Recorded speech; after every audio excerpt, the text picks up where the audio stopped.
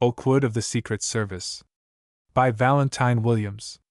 Mr. Arthur Mackwaite slipped noiselessly into the dining room and took his place at the table. He always moved quietly, a look of gentle deprecation on his face, as much as to say, "Really, you know, I can't help being here. If you will just overlook me this time, by and by you won't notice I'm there at all." That was how he went through life, a shy, retiring little man, quiet as a mouse, gentle as a dove, modesty personified.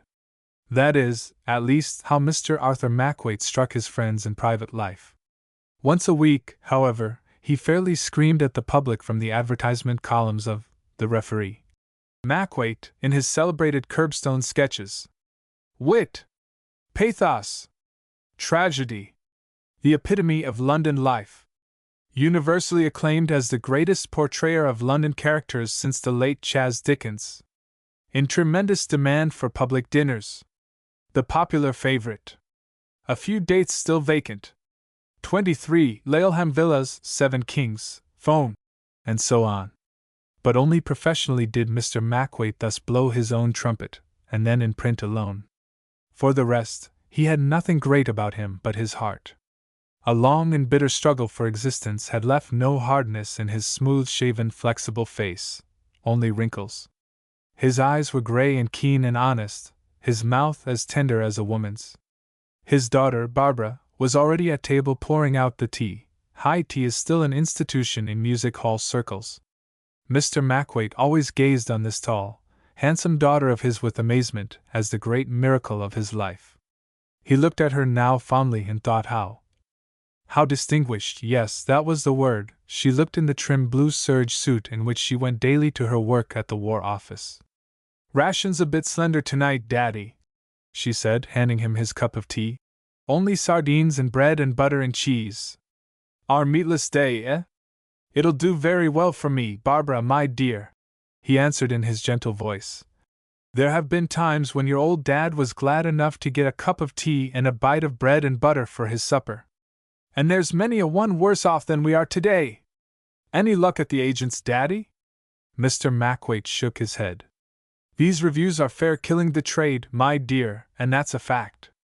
They don't want art today, only ragtime and legs and all that. Our people are being cruelly hit by it, and that's a fact. Why, who do you think I ran into at Harris's this morning? Why, Barney, who used to work with the great Charles, you know, my dear. For years he drew his £10 a week regular. Yet there he was, looking for a job the same as the rest of us. Poor fellow, he was down on his luck." Barbara looked up quickly. "Daddy, you lent him money." Mr. Mackwaite looked extremely uncomfortable. "Only a trifle, my dear, just a few shillings. To take him over the weekend. He's getting something. He'll repay me, I feel sure." "It's too bad of you, Daddy," his daughter said severely. "I gave you that 10 shillings to buy yourself a bottle of whiskey. You know he won't pay you back. That Barney's a bad egg." "Things are going bad with the profession," replied Mr. Mackwaite. "They don't seem to want any of us old stagers today, Barbara." "Now, Daddy, you know I don't allow you to talk like that. Why, you are only just finished working. The Samuel circuit, too." Barbara looked up at the old man quickly. "Only for week's trial, my dear. They didn't want me, else they would have given me the full 40 weeks. No, I expect I am getting past my work. But it's hard on you, child." Barbara sprang up and placed her hand across her father's mouth.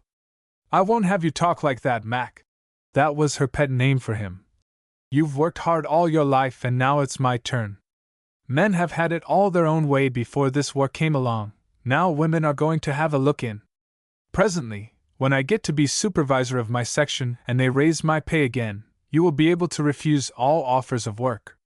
You can go down to Harris with a big cigar in your mouth and patronize him, Daddy." The telephone standing on the desk in the corner of the cheap little room tingled out sharply.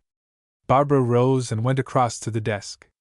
Mr. Mackwaite thought how singularly graceful she looked as she stood, very slim, looking at him whimsically across the dinner table, the receiver in her hand. Then a strange thing happened. Barbara quickly put the receiver down on the desk and clasped her hands together, her eyes opened wide in amazement. "Daddy," she cried. "It's the Palaceum, the manager's office. They want you urgently." "Oh, Daddy, I believe it is an engagement." Mr. Macwaite rose to his feet in agitation, a touch of color creeping into his gray cheeks. "Nonsense, my dear," he answered. "At this time of night? Why, it's past 8. Their first house is just finishing. They don't go engaging people at this time of day. They've got other things to think of." He went over to the desk and picked up the receiver. "Macwaite speaking," he said, with a touch of stage majesty in his voice. Instantly a voice broke in on the other end of the wire, a perfect torrent of words. "Macwaite? Ah, I'm glad I caught you at home. Got your props there? Good. Hickey of Hickey and Flanagan broke his ankle during their turn at the first house just now, and I want you to take their place at the second house. Your turn's at 9:40. It's 8:15 now. I'll have a car for you at your place at 10 to 9 sharp. Bring your band parts and lighting directions with you, don't forget. You get 20 minutes, on. Right. Goodbye. The Palaceum want me to deputize for Hickey and Flanagan, my dear," he said a little tremulously. 9:40, the second house. It's very unexpected." Barbara ran up and throwing her arms about his neck kissed him. "How splendid!" she exclaimed. "The Palaceum, Daddy! You've never had an engagement like this before, the biggest hall in London." "Only for a night, my dear," said Mr. Macwaite modestly. "But if they like you, Daddy, if it goes down, what will you give them, Daddy?" Mr. Macwaite scratched his chin. "It's the biggest theater in London," he mused. "It'll have to be broad effects, and they'll want something slap-up modern, my dear, I'm thinking." "No, no, Daddy," his daughter broke in vehemently. "They want the best. This is a London audience, remember, not a half-baked provincial house. This is London, Mac, not Wigan. And Londoners love their London. You'll give him the old London horse bus driver, the sporting cabbie, and I believe you'll have time to squeeze in the hot potato man. Well, like your poor dear mother, I expect you know what's the best I've got," replied Mr. Macwaite. "But it'll be a bit awkward with a strange dresser.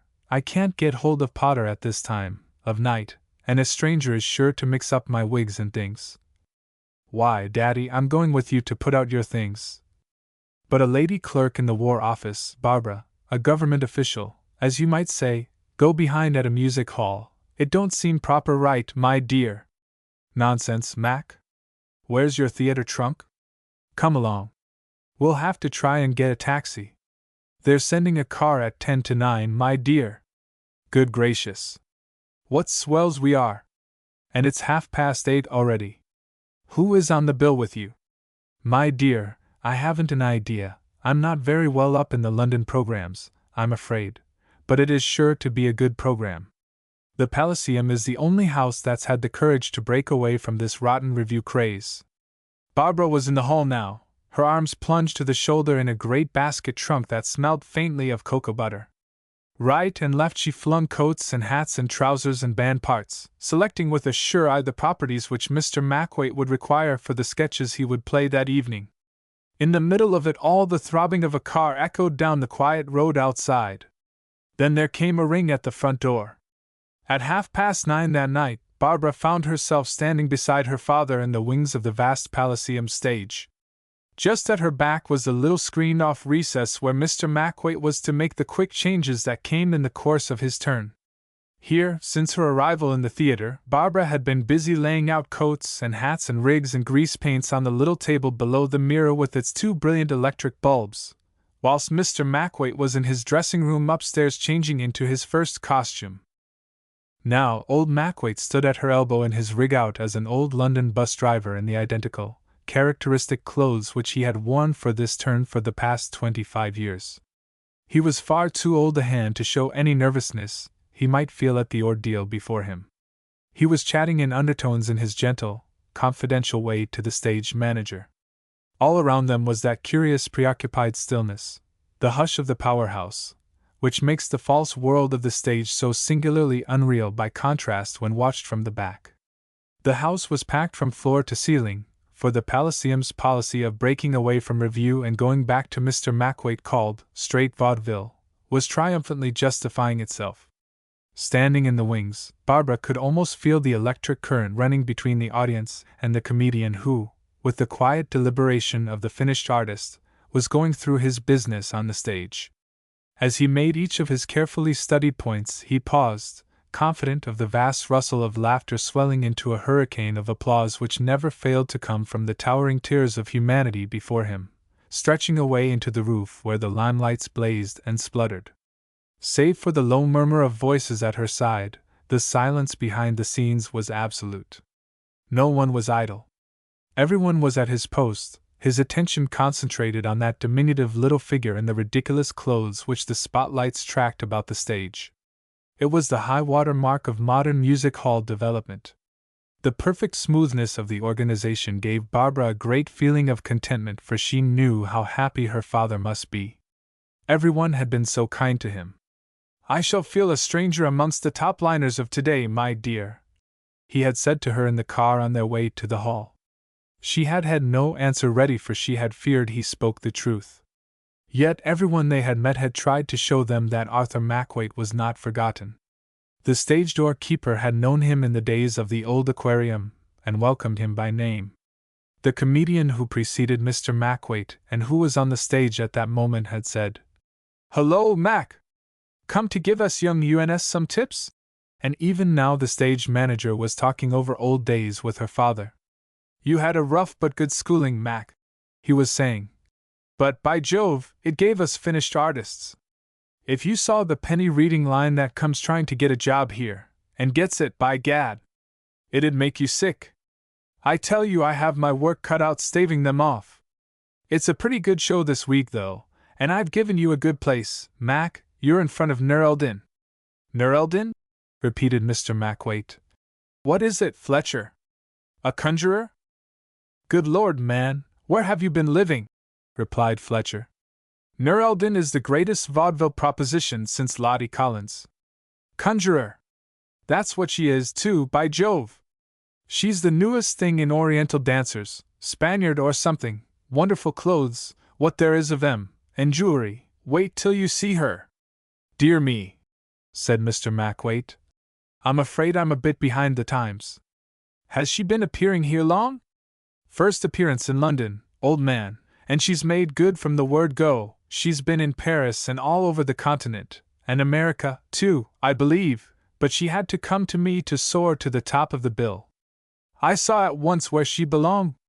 She's a real artiste, temperament, style, and all that sort of thing, and a damn good producer into the bargain. But the worst devil that ever escaped out of hell never had a wickeder temper. She and I fight all the time. Not a show, but she doesn't keep the stage waiting. But I won.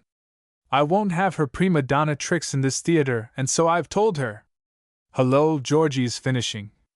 The great curtain switched down suddenly, drowning a cascade of applause, and a bundle of old clothes, twitching nerves, liquid perspiration, and grease paint hopped off the stage into the center of the group. An electric bell trilled, the limelight shut off, with a jerk that made the eyes ache. A back cloth soared aloft and another glided down into its place. The comedian took 2, 3, 4 calls, then vanished into a horde of dim figures scuttling about in the gloom. An electric bell trilled again, and deep silence fell once more, broken only by the hissing of the lights. "You ought to stop behind after your turn and see her, Mac," the stage manager's voice went on evenly. "All right, Jackson. On you go, Mac." Barbara felt her heart jump. "Now for it, Daddy." The great curtain mounted majestically, and Arthur Macwaite, deputy turn, stumped serenely on to the stage. Chapter 2. Captain Strangwise entertains a guest. It was the slack hour at the Nineveh Hotel. The last groups about the tea tables in the Palm Court had broken up, the Tsigan orchestra had stacked its instruments together on its little platform and gone home, and a gentle calm rested over the great hotel as the forerunner of the coming dinner storm. The pre-dinner hour is the uncomfortable hour of the modern hotel de luxe. The rooms seem uncomfortably hot, the evening paper palls, it is too early to dress for dinner, so one sits yawning over the fire, longing for a fireside of one's own. At least that is how it strikes one from the bachelor standpoint, and that is how it appeared to affect a man who was sitting hunched up in a big armchair in the vestibule of the Nineveh Hotel on this winter afternoon. His posture spoke of utter boredom. He sprawled full length in his chair, his long legs stretched out in front of him, his eyes half closed, various editions of evening papers strewn about the ground at his feet. He was a tall, well-groomed man, and his lithe, athletic figure looked very well in its neat uniform.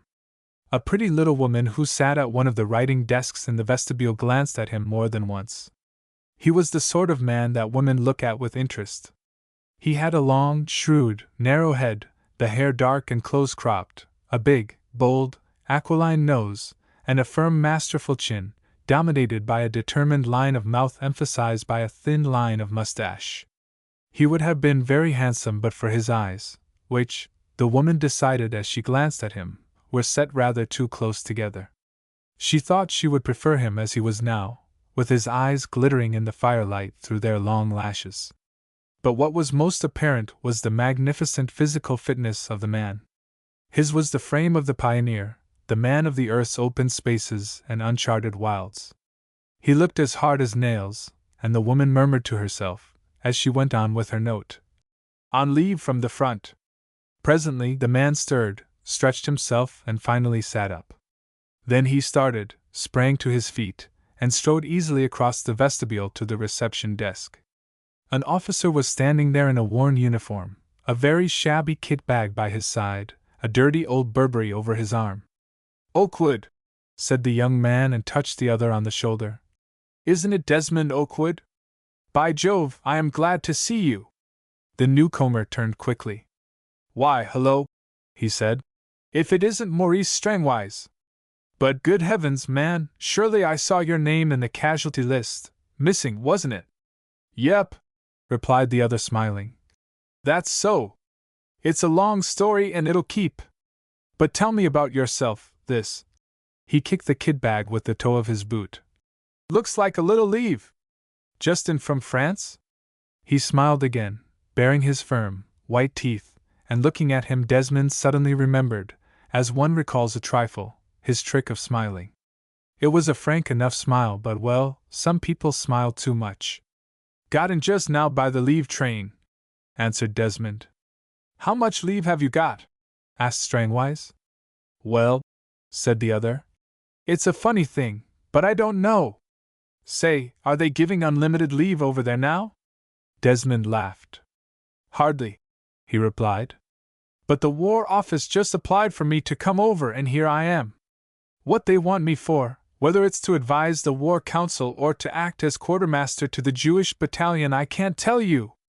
I shan't know until tomorrow morning. In the meantime, I'm going to forget the war for this evening." "What are you going to do tonight?" asked Strangwise. Desmond began to check off on his fingers. "Firstly, I'm going to fill the biggest bath in this hotel with hot water, get the biggest piece of Pear's soap in London, and jump in. Then, if my tailor hasn't betrayed me, I'm going to put on dress clothes, and whilst I am dressing summon Julian, if he's maitre d'hotel here, to a conference. Then I'm going to eat the best dinner that this pub can provide. Then—" Strangwise interrupted him. "The bath is on you, if you like," he said, "but the dinner's on me and a show afterwards. I'm at a loose end, old man, and so are you, so we'll hit up together. We'll dine in the restaurant here at 7.30, and Julian shall come up to your rooms so that you can order the dinner. Is it a go?" "Rather," laughed Desmond. "I'll eat your dinner, Maurice, and you shall tell me how you managed to break out of the casualty list into the Nineveh Hotel. But what do all these anxious-looking gentry want?" The two officers turned to confront a group of 4 men who were surveying them closely. One of them, a fat, comfortable-looking party with grizzled hair, on seeing Desmond, walked up to him. "Hello," said Desmond. "It's Tommy Spencer. How are you, Spencer? What's the betting in Fleet Street on the war lasting another 5 years? Have you come to interview me?" The tubby little man beamed and shook hands effusively. "Glad to see you looking so well, Major," he said. "It's your friend we want." "What? Strangwise? Here, Maurice, come meet my friend Tommy Spencer of the—" Daily Record, whom I haven't seen since we went on maneuvers together down at Aldershot. Captain Strangwise, Tommy Spencer. Now then, fire away, Spencer. Strangwise smiled and shook his head. I'm very pleased to know your friend, Desmond, he said. But you know, I can't talk. I had the strictest orders from the War Office. It's on account of the other fellows, you know. Desmond looked blankly at him. Then he turned to Spencer. You must let me into this, Spencer, he said. What's old Maurice been up to? Has he been cashiered for wearing shoes or what? Spencer's manner became a trifle formal. Captain Strangwise has escaped from a prisoners of war camp in Germany, Major, he said. We've been trying to get hold of him for days. He's the talk of London. Desmond turned like a shot. Maurice, he cried. Upon my soul, I'm going to have an interesting evening. Why, of course, you are just the sort of fellow to do a thing like that. But Spencer, you know, it won't do. Fellows are never allowed to talk to the newspaper men about matters of this kind. And if you're a good fellow, Spencer, you won't even say that you have seen Strangwise here. You'll only get him into trouble. The little man looked rather rueful. Oh, of course, Major, if you put it that way, he said. And you'll use your influence to make those other fellows with you drop it, will you, Spencer? And then come along to the bar and we'll have a drink for old time's sake. Spencer seemed doubtful about the success of his representations to his colleagues, but he obediently trotted away. Apparently, he succeeded in his mission, for presently he joined the two officers alone in the American bar. I haven't seen Strangwise for 6 months, Spencer, said Desmond over his second cocktail. Seeing him reminds me how astonishing it is the way fellows drop apart in war. Old Maurice was attached to the brigade of which I am the brigade major as gunner officer, and we lived together for the best part of 3 months, wasn't it, Maurice? Then he goes back to his battery, and the next thing I hear of him is that he is missing. And then I'm damned if he doesn't turn up here. Spencer cocked an eye at Strangwise over his martini. I'd like to hear your story, despite the restrictions, he said. Strangwise looked a trifle embarrassed. Maybe I'll tell you one day, he replied in his quiet way. Though, honestly, there's precious little to tell. Desmond marked his confusion and respected him for it. He rushed into the rescue. Spencer, he said abruptly, what's worth seeing in London? We are going to a show tonight. I want to be amused, mark you, not elevated. Nerelden at the Palaceum, replied the reporter. By Jove, we'll go there, said Desmond, turning to Maurice. Have you ever seen her? I'm told she's perfectly marvelous. It's an extraordinarily artistic turn, said Spencer. And they're doing wonderful business at the Palaceum. You'd better go and see the show soon, though, for they tell me the lady is leaving the program. No! Exclaimed Strangwise so suddenly that Desmond turned round and stared at him. I thought she was there for months yet. They don't want her to go, answered Spencer. She's a perfect gold mine to them, but I gather the lady is difficult. In fact, to put it bluntly, she's making such a damn nuisance of herself with her artistic temperament that they can't get on with her at all. Do you know this lady of the artistic temperament, Maurice? Asked Desmond. Strangwise hesitated a moment. I met her in Canada a few years ago, he said slowly. She was a very small star then. She's a very handsome and attractive girl, in spite of our friend's unfavorable verdict. There's something curiously real about her dancing, too, that you don't find in this sort of show as a rule. He stopped a moment, then added abruptly. We'll go along to the Palaceum tonight, if you like, Desmond. And Desmond joyfully acquiesced. To one who has been living for weeks in an ill-ventilated pillbox on the Passchendaele Ridge, the lights and music and color of a music hall seem as a foretaste of paradise. And that was what Desmond Okewood thought as a few hours later he found himself with Maurice Strangwise in the stalls of the vast Palaceum auditorium. In the unwonted luxury of evening clothes he felt clean and comfortable, and the cigar he was smoking was the climax of one of Julian's most esoteric efforts. The cards on either side of the proscenium opening bore the words, Deputy Turn. On the stage was a gnarled old man with ruddy cheeks and a muffler. A seedy top hat on his head, a coaching whip in his hand, the old horse bus driver of London in his habit as he had lived. The old fellow stood there and just talked to the audience of a fine sporting class of men that petrol has driven from the streets, without exaggerated humor or pathos. Desmond, himself a born Cockney, at once fell under the actor's spell and found all memories of the front slipping away from him as the old London street characters succeeded one another on the stage. Then the orchestra blared out, the curtain descended, and the house broke into a great flutter of applause. Desmond, luxuriating in his comfortable stall, puffed at his cigar and fell into a pleasant reverie.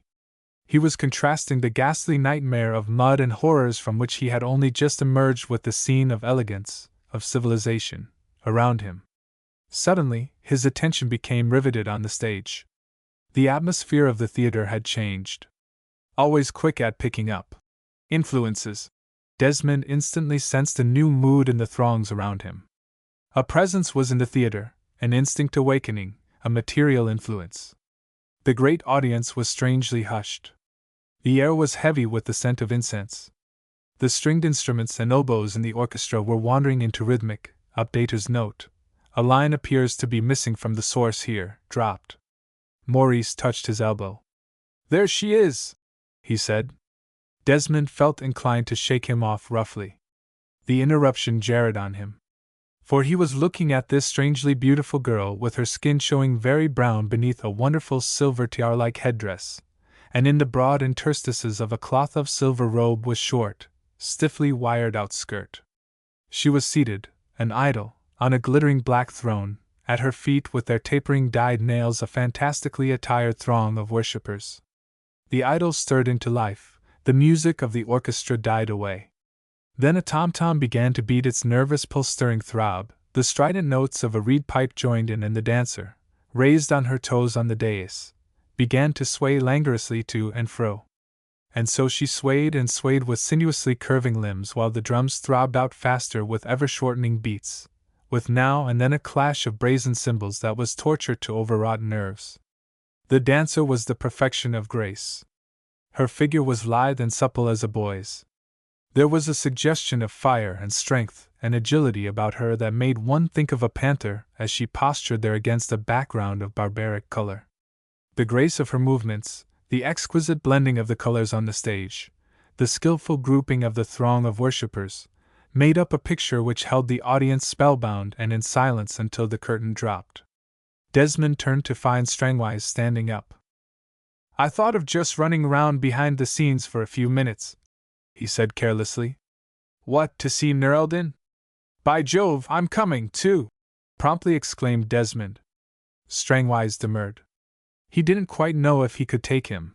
There might be difficulties, another time, but Desmond got up resolutely. "I'll be damned if you leave me behind, Maurice," he laughed. "Of course I'm coming, too. She's the most delightful creature I've ever set eyes on." And so it ended by them going through the pass door together. Chapter 3. Mr. Mackwaite meets an old friend. That night Nerldin kept the stage waiting for 5 minutes. It was a climax of a long series of similar unpardonable crimes in the music hall code. The result was that Mr. Mackwaite, after taking 4 enthusiastic curtains, stepped off the stage into a perfect pandemonium. He found Fletcher, the stage manager, livid with rage, surrounded by the greater part of the large suite with which the dancer traveled. There was Madame's maid, a trim Frenchwoman, Madame's business manager, a fat, voluble Italian, Madame's secretary, an olive-skinned South American youth in an evening coat with velvet collar, and Madame's principal male dancer in a scanty Egyptian dress with grotesquely painted face. They were all talking at the same time, and at intervals Fletcher muttered hotly, "This time she leaves the bill or I walk out of the theater." Then a clear voice cried, "Me voila!"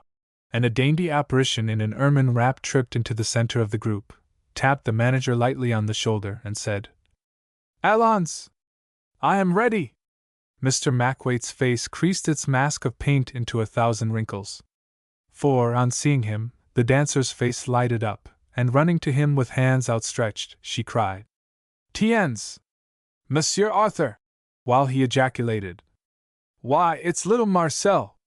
But now the stage manager interposed. He whisked Madame's wrap off her with one hand and with the other, firmly propelled her on to the stage. She let him have his way with a merry smile, dark eyes and white teeth flashing, but as she went she said to Mr. Macwaite, "My friend, wait for me. Et pousse nous causerons. We will have a talk, n'est-ce pas? A very old friend of mine, my dear," Mr. Macwaite said to Barbara when, dressed in his street clothes, he rejoined her in the wings where she stood watching Nerelden dancing. She was an acrobat in the 7 Duponts, a turn that earned big money in the old days. It must be, let's see, getting on for 20 years since I last set eyes on her. She was a pretty kid in those days. God bless my soul! Little Marcel a big star. It's really most amazing. Directly she was off the stage, Nerelden came straight to Mr. Macwaite, pushing aside her maid who was waiting with her wrap. "My friend," she cooed in her pretty broken English, "I am so glad to see you. And this is your girl, ah! She has your eyes, Monsieur Arthur, your nice English grey eyes. Such a big girl, ah! But she make me feel old." She laughed, a pretty gurgling laugh, throwing back her head so that the diamond collar she was wearing heaved and flashed. "But you will come to my room, hein?" she went on. "Marie, my wrap!" And she led the way to the lift. Nerelden's spacious dressing room seemed to be full of people and flowers. All her little court was assembled amid a perfect bower of hothouse blooms and plants. Head and shoulders above everybody else in the room towered the figure of an officer in uniform, with him another palpable Englishman in evening dress. Desmond Okewood thought he had never seen anything in his life more charming than the picture the dancer made as she came into the room. Her wrap had fallen open, and beneath the broad bars of her cloth of silver dress her bosom yet rose and fell after the exertions of her dance. A jet-black curl had strayed out from beneath her lofty silver headdress, and she thrust it back in its place with one little brown bejeweled hand whilst she extended the other to Strangwise. "Tiens, mon capitaine," she said. Desmond was watching her closely, fascinated by her beauty, but noticed an unwilling, almost a hostile tone in her voice. Strangwise was speaking in his deep voice. "Marcel," he said, "I brought a friend who is anxious to meet you. Major Desmond Okewood. He and I soldiered together in France." The dancer turned her big black eyes full on Desmond as she held out her hand to him. "Old friends, new friends," she cried, clapping her hands like a child. "I love friends. Captain, here is a very old friend," she said to Strangwise as Mr. Macwaite and Barbara came into the rooms. "Monsieur Arthur Macwaite and his daughter. I have known Monsieur Arthur almost all my life. And mademoiselle, permit me? I introduce le Captain Strangwise and his friend. What is the name?" "Ah, Major Okewood." Nerelden sank into a Bergera chair beside her great mirror. "There are too many in this room," she cried. "There is no air. Lazaro, Ramiro, all of you, go outside, my friends."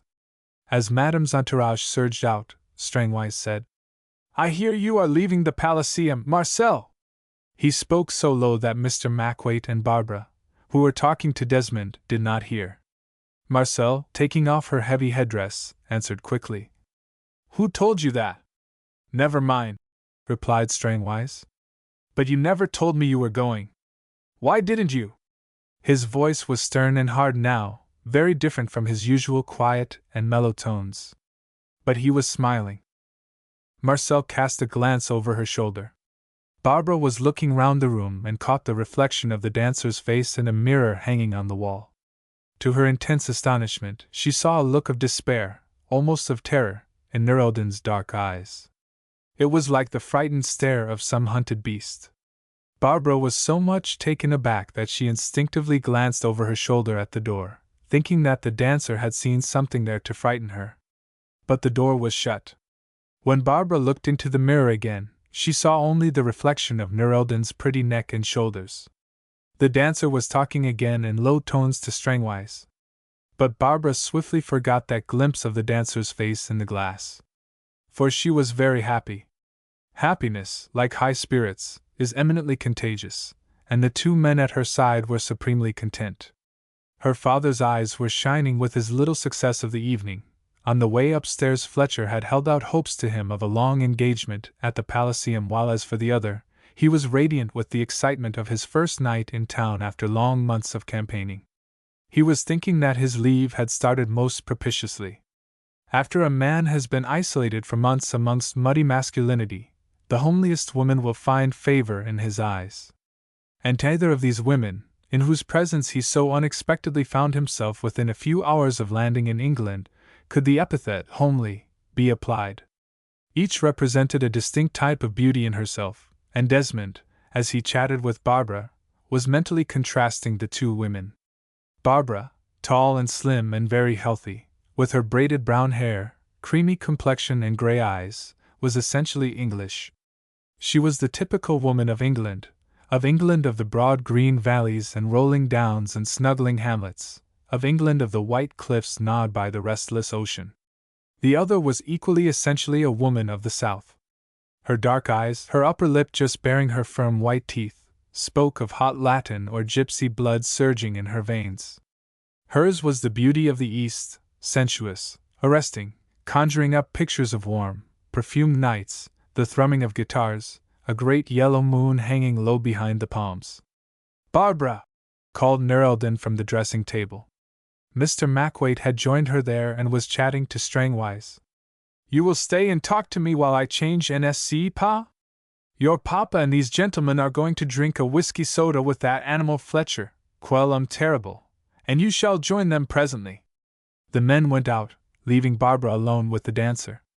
Barbara noticed how tired Nerelden was looking. Her pretty, childish ways seemed to have evaporated with her high spirits. Her face was heavy and listless. There were lines round her eyes, and her mouth had a hard, drawn look. "Child," she said, "give me, please, my peignoir. It is behind the door, and I will get this paint off my face."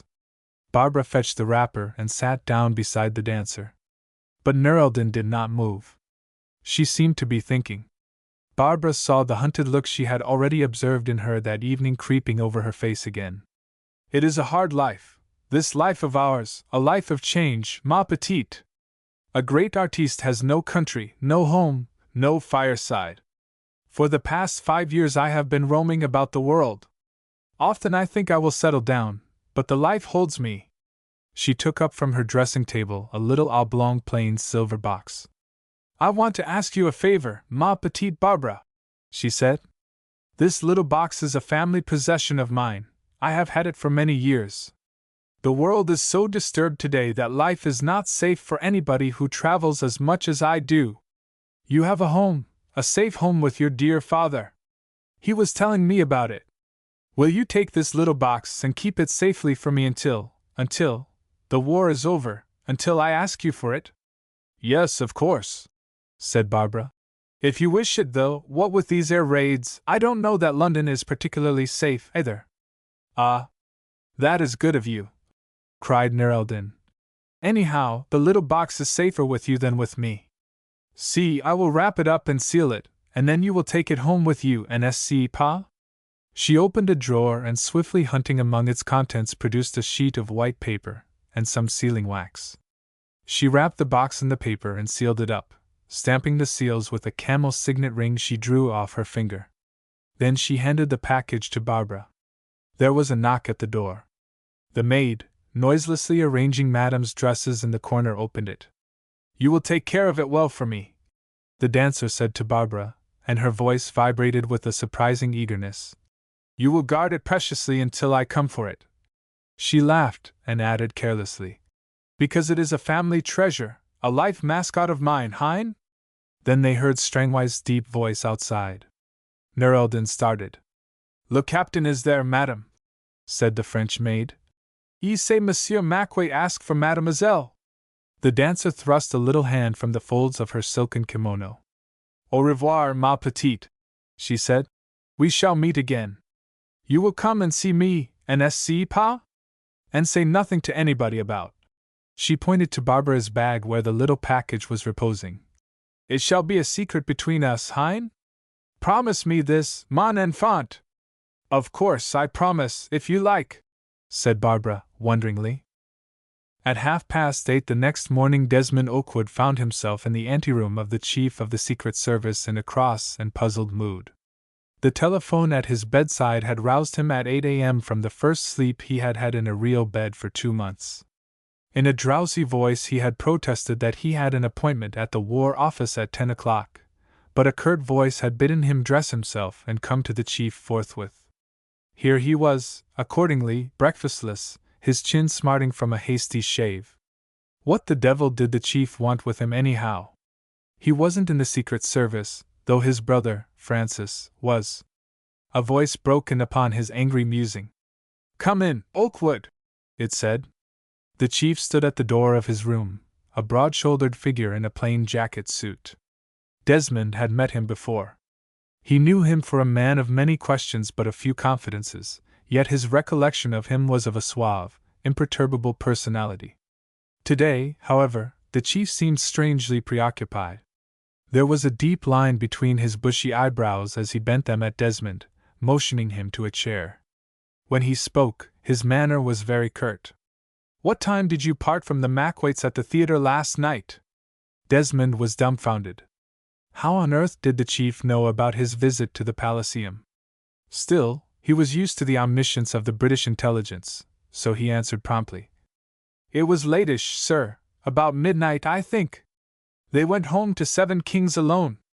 "Yes, sir, in a taxi," Desmond replied. The chief contemplated his blotting pad gloomily. Desmond knew it for a trick of his when worried. "Did you have a good night?" he said to Desmond, suddenly. "Yes," he said, not in the least understanding the drift of the question. "Though I didn't mean to get up quite so early." The chief ignored this sally. "Nothing out of the ordinary happened during the night, I suppose?" he asked again. Desmond shook his head. "Nothing that I know of, sir," he said. "Seen Strangwise this morning?" Desmond gasped for breath. So the chief knew about him meeting Strangwise, too? "No, sir." A clerk put his head in at the door. "Well, Matthews, Captain Strangwise will be along very shortly, sir," he said. The chief looked up quickly. "Ah, he's all right then. Good. And, sir," Matthews added, "Scotland Yard telephoned to say that the doctor is with Miss Macwaite now." Desmond started up. "Is Miss Macwaite ill?" he exclaimed. The chief answered slowly, as Matthews withdrew. "Mr. Macwaite was found murdered at his house early this morning." Chapter 4. Major Okewood encounters a new type. There is a sinister ring about the word murder, which reacts upon even the most hardened sensibility. Edgar Allan Poe, who was a master of the suggestive use of words, realized this when he called the greatest detective story ever written The Murders in the Rue Morgue. From the very beginning of the war, Desmond had seen death in all its forms but that word, murdered, spoken with slow emphasis in the quiet room, gave him an ugly chill feeling round the heart that he had never experienced on the battlefield. "Murdered," Desmond repeated dully and sat down.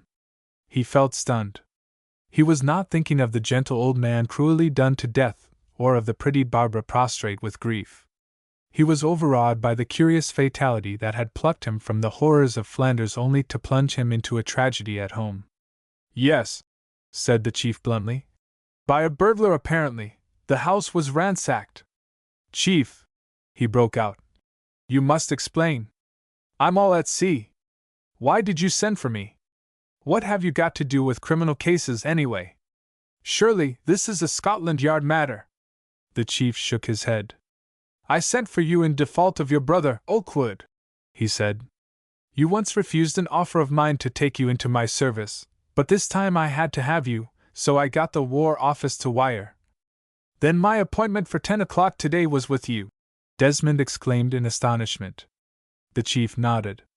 "It was," he said curtly. "But," protested Desmond feebly, "did you know about this murder beforehand?" The chief threw back his head and laughed. "My dear fellow," he said, "I'm not quite so deep as all that. I haven't second sight, you know." "You've got something devilish like it, sir," said Desmond. "How on earth did you know that I was at the Palaceum last night?" The chief smiled grimly. "Oh, that's very simple," he said. Shall I tell you some more about yourself? You Saturday. He glanced down at the desk in front of him. Install E52 and, after Nerolden's turn, Strangwise took you round and introduced you to the lady. In her dressing room you met Mr. Macwaite and his daughter. After that. But, Desmond interrupted quickly, I must have been followed by one of your men. Still, I can't see why my movements should interest the Secret Service, sir. The chief remained silent for a moment. Then he said, Fate often unexpectedly takes a hand in this game of ours, Okewood. I sent for you to come back from France, but old man Destiny wouldn't leave it at that. Almost as soon as you landed, he switched you straight onto a trail that I have been patiently following up for months past. That trail is... The telephone on the desk rang sharply. Whose trail? Desmond could not forbear to ask as the chief took off the receiver. Just a minute, the chief said. Then he spoke into the telephone. Marigold? Yes. Really? Very well, I'll come straight along now. I'll be with you in 20 minutes. Goodbye. He put down the receiver and rose to his feet. Okewood, he cried gaily. What do you say to a little detective work? That was Marigold of the Criminal Investigation Department. He's down at Seven Kings handling this murder case. I asked him to let me know when it would be convenient for me to come along and have a look round, and he wants me to go now. 2 heads are better than 1. You'd better come along. He pressed a button on the desk. The swift and silent Matthews appeared. Matthews, he said, when Captain Strangwise comes, please tell him I've been called away and asked him to call back here at 2 o'clock to see me. He paused and laid a lean finger reflectively along his nose. Are you lunching anywhere, Okewood? He said. Desmond shook his head. Then you will lunch with me, eh? Right. Come along and we'll try to find the way to Seven Kings. The 2 men threaded the busy corridors to the lift which deposited them at the main entrance. A few minutes later the chief was dexterously guiding his Vauxhall car through the crowded traffic of the Strand, Desmond beside him on the front seat. Desmond was completely fogged in his mind. He couldn't see light anywhere. He asked himself in vain what possible connection could exist between this murder in an obscure quarter of London and the man at his side who, he knew, held in his firm hands lines that stretched to the uttermost ends of the earth. What kind of an affair was this, seemingly so commonplace that could take the chief's attention from the 100 urgent matters of national security that occupied him? The chief seemed absorbed in his driving, and Desmond felt it would be useless to attempt to draw him out. They wended their way through the city and out into the squalid length of the Mile End Road. Then the chief began to talk. I hate driving through the city, he exclaimed, but I always think it's good for the nerves. Still, I have a feeling that I shall smash this old car up some day. That friend of yours, Strangwise, now he's a remarkable man. Do you know his story? About his escape from Germany? Asked Desmond. The chief nodded. He told me something about it at dinner last night, said Desmond, but he's such a modest chap he doesn't seem to like talking about it. He must have a cool nerve, replied the chief. He doesn't know a word of German, except a few scraps he picked up in camp. Yet, after he got free, he made his way alone from somewhere in Hanover clear to the Dutch frontier. And I tell you he kept his eyes and ears open. Was he able to tell you anything good? Asked Desmond. The man's just full of information. He couldn't take a note of any kind, of course, but he seems to have a wonderful memory. He was able to give us the names of almost every unit of troops he came across. He stopped to skirt a tram, then added suddenly, Do you know him well, Okewood? Yes, I think I do, said Desmond. I lived with him for about 3 months in France, and we got on top hole together. He's a man absolutely without fear. Yes, agreed the chief. But what about his judgment? Would you call him a well-balanced fellow? Or is he one of these harum-scarum soldier of fortune sort of chaps? I should say he was devilish shrewd, replied the other. Strangwise is a very able fellow and a fine soldier. The brigadier thought a lot of him. There's very little about artillery work that Strangwise doesn't know. Our brigadier's a good judge, too. He was a gunner himself once, you know. I'm glad to hear you say that, answered the chief. Because there are some things he has told us, about the movements of troops, particularly, that don't agree in the least with our own intelligence reports. I am an old enough hand at my job to know that very often one man may be right where 50 independent witnesses are dead wrong. Yet our reports from Germany have been wonderfully accurate on the whole. He stopped. Tell me, he asked suddenly, is Strangwise a liar, do you think? Desmond laughed. The question was so very unexpected. Let me explain what I mean, said the chief. There is a type of man who is quite incapable of telling the plain, unvarnished truth. That type of fellow might have the most extraordinary adventure happen to him, and yet be unable to let it stand on its merits. When he narrates it, he trims it up with all kinds of embroidery. Is Strangwise that type? Desmond thought a moment. Your silence is very eloquent, said the chief drily. Desmond laughed. It's not the silence of consent, he said. But if you want me to be quite frank about Strangwise, Chief, I don't mind telling you I don't like him overmuch. We were very intimate in France. We were in some very tight corners together, and he never let me down. He showed himself to be a very fine fellow, indeed. There are points about him I admire immensely. I love his fine physique, his manliness. I'm sure he's got great strength of character, too. It's because I admire all this about him that I think perhaps it's just jealousy on my part when I feel. What? Said the chief. Well, said Desmond slowly, I feel myself trying to like something below the surface in the man. And then I am balked. There seems to be something abysmally deep behind the facade, if you know what I mean. If I think about it much, it seems to me that there is too much surface about Strangwise and not enough foundation. And he smiles, well, rather often, doesn't he? I know what you mean, said the chief. I always tell my young men to be wary when a man smiles too much. Smiles are sometimes camouflage, to cover up something that mustn't be seen underneath. Strangwise is a Canadian, isn't he?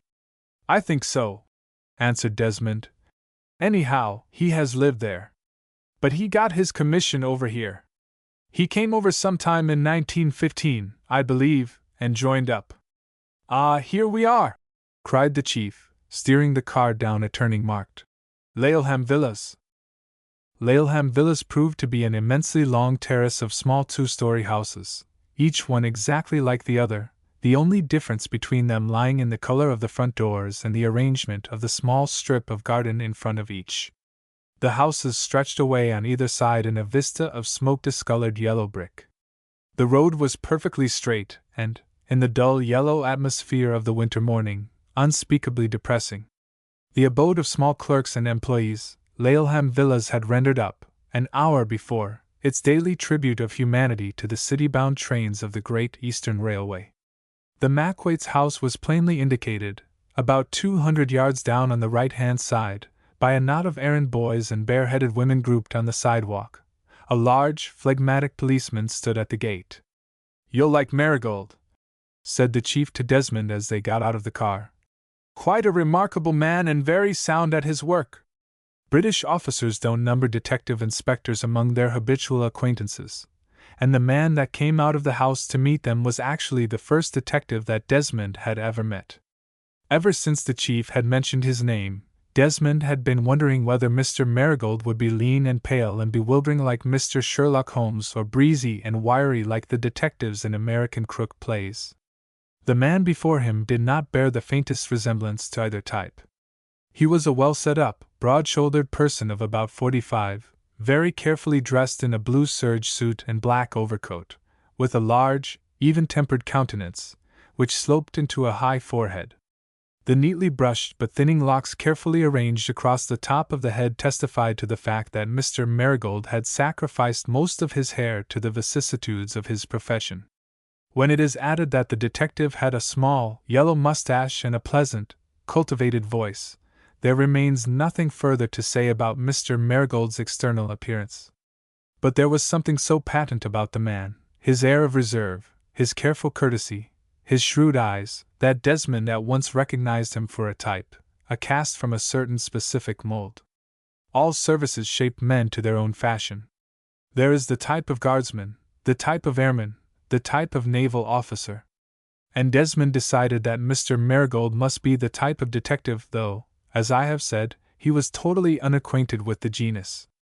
Major Okewood, Marigold, said the chief. A friend of mine. Mr. Marigold mustered Desmond in one swift, comprehensive look. I won't give you my hand, Major, the detective said, looking down at Desmond's proffered one, for I'm in a filthy mess and no error. But won't you come in, sir? He said to the chief and led the way across the mosaic tile pathway to the front door, which stood open. I don't think this is anything in your line, sir, said Mr. Marigold to the chief as the three men entered the house. It's nothing but just a common burglary. The old man evidently heard a noise and coming down, surprised the burglar who lost his head and killed him. The only novel thing about the whole case is that the old party was shot with a pistol and not bludgeoned, as is usually the case in affairs of this kind. And I shouldn't have thought that the man who did it was the sort that carries a gun. Then you know who did it? Asked the chief quietly. I think I can safely say I do, sir, said Mr. Marigold with the reluctant air of one who seldom admits anything to be a fact. I think I can go as far as that. And we've got our man under lock and key. That's a smart piece of work, Marigold, said the chief. No, sir, replied the other. You could hardly call it that. He just walked into the arms of a constable over there near Goodmay's station with the swag on him. He's an old hand, we've known him for a receiver for years. Who is it? Asked the chief. Not one of my little friends, I suppose, Marigold. Dear me, no, sir, answered Mr. Marigold, chuckling. It's one of old Macwaite's music hall pals, name O'Barney. Chapter 5. The Murder at Seven Kings. This is Mrs. Chugg, sir, said Mr. Marigold. The charwoman who found the body. The chief and Desmond stood at the detective's side in the Macwaite's little dining room. The room was in considerable disorder. There was a litter of paper, empty bottles, overturned cruets, and other debris on the floor, evidence of the thoroughness with which the burglar had overhauled the cheap fumed oak sideboard which stood against the wall with doors and drawers open. In the corner, the little roll-top desk showed a great gash in the wood round the lock where it had been forced. The remains of a meal still stood on the table. Mrs. Chugg, a diminutive, white-haired, bespectacled woman in a rusty black cape and skirt, was enthroned in the midst of this scene of desolation. She sat in an armchair by the fire, her hands in her lap, obviously supremely content with the position of importance she enjoyed. At the sound of Mr. Marigold's voice, she bobbed up and regarded the newcomers with the air of a tragedy queen. Yes, mister, she said with the slow deliberation of one who thoroughly enjoys repeating an oft-told tale. I found the poor man in a horrid turn it give me, too, I declare. I come in early this morning a purpose to turn out these two rooms, the dining room and the drawing room, same as I always do of a Saturday, along of the Liddy's hoarders and wishes.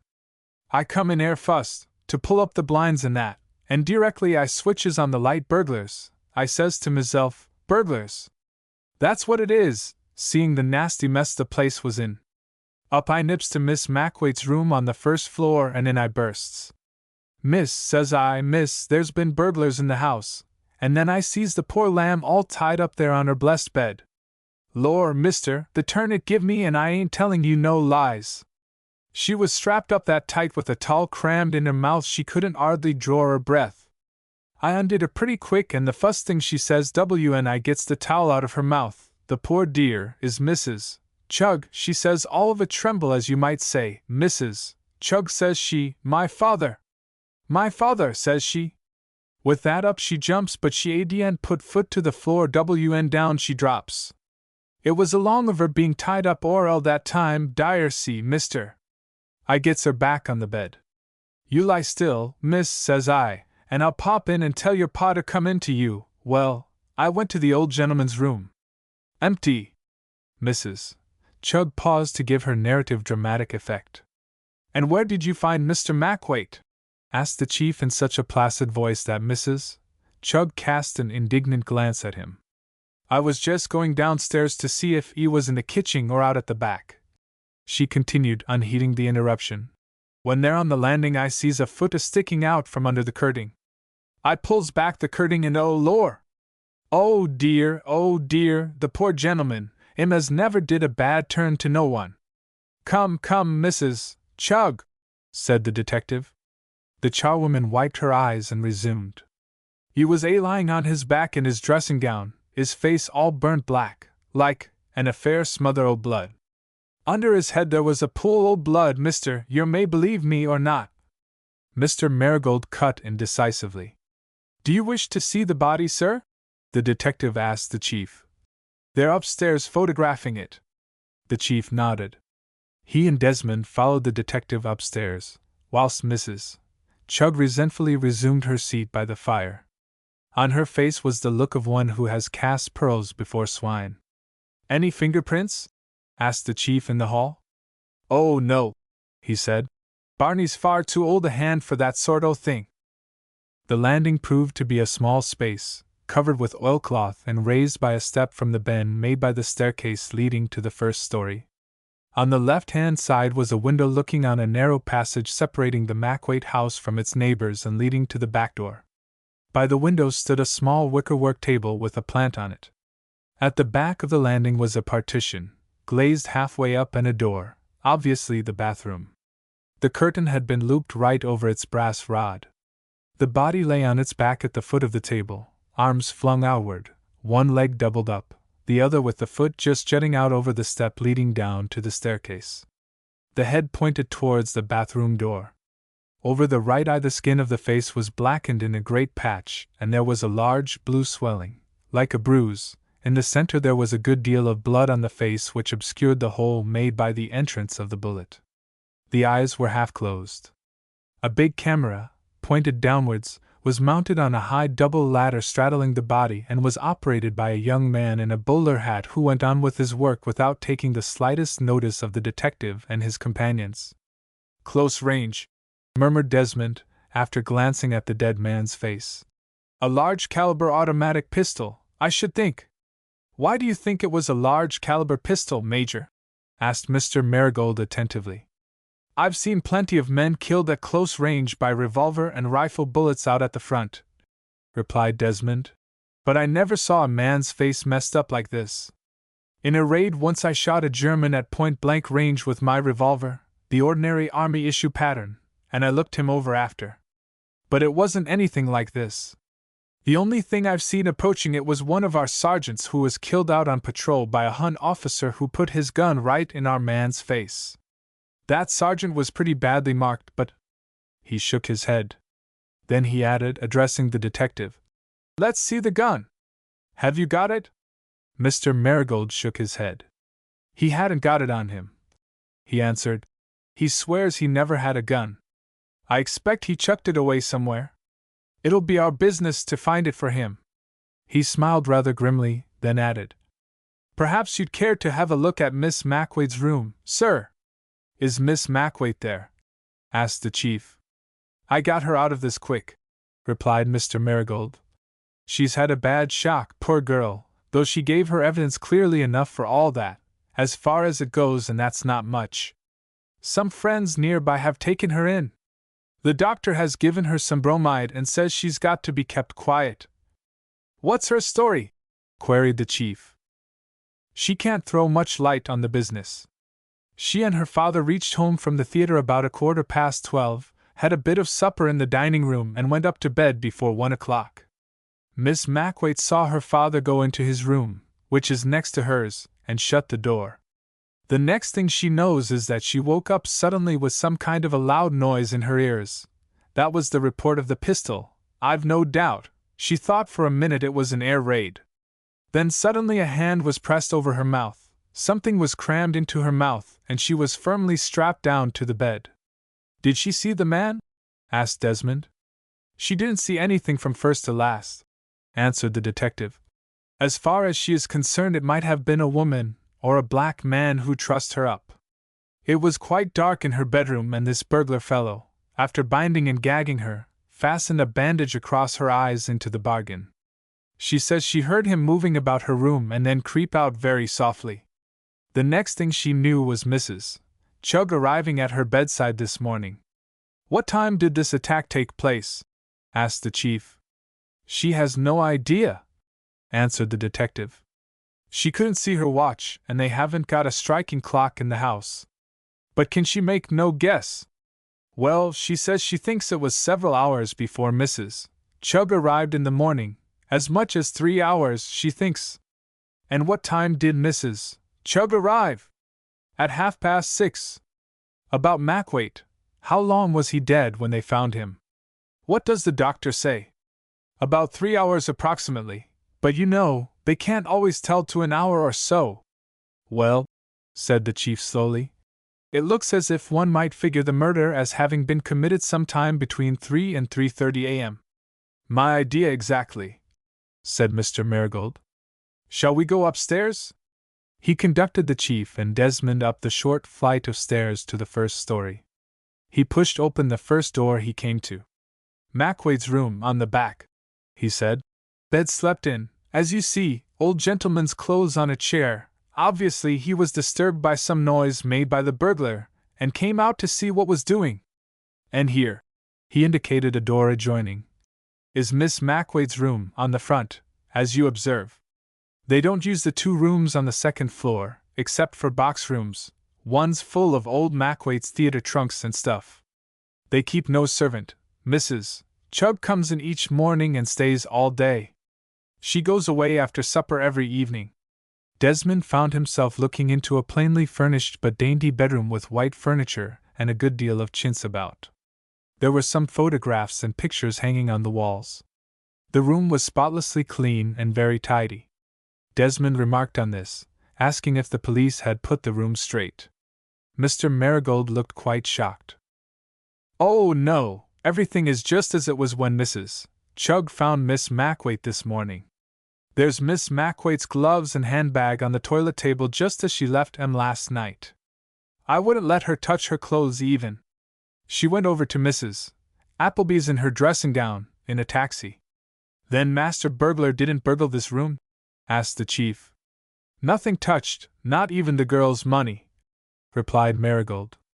Then why did he come up here at all? Asked Desmond. Obviously, the old gentleman disturbed him, was the detective's reply. Barney got scared and shot the old gentleman, then came up here to make sure that the daughter would not give him away before he could make his escape. He must have known the report of the gun would wake her up. But are there no clues or fingerprints or anything of that kind here, Marigold? Asked the chief. Not a fingerprint anywhere, responded the other. Men like Barney are born wise to the fingerprint business, sir. He dipped a finger and thumb into his waistcoat pocket. Clues? Well, I've got one little souvenir here which I dare say a writer of detective stories would make a good bit of.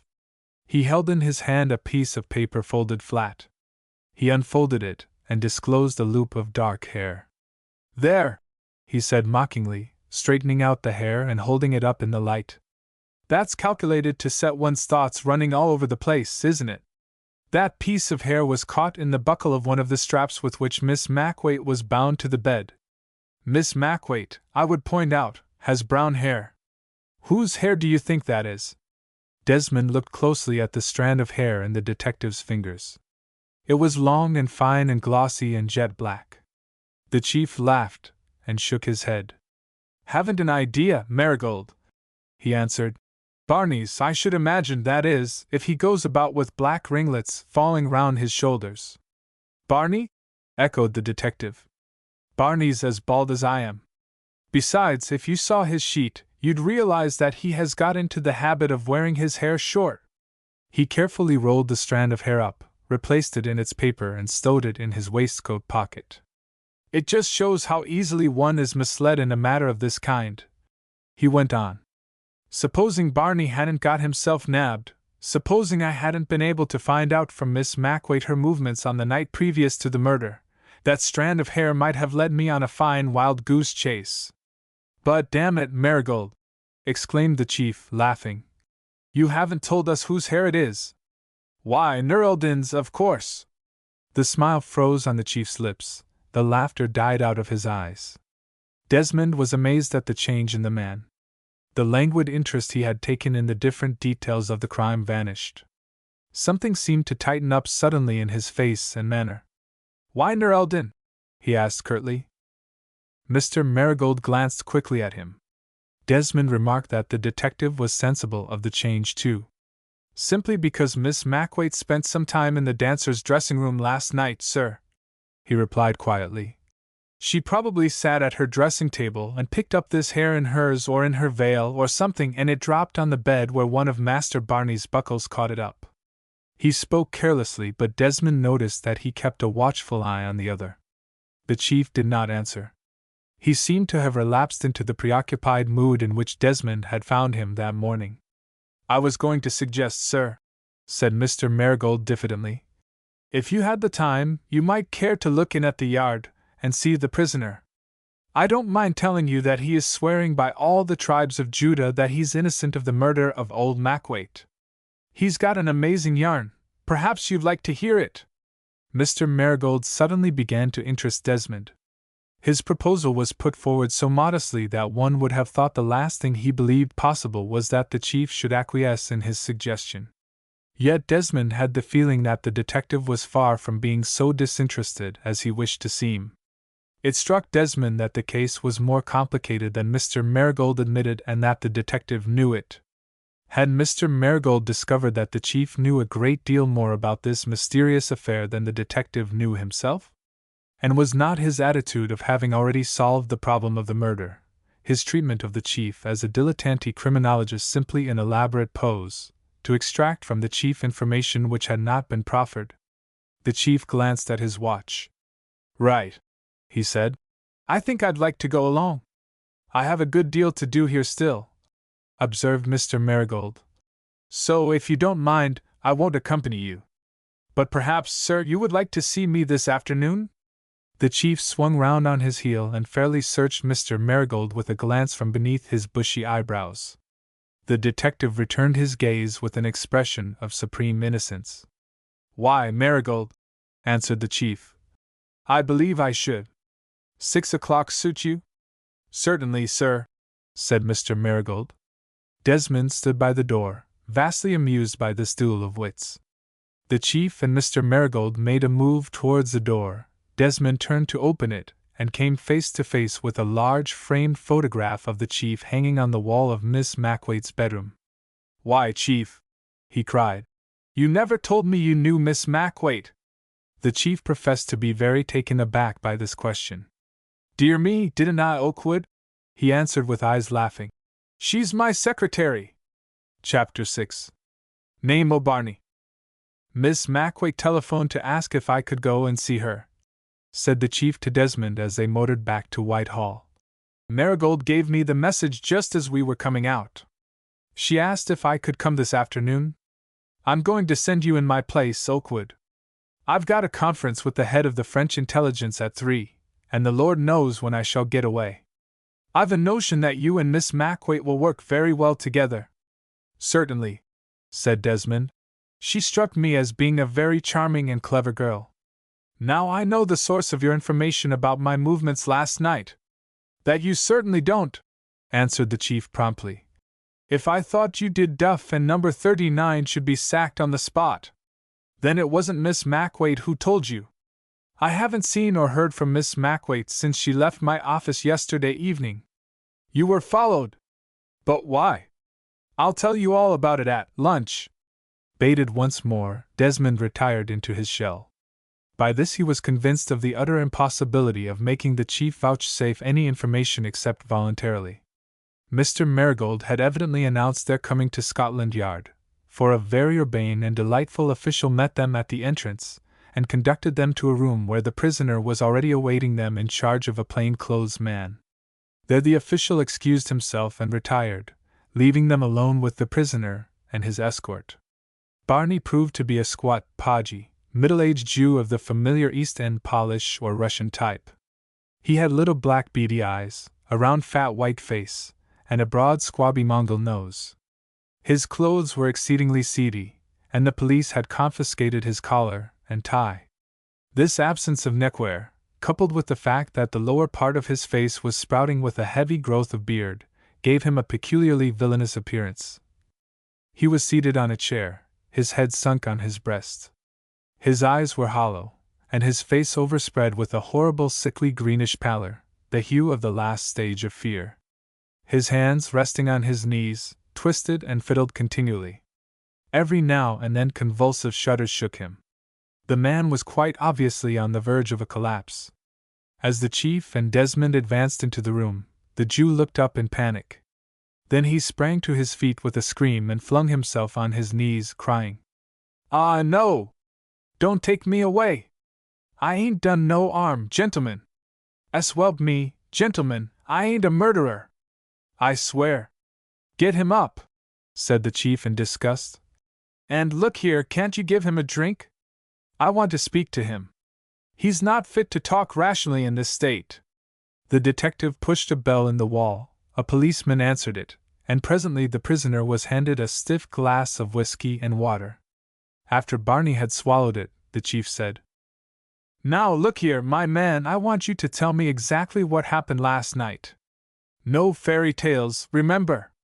I know what you told the police, and if I catch you spinning me any yarns onto it, well, it'll only be the worse for you. I don't mind telling you, you're in a pretty bad mess." The prisoner put down the glass wearily and wiped his forehead with the back of his hand.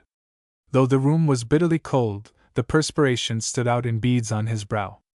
"I have told the truth, sir," he said hoarsely. "And it goes against me, don't it? Haven't I not jiff myself up to the policeman? Couldn't I not half drop the svag and run away? For sure. And why didn't I not do it? For why, because of what I seen in that house. I've had my bit of trouble mit the police, and why should I tell them how I was up to a game last night if I was not telling the truth, eh? I've been on the crook, gentlemen, I say it, ja, but I ain't no murderer, God choke me I ain't. I've earned gut money in my time on the alls, but life is very art, and I've been always hungry these days. Yesterday I meet old Mac what I used to meet about the alls I was workin' along o' my boss, at the agent's at Voss where I was lookin' for a shop. The profesh always makes a splash about its salaries, gentlemen, and Mac was telling me what a lot o' money he make on the Samuel circuit, and how he added at home all ready to put into var savings certificates. I never done a job like this Vaughan before, gentlemen, but I was hard pushed for money, s'welp me I was. I left it till late last night because of these air raids. I went to be sure that old Mac and his daughter should be asleep. I got in from the back of the louse, but it was dead easy. Through the scullery window. I cleared up a bag full of stuff in the dining room. There wasn't anything worth snatching out of the parlor, and 65 quid out of an old cigar box in the desk. The police has got it. I give it all back. I say I have stolen, but murder? No. He paused. Go on, said the chief. The prisoner looked about him in a frightened way. I was just thinking I had better be getting avy, he continued in his hoarse, guttural voice, then snick. I hears a key in the front door. I was standing by the staircase. I had no time to get out by the way I had come, so I went upstairs to the landing where there was a curtain. I slipped behind the curtain and wait. I dare not look out, but I listen. I hear someone go into the dining room and move about. I open the curtain a little way, so, because I think I will slip downstairs while the other party is in the dining room, and there I sees old Mac in his dressing gown just coming down from the first floor. The same moment I hear a step in the front hall. I see old Mac start, but he does not stop. He come right downstairs, and I step back behind the curtain until I find a door which I push. I dare not switch on my light, but presently I feel the cold edge of a bath with my hands. I stay there and wait. Oh, how shall you believe what I tell? He broke off trembling. Go on, Barney, said the detective. Can't you see the gentlemen are waiting? The Jew resumed, his voice sinking almost to a whisper. It was quite dark behind the curtain, but from the bathroom, through the open door, I could just see old Mac standing with his back to me, holding the curtain. He must have slipped in there to watch the other who was coming upstairs. Then, I hear a step on the stair, a little soft step. Then old Mac he opened the curtain and cry, "Who are you?" Bang! The other on the stairs he fire a shot. I see the red flash and I smell the powder not? The other, he does not wait. He just go on upstairs and old Mac is lying there on his back with the blood trickling out on the oilcloth. And I, with my bag on my back, I creep downstairs and out by the back again, and I run and then I walks. God! How I half walked! I was so frightened. And then, at last, I go to a policeman and jiff myself up. Barney stopped. The tears burst from his eyes, and laying his grimy face on his arm, he sobbed. The detective patted him on the back. Pull yourself together, man, he said encouragingly. This man on the stairs?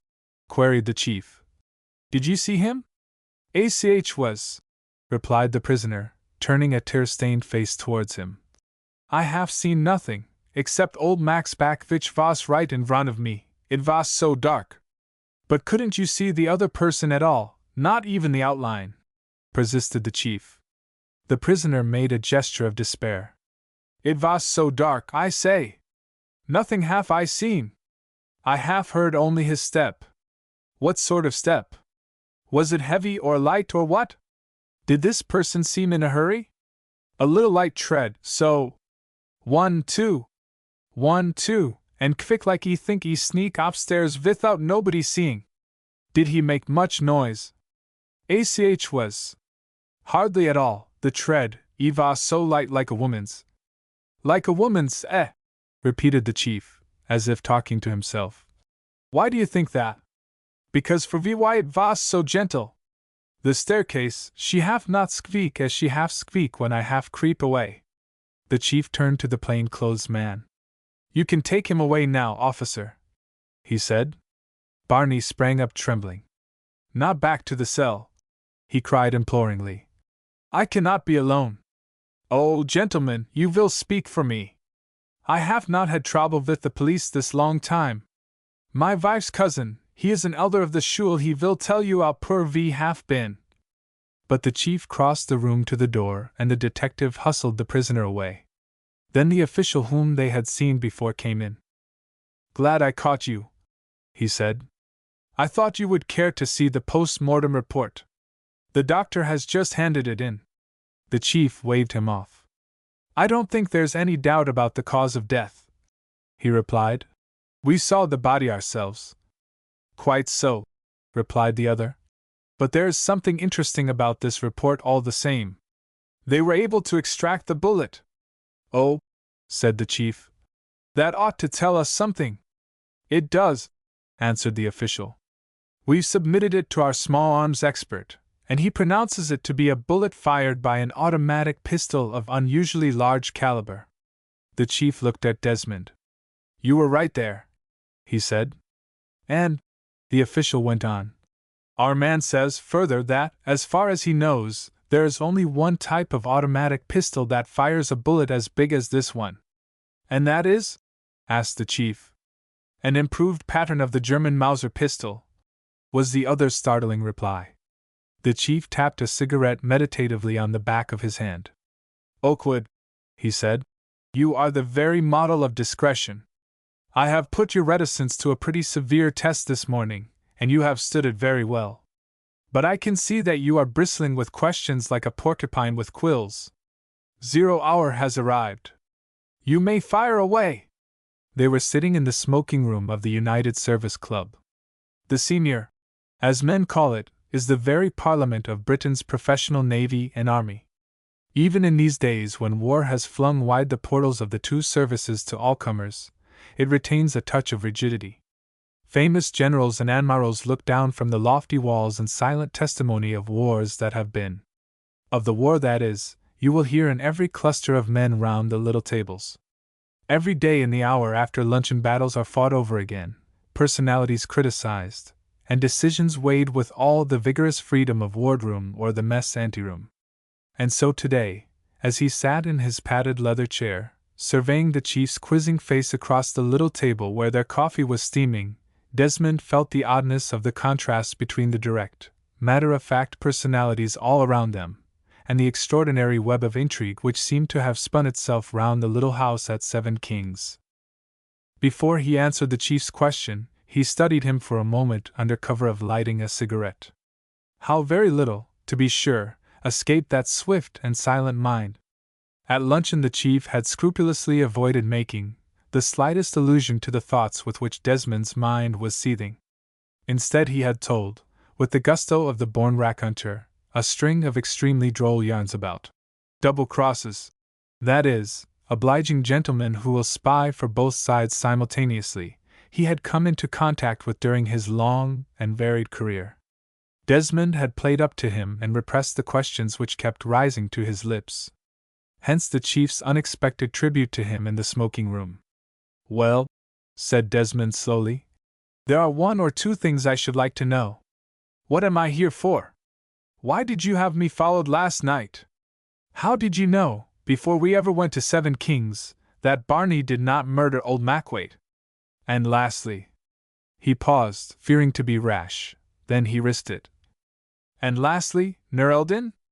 The chief leant back in his chair and laughed. "I'm sure you feel much better now," he said. Then his face grew grave and he added, "Your last question answers all the others." "Meaning Nur-el-Din?" asked Desmond. The chief nodded. "Nur-el-Din," he repeated.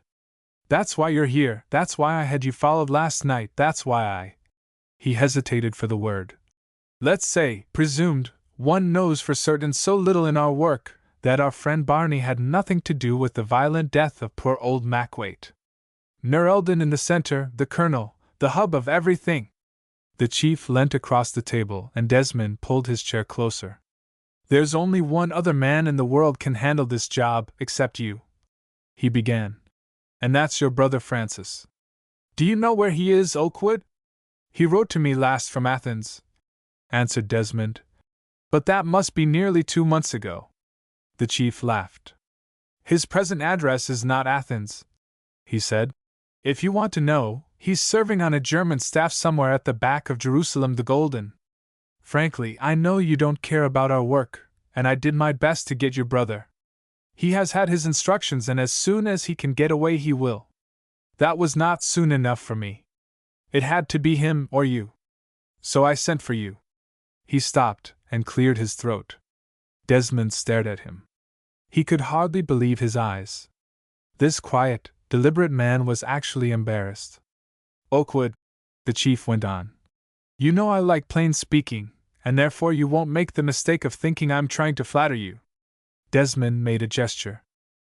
"Wait a moment and hear me out," the chief went on.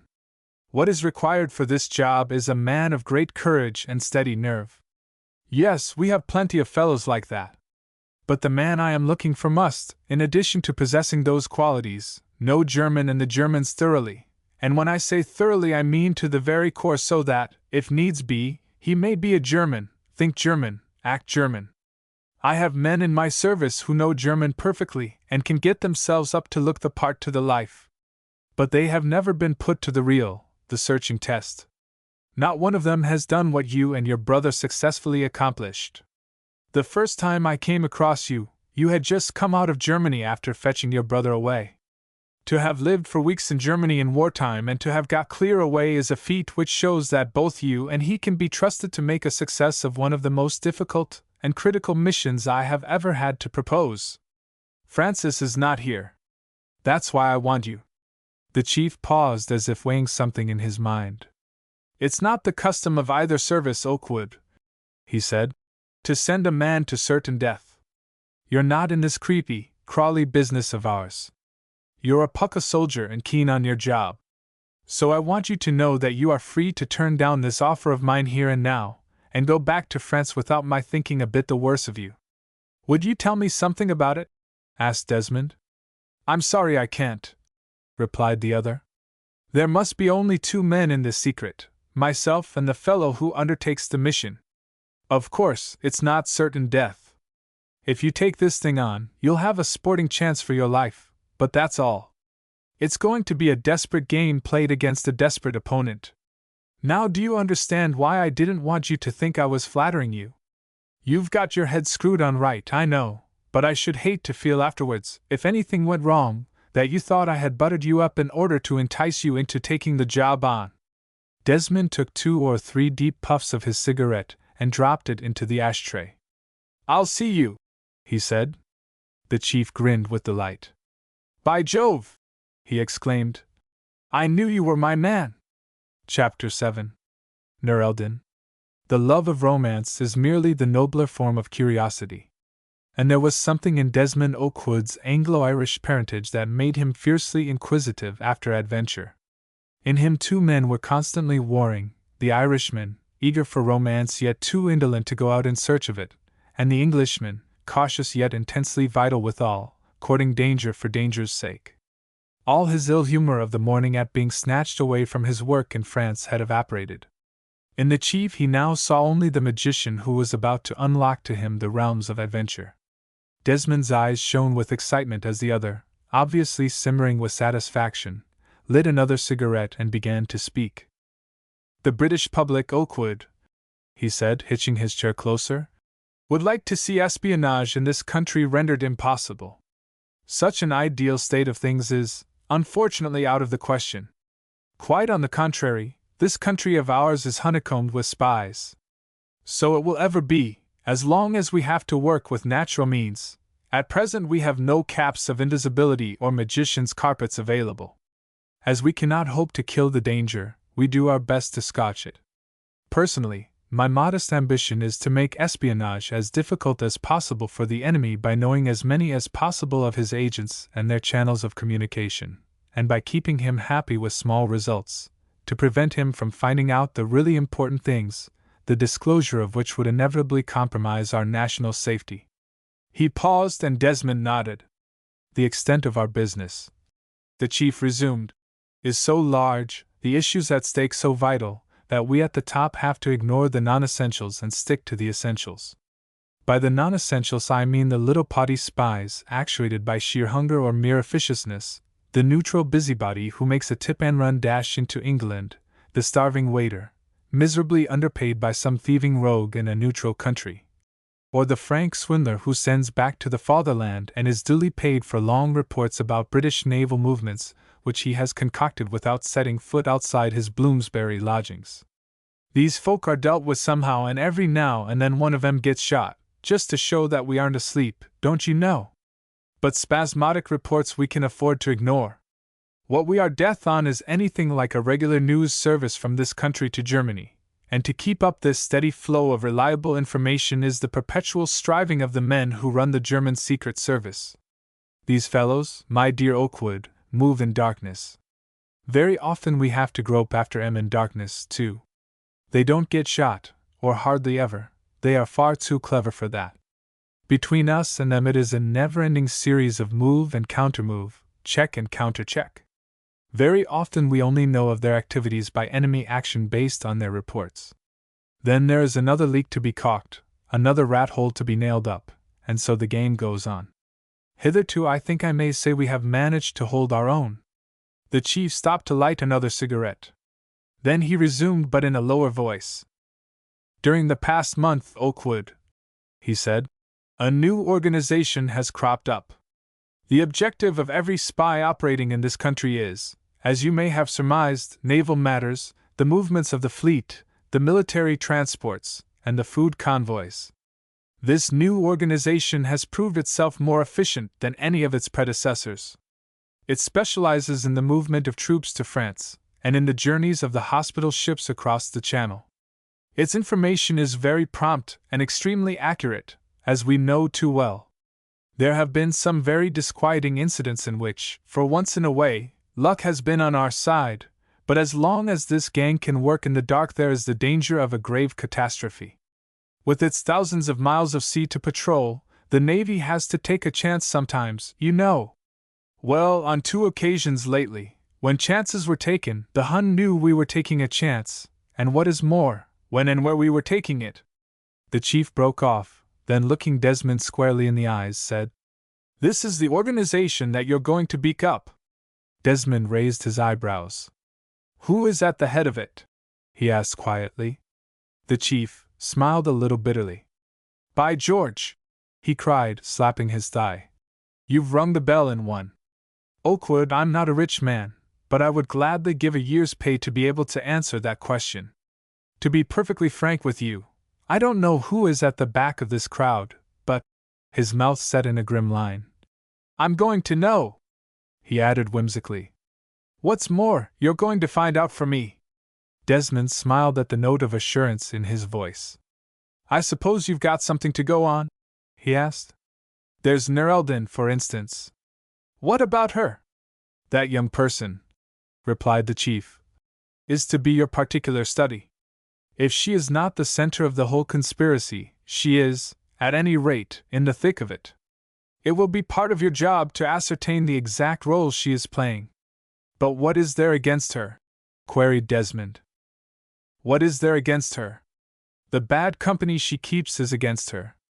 Tell me who your friends are and I'll tell you who you are as a maxim that we have to go on in our profession, Okewood. You have met the lady. Did you see any of her entourage?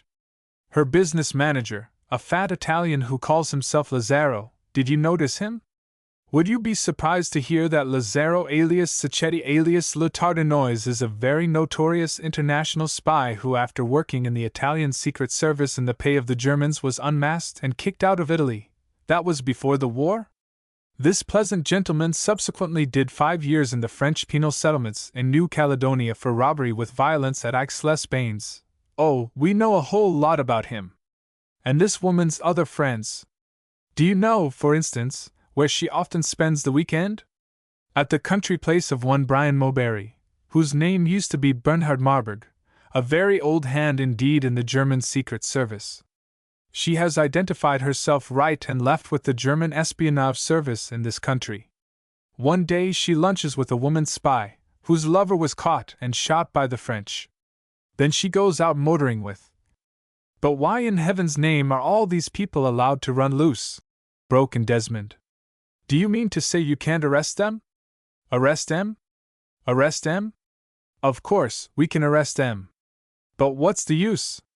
They're all small fry, and we have to keep out a few lines baited with minnows to catch the tritons. None of 'em can do any harm, we watch 'em much too closely for that. Once you've located your spy, the battle's won. It's when he, or it may be a she, is running loose that I get peeved. The chief sprang impatiently to his feet and strode across the smoking room, which was all but empty by this time, to get a match from a table. He resumed his seat with a grunt of exasperation. I can't see light, Okewood, he sighed, shaking his head. But is this all you've got against Nereldin? Asked Desmond. No, answered the other slowly. It isn't. If it were, I need not have called you in. We would have interned or deported her. No, we've traced back to her a line leading straight from the only member of the new organization we have been able to lay by the heels. Then you've made an arrest? The chief nodded. A fortnight ago, a respectable, retired English businessman, by name of Basil Bellward, taken with the goods on him, as the saying is. An Englishman, by Jove! It's hardly correct to call him an Englishman, though he's posed as an English businessman for so long that one is almost justified in doing so. As a matter of fact, the fellow is a German named Wolfgang Brull, and it is my belief that he was planted in this country at least a dozen years ago solely for the purpose of furnishing him with good, respectable credentials for an emergency like this. But surely if you found evidence of his connection with this gang of spies, it should be easy to get a clue to the rest of the crowd? Not so easy as you think, the chief replied. The man who organized this system of espionage is a master at his craft. He has been careful to seal both ends of every connection, that is to say, though we found evidence of Master Bellward Brull being in possession of highly confidential information relating to the movements of troops, we discovered nothing to show whence he received it or how or where he was going to forward it. But we did find a direct thread leading straight back to Nereldin. Really, said Desmond, that rather complicates things for her, doesn't it? It was in the shape of a letter of introduction, in French, without date or address, warmly recommending the dancer to our friend, Bellward. Who is this letter from? It is simply signed P. But you shall see it for yourself when you get the other documents in the case. But surely, sir, such a letter might be presented in perfectly good faith. It might, but not this one. This letter, as an expert has ascertained beyond all doubt, is written on German-manufactured notepaper of a very superior quality. The writing is stiff and angular and not French, and lastly, The French in which it is phrased, while correct, is unusually pompous and elaborate. Then, the letter was, in all probability, written by a German. There was a moment's silence. Desmond was thinking despairingly of the seeming hopelessness of untangling this intricate webwork of tangled threads. "And this murder, sir?" he began. The chief shrugged his shoulders. "The motive, Okewood, I am searching for the motive. I can see none except the highly improbable one of Miss Macwaite being my confidential secretary. In that case, why murder the father, a harmless old man who didn't even know that his daughter is in my service? Why kill him, I ask you, and spare the girl? On the other hand, I believe the man Barney's story, and can see that Marigold does, too. When I first heard the news of the murder over the telephone this morning, I had a kind of intuition that we should discover in it a thread leading back to this mesh of espionage. Is it merely a coincidence that a hair, resembling Neraldin's, is found adhering to the straps with which Barbara Macwaite was bound? I can't think so, and yet. But do you believe, then, that Neraldin murdered old Macwaite? My dear chief, the idea is preposterous." The chief rose from his chair with a sigh. "Nothing is preposterous in our work, Okewood," he replied. "But it's 3.25, and my French colleague hates to be kept waiting." "I thought you were seeing Strangwise at 2?" asked Desmond. "I put him off until 6 o'clock," replied the chief. "He knows Neraldin, and he may be able to give Marigold some pointers about this affair. You're off to see Miss Macwaite now, I suppose? You know where she's staying? Good. Well, I'll say goodbye, Okewood. I shan't see you again." "You won't see me again? How do you mean, sir?" "Because you're going back to France." "Going back to France? When?" "By the leave boat tonight." Desmond smiled resignedly. "My dear chief," he said, "you must be more explicit. What am I going back to France for?" "Why, now I come to think of it," replied the chief, "I never told you. You're going back to France to be killed, of course." "To be killed?" Desmond looked blankly at the other's blandly smiling face. 2 or 3 days from now," said the chief, "you will be killed in action in France. I thought of making it a shell. But we'll have it a machine gun bullet if you like. Whichever you prefer, it's all the same to me." He laughed at the dawn of enlightenment in Desmond's eyes. "I see," said Desmond. "I hope you don't mind," the chief went on more seriously. "But I know you have no people to consider except your brother and his wife. She's in America, and Francis can't possibly hear about it. So you needn't worry on that score. Or do you?" Desmond laughed. "No," he said slowly, "but I'm rather young to die. Is it absolutely necessary for me to disappear?" "Absolutely," responded the chief firmly. "But how will we manage it?" asked Desmond. "Catch the leave boat tonight, and don't worry. You will receive your instructions in due course." "But when shall I see you again?" The chief chuckled. "Depends entirely on yourself, Okewood," he retorted. "When you're through with your job, I expect. In the meantime, Miss Macwaite will act between us. On that point also you will be fully instructed. And now I must fly." "But I say, sir," Desmond interposed hastily, "you haven't told me what I am to do. What part am I to play in this business anyway?" "Tomorrow," said the chief, buttoning up his coat, "you become Mr. Basil Belward." Chapter 8. The White Paper Package. A taxi was waiting in Pall Mall outside the club, and Desmond hailed it, though secretly wondering what the driver would think of taking him out to Seven Kings. Rather to his surprise, the man was quite affable, took the address of the house where Barbara was staying with her friends, and bade Desmond hop in. Presently, for the second time that day, he was heading for the Mile End Road. As they zigzagged in and out of the traffic, Desmond's thoughts were busy with the extraordinary mission entrusted to him. So he was to sink his own identity and don that of an Anglo-German businessman, his appearance, accent, habits, everything. The difficulties of the task positively made him cold with fear. The man must have relations, friends, business acquaintances who would be sufficiently familiar with his appearance and manner to penetrate, at any rate in the long run, the most effective disguise. What did Belward look like? Where did he live? How was he, Desmond, to disguise himself to resemble him? And above all, when this knotty problem of make-up had been settled, how was he to proceed? What should be his first step to pick out from among all the millions of London's teeming populace the one obscure individual who headed and directed this gang of spies? Why hadn't he asked the chief all these questions? What an annoying man the chief was to deal with, to be sure. All said and done, what had he actually told Desmond? That there was a German Secret Service organization spying on the movements of troops to France, that this man, Basil Belward, who had been arrested, was one of the gang, and that the dancer, Nerelden, was in some way implicated in the affair. And that was the extent of his confidence. On the top of all this fog of obscurity rested the dense cloud surrounding the murder of old Macwaite, with the unexplained, the fantastic, clue of that single hair pointing back to Nerelden. Desmond consoled himself finally by saying that he would be able to get some light on his mission from Barbara Macwaite, whom he judged to be in the chief's confidence. But here he was doomed to disappointment. Barbara could tell him practically nothing save what he already knew, that they were to work together in this affair. Like him, she was waiting for her instructions. Barbara received him in a neat little suburban drawing room in the house of her friends, who lived a few streets away from the Macwaites. She was wearing a plainly made black crepe de chine dress which served to accentuate the extreme pallor of her face, the only outward indication of the great shock she had sustained.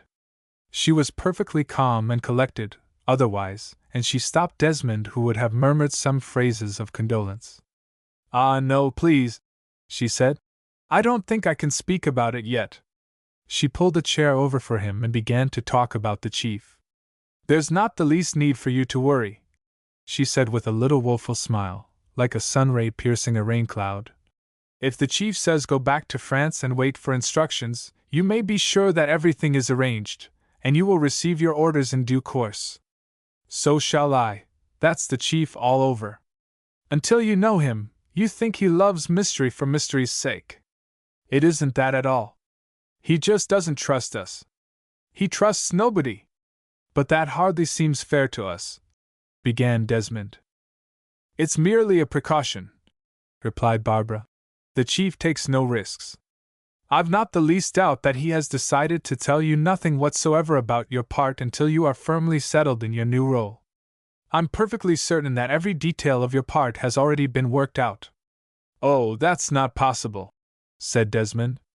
"Why, he didn't know until an hour ago that I was going to take on this job." Barbara laughed. "The chief has taught me a lot about judging men by their looks," she said. "Personally, if I'd been in the chief's places, I should have gone ahead without consulting you, too."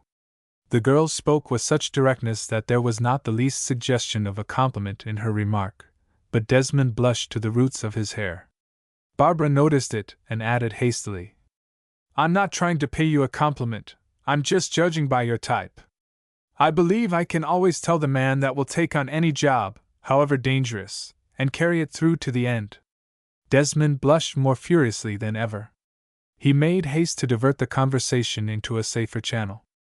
"Well," he said slowly, "seeing that you and I were intended to work together, it seems to me to be a most extraordinary coincidence our meeting like that last night." "It was more than a coincidence," said Barbara, shaking her dark brown head. 48 hours ago I never heard of you, then the chief gave me a telegram to send to your divisional general summoning you home.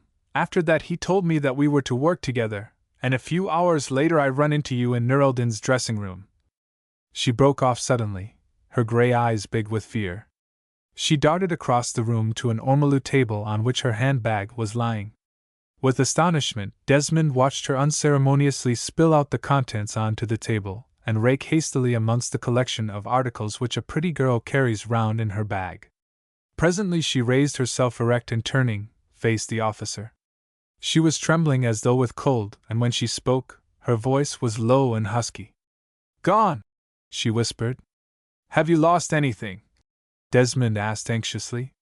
"How could I have forgotten it?" she went on as though he had not spoken.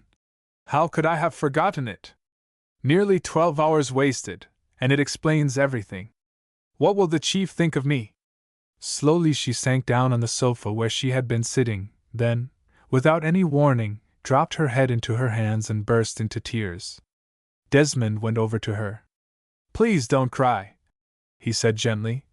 "You have borne up so bravely against this terrible blow, you must try and not let it overwhelm you." All her businesslike calm had disappeared now. She was that most distracting of all pictures of woman, a pretty girl overwhelmed with grief. She crouched curled upon the sofa, with shoulders heaving, sobbing as though her heart would break. "Perhaps you would like me to leave you?" Desmond asked. "Let me ring for your friends. I am sure you would rather be alone." She raised a tear-stained face to his, her long lashes glittering. "No, no," she said. "Don't go, don't go! I want your help. This is such a dark and dreadful business, more than I ever realized. Oh, my poor daddy, my poor daddy!" Again she hid her face in her hands and cried whilst Desmond stood erect by her aid, compassionate but very helpless. After a little she dabbed her eyes with a tiny square of cambric, and sitting up, surveyed the other. "I must go to the chief at once," she said. "It is most urgent. Would you ring and ask the maid to telephone for a taxi?" "I have one outside," answered Desmond. "But won't you tell me what has happened?"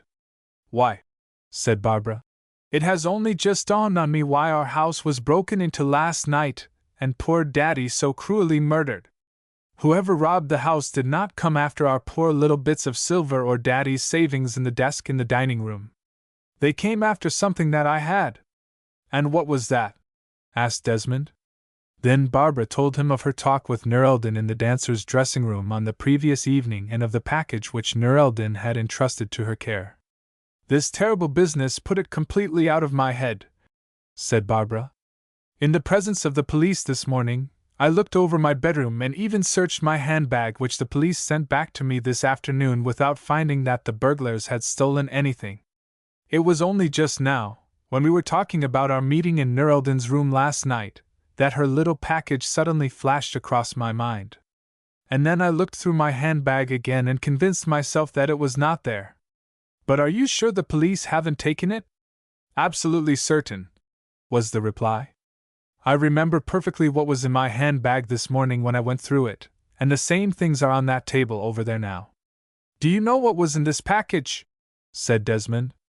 "Just a small silver box, oblong and quite plain, about so big."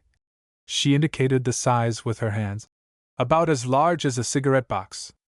Nur Eldin said it was a treasured family possession of hers, and she was afraid of losing it as she traveled about so much.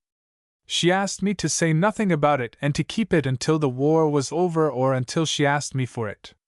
"Then," said Desmond, "this clears Nur Eldin." "What do you mean?" said Barbara, looking up. "Simply that she wouldn't have broken into your place and killed your father in order to recover her own package." "But why on earth should Nur Eldin be suspected of such a thing?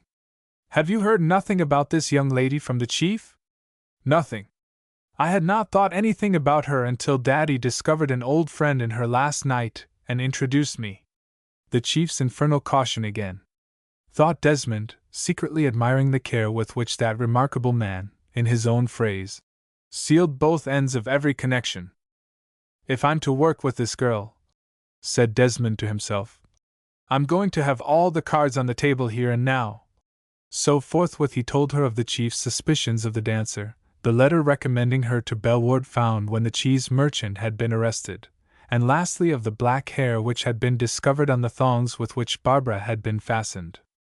"And now," Desmond concluded, "the very next thing we must do is to go to the chief and tell him about this package of Nur Eldin's that is missing."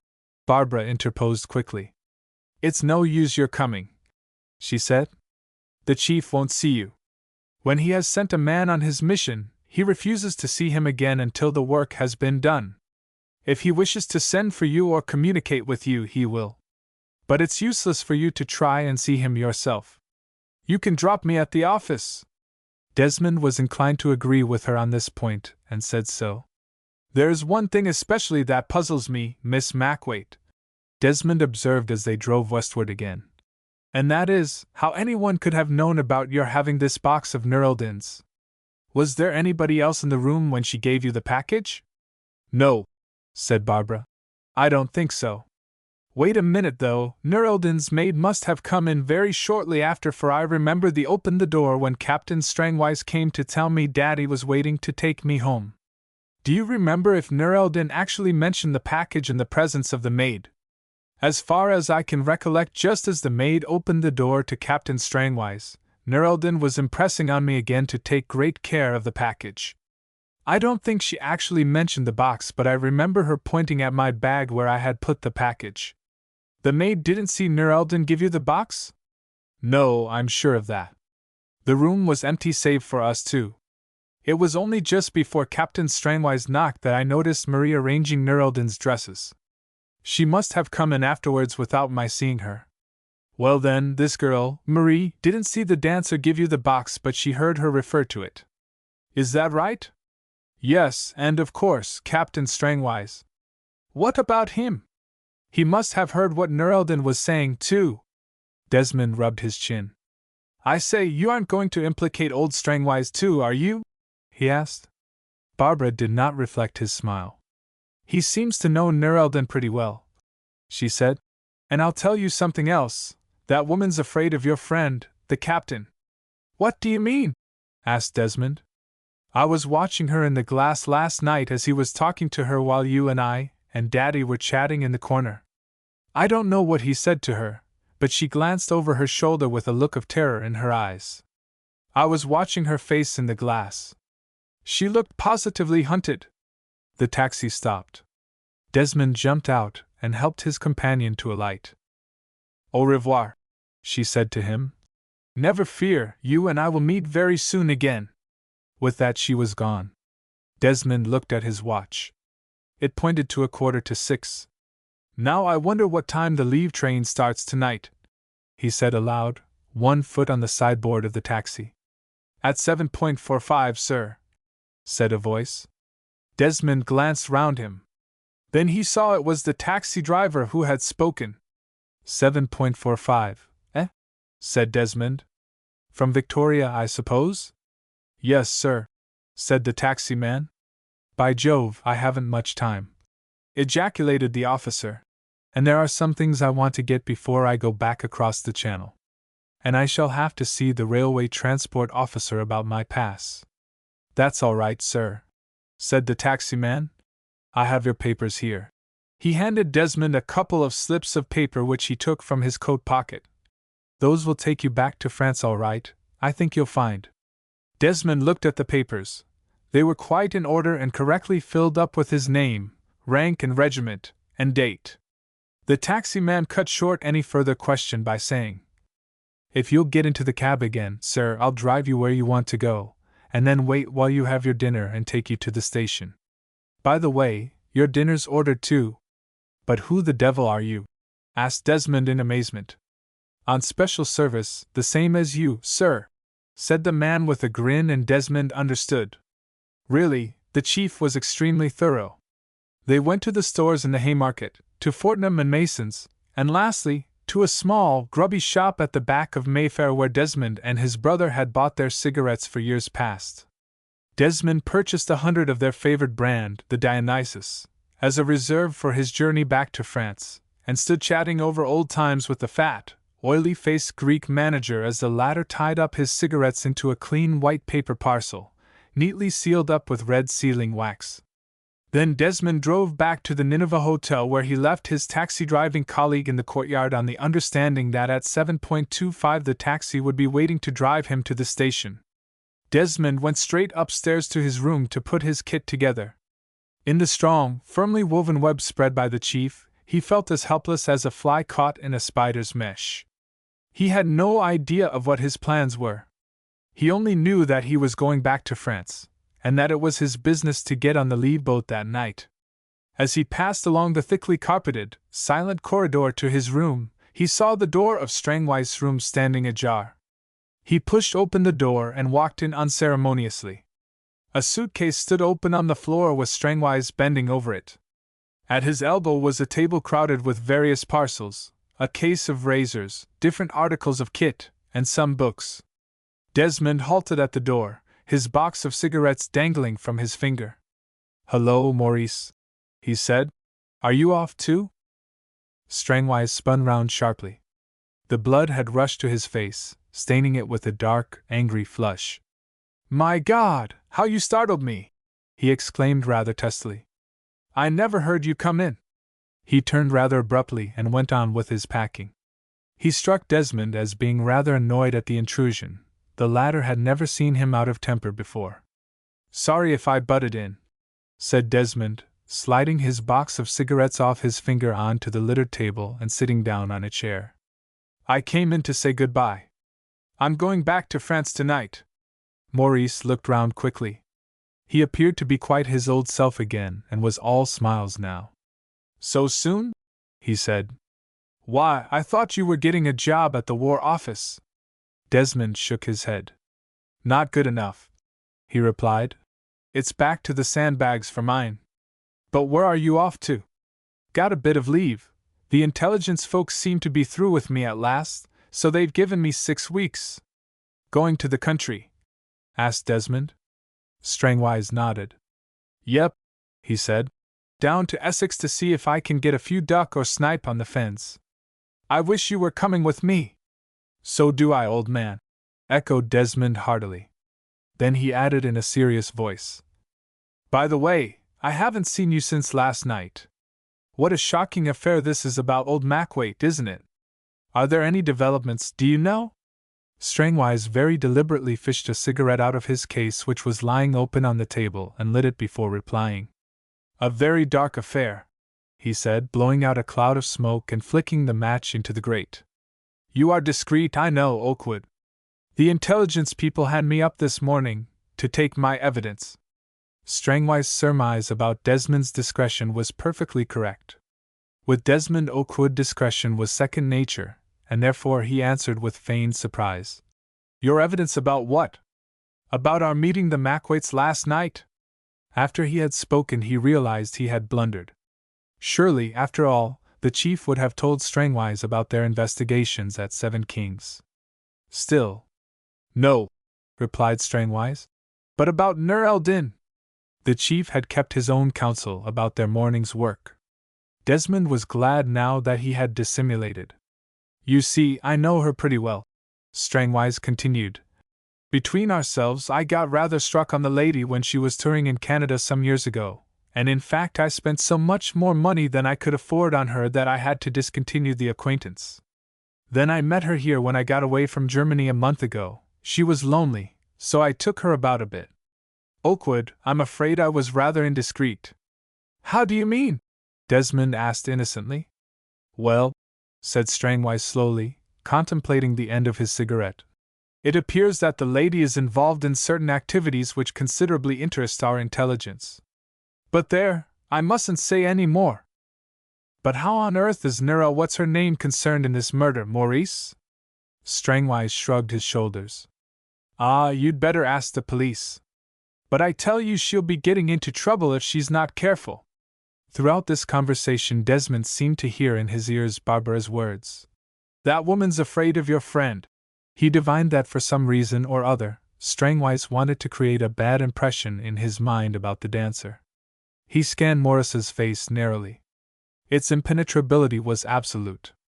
There was nothing to be gleaned from those careless, smiling features. "Well," said Desmond, getting up, "Nous verrons.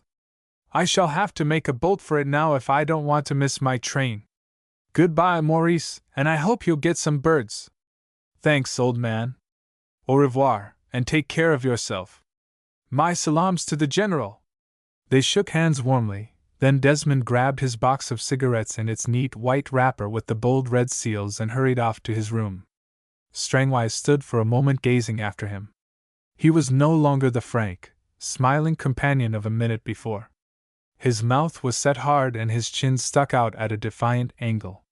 He bent over the table and picked up a white paper package sealed with bold red seals. He poised it for a moment in his hands while a flicker of a smile stole into the narrow eyes and played for an instant round the thin lips. Then, with a quick movement, he thrust the little package into the side pocket of his tunic and buttoned the flap. Whistling a little tune, he went on with his packing. Chapter 9. Metamorphosis. It was a clear, cold night. A knife-edge icy wind blew from the northeast and kept the lanyards dismally flapping on the flag mast over the customs house. The Leave train lay in the station within a biscuit's throw of the quayside and the blank channel beyond, a long line of cheerfully illuminated windows that to those returning from leave seemed as the last link with home. The corporal of military police, who stood at the gangway examining the passes, stopped Desmond Okewood as the latter held out his pass into the rays of the man's lantern. "There was a message for you, sir," said the corporal. "The captain of the staff boat would esteem it a favor, sir, if you would kindly go to his cabin immediately on arriving on board, sir." "Very good, corporal," answered the officer and passed up the gangplank, enviously regarded by the press of brass hats and red tabs who, for the most part, had a cramped berth below or cold quarters on deck to look forward to. A seaman directed Desmond to the captain's cabin. It was built out just behind the bridge, a snug, cheery room with bright chintz curtains over the carefully screened portholes, a couple of comfortable benches with leather seats along the walls, a small bunk, and in the middle of the floor a table set out with a bottle of whiskey, a siphon, and some glasses together with a box of cigars. The captain was sitting there chatting to the pilot, a short, enormously broad man with a magenta face and prodigious hands which were folded round a smoking glass of toddy. "Pick 'em up? Rescue 'em?" the pilot ejaculated, as Desmond walked in. "I'd let 'em sink, every man jack o' them, the outrageous murderin' scoundrels." "I don't like to hear you talking of such nonsense, Cap'n." On Desmond's entrance the captain broke off the conversation. He proved to be a trimly built man of about 50 with a grizzled beard, and an air of quiet efficiency which is not uncommonly found in seamen. The pilot drained his glass and, scrambling to his feet, nodded to Desmond and stumped out into the cold night air. "John, about the U-boats," said the captain, with a jerk of his head towards the cabin door. "I don't know what the feelings of your men in the trenches are towards Fritz, Major, but I tell you that no German will dare set foot in any coast port of the United Kingdom in my lifetime or yours either. Accommodation's a bit narrow on board. I thought maybe you'd care to spend the night up here." "Any orders about me?" asked Desmond. The captain went a shade deeper mahogany in the face. "Oh no," he replied, with an elaborate assumption of innocence. "But won't you mix yourself a drink? And try one of my cigars, a present from a skipper friend of mine who sailed into Tilbury from Manila last week." Desmond sat in the snug cabin, puffing a most excellent cigar and sipping his whiskey and soda while, amid much shouting of seamen and screaming of windlasses, the staff boat got clear. Presently they were gliding past long low moles and black, inhospitable lighthouses, threading their way through the dark shapes of war craft of all kinds into the open channel. There was a good deal of swell, but the sea was calm, and the vessel soon steadied down to regular rise and fall. They had been steaming for nearly an hour when, through the open door of the cabin, Desmond saw a seaman approach the captain on the bridge. He handed the skipper a folded paper. "From the wireless operator, sir," Desmond heard him say. The skipper scanned it. Then the engine telegraph rang sharply, there was the sound of churning water, and the vessel slowed down. The next moment the captain appeared at the door of the cabin. "I'm afraid we're going to lose you, Major," he said pleasantly. "A destroyer is coming up to take you off. There was a wireless from the Admiral about you." "Where are they going to take me, do you know?" asked Desmond. The captain shook his head. "I haven't an idea. I've only got to hand you over." He grinned and added, "Where's your kit?" "In the hold, I expect," answered Desmond. "The porter at Victoria told me not to worry about it, and that I should find it on the other side. And oh damn it, I've got 100 cigarettes in my kit too. I bought them specially for the journey." "Well, take some of my cigars," said the skipper hospitably. "For your traps'll have to go to France this trip, Major. There's no time to get 'em up now. I'll pass the word to the military landing officer over there about 'em, if you like. He'll take care of 'em for you. Now will you come with me?" Desmond scrambled into his coat and followed the captain down the steps to the deck. A little distance away from the vessel, the long shape of a destroyer was dimly visible tossing to and fro in the heavy swell. A ladder had been let down over the side of the steamer, and at its foot a boat, manned by a number of heavily swathed and muffled forms, was pitching. A few officers stood by the rail watching the scene with interest. The skipper adroitly piloted Desmond past them and fairly thrust him out onto the ladder. Desmond took the hint and with a hasty "good night" to the friendly captain, staggered down the swaying ladder and was helped into the boat. The boat shoved off, the bell of the engine telegraph on the steamer resounded sharply, and the vessel resumed her interrupted voyage whilst the rowing boat was headed towards the destroyer. On board the latter vessel an officer met Desmond at the rail and piloted him to the wardroom. Almost before they got there, the destroyer was under way. The officer who had welcomed him proved to be the second in command, a joyous person who did the honors of the tiny wardroom with the aplomb of a commander in a super-dreadnought. He mixed Desmond a drink and immediately started to converse about life at the front without giving the other a chance of asking whither they were bound. The suspense was not of long duration, however, for in about half an hour's time, the destroyer slowed down and Desmond's host vanished. When he reappeared, it was to summon Desmond on deck. They lay aside a mole by some steps cut in the solid concrete. Here Desmond's host took leave of him. "There should be a car waiting for you up there," he said. There on top of the mole, exposed to the keen blast of the wind, a large limousine was standing. A chauffeur, who looked blue with cold, got down from his seat as Desmond emerged from the stairs and touched his cap. "Major Okewood?" he asked. "That's my name," said Desmond. "If you'll get in, sir, we'll start at once," the man replied. Befogged and bewildered, Desmond entered the car, which cautiously proceeded along the breakwater, with glimpses of black water and an occasional dim light on either hand. They bumped over the railway lines and rough cobblestones of a dockyard, glided through a slumbering town, and so gradually drew out into the open country where the car gathered speed and fairly raced along the white, winding road. Desmond had not the faintest idea of their whereabouts or ultimate destination. He was fairly embarked on the great adventure now, and he was philosophically content to let fate have its way with him. He found himself wondering rather indolently what the future had in store. The car slowed down and the chauffeur switched the headlights on. Their blinding glare revealed some white gateposts at the entrance of a quiet country station. Desmond looked at his watch. It was 1:30. The car stopped at the entrance to the booking office where a man in an overcoat and bowler was waiting.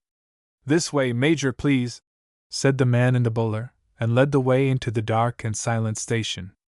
At the platform a short train consisting of an engine, a Pullman car and a brakesman's van stood, the engine under steam. By the glare from the furnace Desmond recognized his companion. It was Matthews, the chief's confidential clerk. Matthews held open the door of the Pullman for Desmond and followed him into the carriage. A gruff voice in the night shouted, "All right, Charlie!" A light was waved to and fro, and the special pulled out of the echoing station into the darkness beyond.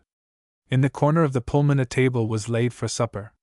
There was a cold chicken, a salad, and a bottle of claret. On another table was a large tin box and a mirror with a couple of electric lights before it. At this table was seated a small man with gray hair studying a large number of photographs. "If you will have your supper, Major Okewood, sir," said Matthews, "Mr. Crook here will get to work. We've not got too much time." The sea air had made Desmond ravenously hungry. He sat down promptly and proceeded to demolish the chicken and make havoc of the salad. Also he did full justice to the very excellent St.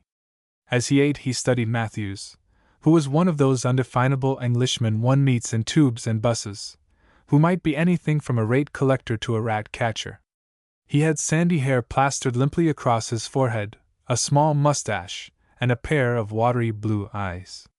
Mr. Crook, who continued his study of his assortment of photographs without taking the slightest notice of Desmond, was a much more alert-looking individual, with a shock of iron gray hair brushed back and a small pointed beard. "Matthews," said Desmond as he supped, "would it be indiscreet to ask where we are?" "In Kent, Major," replied Matthews. "What station was that we started from?" "Faversham." And where are we going, might I inquire? To Cannon Street, sir. And from there? Mr. Matthews coughed discreetly. I can't really say, sir, I'm sure. A car will meet you there and I can go home to bed. The end sealed again, thought Desmond. What a man of caution, the chief. And this gentleman here, Matthews? Asked Desmond, lighting one of the skipper's cigars. That, sir, is Mr. Crook, who does any little jobs we require in the way of make-up. Our expert on resemblances, if I may put it that way, sir, for we really do very little in the way of disguises. Mr. Crook is an observer of what I may call people's points, sir, their facial appearance, their little peculiarities of manner, of speech, of gait. Whenever there is any question of a disguise, Mr. Crook is called in to advise as to the possibilities of success. I believe I am correct in saying, Crook, that you have been engaged on the Major here for some time. Isn't it so? Crook looked up a minute from his table. That's right, he said shortly, and resumed his occupation of examining the photographs. And what's your opinion about this disguise of mine? Desmond asked him. I can make a good job of you, Major, said the expert, and so I reported to the chief. You'll want to do your hair a bit different and let your beard grow, and then, if you pay attention to the lessons I shall give you, in a week or two you'll be this chap here. And he tapped the photograph in his hand. To the life. So saying, he handed Desmond the photograph. It was the portrait of a man about 40 years of age, of rather a pronounced continental type, with a short brown beard, a straight, rather well-shaped nose and gold-rimmed spectacles. His hair was cut en brosse, and he was rather full about the throat and neck.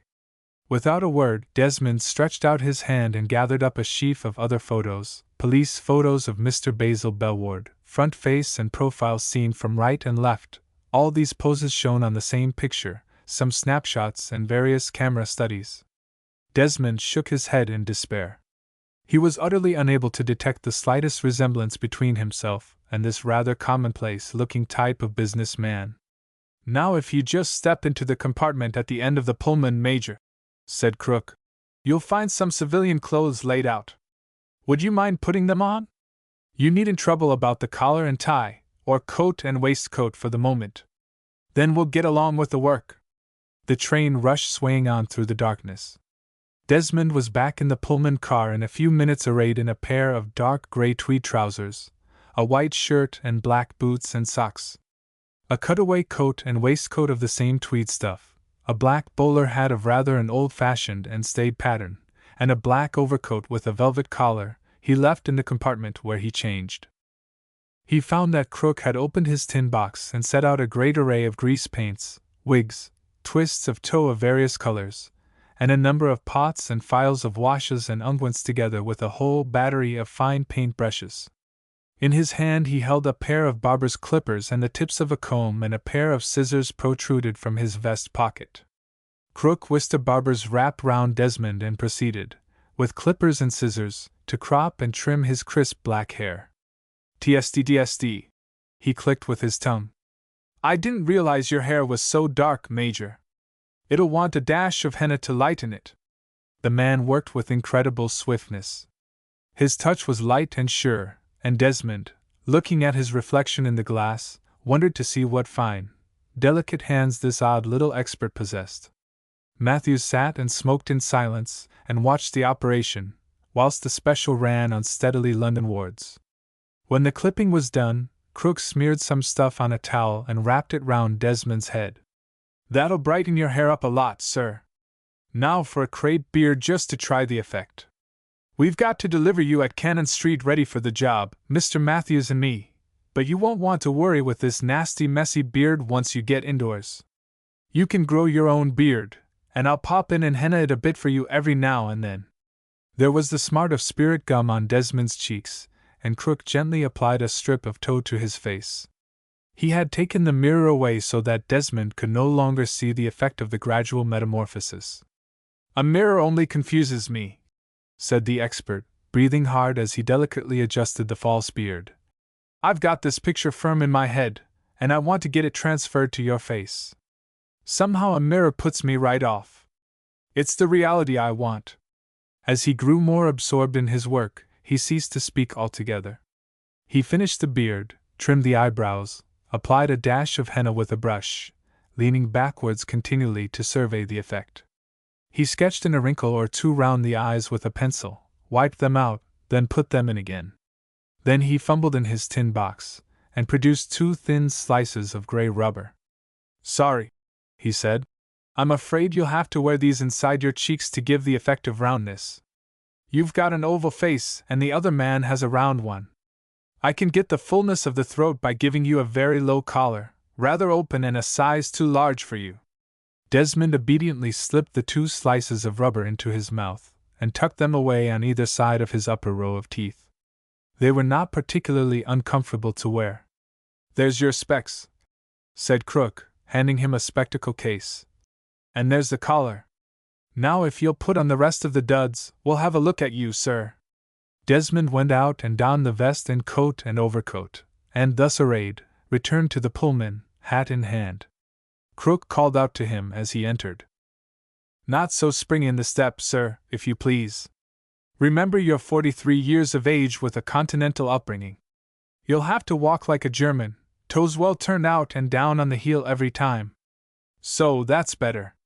Now, have a look at yourself." He turned and touched a blind. A curtain rolled up with a click, disclosing a full-length mirror immediately opposite Desmond. Desmond recoiled in astonishment. He could scarcely credit his own eyes. The glass must be bewitched, he thought for a moment, quite overwhelmed by the suddenness of the shock.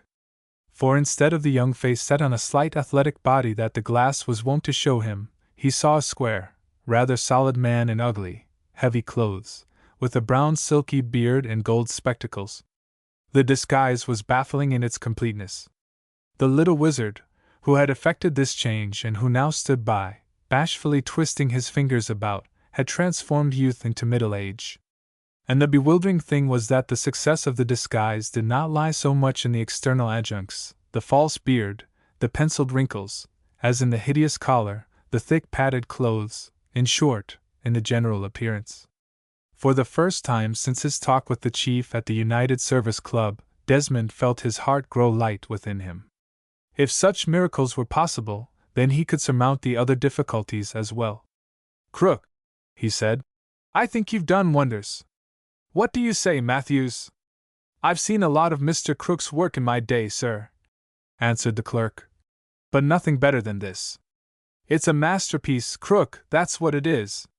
"I'm fairly well satisfied," the expert murmured modestly, "and I must say the Major carries it off very well. But how goes the enemy, Matthews?" "It's 2:30, replied the latter. "We should reach Cannon Street by 3. She's running well up to time, I think." "We've got time for a bit of a rehearsal," said Crook. "Just watch me, will you please, Major, and I'll try and give you an impression of our friend. I've been studying him at Brixton for the past 12 days, day and night almost, you might say, and I think I can convey an idea of his manner and walk. The walk is a very important point. Now, here is Mr. Bellward meeting one of his friends. Mr. Matthews, you will be the friend." Then followed one of the most extraordinary performances that Desmond had ever witnessed. By some trick of the actor's art, the shriveled figure of the expert seemed to swell out and thicken, while his low, gentle voice deepened into a full, metallic baritone.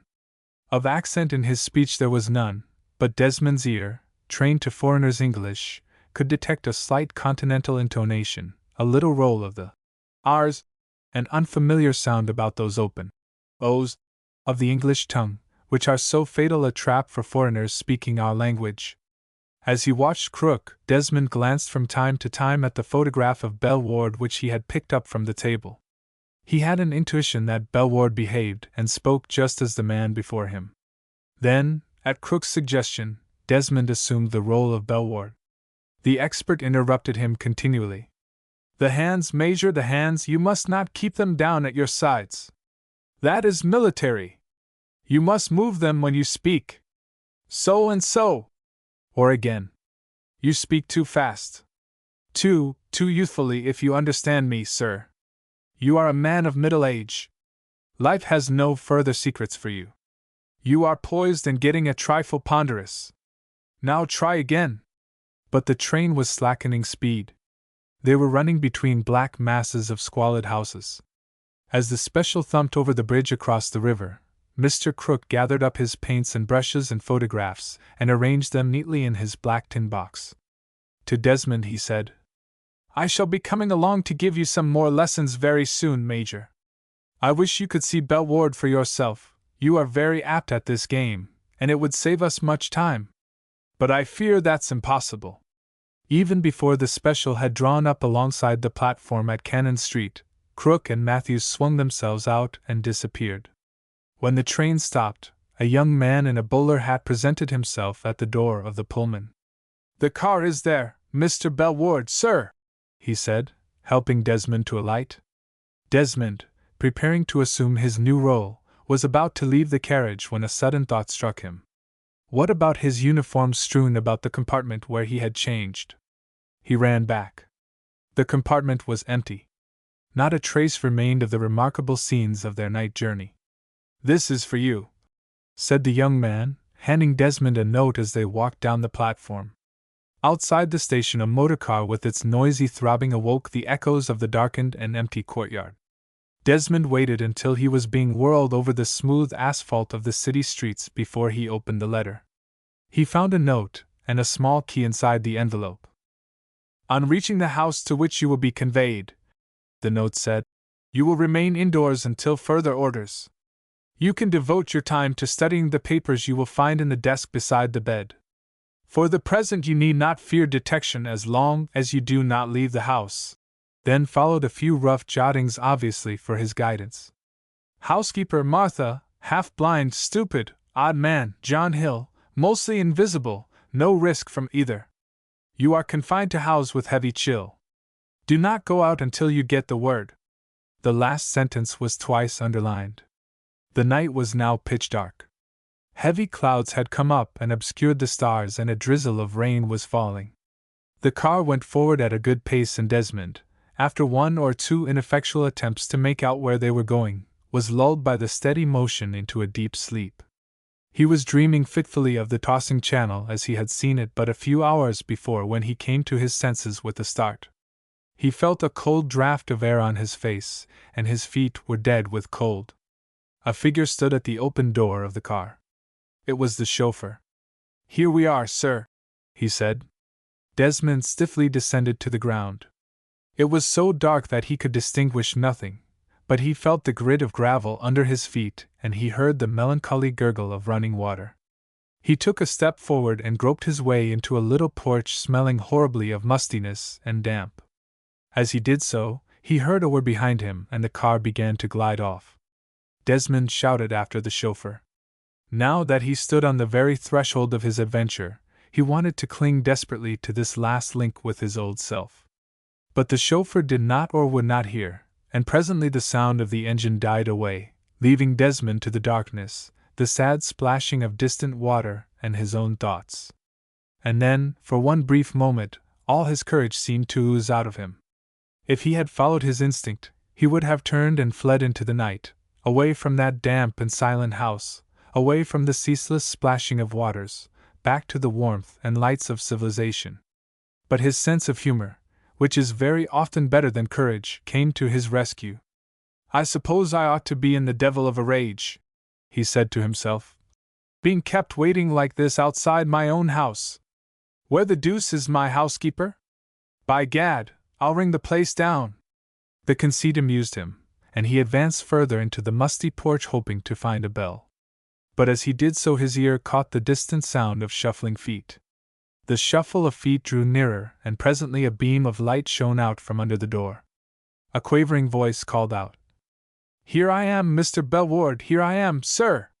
Then a bolt was drawn back, a key turned, and the door swung slowly back, revealing an old woman, swathed in a long shawl and holding high in her hand a lamp as she peered out into the darkness. "Good evening, Martha," said Desmond, and stepped into the house. Save for Martha's lamp, the lobby was in darkness, but light was streaming into the hall from the half-open door of a room leading off it at the far end. While Martha, wheezing asthmatically, bolted the front door, Desmond went towards the room where the light was and walked in. It was a small sitting room, lined with bookshelves, illuminated by an oil lamp which stood on a little table beside a chintz-covered settee which had been drawn up in front of the dying fire. On the settee Neraldin was lying asleep. Chapter 10 D.O.R.A. is baffled. When Barbara reached the chief's anteroom, she found it full of people. Mr. Marigold was there, chatting with Captain Strangwise, who seemed to be just taking his leave. There was a short, fat, Jewish-looking man, very resplendently dressed with a large diamond pin in his cravat, and a small, insignificant-looking gentleman with a grey mustache and the red rosette of the Legion of Honor in his buttonhole. Matthews came out of the chief's room as Barbara entered the outer office. "Miss Mackwaite," he said, "we are all so shocked and so very sorry." "Mr. Matthews," she said hastily in a low voice, "never mind about that now. I must see the chief at once. It is most urgent." Matthews gesticulated with his arm round the room. "All these people, excepting the officer there, are waiting to see him, miss, and he's got a dinner engagement at 8. It is urgent, Mr. Matthews, I tell you. If you won't take my name in, I shall go in myself." "Miss Mackwaite, I daren't interrupt him now. Do you know who's with him?" Strangwise crossed the room to where Barbara was standing.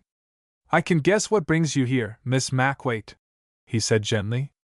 "I hope you will allow me to express my condolences." The girl shrank back, almost imperceptibly, yet Strangwise, whose eyes were fixed on her pale face, noticed the spontaneous recoil. The sunshine seemed to fade out of his debonair countenance, and for a moment Barbara Mackwaite saw Maurice Strangwise as very few people had ever seen him, stern and cold and hard, without a vestige of his constant smile. But the shadow lifted as quickly as it had fallen. His face had resumed its habitually engaging expression as he murmured, "Believe me, I am truly sorry for you." Thank you," Barbara said hastily and brushed past him. She walked straight across the room to the door of the chief's room, turned the handle and walked in. The room was in darkness save for an electric reading lamp on the desk which threw a beam of light on the faces of two men thrust close together in eager conversation. One was the chief, the other a face that Barbara knew well from the illustrated papers. At the sound of the door opening, the chief sprang to his feet. "Oh, it's Miss Mackwaite," he said, and added something in a low voice to the other man who had risen to his feet. "My dear," he continued aloud to Barbara, "I will see you immediately. We must not be disturbed now. Matthews should have told you." "Chief," cried Barbara, her hands clasped convulsively together, "you must hear me now. What I have to say cannot wait. Oh, you must hear me!" The chief looked as embarrassed as a man usually looks when he is appealed to in a busy moment by an extremely attractive girl. "Miss Mackwaite," he said firmly but with great courtesy, "you must wait outside. I know how unnerved you are by all that you have gone through, but I am engaged just now. I shall be free presently." "It is about my father, Chief," Barbara said in a trembling voice. "I have found out what they came to get." "Ah," said the chief and the other man simultaneously. "We had better hear what she has to say," said the other man. "But won't you introduce me first?" "This is Sir Briest Omar, the First Sea Lord," said the chief, bringing up a chair for Barbara. "Miss Mackwaite, my secretary, Admiral." Then in a low impassioned voice Barbara told her tale of the package entrusted to her by Neraldin and its disappearance from her bedroom on the night of the murder. As she proceeded, a deep furrow appeared between the chief's bushy eyebrows and he stared absently at the blotting pad in front of him. When the girl had finished her story, the chief said, "Lamlet ought to hear this, sir. He's the head of the French intelligence, you know. He's outside now. Shall we have him in? Miss Mackwaite shall tell her story, and you can then hear what Lamlet has to say about this versatile young dancer." Without waiting for further permission, he pressed a bell on the desk and presently Matthews ushered in the small man with the Legion of Honor whom Barbara had seen in the anteroom. The chief introduced the Frenchman, and in a few words explained the situation to him. Then he turned to Barbara. "Colonel Lamlet speaks English perfectly," he said. "So fire away and don't be nervous." When she had finished, the chief said, addressing Lamlet, "What do you make of it, Colonel?" The little Frenchman made an expressive gesture. Madame has become aware of the interest you have been taking in her movements, mon cher. She seized the opportunity of this meeting with the daughter of her old friend to get rid of something compromising, a code or something of the kind, cassette? Perhaps this robbery and its attendant murder was only an elaborate device to pass on some particularly important report of the movements of your ships, cassette? Then you are convinced in your own mind, Colonel, that this woman is a spy. The clear-cut voice of the First Sea Lord rang out of the darkness of the room outside the circle of light on the desk. Mais certainement, replied the Frenchman quietly. Listen and you shall hear. By birth she is a Pole, from Warsaw, of good, perhaps, even of noble family. I cannot tell you, for her real name we have not been able to ascertain, parbleu, it is impossible, with the Botches at Warsaw, hein? We know, however, that at a very early age, under the name of La Petite Marcel, she was a member of a troupe of acrobats who called themselves the Seven Duponts. With this troupe she toured all over Europe. Bien. About 10 years ago, she went out to New York as a singer, under the name of Marcel Blondinette, and appeared at various second-class theaters in the United States and Canada. Then we lose track of her for some years until 1913, the year before the war, when the famous Oriental dancer, Neraldin, who has made a grand success by the splendor of her dresses in America and Canada, appears at Brussels, scores a triumph and buys a fine mansion in the outskirts of the capital. She produces herself at Paris, Bordeaux, Lyons, Marseilles, Madrid, Milan, and Rome, but her home in Brussels, always she returns there, you understand me, hein? La Petite Marcel of the Seven Duponts, Marcel Blondinette of the Café Chanton, has blossomed out into a star of the first importance. The colonel paused and cleared his throat. To buy a mansion in Brussels, to run a large and splendid troupe, requires money. It is the men who pay for these things, you would say. Quite right, but listen, who were the friends of Madame Neraldin? Bischofsberg, the German millionaire of Antwerp, von Würzburg, of Bern, aha! You know that gentleman, mon cher? He turned, chuckling, to the chief who nodded his acquiescence. Prince Medellin of the German embassy in Paris and administrator of the German Secret Service funds in France, and so on and so on. I will not fatigue you with the list. The direct evidence is coming now. When the war broke out in August 1914, Madame, after finishing her summer season in Brussels, was resting in her Brussels mansion. What becomes of her? She vanishes. She told Samuel, the fellow who runs the Palaceum, that she escaped from Brussels, interposed the chief. The Frenchman threw his hands above his head. Escaped? Ah, oui, par exemple, in a German staff car. As I have told my colleague here. He went on, addressing the admiral. She escaped to Metz, the headquarters of the army group commanded by how do you say? The Prince Imperial? The Crown Prince? Rectified the chief. Ah, oui, the Crown Prince. Messrs, we have absolute testimony that this woman lived for nearly 2 years either in Metz or Berlin, and further, that at Metz, the Crown Prince was a constant visitor at her house. She was one of the ladies who nearly precipitated a definite rupture between the Crown Prince and his wife. Mon Admiral, he went on, addressing the First Sea Lord again, that this woman should be at large is a direct menace to the security of this country and of mine. It is only this morning that I at length received from Paris the facts which I have just laid before you. It is for you to order your action accordingly. The little Frenchman folded his arms pompously and gazed at the ceiling. How does she explain her movements prior to her coming to this country? The First Sea Lord asked the chief. For an answer the chief pressed the bell. Samuel, who engaged her, is outside. You shall hear her story from him, he said. Samuel entered, exuding business acumen, prosperity, geniality. He nodded brightly to the chief and stood expectant. Ah, Mr. Samuel, said the chief. I wanted to see you about Neraldin. You remember our former conversation on the subject. Where did she say she went to when she escaped to Brussels? First to Ostend, replied the music hall proprietor. And then, when the general exodus took place from there, to her mother's country place near Lyons, a village called Sermoise aux Roses. And what did she say her mother's name was? Madame Blondinette, sir! The Frenchman rapped smartly on a little pocket-book which he had produced, and now held open in his hand. There is a Madame Blondinette who has a large farm near Sermoise-aux-Roses, he said, and she has a daughter called Marcel, who went to America. Why then, began the First Sea Lord. Attendez un instant. The colonel held up a plump hand. Unfortunately for Madame Nerldin, this Marcel Blondinette spent the whole of her childhood, in fact, the whole of her life until she was 19 years of age, on her mother's farm at a time when this Marcel Blondinette was touring Europe with the 7 Duponts. The evidence is absolute. Mademoiselle here heard the dancer herself confirm it last night. Thank you, Mr. Samuel, said the chief.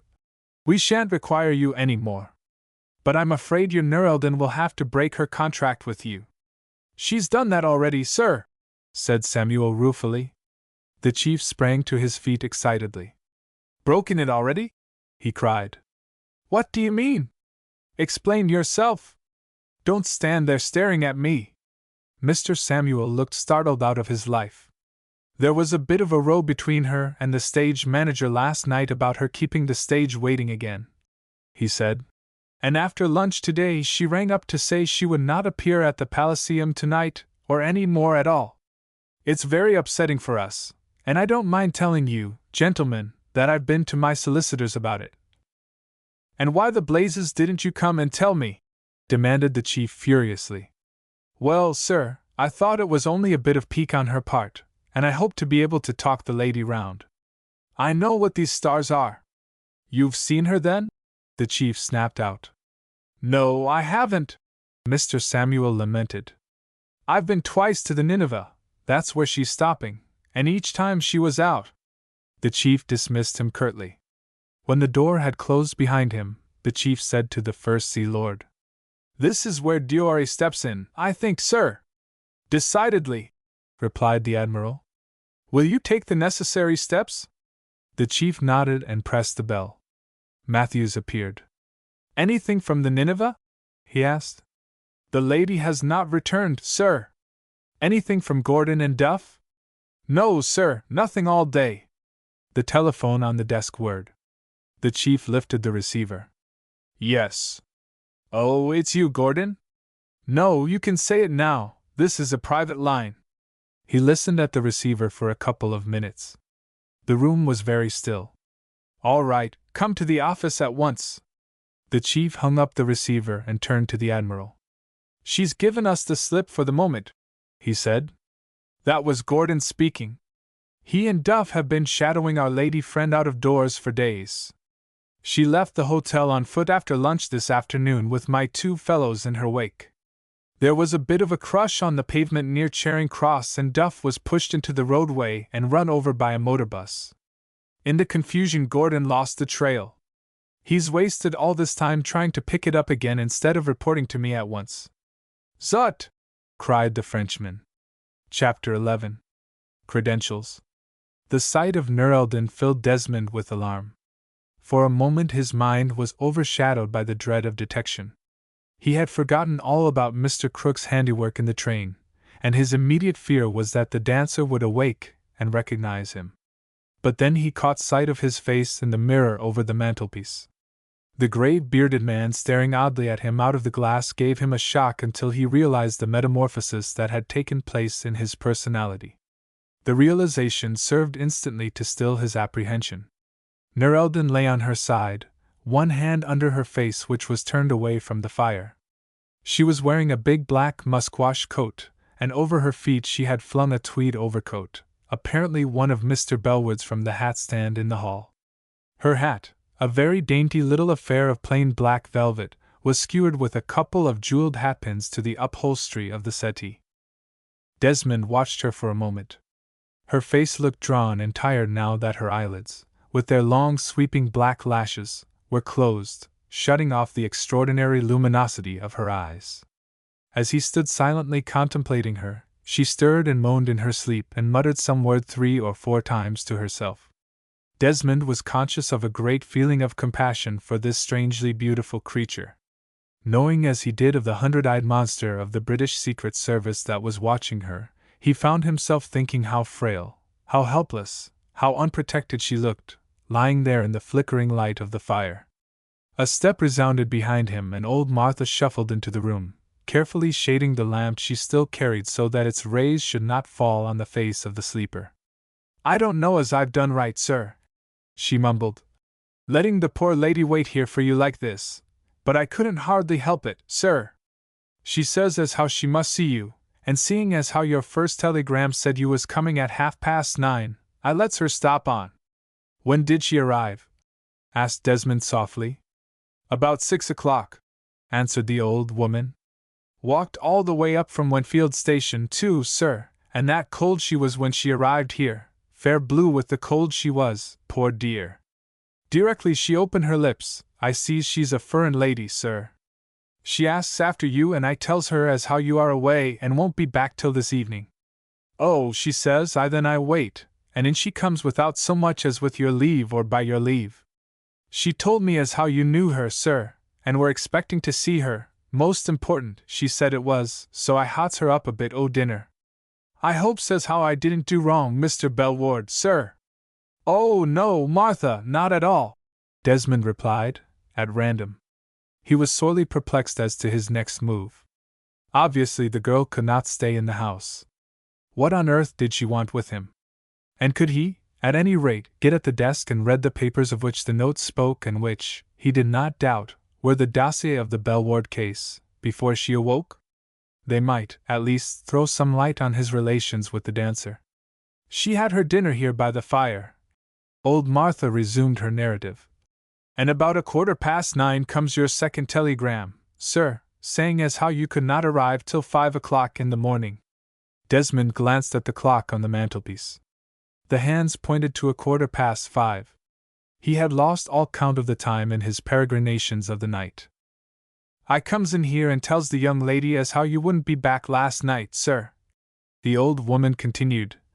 And she says, oh, she says, then, where shall I go, she says. Why don't you go home, my dear, says I, and pop round and see the master in the morning, I says, thinking the poor young lady lives about here. And then she tells me as how she come all the way from Lunnon and walked up from the station. As well you know, sir, the last train up leaves Winfield Station at 9:05, and so the poor young lady couldn't get back that night. So here she had to stop. I got the spare room ready for her and lit a nice fire and all, but she wouldn't go to bed not until she had seen you. I do hope as how I've not done wrong, sir. I says to Mr. Hill, I says. Desmond held up his hand to restrain her toothless babble. Neraldin had stirred and was sitting up, rubbing her eyes. Then she caught sight of Desmond and scrambled rather unsteadily to her feet. Monsieur Bellward? She said in French. Oh, how glad I am to see you! All right, Martha, said Desmond. See that the spare room is ready for this lady, and don't go to bed just yet. I shall want you to take this lady to her room. The old woman hobbled away, leaving the two alone. As soon as the door had closed behind her, Neraldin exclaimed, You know me, Hein? Desmond bowed in the most correct continental manner. Who does not know the charming Neraldin? He replied. No, Neraldin commanded with flashing eyes. No, not that name. I am Madame Leban, you understand, a Belgian refugee, from Termonde. Rather taken aback by her imperious manner, Desmond bowed again but said nothing. I received your letter, the dancer resumed, but I did not answer it as I did not require your assistance. But now I wish your help. It is unfortunate that you were absent from home at the very time I counted upon your aid. She flashed a glance at him as though awaiting an apology. I am extremely sorry, said Desmond. If I had but known. Neraldin nodded carelessly. I wish to pass the night here, she went on. In fact, I may be here for several days. They are becoming inconvenient in London, you understand. But the theatre, your professional engagements. Bah, I have left the theatre. I have had enough of these stupid English people. They know nothing of art. Desmond reflected a moment. Neraldin's manner was most perplexing. What on earth could induce her to adopt this tone of condescension towards him? It nettled him. He resolved to try and find out on what it was based. I am only too happy to be of assistance to you, he said, especially in view of the letter of introduction you sent me, but I must tell you plainly that what you ask is impossible. Impossible? Repeated Nureddin, stamping her feet. Impossible? Do you know what you are saying? Perfectly, replied Desmond negligently. Obviously, you must stay here for the rest of the night since you cannot return to London until the trains start running, but to stay here indefinitely as you propose to do is out of the question. People would talk. Then it is your business to see that they don't. Your letter of introduction came from one whom I am always anxious to oblige, Desmond went on. But the service he is authorized to claim from me does not entitle him to jeopardize my other activities. He drew a breath. It was a long shot. Would it draw her? It did. Nureddin fumbled in her bag, produced a leather pocket-book, and from it produced a slip of paper folded in two. Read that, she cried. And then you shall apologize. Desmond took the paper. It was a sheet torn from a book of German military field messages. Meldedienst message service was printed in German at the top, and there were blanks to be filled in for the date, hour, and place, and at the bottom a printed form of acknowledgement for the recipient to sign. In a large, ostentatious, upright German handwriting was written what follows: To all whom it may concern. The lady who is the bearer of this, whose description is set out over leaf, is entitled to the full respect and assistance of the German forces on land and sea and in the air, wherever it may be. Her person and property are inviolate. Given at our headquarters at Metz. Friedrich Wilhelm, Kronprinz des Deutschen Reichs. Across the signature was the impress of a green stamp, lozenge-shaped, inscribed, Headquarters of the Fifth Army, General Staff, September 21, 1914. On the back of the slip was a detailed description of Nureddin. Desmond bowed and handed the paper back to its owner. Madam must accept my humble excuses, he murmured, hardly knowing what he was saying, so great was his surprise. My house and services are at Madam's disposal. The other letter was from Count Plenbach, the Prince's aide-de-camp, whom I think you know, added the dancer in a mollified voice as she replaced the slip of paper in its pocket-book and stowed it away in her handbag. Then, looking up archly at Desmond, she said, Am I so distasteful, then, to have in your house? She made a charming picture. Her heavy fur coat had fallen open, disclosing her full round throat, very brown against the V-shaped opening of her white silk blouse. Her mouth was a perfect Cupid's bow, the upper lip slightly drawn up over her dazzlingly white teeth. Before Desmond could answer her question, if answer were needed, her mood had swiftly changed again. She put her hand out, a little brown hand, and laying it on his shoulder, looked up appealingly into his eyes. You will protect me, she said in a low voice. I cannot bear this hunted life. From this side, from that, they are closing in on me, and I am frightened, so very frightened. Promise you will keep me from harm.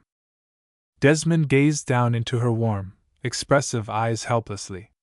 What she asked was impossible, he knew, but he was a soldier, not a policeman, he told himself, and under his breath he cursed the chief for landing him in such a predicament. To Nureddin he said gently, Tell me what has happened to frighten you. Who is hunting you? Is it the police? She withdrew her hand with a gesture of contempt. Bah! She said bitterly. I am not afraid of the police. Then she sank into a reverie, her gaze fixed on the dying embers of the fire.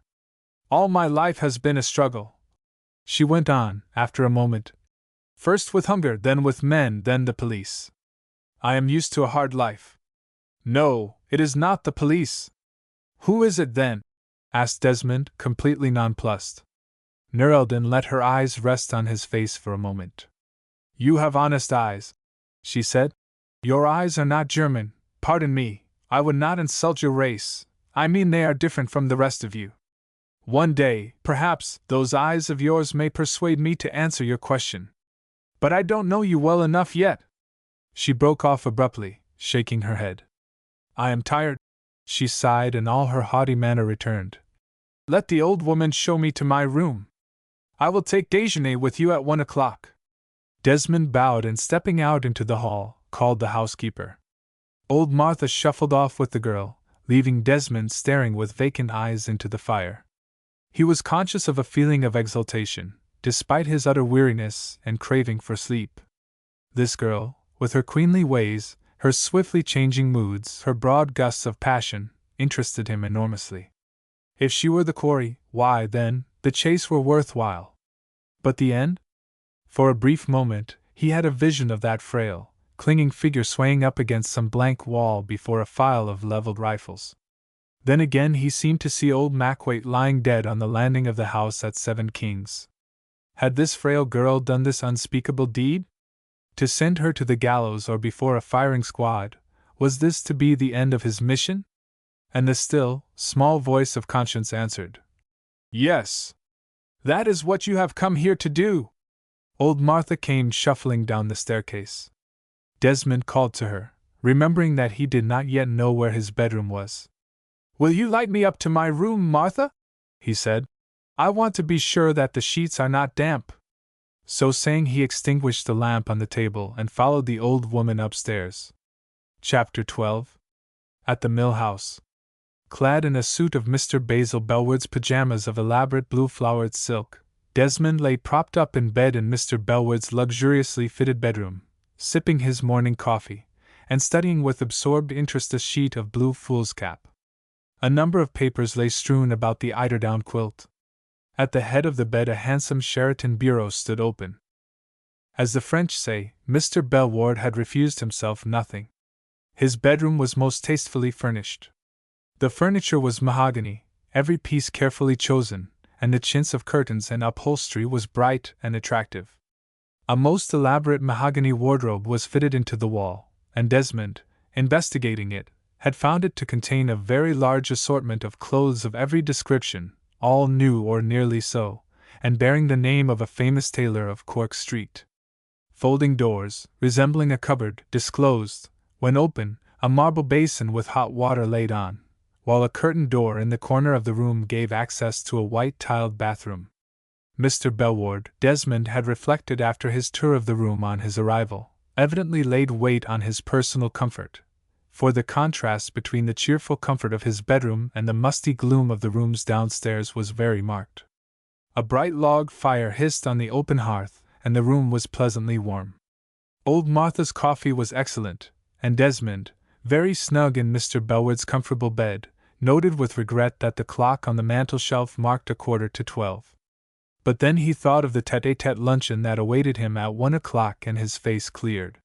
He didn't mind getting up so much after all. He fell again to the perusal of the documents which he had found, as indicated in the note from headquarters, in the desk by the bed. They were enclosed in 2 envelopes, one large, the other small, both without any superscription. The large envelope enclosed Mr. Bellwood's dossier, which consisted of a fairly detailed account of his private life, movements, habits and friends, and an account of his arrest. The small envelope contained Desmond's eagerly expected orders. Desmond examined the papers in the large envelope first. From them he ascertained that the house in which he found himself was called the Mill House, and was situated 2.5 miles from the station of Wentfield on the Great Eastern Railway in Essex. Mr. Bellwood had taken the place some 8 years before, having moved there from the Surrey Hills, but had been wont to spend not more than 2 months in the year there. For the rest of the time he travelled abroad, usually passing the winter months on the Riviera, and the spring in Switzerland or Italy. The war had brought about a change in his habits, and Harrogate, Buxton and Bath had taken the place of the continental resorts which he had frequented in peace time. When in residence at the Mill House, Mr. Bellwood had gone up to London nearly every morning, either walking or going by motor-cycle to the station, and not returning until dinner-time in the evening. Sometimes he passed the night in London, and on such occasions slept at a small hotel in Jermyn Street. His dossier included a long and carefully compiled list of the people he knew in London, mostly men of the rich business set, stockbrokers, manufacturers, solicitors, and the like. Against every name was set a note of the exact degree of intimacy existing between Bellwood and the man in question, and any other information that might serve Bellwood's impersonator in good stead.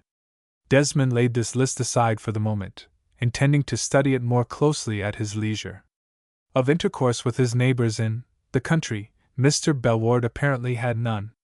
The mill house stood in a lonely part of the country, remote from the more thickly populated centers of Brentwood and Romford, on the edge of a wide tract of inhospitable marshland, known as Moorstedfen, intersected by those wide deep ditches which in this part of the world are known as dikes.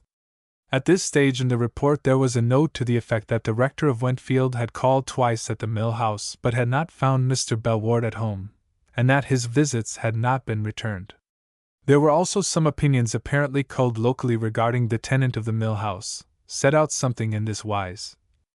Landlord of the Red Lion, Wentfield, the gentleman has never been to the Red Lion, but sometimes orders my Ford car and always pays regularly. The station master at Wentfield, a gentleman who keeps himself to himself but very liberal with his money. Sir Marsham Dykes of the Chase, Stanning, a damned unsociable churlish fellow. Mr. Tracy Wentfield, of the Channings, Home Green, a very rude man. He slammed the front door of the house in my face when I went to ask him for a contribution to our cottage hospital. It is not my habit to repeat idle gossip, but they do say he is a heavy drinker. There was a lot more of this sort of thing, and Desmond turned from it with a smile to take up the account of Bellward's arrest. It appeared that, about a fortnight before, on the eve of the departure for France of a very large draft of troops, a telegram was handed in at the East Strand Telegraph Office addressed to Bellward. This telegram ran thus: Bellward, Bellward Hotel, Jermyn Street. Shipping to you Friday 22,000. Please advise correspondence. M. Ortimer. The authorities were unable to deliver this telegram as no such an hotel as the Hotel Bellward was found to exist in Jermyn Street. An examination of the address showed clearly that the sender had absent-mindedly repeated the addressee's name in writing the name of the hotel. An advice was therefore addressed to the sender, Mortimer, at the address he had given on the back of the form, according to the regulations, to inform him that his telegram had not been delivered. It was then discovered that the address given by Mortimer was fictitious.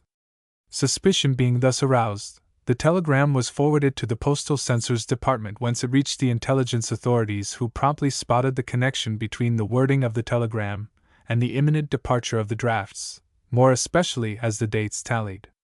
Thereupon, Mr. Bellward was hunted up and ultimately traced by his correspondents to the mill house. He was not found there, but was eventually encountered at his London hotel, and requested to appear before the authorities with a view to throwing some light on Mortimer. Under cross-examination, Bellward flatly denied any knowledge of Mortimer, and declared that a mistake had been made. He cited various well-known city men to speak for his bona fides and protested violently against the action of the authorities in doubting his word. It was ultimately elicited that Bellward was of German birth and had never been naturalized, and he was detained in custody while a search was made at the mill house. The search was conducted with great discretion, old Martha being got out of the way before the detectives arrived and a careful watch being kept to avoid any chance of interruption. The search had the most fruitful results. Hidden in a secret drawer of the Sheraton desk in Bellward's bedroom was found a most elaborate analysis of the movements of the transports to France, extremely accurate and right up to date. There was absolutely no indication, however, as to whence Bellward received his reports, and how or to whom he forwarded them. It was surmised that Mortimer was his informant, but an exhaustive search of the post office files of telegrams dispatched showed no trace of any other telegram from Mortimer to Bellward save the one in the possession of the authorities. As for Mortimer, he remained a complete enigma. That, summarized, was the gist of the story of Bellward's arrest.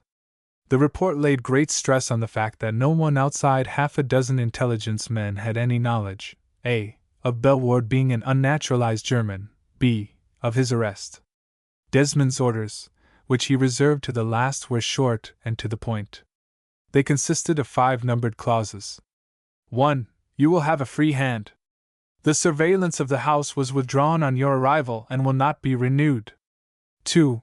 You will not leave the house until further orders. 3. You will keep careful note of any communication that may be made to you, whether verbal or in writing, of whatever nature it is. When you have anything to be forwarded, ring up 700 slanting on the telephone and give Bellward's name. You will hand your report to the first person calling at the house thereafter asking for the letter from Mr. Elias. 4. If help is urgently required, ring up 700 Standing and ask for Mr. Elias. Assistance will be with you within 15 minutes after. This expedient must only be used in the last extremity. 5. Memorize these documents and burn the lot before you leave the house. Handy fellow, Mr. Elias, was Desmond's commentary, as he sprang out of bed and made for the bathroom. At 1:45 he was ready dressed, feeling very scratchy and uncomfortable about the beard which he had not dared to remove owing to Nerelden's presence in the house. Before he left the bedroom, he paused a moment at the desk, the documents of the Bellward case in his hands. He had a singularly retentive memory, and he was loath to have these compromising papers in the house whilst Nerelden was there. He took a quick decision and pitched the whole lot into the fire, retaining only the annotated list of Mr. Bellwood's friends. This he placed in his pocket-book and, after watching the rest of the papers crumble away into ashes, went downstairs to lunch. Nerelden was in the drawing-room, a long room with 2 high windows which gave on a neglected-looking garden. A foaming, churning brook wound its way through the garden, among stunted bushes and dripping willows, obviously the mill race from which the house took its name. The drawing-room was a bare, inhospitable room, studded here and there with uncomfortable-looking early Victorian armchairs swathed in dust-proof cloths. A fire was making an unsuccessful attempt to burn in the open grate. Nerelden turned as he entered the room. She was wearing a grey cloth tailor-made with a white silk blouse and a short skirt showing a pair of very natty brown boots. By contrast with her ugly surroundings she looked fresh and dainty. Her eyes were bright and her face as smooth and unwrinkled as a child's. "Bonjour!" she cried gaily. "Ah! But I am undry. It is the air of the country. I love so the country. I hope you slept well, madam," said Desmond solicitously, looking admiringly at her trim figure. "Like a dead man," she replied with a little laugh, translating the French idiom. "Shall we make a little promenade after the déjeuner? And you shall show me your pretty English country, voulez-vous? You see, I am dressed for le footing." She lifted a little brown foot. They had a delightful luncheon together. Old Martha, who proved to be quite a passable cook, waited on them. There was some excellent burgundy and a carafe of old brandy with the coffee. Nerelden was in her most gracious and captivating mood. She had dropped all her arrogance of their last interview and seemed to lay herself out to please. She had a keen sense of humor and entertained Desmond vastly by her anecdotes of her stage career, some not a little risque, but narrated with the greatest bonhomie. But, strongly attracted as he was to the girl, Desmond did not let himself lose sight of his ultimate object. He let her run on as gaily as she might, but steadily, relentlessly he swung the conversation round to her last engagement at the Palaceum. He wanted to see if she would make any reference to the murder at Seven Kings. If he could only bring in old Mackwaite's name, he knew that the dancer must allude to the tragedy. Then the unexpected happened. The girl introduced the old comedian's name herself. "The only pleasant memory I shall preserve of the Palaceum," she said in French, "is my meeting with an old comrade of my youth. Imagine, I had not seen him for nearly 20 years. Monsieur Mackwaite, his name is. We used to call him Monsieur Arthur in the old days when I was the child acrobat of the Dupont troupe. Such a charming fellow, and not a bit changed. He was doing a deputy turn at the Palaceum on the last night I appeared there. And he introduced me to his daughter. En belle Anglaise. I shall hope to see my old friend again when I go back to London." Desmond stared at her. If this were acting, the most hardened criminal could not have carried it off better. He searched the girl's face. It was frank and innocent. She ran on about Mackwaite in the old days, his kindliness to everyone, his pretty wife, without a shadow of an attempt to avoid an unpleasant topic. Desmond began to believe that not only did the girl have nothing to do with the tragedy but that actually she knew nothing about it. "Did you see the newspapers yesterday?" he asked suddenly. "My friend," said Nerelden, shaking her curls at him, "I never read your English papers. There is nothing but the war in them. And this war! She gave a little shudder and was silent. At this moment old Martha, who had left them over their coffee and cigarettes, came into the room. "There's a gentleman called to see you, sir," she said to Desmond. Desmond started violently. He was scarcely used to his new role as yet. "Who is it, Martha?" he said, mastering his agitation. "Mr. Mortimer," mumbled the old woman in her tired voice. "At least that's what he said his name was. The gentleman hadn't got a card." Nerldon sprang up from her chair so vehemently that she upset her coffee. "Don't let him come in!" she cried in French. "Did you say I was in?" Desmond asked the old housekeeper, who was staring at the dancer. "Why, yes, sir," the woman answered. Desmond made a gesture of vexation. "Where is this Mr. Mortimer?" he asked. "In the library, sir." "Tell him I will be with him at once." Martha hobbled away and Desmond turned to the girl. "You heard what my housekeeper said? The man is here. I shall have to see him." Nerldon, white to the lips, stood by the table, nervously twisting a little handkerchief. "Non," she said rapidly. "You must not see him. He has come to find me." "Ah!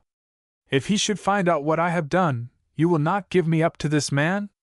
"You need not see him," Desmond expostulated gently. "I will say you are not here. Who is this Mortimer that he should seek to do you harm?" "My friend," said the dancer sadly. "He is my evil genius. If I had dreamt that you knew him, I would never have sought refuge in your house." "But I've never set eyes on the man in my life," exclaimed Desmond. The dancer shook her head mournfully at him. "Very few of you have, my friend," she replied. "But you are all under his orders, n'est-ce pas?" Desmond's heart leaped.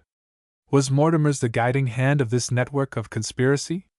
"I've trusted you, monsieur," Nerldon continued in a pleading voice. "You will respect the laws of hospitality, and hide me from this man. You will not give me up. Promise it, my friend?" Desmond felt strangely moved. Was this a callous murderess, a hired spy, who, with her great eyes brimming over with tears, entreated his protection so simply, so appealingly? "I promise I will not give you up to him, mademoiselle," he said, and hated himself in the same breath for the part he had to play.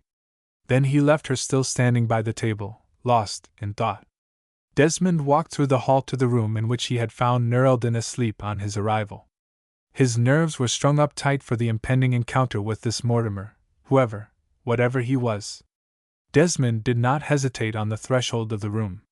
He quietly opened the door and walked in. A man in a black and white check suit with white gaiters stood on the hearthrug, his hands tucked behind his back. He had a curiously young old appearance, such as is found in professors and scientists of a certain type. This suggestion was probably heightened by the very strong spectacles he wore, which magnified his eyes until they looked like large colored marbles. He had a heavy curling mustache resembling that affected by the late Lord Randolph Churchill. There was a good deal of mud on his boots, showing that he had come on foot. The two men measured one another in a brief but courteous glance. Desmond wondered what on earth this man's profession was. He was quite unable to place him. "Mr. Bellward?" said Mortimer, in a pleasant, cultivated voice. "I am pleased to have this opportunity of meeting you personally." Desmond bowed and muttered something conventional. Mortimer had put out his hand, but Desmond could not nerve himself to take it. Instead, he pushed forward a chair. "Thanks," said Mortimer, sitting down heavily. "I've had quite a walk across the fen. It's pleasant out but damp. I suppose you didn't get my letter?" "Which letter was that?" asked Desmond. "Why, the one asking you to let me know when you would be back so that we might meet at last." Desmond shook his head. "No," he said, "I didn't get that one. It must have gone astray. As a matter of fact," he added, "I only got back this morning." "Oh, well then, I am fortunate in my visit," said Mortimer. "Did everything go off all right?" "Oh, yes," Desmond hastened to say, not knowing what he was talking about. "Everything went off all right. I don't in the least grudge you the holiday," the other observed. "One should always be careful to pay the last respects to the dead. It makes a good impression. That is so important in some countries." He beamed at Desmond through his spectacles. Was there anything left in your absence? He asked. No, there would be nothing, I suppose. Desmond took a firm resolution. He must know what the man was driving at. I don't know what you mean, he said bluntly. God bless my soul! Ejaculated Mortimer, turning round to stare at him through his grotesque glasses. And then he said very deliberately in German, War niemand de? Desmond stood up promptly. What do you want with me? He asked quietly. And why do you speak German in my house? Mortimer gazed at him blankly. Excellence, most excellent, he gasped. I love prudence. My friend, where are your eyes? He put a large, firm hand up and touched the upper edge of the left lapel of his jacket. Desmond followed his gesture with his eyes and saw the other's first finger resting on the shiny glass head of a black pin. Almost instinctively Desmond imitated the gesture. His fingers came into contact with a glass-headed pin similarly embedded in the upper edge of the lapel of his own coat. Then he understood. This must be the distinguishing badge of this confraternity of spies. It was a clever idea, for the black pin was practically invisible, unless one looked for it, and even if seen, would give rise to no suspicions. It had obviously escaped the notice of the chief and his merry men, and Desmond made a mental resolve to rub this omission well into his superior on the first opportunity. He felt he owed the chief one. Mr. Mortimer cleared his throat, as though to indicate the conclusion of the episode. Desmond sat down on the settee. Nothing came while I was away, he said. Now that you are back, Mortimer remarked, polishing his glasses with a bandana handkerchief, the service will be resumed. I have come to see you, Mr. Bellward, he went on, turning to Desmond. Contrary to my usual practice, mainly because I wish to confirm by personal observation the very favorable opinion I had formed of your ability from our correspondence. You have already demonstrated your discretion to me. If you continue to show that your prudence is on a level with your zeal, believe I shall not prove myself ungrateful. So saying, he settled his glasses on his nose again. The action woke Desmond from a brown study. During the operation of wiping his spectacles, Mr. Mortimer had given Desmond a glimpse of his eyes in their natural state without the protection of those distorting glasses. To his intense surprise, Desmond had seen, instead of the weak, blinking eyes of extreme myopia, a pair of keen piercing eyes with the clear whites of perfect health. Those blue eyes, set rather close together, seemed dimly familiar. Someone, somewhere, had once looked at him like that. You are too kind, murmured Desmond, grappling for the thread of the conversation. Mortimer did not apparently notice his absent-mindedness. Everything has run smoothly, he resumed, on the lines on which we have been working hitherto, but more important work lies before us. I have found it necessary to select a quiet rendezvous where I might have an opportunity of conferring in person with my associates.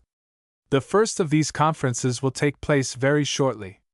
I count upon your attendance, Bellward. I shall not fail you, replied Desmond.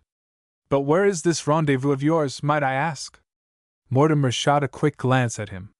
You shall know in good time, he answered drily. Then he added, Do you mind if I have a few words with Nerelden before I go? The unexpected question caught Desmond off his guard.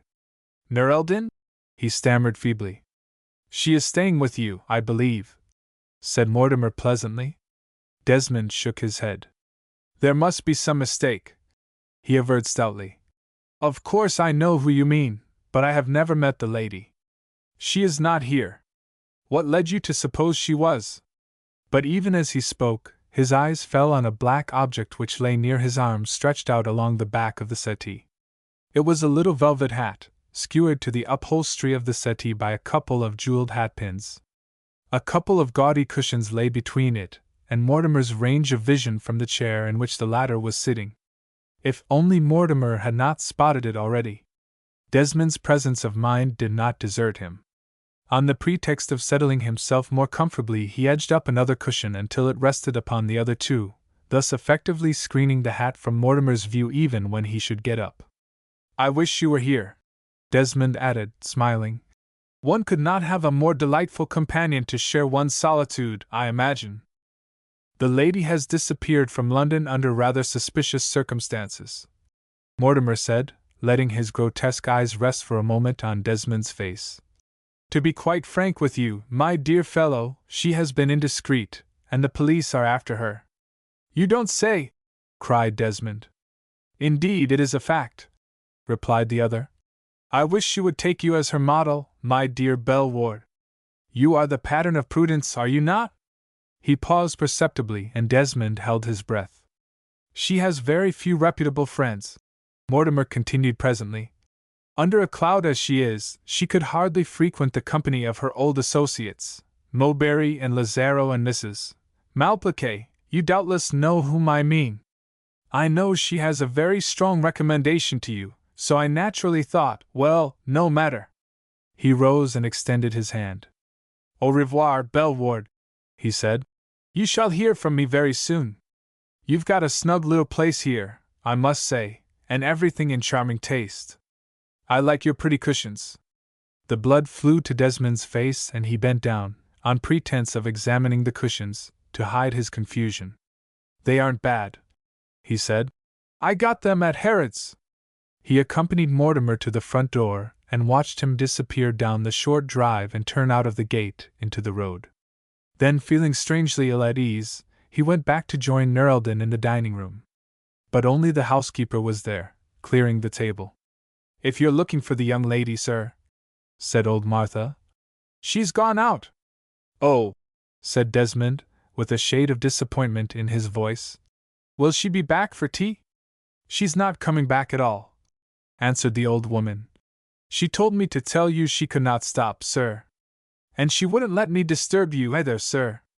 But did she leave no note or anything for me? Asked Desmond. No, sir, answered old Martha as she folded up the cloth. Gone. Desmond stared gloomily out at the sopping garden with an uneasy feeling that he had failed in his duty. Chapter 13. What Shakespeare's Comedies Revealed. In a very depressed frame of mind, Desmond turned into the library. As he crossed the hall, he noticed how cheerless the house was. Again there came to him that odor of mustiness, of all smells the most eerie and drear, which he had noticed on his arrival. Somehow, as long as Nerldon had been there, he had not remarked the appalling loneliness of the place. A big log fire was blazing cheerfully in the grate, throwing out a bright glow into the room which, despite the early hour, was already wreathed in shadows. Wearily Desmond pulled a big armchair up to the blaze and sat down. He told himself that he must devote every minute of his spare time to going over in his mind the particulars he had memorized of Mr. Bellward's habits and acquaintanceships. He took the list of Bellward's friends from his pocket-book. But this afternoon he found it difficult to concentrate his attention. His gaze kept wandering back to the fire, in whose glowing depths he fancied he could see a perfect oval face with pleading eyes and dazzling teeth looking appealingly at him. Nerldon! What an entrancing creature she was! What passion lurked in those black eyes of hers, in her moods, swiftly changing from gusts of fierce imperiousness to gentle airs of feminine charm! What a frail little thing she was to have fought her way alone up the ladder from the lowest rung to the very top! She must have character and grit, Desmond decided, for he was a young man who adored efficiency. To him efficiency spelled success. But a spy needs grit, he reflected, and Nerldon had many qualities which would enable her to win the confidence of men. Hadn't she half captivated him, the would-be spy-catcher, already? Desmond laughed ruefully to himself. Indeed, he mused, things looked that way. What would the chief say if he could see his prized young man, his white-headed boy, sitting sentimentalizing by the fire over a woman who was, by her own confession, practically an accredited German agent? Desmond thrust his chin out and shook himself together. He would put the feminine side of Nerldon out of his head. He must think of her henceforth only as a member of the band that was spotting targets for those sneaking, callous brutes of U-boat commanders. He went back to the study of the list of Mr. Bellward's friends. But he found it impossible to focus his mind upon it. Do what he would, he could not rid himself of the sensation that he had failed at the very outset of his mission. He was, indeed, he told himself, the veriest tyro at the game. Here he had under his hand in turn Nerldon and Mortimer, who, he made no doubt, was the leader of the gang which was so sorely troubling the chief, and he had let both get away without eliciting from either even as much as their address. By the use of a little tact, he had counted on penetrating something of the mystery enveloping the dancer and her relationship with the gang, for he thought he divined that Nur el-Din was inclined to make him her confidant. With the information thus procured, he had hoped to get onto the track of the leader of the band. But that ugly brute, Mortimer, with his goggle eyes, had spoiled everything. His appearance had taken Desmond completely by surprise. To tell the truth, it had thrown our young man rather off his guard. If only I might have had a little longer acquaintance with my part, he reflected bitterly as he sat by the fire. I should have been better able to deal with that pompous ass. Afterwards, when thinking over the opening events of this extraordinary episode of his career, Desmond rather wondered why he had not followed Mortimer out of the house that afternoon and tracked him down to his hiding place. But, as a matter of fact, the idea did not occur to him at the time. His orders were positive not to leave the house, and he never even thought of breaking them, at any rate, not then. His orders, also, it is true, were to report to headquarters any communication that might be made to him, but these instructions, at least as far as Nur el-Din's and Mortimer's visits were concerned, he resolved to ignore. For one thing, he felt angry with the chief who, he argued rather irrationally, ought to have foreseen and prevented Mortimer thus taking him by surprise.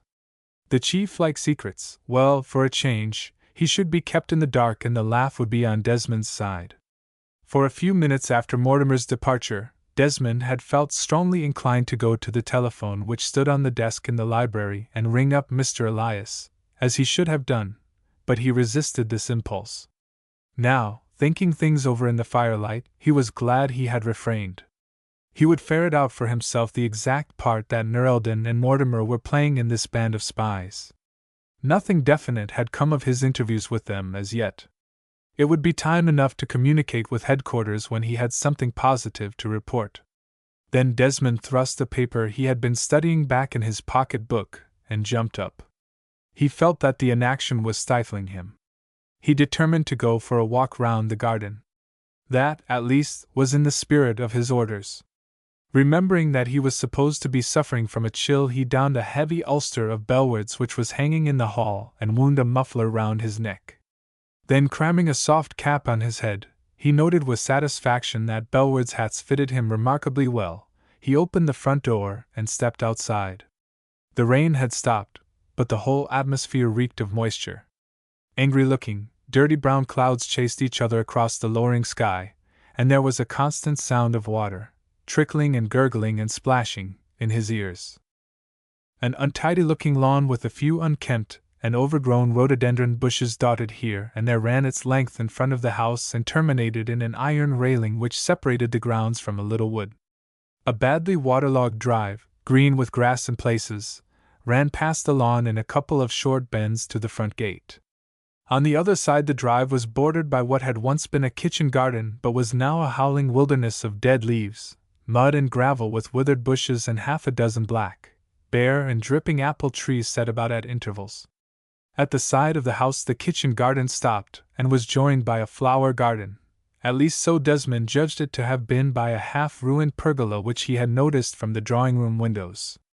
Through the garden ran the mill race which poured out of the grounds through a field and under a little bridge spanning the road outside. Desmond followed the drive as far as the front gate.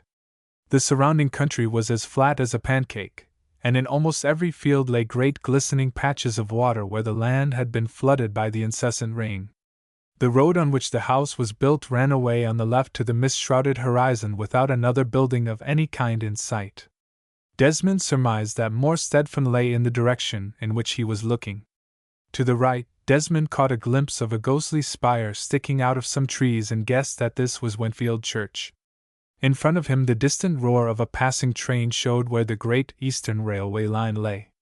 More depressed than ever by the utter desolation of the scene, Desmond turned to retrace his steps to the house. Noticing a path traversing the kitchen garden, he followed it. It led to the back of the house, to the door of a kind of lean-to shed. The latch yielded on being pressed and Desmond entered the place. He found himself in a fair-sized shed, very well and solidly built of pitch pine, with a glazed window looking out on the garden, a table and a couple of chairs, and a large cupboard which occupied the whole of one side of the wall of the house against which the shed was built. In a corner of the shed stood a very good-looking Douglas motorcycle, and on a nail on the wall hung a set of motorcyclists' overalls. A few petrol cans, some full, some empty, stood against the wall. Desmond examined the machine. It was in excellent condition, beautifully clean, the tank half full of spirits. A little dry sand on the tires showed that it had been used fairly recently. Old man Bellwood's motorbike that he goes to the station on, Desmond noted mentally. But what's in the big cupboard, I wonder? Tools, I expect. Then he caught sight of a deep drawer in the table.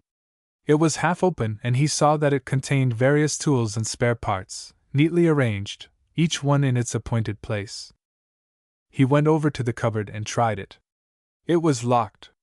Desmond had little respect for Mr. Bellwood's property, so he went over to the tool drawer and selected a stout chisel with which to burst the lock of the cupboard.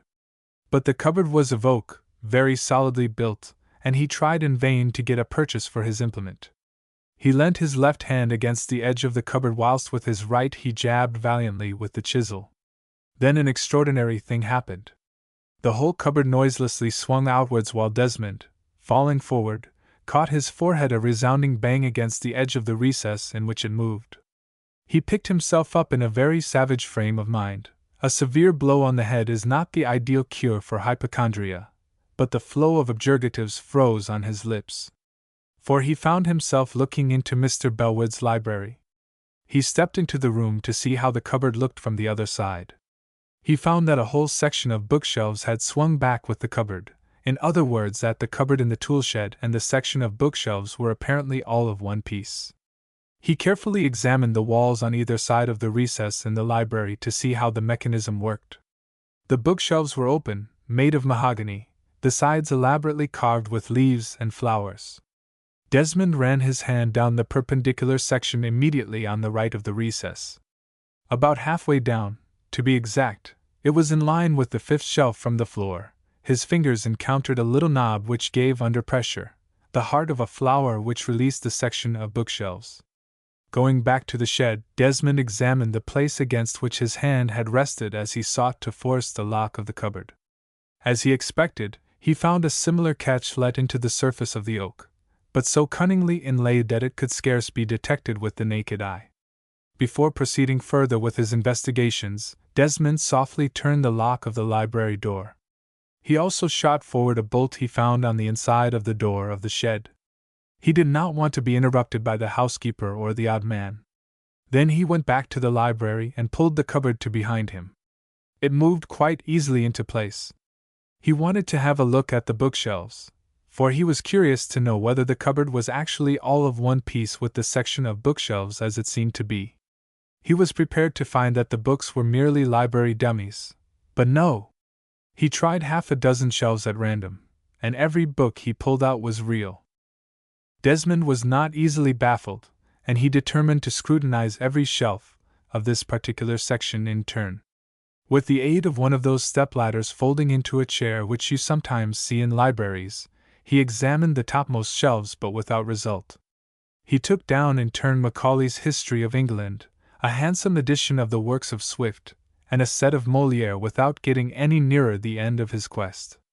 The fourth shelf from the top was devoted to a library edition of Shakespeare, large books bound in red morocco. Desmond, who by this time was getting cramp in the arms from stretching upwards and had made his hands black with dust, pulled out a couple of volumes at hazard from the set, and found them real books like the rest. "Oh, damn!" he exclaimed, and had half a mind to abandon the search and have a go with hammer and chisel at the cupboard in the shed. By this time it was almost dusk in the library, and Desmond, before abandoning the search, struck a match to have a final rapid glance over the shelves. The light showed him a curious flatness about the backs of the last 6 volumes of Shakespeare. He dropped the match and laid hold of a volume of the comedies. It resisted. He tugged. Still it would not come. Exerting all his strength, he pulled. The gilt-lettered backs of the last 6 volumes came away in his hands in one piece, and he crashed off the ladder to the ground. This time he did not swear. He picked himself up quickly, lit the lamp on the table by the window, and brought it over to the bookcase. Where Shakespeare's comedies had stood was now a gaping void with a small key stuck in a lock, above a brass handle. Desmond mounted on the steps again, and eagerly turned the key. Then he grasped the handle and pulled. The section of bookshelves swung back like a door, and he found himself face to face with a great stack of petrol cans. They lay in orderly piles stretching from the floor to the top of the bookshelves near the railing, several tiers deep. At a rough computation, there must have been several hundred cans in the recess. And they were all full. In a flash, Desmond realized what his discovery signified. The motorcycle in the shed without was the connecting link between Bellward and the man with whom he was cooperating in the organization. Under pretext of reading late in his library, Bellward would send old Martha to bed, and once the house was quiet, sally forth by his secret exit and meet his confederate. Even when he was supposed to be sleeping in London, he could still use the mill house for a rendezvous, entering and leaving by the secret door, and no one a bit the wiser. In that desolate part of Essex, the roads are practically deserted after dark. Bellward could come and go much as he pleased on his motorcycle. Where he stopped, he always had the excuse ready that he was going to, or returning from the station. The few petrol cans that Desmond had seen openly displayed in the shed without seemed to show that Bellward received a small quantity of spirit from the petrol board to take him to and from the railway. The cache, so elaborately concealed, however, pointed to long journeys. Did Bellward undertake these trips to fetch news or to transmit it? And who was his confederate? Whom did he go to meet? Not Mortimer, for he had only corresponded with Bellward. Nor was it Nerelden, for she had never met Bellward either. Who was it then? Chapter 14. Barbara takes a hand. No luck, Mr. Marigold, said the assistant provost marshal. I'm sorry, but there it is. We've made every possible inquiry about this private, he glanced at the buff-colored leave pass in his hand. This Gunner Barling, but we can't trace him so far. He should have gone back to France the afternoon before the day on which you found his pass. But he hasn't rejoined his unit. He's been posted as an absentee, and the police have been warned. I'm afraid we can't do any more than that. The detective looked at the officer with mild reproach in his eyes. Dear, he replied. And I made sure you'd be able to trace him with that pass. He clicked his tongue against his teeth and shook his head. Dear, he said again. What's the feller been up to? Asked the APM. Detectives have a horror of leading questions, and Mr. Marigold shrank visibly before the directness of the other's inquiry. Before replying, however, he measured the officer with his calm, shrewd eye. Mr. Marigold was not above breaking his own rules of etiquette if thereby he might gain a useful ally. Well, Captain Beardiston, he answered slowly, I'll tell you because I think that you may be able to help me a little bit. It's part of your work to look after deserters and absentees and those sort of folk, isn't it? The APM groaned. Part of my work? He repeated. It seems to be my whole life ever since I came back from the front. If you want to know what this young fellow has been up to, said Mr. Marigold in his even voice, it's murder, if I'm not mistaken. Murder? Echoed the other in surprise. Why, not the Seven Kings murder, surely? The detective gave a brisk nod. That's it, he replied. I'm in charge of that case, if you follow me. I found that pass in the front garden of the Mackwaite's house in Laleham Villas, half trodden into the earth of the flower bed by a heavy boot, a service boot, studded with nails. There had been a lot of rain in the night, and it had washed the mosaic-tiled pathway up to the front door almost clean. When I was having a look round the garden, I picked up this pass, and then I spotted the trace of service boots, a bit faint, on the beds. You know the way the nails are set in the issue boots? The officer nodded. I ought to know that footprint, he said. It's all over the roads in northern France. We made inquiries through you, the detective resumed. And when I found that this Gunner Barling, the owner of the pass, was missing, well, you will admit, it looked a bit suspicious. Still, you know, the APM objected. This man appears to have the most excellent character. He's got a clean sheet, He's never gone absent before. And he's been out with his battery almost since the beginning of the war. I'm not making any charge against him as yet, answered the detective, picking up his hat. But it would interest me very much indeed, Captain Beardiston, to have 5 minutes' chat with this gunner. And so I ask you to keep a sharp lookout for a man answering to his description, and if you come across him, freeze on to him hard, and give me a ring on the telephone. Right you are, said the officer. I'll hold him for you, Mr. Marigold. But I hope your suspicions are not well-founded. For a brief moment the detective became a human being. And so do I, if you want to know, he said.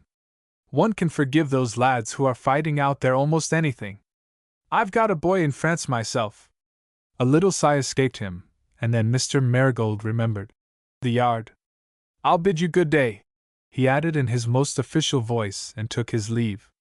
He walked down the steps by the Duke of York's column and through the Horse Guards into Whitehall, seemingly busy with his own thoughts. A sprucely dressed gentleman who was engaged in the exciting and lucrative sport of war profiteering turned color, and hastily swerved out towards the park as he saw the detective crossing the Horse Guards parade.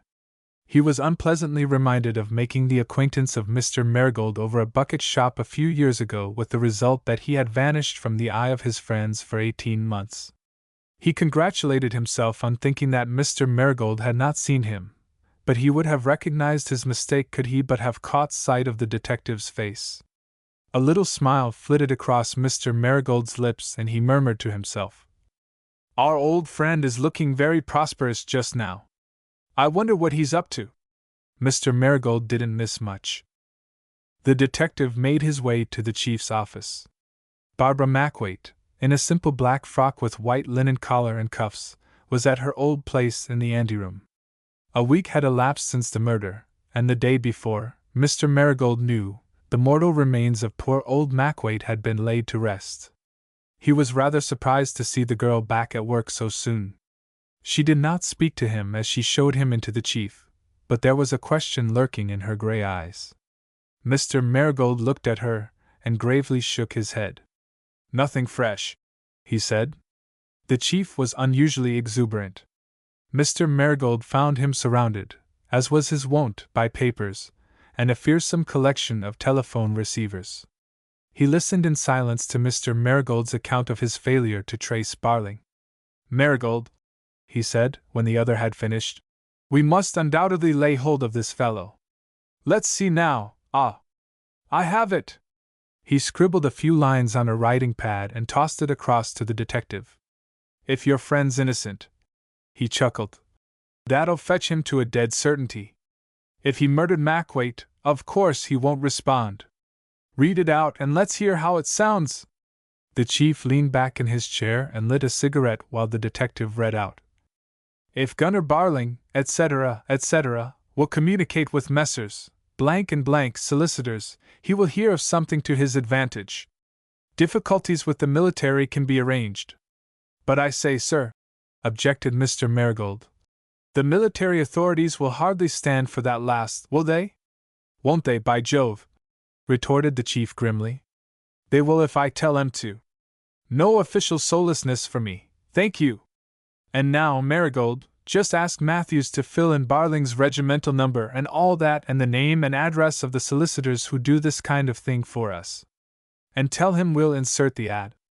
Daily until further notice in the Mail, Chronicle, Daily News, Sketch, Mirror, Evening News, and Star," put in Mr. Marigold, who had radical tendencies. "The Star, too, by all means. That ought to cover the extent of your pal's newspaper reading, I fancy, Marigold." "Right." He held out a hand in farewell. But Mr. Marigold stood his ground. He was rather a slow mover, and there were a lot of things he wanted to discuss with the chief. "I was very sorry to see poor Major Okewood in the casualty list this morning, sir," he said. "I was going to ask you." "Ah, terrible, terrible," said the chief. Then he added, "Just tell Miss Mackwaite I want her as you go out, will you?" The detective was used to surprises, but the chief still bowled him out occasionally. Before he knew what he was doing, Mr. Marigold found himself in the anteroom doing as he was bid. As soon as her father's funeral was over, Barbara had insisted on returning to work. The whole ghastly business of the murder and the inquest that followed seemed to her like a bad dream which haunted her day and night. By tacit consent, no one in the office had made any further allusion to the tragedy. She had just slipped back into her little niche, prompt, punctual, efficient as ever. "No, it's not for the letters," the chief said to her as she came in with her notebook and pencil. "I'm going to give you a little trip down to the country this afternoon, Miss Mackwaite, to Essex, the mill house, Wentfield. You know whom it is you are to see, eh? I'm getting a little restless as we've had no reports since he arrived there. I had hoped by this to have been able to put him on the track of Nur Eldin, but for the moment it looks as if we had lost the scent. But you can tell our friend all we know about the lady's antecedents, what we had from my French colleague the other day, you know? Let him have all the particulars about this Barling case. You know about that, don't you? Good, and see here, try and find out from our mutual friend what he intends doing. I don't want to rush him, don't let him think that, but I should rather like to discover whether he has formed any plan. And now you get along. There's a good train about 3 which gets you down to Wentfield in just under the hour. Take care of yourself. See you in the morning." Pressing a bell with one hand and lifting up a telephone receiver with the other, the chief immersed himself again in his work. He appeared to have forgotten Miss Mackwaite's very existence. At 4:45 that evening, Barbara unlatched the front gate of the mill house and walked up the drive. She had come on foot from the station, and the exercise had done her good. It had been a deliciously soft, balmy afternoon, but with the fall of dusk a heavy mist had come creeping up from the sodden, low-lying fields and was spreading out over the neglected garden of Mr. Bellward's villa as Barbara entered the avenue. The damp gloom of the place, however, depressed her not at all. She exulted in the change of scene and the fresh air. Besides, she knew that the presence of Desmond Okewood would dispel the vague fears that had hung over her incessantly ever since her father's murder. She had only met him twice, she told herself when this thought occurred to her, but there was something bracing and dependable about him that was just the tonic she wanted. A porter at the station, who was very intelligent as country porters go, had told her the way to the mill house. The way was not easy to find, for there were various turns to make, but, with the aid of such landmarks as an occasional inn, a pond or a barn, given her by the friendly porter, Barbara reached her destination. Under the porch she pulled the handle of the bell, all dank and glistening with moisture, and heard it tinkle loudly somewhere within the house. How lonely the place was, thought Barbara with a little shiver. The fog was growing thicker every minute, and now seemed suspended like a vast curtain between her and the drive. Somewhere in the distance she heard the hollow gurgling of a stream. Otherwise there was no sound. She rang the bell again rather nervously and waited. In her bag she had a little torchlight, for she was a practical young person, and taking it out, she flashed it on the door. It presented a stolid, impenetrable oaken front. She stepped out into the fog and scanned the windows, which were already almost lost to view. They were dark and forbidding. Again she tugged at the bell. Again, with the groaning of wires, responded the hollow tinkle. Then silence fell once more. Barbara began to get alarmed. What had happened to Major Okewood? She had understood that there was no question of his leaving the house until the chief gave him the word. Where, then, was he? He was not the man to disobey an order. Rather than believe that, she would think that something untoward had befallen him. Had there been foul play here, too? A sudden panic seized her. She grasped the bell and tugged until she could tug no more. The bell jangled and pealed and clattered reverberatingly from the gloomy house, and then, with a jarring of wires, relapsed into silence. Barbara beat on the door with her hands, for there was no knocker, but all remained still within. Only the dank mist swirled and ever denser about her as she stood beneath the dripping porch. "This won't do," said Barbara, pulling herself together. "I mustn't get frightened, whatever I do. Major Okewood is very well capable of defending himself. What's happened is that the man has been called away and the servants have taken advantage of his absence to go out. Barbara, my dear, you'll just have to foot it back to the station without your tea." She turned her back on the door and, torch in hand, plunged resolutely into the fog bank. The mist was bewilderingly thick. Still, by going slow and always keeping the gravel under her feet, she reached the front gate and turned out on the road. Here the mist was worse than ever.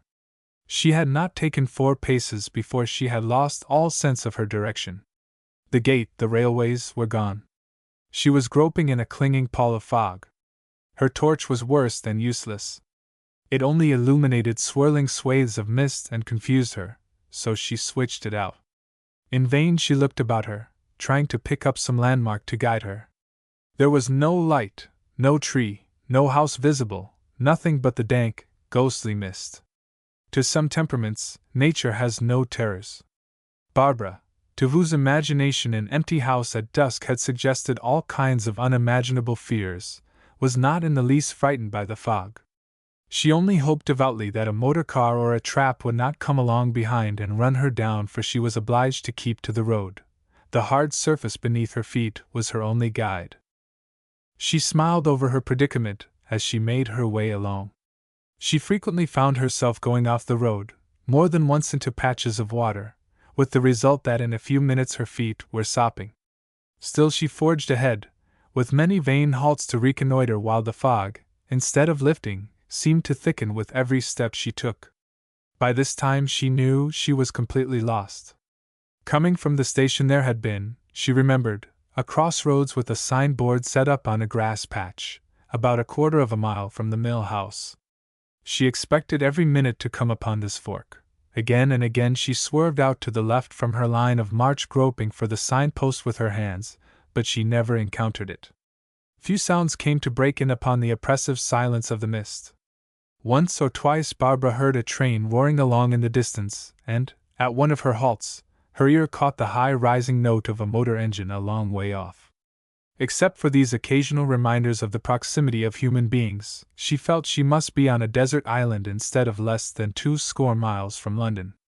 Her wrist watch showed her that she had walked for an hour when she heard a dog barking somewhere on the left of the road.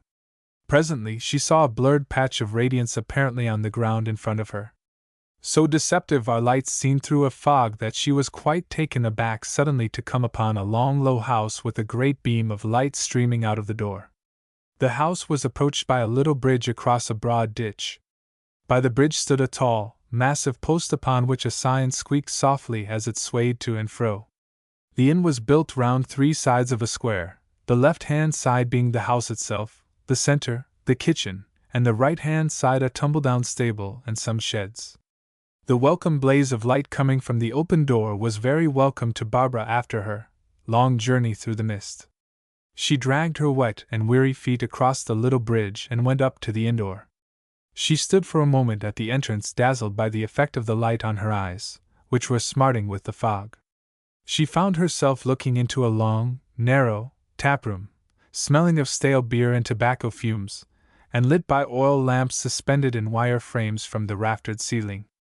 The windows were curtained in cheerful red rep, and the place was pleasantly warmed by a stove in one corner.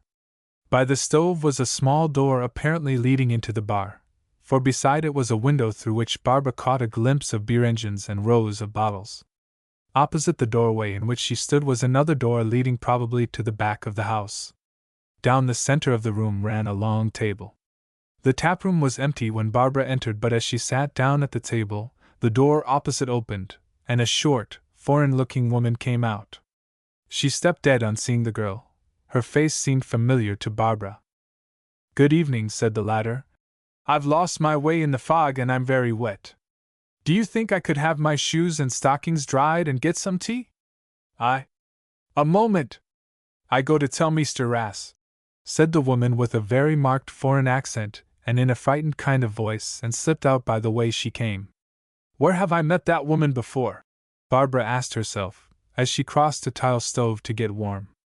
The woman's face seemed to be connected in her mind with something unpleasant, something she wanted to forget. Then a light dawned on her. Why, it was... A shrill cry broke in upon her meditations, a harsh scream of rage. Barbara turned quickly and saw Nur Eldon standing in the center of the room. She was transfigured with passion. Her whole body quivered, her nostrils were dilated, her eyes flashed fire, and she pointed an accusing finger at Barbara. "Ah! Miserable! She cried in a voice strangled with rage. Ah! Miserable! Te voilà enfin! A cold chill struck at Barbara's heart. Wherever she went, the hideous spectre of the tragedy of her father seemed to follow her. And now Nur-el-Din had come to upbraid her with losing the treasure she had entrusted to her. Nur-el-Din, the girl faltered in a voice broken with tears. Where is it? Where is the silver box I gave into your charge? Answer me. Mais réponds donc, canaille! The dancer stamped furiously with her foot and advanced menacingly on Barbara. An undersized, yellow-faced man came quickly out of the small door leading from the bar and stood an instant, a helpless witness of the scene, as men are when women quarrel. Nur-el-Din rapped out an order to him in a tongue which was unknown to Barbara. It sounded something like Russian. The man turned and locked the door of the bar, then stepped swiftly across the room and bolted the outer door. Barbara recognized the threat that the action implied, and it served to steady her nerves. She shrank back no longer but drew herself up and waited calmly for the dancer to reach her. The box you gave me, said Barbara very quietly, was stolen from me by the person who murdered my father. Nur-el-Din burst into a peal of malicious laughter. And you? She cried. You are heir to sell it back to me, hein, or to get your blood money from your accomplice? Which is it? On this Barbara's self-control abandoned her. Oh, how dare you! How dare you! She exclaimed, bursting into tears. When that wretched box you made me take was the means of my losing the dearest friend I ever had. Nur-el-Din thrust her face, distorted with passion, into Barbara's. She spoke in rapid French, in a low, menacing voice. Do you think this play-acting will deceive me? Do you think I don't know the value of the treasure I was fool enough to entrust to your safekeeping? Grand Dieu! I must have been mad not to have remembered that no woman could resist the price that they were willing to pay for it. And to think what I have risked for it. Is all my sacrifice to have been in vain? Her voice rose to a note of pleading and the tears started from her eyes. Her mood changed. She began to wheedle. Come, ma petite, you will help me recover my little box, n'est-ce pas? You will find me generous. And I am rich, I have great savings. I can. Barbara put up her hands and pushed the dancer away from her. After what you have said to me tonight, she said, I wouldn't give you back your box even if I had it. She turned to the man. Will you tell me the way to the nearest station? She went on. And kindly open that door. The man looked interrogatively at Nur-el-Din, who spoke a few words rapidly in the language she had used before. Then she cried to Barbara. You stay here until you tell me what you have done with the box. Barbara had turned to the dancer when the latter spoke so that she did not notice that the man had moved stealthily towards her. Before she could struggle or cry out, a hand as big as a spade was clapped over her mouth. She was seized in an iron grip and half dragged, half carried out of the taproom through the small door opposite the front entrance. The door slammed behind them and Barbara found herself in darkness. She was pushed round a corner and down a flight of stairs into some kind of cellar which smelt of damp straw.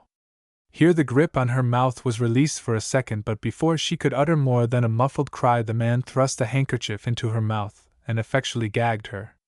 Then he tied her hands and feet together with some narrow ropes that cut her wrists horribly. He seemed to be able to see in the dark for, though the place was black as pitch, he worked swiftly and skillfully.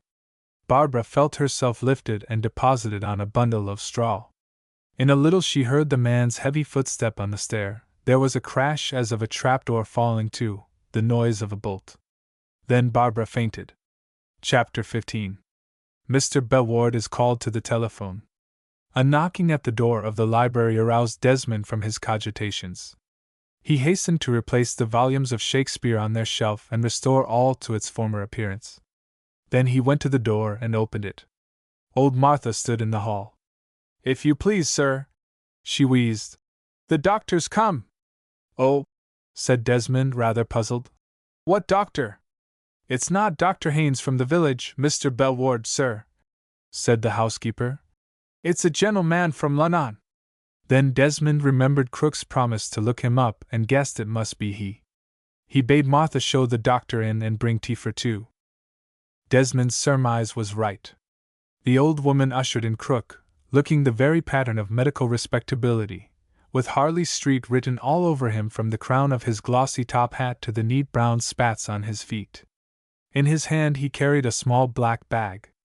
"Well," he said, surveying Desmond, "and how do we find ourselves today? These chills are nasty things to shake off, my dear sir." "Oh, stow that," growled Desmond, who was in little mood for joking. "Voice inclined to be laryngeal," said Crook, putting down his hat and bag on a chair. "We shall have to take care of our bronchial tubes. We are not so young as we were." "You can drop all that mumming, Crook," snapped Desmond irascibly. "Voice rotten," replied Crook, calmly surveying him through his pince-nez. "Really, Major, I should say, Mr. Bellward, you must take more pains than that. You are talking to me exactly as though I were a British Tommy. Tut, tut, this will never do, sir. You must talk thicker, more gutter-like, and open the vowels well." He had dropped his jesting manner altogether and spoke with the deep earnestness of the expert airing his pet topic. He was so serious that Desmond burst out laughing.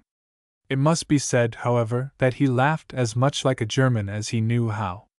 This appeared to mollify Crook, who, nevertheless, read him a long lecture against ever, for a moment, even when alone, quitting the role he was playing. Desmond took it in good part, for he knew the soundness of the other's advice. Then old Martha brought tea, and over the cups and saucers Crook gave Desmond a budget of news. He told of the warrant issued for the arrest of Nur Eldin, and of the search being made for her.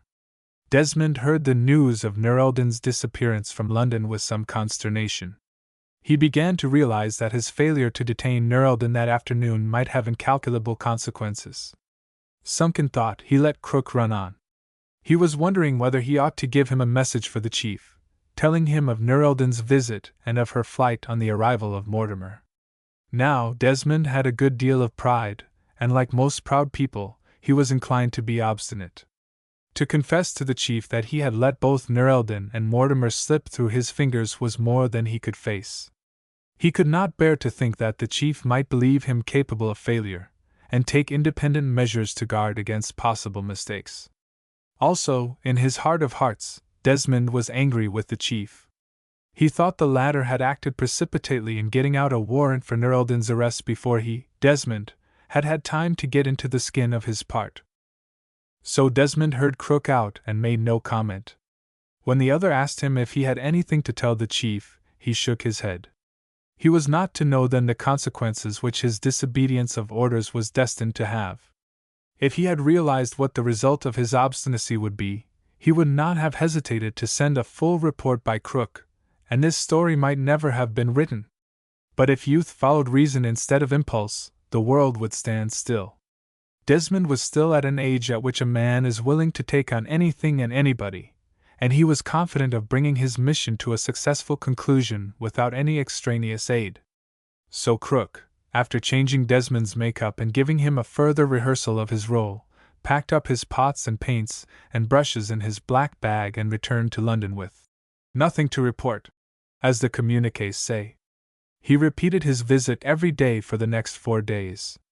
Crook's arrival each afternoon was the only break in the monotony of a life which was rapidly becoming unbearable to Desmond's mercurial temperament. He found himself looking forward to the wizened little man's visits, and for want of better employment, he threw himself wholeheartedly into the study of his role under the expert's able direction.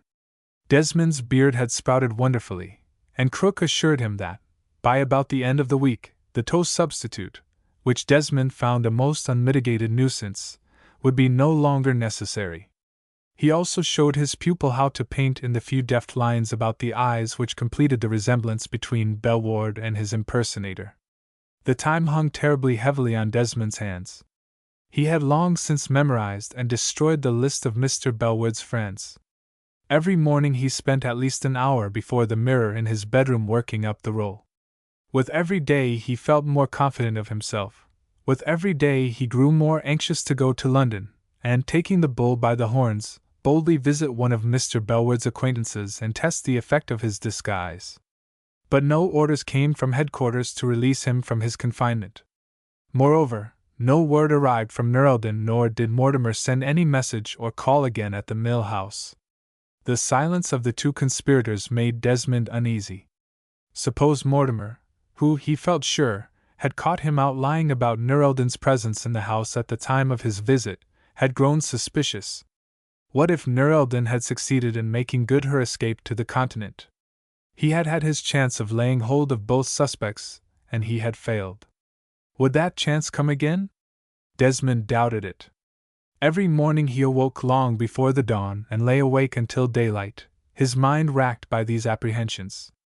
He chafed bitterly at his inaction, and he plied Crook with questions as to whether he had any orders for him. Each time Crook replied in the negative.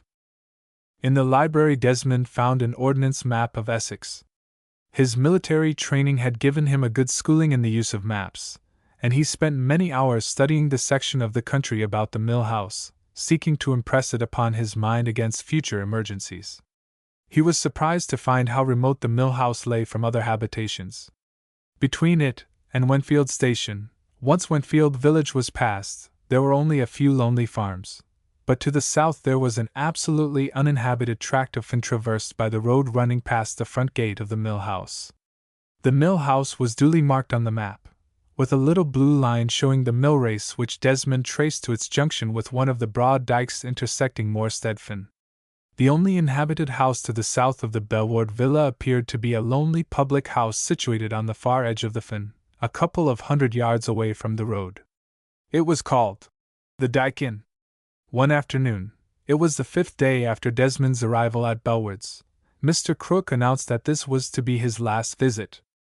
"I go abroad tonight, Mr. Belward," he said. He always insisted on addressing Desmond by his assumed name. "A little job o' work in Switzerland. At Bern, to be precise. Urgent, you might call it, and really, sir, you've made so much progress that I think I can safely leave you. And I was to say that you will be able to go out very soon now." "Good!" exclaimed Desmond, rubbing his hands together. "And you think I'll do, Crook, eh?" Crook rubbed his nose meditatively. "I'll be quite frank with you, Mr. Belward," he said. "With a superficial acquaintance, even with an intimate friend, if he's as unobservant as most people are, you'll pass muster. But I shouldn't like to guarantee anything if you were to meet, say, Mrs. Belward, if the gentleman has got a wife, or his mother. Keep out of a strong light, don't show your profile more than you can help, and remember that a woman is a heap more observant than a man. That's my advice to you, sir. And now I'll take my leave. You won't want that tow beard any more after today." That night Desmond slept well and did not awake until the sunshine was streaming in between the Venetian blinds in his bedroom. He felt keen and vigorous, and he had an odd feeling that something was going to happen to him that day. It was a delicious morning, the air as balmy as spring. As he brushed his hair in front of the window, Desmond saw the peewits running about in the sunshine on the fields by the road. He made an excellent breakfast and then, lighting a pipe, opened the Times which lay folded by his plate. He turned first, as was his daily habit, to the casualty list. There it was.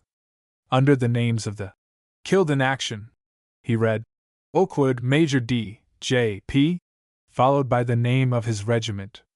It gave him an odd little shock, though he had looked for the announcement every day, but the feeling of surprise was quickly followed by one of relief.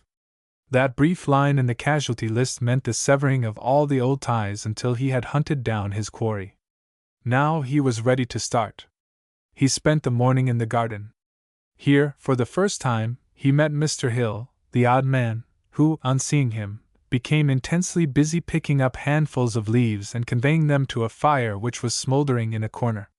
Desmond essayed to enter into conversation with him, but the man was so impenetrably deaf that Desmond, tiring of bawling, "It's a fine day," in Mr. Hill's ear, left him and strolled over to the shed where the motorcycle was stored. Here he amused himself for more than an hour in taking the machine to pieces and putting it together again.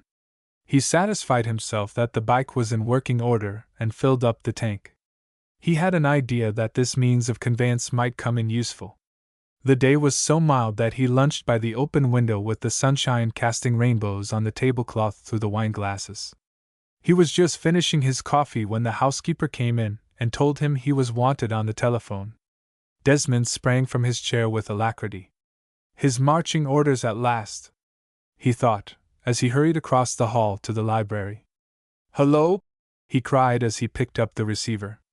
"Is that Mr. Bellward?" answered a nasal voice. "Bellward speaking," said Desmond, wondering who had called him up. The voice was a man's, but it was not the abrupt clear tones of the chief nor yet Mr. Matthew's careful accents. "Madame Le Bon wishes to see you." Madame Le Bon? Thought Desmond. Why, that was the name that Nerelden had given him. "I am Madame Le Bon, a Belgian refugee," she had said. "Do you know whom I mean?" the voice continued. "Certainly," replied Desmond. "You will come alone. Otherwise, Madame will not see you. You understand? If you do not come alone, you will waste your time." "Where are you speaking from?" Desmond asked. "If you will turn to the left on leaving your front gate," the voice resumed, "and follow the road, a messenger will meet you and take you to the lady."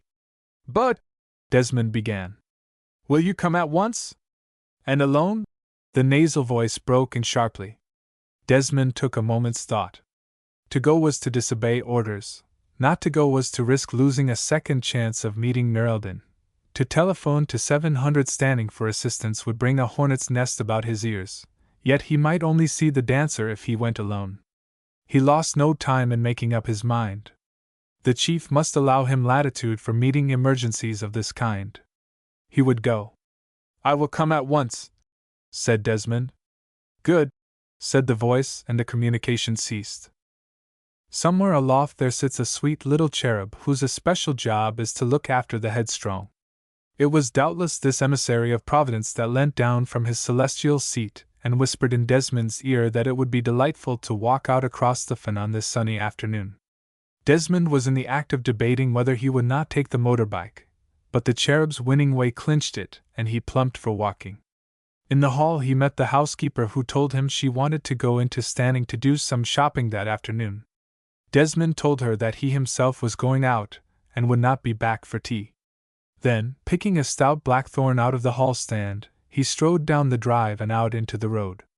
It was still beautifully fine, but already the golden sunshine was waning and there were little wisps and curls of mist stealing low along the fields.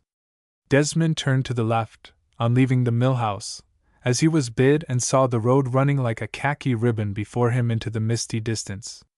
Swinging his stick, he strode on rapidly. The road was neglected, broken and flinty and very soft. After he had gone about a mile it narrowed to pursue its way between two broad ditches lined with pollard willows and brimful of brown peaty water. By this time he judged, from his recollection of the map, that he must be on Morstead Fen. An interminable waste of sodden, emerald green fields, intersected by ditches, stretched away on either hand. He had walked for half an hour when he made out in the distance a clump of trees standing apart, and seemingly in the middle of the fields. Then in the foreground he descried a gate. A figure was standing by it. As he approached the gate he saw it was a small boy. On remarking the stranger, the urchin opened the gate and without looking to right or left led off down the road towards the clump of trees. Desmond followed at his leisure. As they neared the trees, the low red roof of a house detached itself. By this time the sun was sinking in a smear of red across a delicately tinted sky. Its dying rays held some glittering object high up on the side of the house. At first Desmond thought it was a window, but presently the light went out, kindled again and once more vanished. It was too small for a window, Desmond decided, and then, turning the matter over in his mind, as observant people are accustomed to do even with trifles, he suddenly realized that the light he had seen was the reflection of the sun on a telescope or glasses. They were now within a few hundred yards of the house. The road had made a right-angle turn to the left, but the diminutive guide had quitted it and struck out along a very muddy cart track. Shading his eyes, Desmond gazed at the house and presently got a glimpse of a figure at a window surveying the road through a pair of field glasses. Even as he looked, the figure bobbed down and did not reappear. "They want to be sure I'm alone," thought Desmond, and congratulated himself on having had the strength of mind to break his orders. The cart track led up to a little bridge over a ditch. By the bridge stood a tall pole, on the top of which was a blue and gold painted signboard inscribed, "The Dyken by J. Rass." The urchin led him across the bridge and up to the door of the inn. An undersized, yellow-faced man, wearing neither collar nor tie, came to the door as they approached. Although of short stature, he was immensely broad with singularly long arms. Altogether he had something of the figure of a gorilla, Desmond thought on looking at him. The man put a finger up and touched his forelock. "Madame Laban is upstairs waiting for you," he said in a nasal voice which Desmond recognized as that he had heard on the telephone. "Please to follow me." He led the way across a long low taproom through a door and past the open trapdoor of a cellar to a staircase. On the first landing, lit by a window looking out on a dreary expanse of fen, he halted Desmond. "That's her room," he said, pointing to a door opposite the head of the staircase, half a dozen steps up, and so saying, the yellow-faced man walked quickly downstairs and left him. Desmond heard his feet echo on the staircase and the door of the taproom slam. He hesitated a moment. What if this were a trap?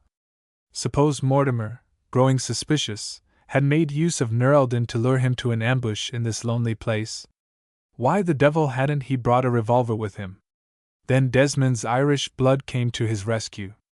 He gave his head a little shake, took a firm hold of his stick, which was a stoutish sort of cudgel, and striding boldly up to the door indicated, tapped. "Entrez!" said a pretty voice that made Desmond's heart flutter. Chapter 16. The Star of Poland. The room in which Desmond found Nerldon was obviously the parlor of the house. Everything in it spoke of that dreary period in art, the middle years of the reign of Victoria the Good. The wallpaper, much mildewed in places, was an ugly shade of green, and there were dusty and faded red curtains at the windows and draping the fireplace. Down one side of the room ran a hideous mahogany sideboard, almost as big as a railway station buffet, with a very dirty tablecloth. The chairs were of mahogany, upholstered in worn black horsehair, and there were 2 pairs of fly-blown steel engravings of the largest size on the wall. In the center of the apartment stood a small round table, covered with a much-stained red tablecloth, and there was a door in the corner. The dainty beauty of Nerldon made a very forlorn picture amid the unmatched savagery of this English interior. The dancer, who was wearing the same becoming grey tweed suit in which Desmond had last seen her, was sitting sorrowfully at the table when Desmond entered. At the sight of him she sprang up and ran to meet him with outstretched hands. "Ah!" she cried. "Come, je suis heureuse de vous voir. It is good of you to come." And then, without any warning, she burst into tears and, putting her hands on the man's shoulders, hid her head against his chest and sobbed bitterly. Desmond took one of her hands, small and soft and warm, and gently disengaged her. His mind was working clearly and rapidly. He felt sure of himself, sure of his disguise. If this were an exhibition of woman's wiles, it would find him proof. On that he was resolved. Yet, dissolved in tears as she was, with her long lashes glistening and her mouth twitching pitifully, the dancer seemed to touch a chord deep down in his heart. "Come, come," said Desmond gutturally, with a touch of bonhomie in his voice in keeping with his ample girth. "You mustn't give way like this, my child. What's amiss? Come, sit down here and tell me what's the matter." He made her resume her seat by the table and pulled up one of the horsehair chairs for himself. Nerldon wiped her eyes on a tiny lace handkerchief, but continued to sob and shudder at intervals. "Marie, my maid," she said in French in a broken voice, "joined me here today. She has told me of this dreadful murder." Desmond stiffened to attention. His mind swiftly reverted to the last woman he had seen cry, to Barbara Mackwaite discovering the loss of the package entrusted to her charge by the woman who sat before him. "What murder?" he asked, striving to banish any trace of interest from his voice. He loathed the part he had to play. The dancer's distress struck him as genuine. "The murder of Monsieur Mackwaite," said Nerldon, and her tears broke forth anew. "I have read of this in the newspapers," said Desmond. "I remember you told me he was a friend of yours." Briefly, with many sobs, the dancer told him of the silver box which she had entrusted to Barbara Mackwaite's charge. "And now," she sobbed, "it is lost, and all my sacrifice, All my precautions have been in vain. But how? Asked Desmond. Why should you think this box should have been taken? From what I remember reading of this case in the English newspapers, there was a burglary at the house, but the thief has been arrested and the property restored. You have only to ask this miss, what was the name? Yes, Mac, wait for your box, and she will restore it. No, no, Narration answered wearily. You don't understand. This was no burglary.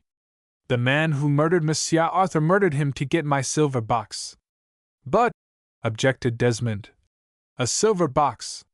What value has a trifling object like that? My dear young lady, murder is not done for a silver box. No, no, Narration repeated. You don't understand. You don't know what that box contained. Then she relapsed into silence, plucking idly at the shred of canebrick she held between her fingers. Already dusk was falling and the room was full of shadows. The golden radiance of the afternoon had died and eerie wraiths of fog were peering in at the window.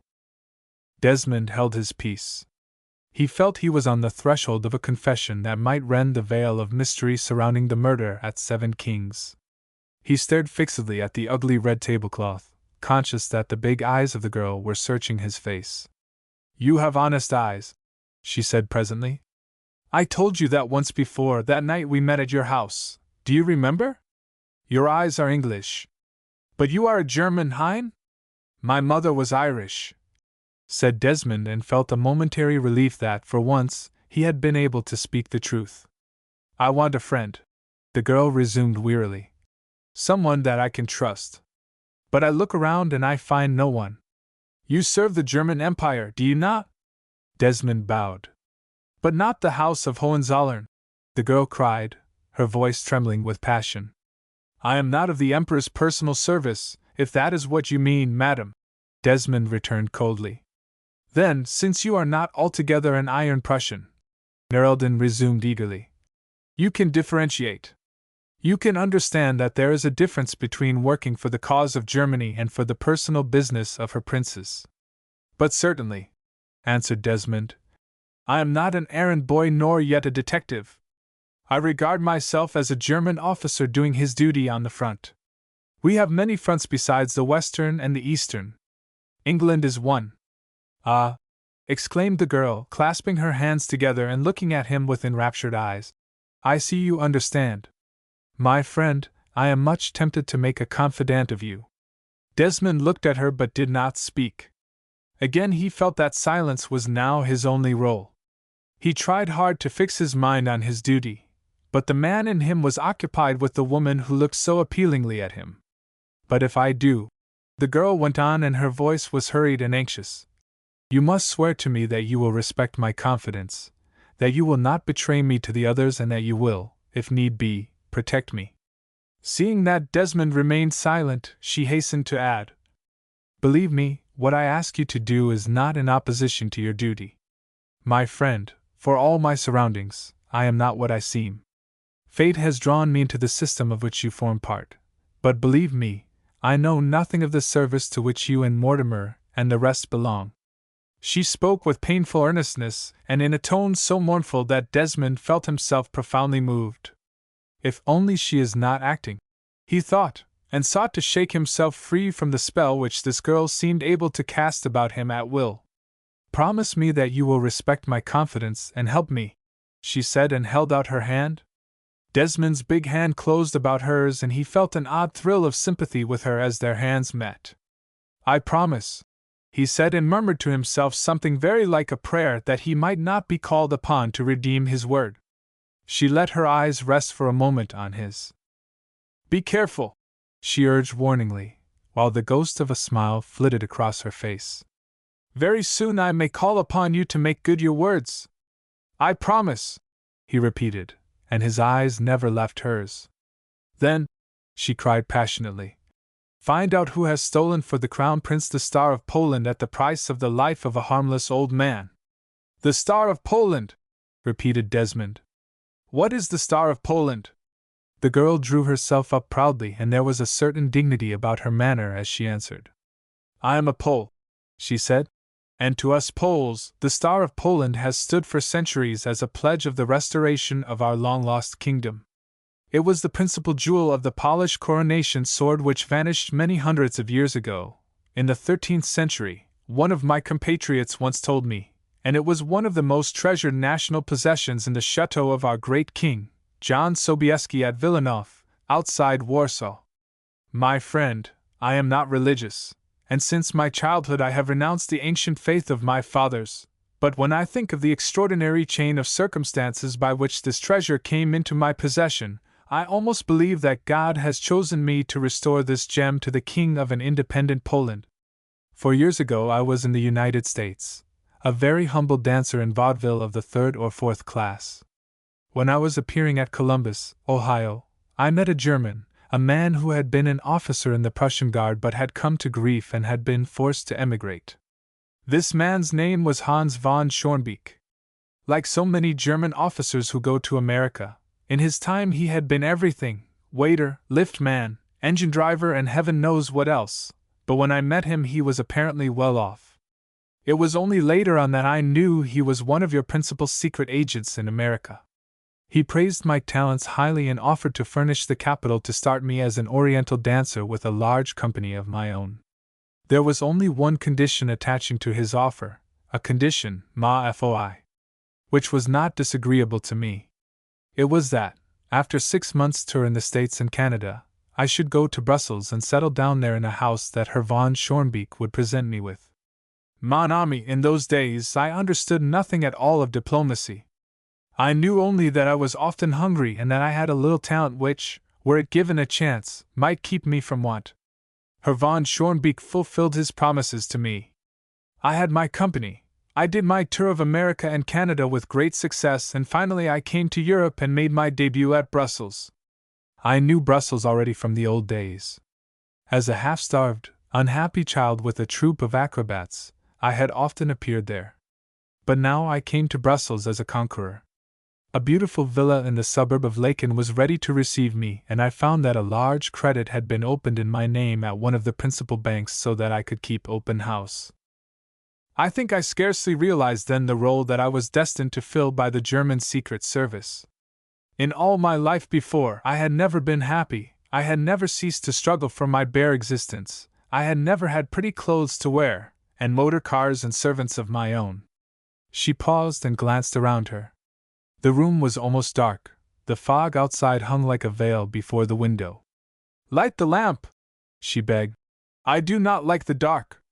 Desmond struck a match and kindled an oil lamp, which stood on the sideboard. "Ah, my friend," the girl resumed, "I took my fill of life with both hands. The year was 1913. Now I know that I was one of the German agents for the penetration of Belgium in preparation of what was coming. My mission was to make friends among the Belgians and the French and the cosmopolitan society of Brussels generally, and invite them to my house where your people were waiting to deal with them. My pretty villa became the rendezvous for half the rascals of Europe, men and women, who used to meet there with all kinds of mysterious Germans. Sometimes there was a scandal. Once a Belgian colonel was found shot in the billiard room. They said it was suicide and the thing was hushed up, but dame, now that I know what I know. Enfin, I shut my eyes to it all, it was none of my business, and I reveled in my robes, my dancing, my new life of luxury. And then the war came.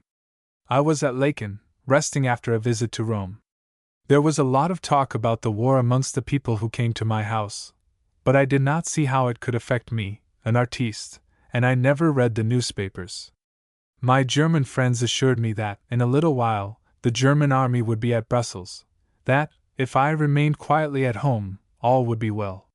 They were very elated and confident, these German friends of mine. And rightly, for within a few weeks the Germans entered the city and a general quartered himself in my villa. It was he who brought the Crown Prince to see me. Mon cher, you know this young man and his reputation. I am not excusing myself, but all my life had been spent up to then in the bas-fonds of society. I had never known what it was to be courted and admired by one who had the world at his feet. Parbleu! One does not meet a future emperor every day. Enfin, The prince carried me with him back to Metz, where he had his headquarters. He was very epris with me, but you know his temperament. No woman can hold him for more than a few weeks, vain and weak and arrogant as he is. But pardon! I was forgetting that you are a good German. I fear I offend your susceptibilities. Desmond laughed drily.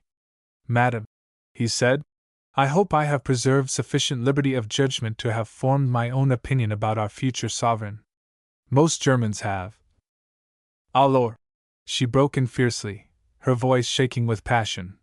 You know what an ignoble canaille is this young man, without even enough decency of feeling to respect the troops of whom he has demanded such bloody sacrifices. At Metz we were near enough to the fighting to realize the blood and tears of this war. But the prince thought of nothing but his own amusement. To live as he did, within sound of the guns, with parties every night, women and dancing and roulette and champagne suppers, bah! C'était trop fort. It awakened in me the love of country which lies dormant in all of us. I wanted to help my country, lest I might sink as low as he. One day the prince brought a young officer friend of his to dine with me. This officer had come from the Eastern Front and had been present at the capture of Warsaw. After dinner he took a leather case out of his pocket and said to the prince, I have brought your Imperial Highness a little souvenir from Poland. As he spoke he touched a spring and the case flew open, displaying an enormous diamond, nearly as big as the great Orloff diamond which I have seen at Petrograd, surrounded by 5 other brilliants, the whole set like a star. The Star of Poland, said the young officer. The prince called him Eric. I never heard his full name. It comes from the long-lost coronation sword of the Polish kings. I took it for your Imperial Highness from the chateau of John Sobieski at Villanov.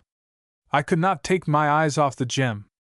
As the prince held it down under the lamp to study it, it shone like an electric light. I had met many of my fellow countrymen in America and I had often heard of this jewel, famous in our unhappy history. The prince, who was gay with champagne, laughed and said, These lousy Poles will have no further use for this pretty trinket, thanks to our stout German blows, will they, Eric? And his friend replied, We'll give them a nice new German constitution instead, your Imperial Highness. The prince, as I have said, was very merry that night. He let me take the jewel from its case and hold it in my hands. Then I fastened it in my hair before the mirror and turned to show myself to the prince and his companion. Donnerwetter, said Willie. It looks wonderful in your hair, Marcel. Then, as if struck by a sudden thought, he cried, Eric! What do you say? Marcel is a Pole. She shall have the Star of Poland and wear it in memory of me. The other thought this a famous idea, and so the jewel passed into my hands. That same evening I resolved that it should be a sacred duty on my part to keep it in safety until I could hand it back to the lawful sovereign of an independent Poland. I was very unhappy at Metz until the Star of Poland came to comfort me. When I was alone, I used to take it from its case and feast my eyes upon it. I made many attempts to get away, but the prince would never let me go, though he had long since tired of me and I was merely one of his harem of women. Pfui! She gave an exclamation of disgust. It was the crown princess who eventually came to my rescue, she continued. Long-suffering wife as she is, the stories that came to her ears from Metz were such that she went to the emperor and declared that she would insist upon a divorce. There was a great scandal. The prince's headquarters were moved and at length I got my release. I had no money. This was a detail which the prince overlooked. But I wanted to resume my stage work, so, with great difficulty, through the influence of the prince, I obtained a passport to Holland and from there got across to England. I had hoped to turn my back once and for all on my connection with the prince. But your German secret service had been warned about me. The imperial authorities were obviously afraid that I might tell tales out of school. Scarcely had I arrived in London when a man who called himself Brian Mowbray, but who looked and spoke like a German, came to see me and said he had been instructed to look after me. What that meant, I was soon to discover. In a very few days I found that I was under the supervision of your secret service here. In fact, Mowbray gave me to understand that any indiscretion on my part as to my stay at Metz would result in my immediate denunciation to the English police as a spy. My friend, I had no alternative. I am not German, I am not English, I am a Pole. I have good friends in Germany, I have good friends in England, and their quarrels are not mine. I held my peace about the past and submitted to the incessant watch which Mowbray and his friends kept on my movements. And then one day I had a letter. It was from Count Plettenbach, the Crown Prince's aide-de-camp, as I knew by the handwriting, for it was signed with an assumed name. In this letter the Count, on behalf of a mutual friend, as he put it, requested me to hand back to a certain Mr. Mortimer, his accredited representative, Eric's present. There were cogent reasons, it was added, for this unusual request. I sent no reply to that letter, although an address in Switzerland was given to which an answer might be dispatched. I was resolved, come what may, not to part with the Star of Poland. When Mortimer came, 5 days later, I told him the jewel was not mine to hand over, that it was part of the regalia of Poland, and that I would never give it up. Mortimer replied that the German and Austrian governments had decided to restore the independence of Poland, that probably an Austrian archduke would be made king, and that it was essential that the Star of Poland should be restored in order to include it in the regalia for the coronation. But I knew what this Austro-German kingdom of Poland was to be, a serf state with not a shadow of that liberty for which every Pole is longing. Since I have been in England, I have kept in touch with the Polish political organizations in this country. Ras, as he calls himself, the landlord of this inn, is one of the most prominent of the Polish leaders in England. Mortimer reasoned with me in vain and finally went away empty-handed. But he did not abandon hope. 4 successive attempts were made to get the jewel away from me. Twice my apartments at the Nineveh Hotel were rifled. Once my dressing room at the theater was entered and searched whilst I was on the stage. But I wore the jewel day and night in a little bag suspended by a chain from my neck, and they never got it from me. 2 days before I came down to your house, it was the day before the murder, I was hustled by a group of men as I came out of the theater. Fortunately, the stage door keeper came up unexpectedly and the men made off. But the encounter frightened me, and I resolved to break my contract with the Palatium and bury myself down here in the country. But somehow Mortimer learnt of my intention. The next night, it was the night of the murder, he came to the theater and warned me against trying to elude his vigilance by flight. I have never forgotten his words. I can afford to wait, he said, for I shall get what I want, I always do. But you have chosen to set yourself against me and you will bitterly repent it. As though the recollection proved too much for her, Nerelden broke off her narrative and covered her face with her hands. And do you think that Mortimer did this murder? Asked Desmond gently. Wearily the girl raised her head. Either he or one of his accomplices, of whom this girl is one, she answered. But why not have put the jewel in a bank or one of the safe deposits? Surely it was risky to have entrusted it to a girl of whom you knew nothing? My friend, said the dancer, I was desperate. Mortimer sees and knows all. This unexpected meeting with the daughter of my old friend seemed at the moment like a heaven-sent chance to place the jewel, unknown to him, in safe hands. I felt that as long as I carried it on me, my life was in constant danger. It was only today, when I heard of the murder, that it dawned on me how indiscreet I had been. I might have guessed, since Miss Macwaite knew Mortimer. Miss Macwaite knows Mortimer? Echoed Desmond in stupefaction. But certainly, replied Nerelden. Was it not I myself? She broke off suddenly with terror in her eyes. Ah, no, she whispered. It is enough. Already I have said too much? Desmond was about to speak when the door opened and a foreign-looking maid, whom Desmond remembered to have seen in the dancer's dressing-room, came in.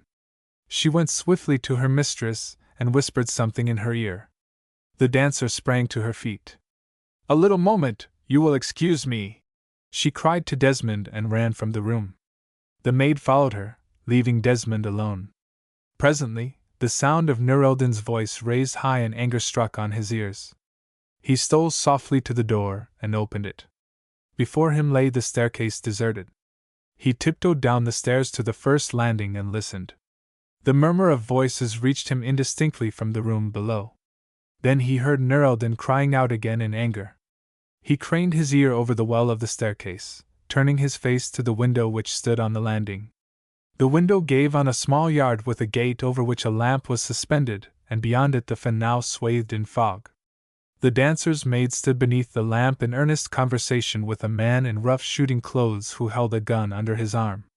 As Desmond looked, the man turned his head so that the rays of the lamp fell full upon his face. To his unspeakable consternation and amazement, Desmond recognized Strangwise. Chapter 17. Mr. Bellward arranges a bridge evening. Oblivious of the voices in the room below, Desmond stood with his face pressed against the glass of the window. Was Strangwise staying at the Dyke Inn? Nothing was more probable, for the latter had told him that he was going to spend his leave shooting in Essex, and Moorstead fen must abound in snipe and duck.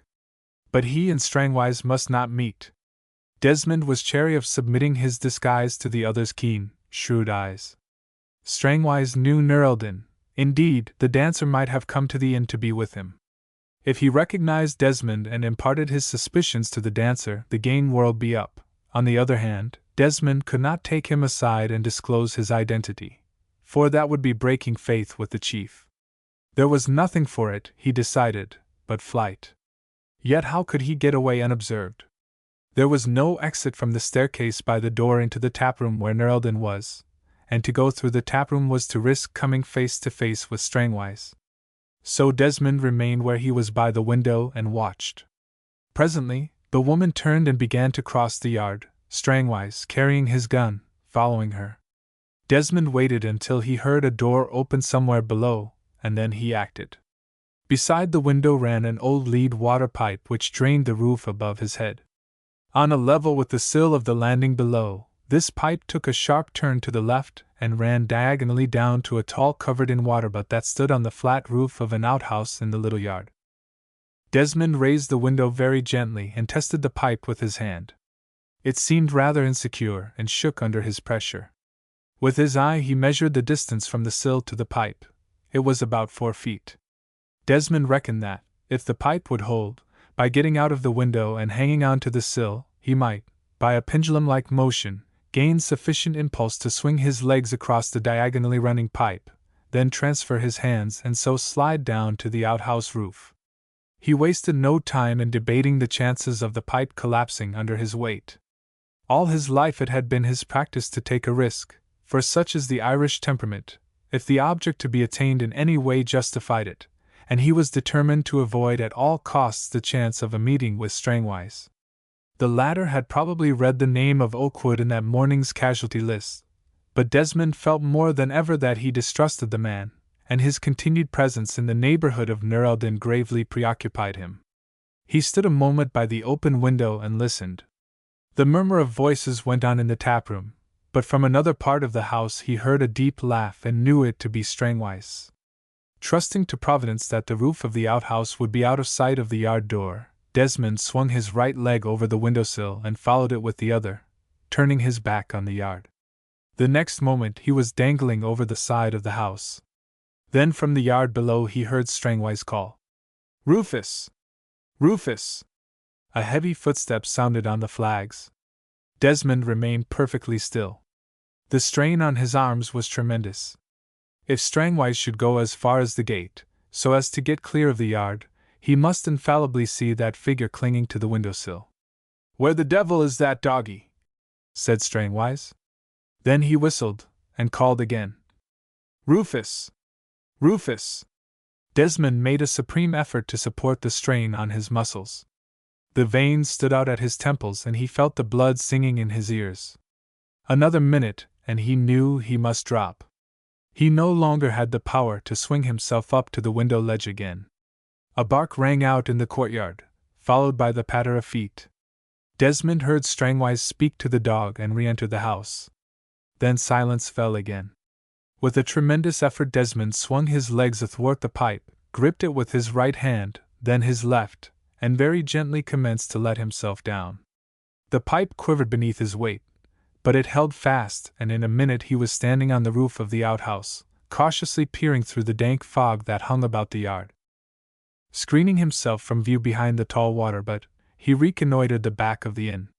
The upper part of the house was shrouded in darkness, but a broad beam of light from a half-open door and a tall window on the ground floor cleft the pall of fog. The window showed a snug little bar with Strangwise standing by the counter, a glass in his hand.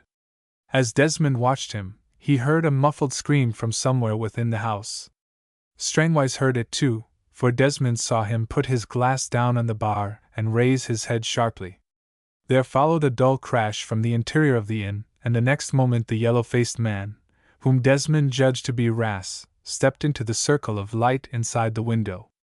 He said something to Strangwise with thumb jerked behind him, whereupon the latter clapped him, as though in approval, on the shoulder, and both hurried out together. Puzzled though he was by the scene he had just witnessed, Desmond did not dare to tarry longer. The roof of the outhouse was only some 10 feet from the ground, an easy drop. He let himself noiselessly down and, landing on his feet without mishap, darted out of the yard gate. As he did so, he heard the inn door open and Strangwise's voice cry out, "Who's that?" But Desmond heeded not. He dashed out upon the fen. Before he had gone a dozen paces the fog had swallowed up inn and all. Out of the white pall behind him he heard confused shouts as he skirted swiftly round the house and reached the road. Once he had gained the freedom of the highway, Desmond breathed again.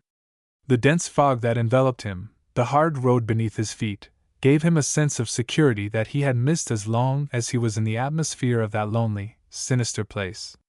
He struck out at a good pace for home, intent upon one thing, namely, to send an immediate summons for help to surround the Dyke Inn and all within it. Nerldin, it was clear, whether a spy or no, and Desmond believed her story, was the only person who could throw any light on the mysterious circumstances surrounding old Mackwaite's murder. Besides, her arrest would safeguard her against further machinations on the part of Mortimer, though Desmond suspected that the latter, now that he had secured the jewel, would leave the dancer in peace. As for Strangwise, it would be for him to explain as best he could his continued association with a woman for whose arrest a warrant had been issued. Desmond let himself in with his key. The housekeeper had returned and was laying the dinner table. In the library the curtains were drawn and a fire burned brightly in the grate. The room looked very snug and cozy by contrast with the raw weather outside. Desmond shut and locked the door and then went to the telephone at the desk. "Ring up 700 Stanning," he repeated his instructions to himself, "and ask for Mr. Elias. Assistance'll be with you within 15 minutes afterwards." By the clock on the mantelpiece it was 7:15. If 8 arrived promptly, with a car they could be at the Dyke Inn by 7:15. The telephone gave no sign of life. Desmond impatiently jerked the receiver hook up and down. This time, at least, he would not fail, he told himself. Before he went to bed that night Nerldin, her maid, Ras, and if needs be, Strangwise, who needed a lesson to teach him discretion, should be in custody. Still no reply. "Hello? Hello?" cried Desmond, depressing the hook repeatedly. "Hello, Exchange!" But there was no answer. Then it struck Desmond that the line was dead. His ear detected none of that busy whir which is heard in the telephone when one is waiting to get a number. He spent 5 minutes in vain attempts to obtain a reply, then abandoned the endeavor in disgust. "I shall have to take the motorbike and go over to Stunning," he said to himself. "How I shall find my way there in this fog, the Lord only knows. And I don't know whom to apply to when I get there. The police station, I suppose." He unlocked the door and rang for Martha. "I have to go over to Stunning, Martha," he said. "I will try and be back for dinner at 8. He had no intention of accompanying the party to the Dyke Inn. He must preserve his incognito until Mortimer, the main quarry, had been run down. He filled his case from the box of cigarettes on the table and thrust a box of matches into his pocket to light his headlamp. Then, taking a cap from the hat stand, he opened the front door. Even as he did so, a big open car slowed down throbbing outside the porch. A man sprang out and advanced into the light streaming from the front door into the eddying mist. It was Mortimer. Fortune, thought Desmond, has broken her rule. She has given me a second chance. "Well met, Belle Ward," cried Mortimer, blinking at the other through his thick glasses. "Tut, tut! What a night!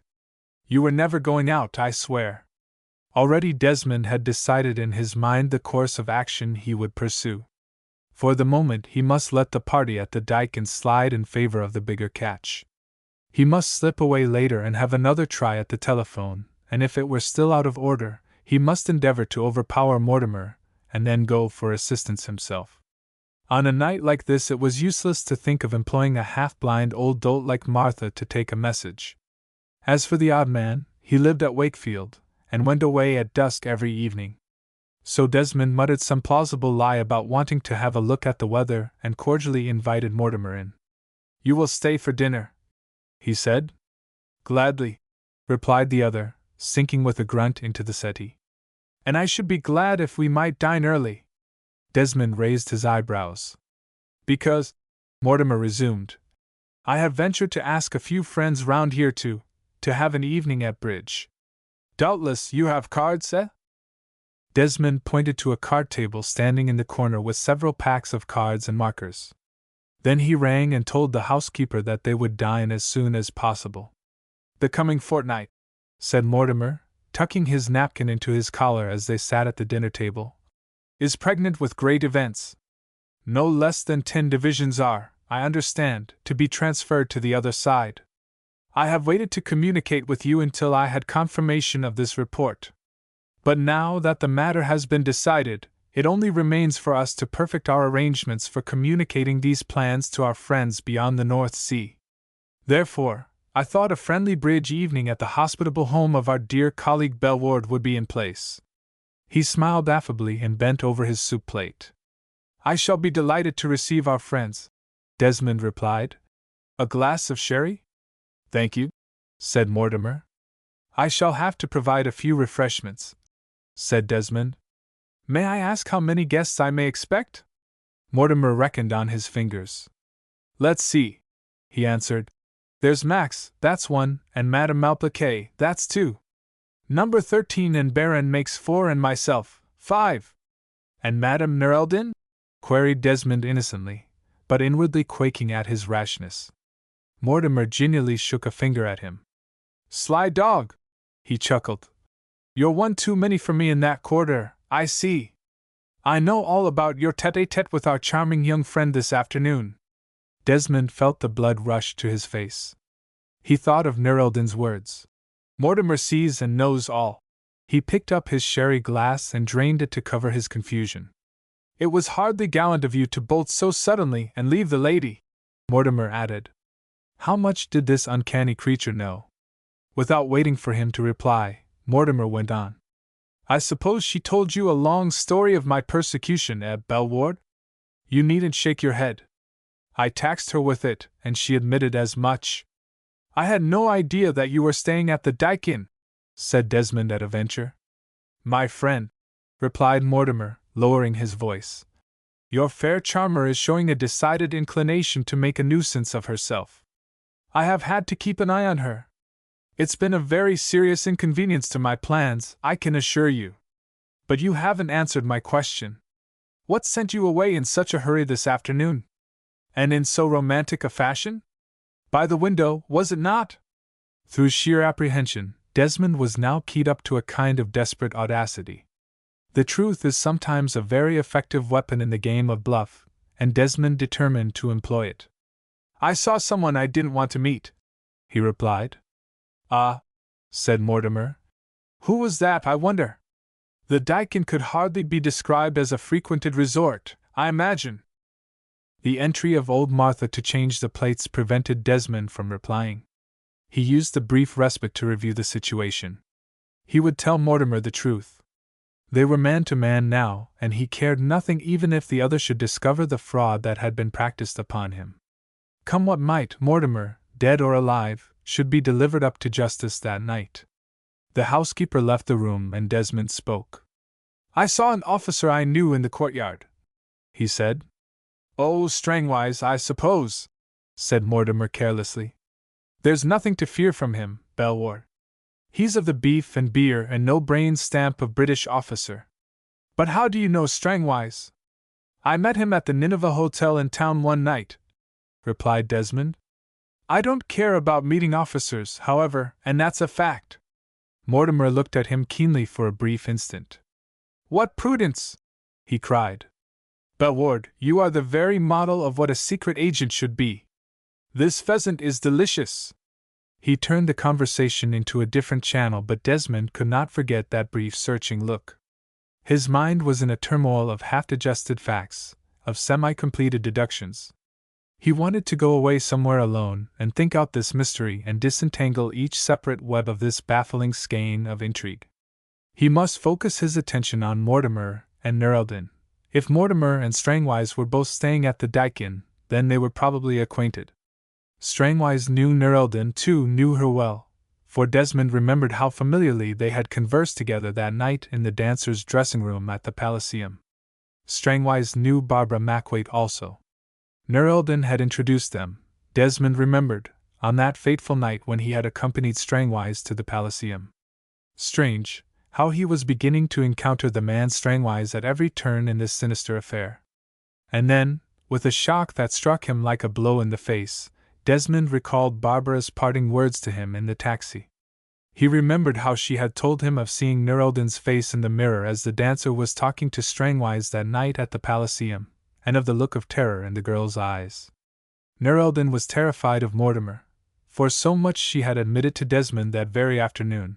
She was terrified of Strangwise too, it seemed, of this Strangwise who, like Mortimer, kept appearing at every stage of this bewildering affair. What confession had been on Nerldin's lips when she had broken off that afternoon with the cry, "Already I have said too much!" Thereafter Desmond's eyes were never long absent from Mortimer's face, scrutinizing each feature in turn, the eyes, set rather close together, grotesquely shielded by the thick spectacles, the narrow cheeks, the rather cynical mouth half hidden by the heavy, drooping mustache, the broad forehead broken by a long lock of dark hair brushed out flat in a downward direction from an untidy, unkempt crop. They talked no more of Strangwise or of Nerldin. The rest of dinner was passed in conversation of a general order in which Mr. Mortimer showed himself to great advantage. He appeared to be a widely traveled, well-read man, with a fund of dry, often rather grim humor. And all the time Desmond watched, unobtrusively but unceasingly, looking out for something he was confident of detecting through the suave and mobile mask of this brilliant conversationalist.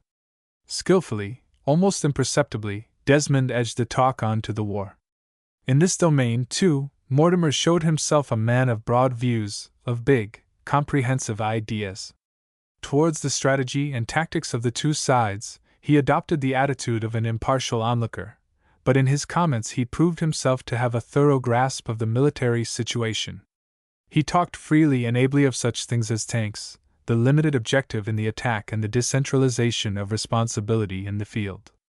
Encouraged by his volubility, for he was a man who delighted in conversation, Desmond gradually gave the talk a personal turn.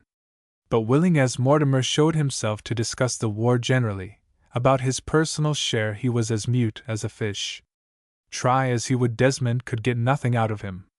Again and again, he brought the conversation round to personal topics, but every time his companion contrived to switch it back to general lines. At last Desmond risked a direct question. By this time a pint of Pommery and Greenough was tingling in his veins, and he felt he didn't care if the roof fell in. "Ever since Nerldin told me you were of the Crown Prince's personal service," he said, "I have been devoured with curiosity to know what you were doing before you came to England. Were you at Metz with His Imperial Highness? Did you see the assault at Verdun? Were you present at the capture of the fort of Douaumont?" Mortimer shook his head, laughing, and held up a deprecating hand. "Professional discretion, my dear fellow, professional discretion," he retorted. "You know what it is." Then lowering his voice, he added, "Between ourselves, the less said about my connection with Master Willie the better.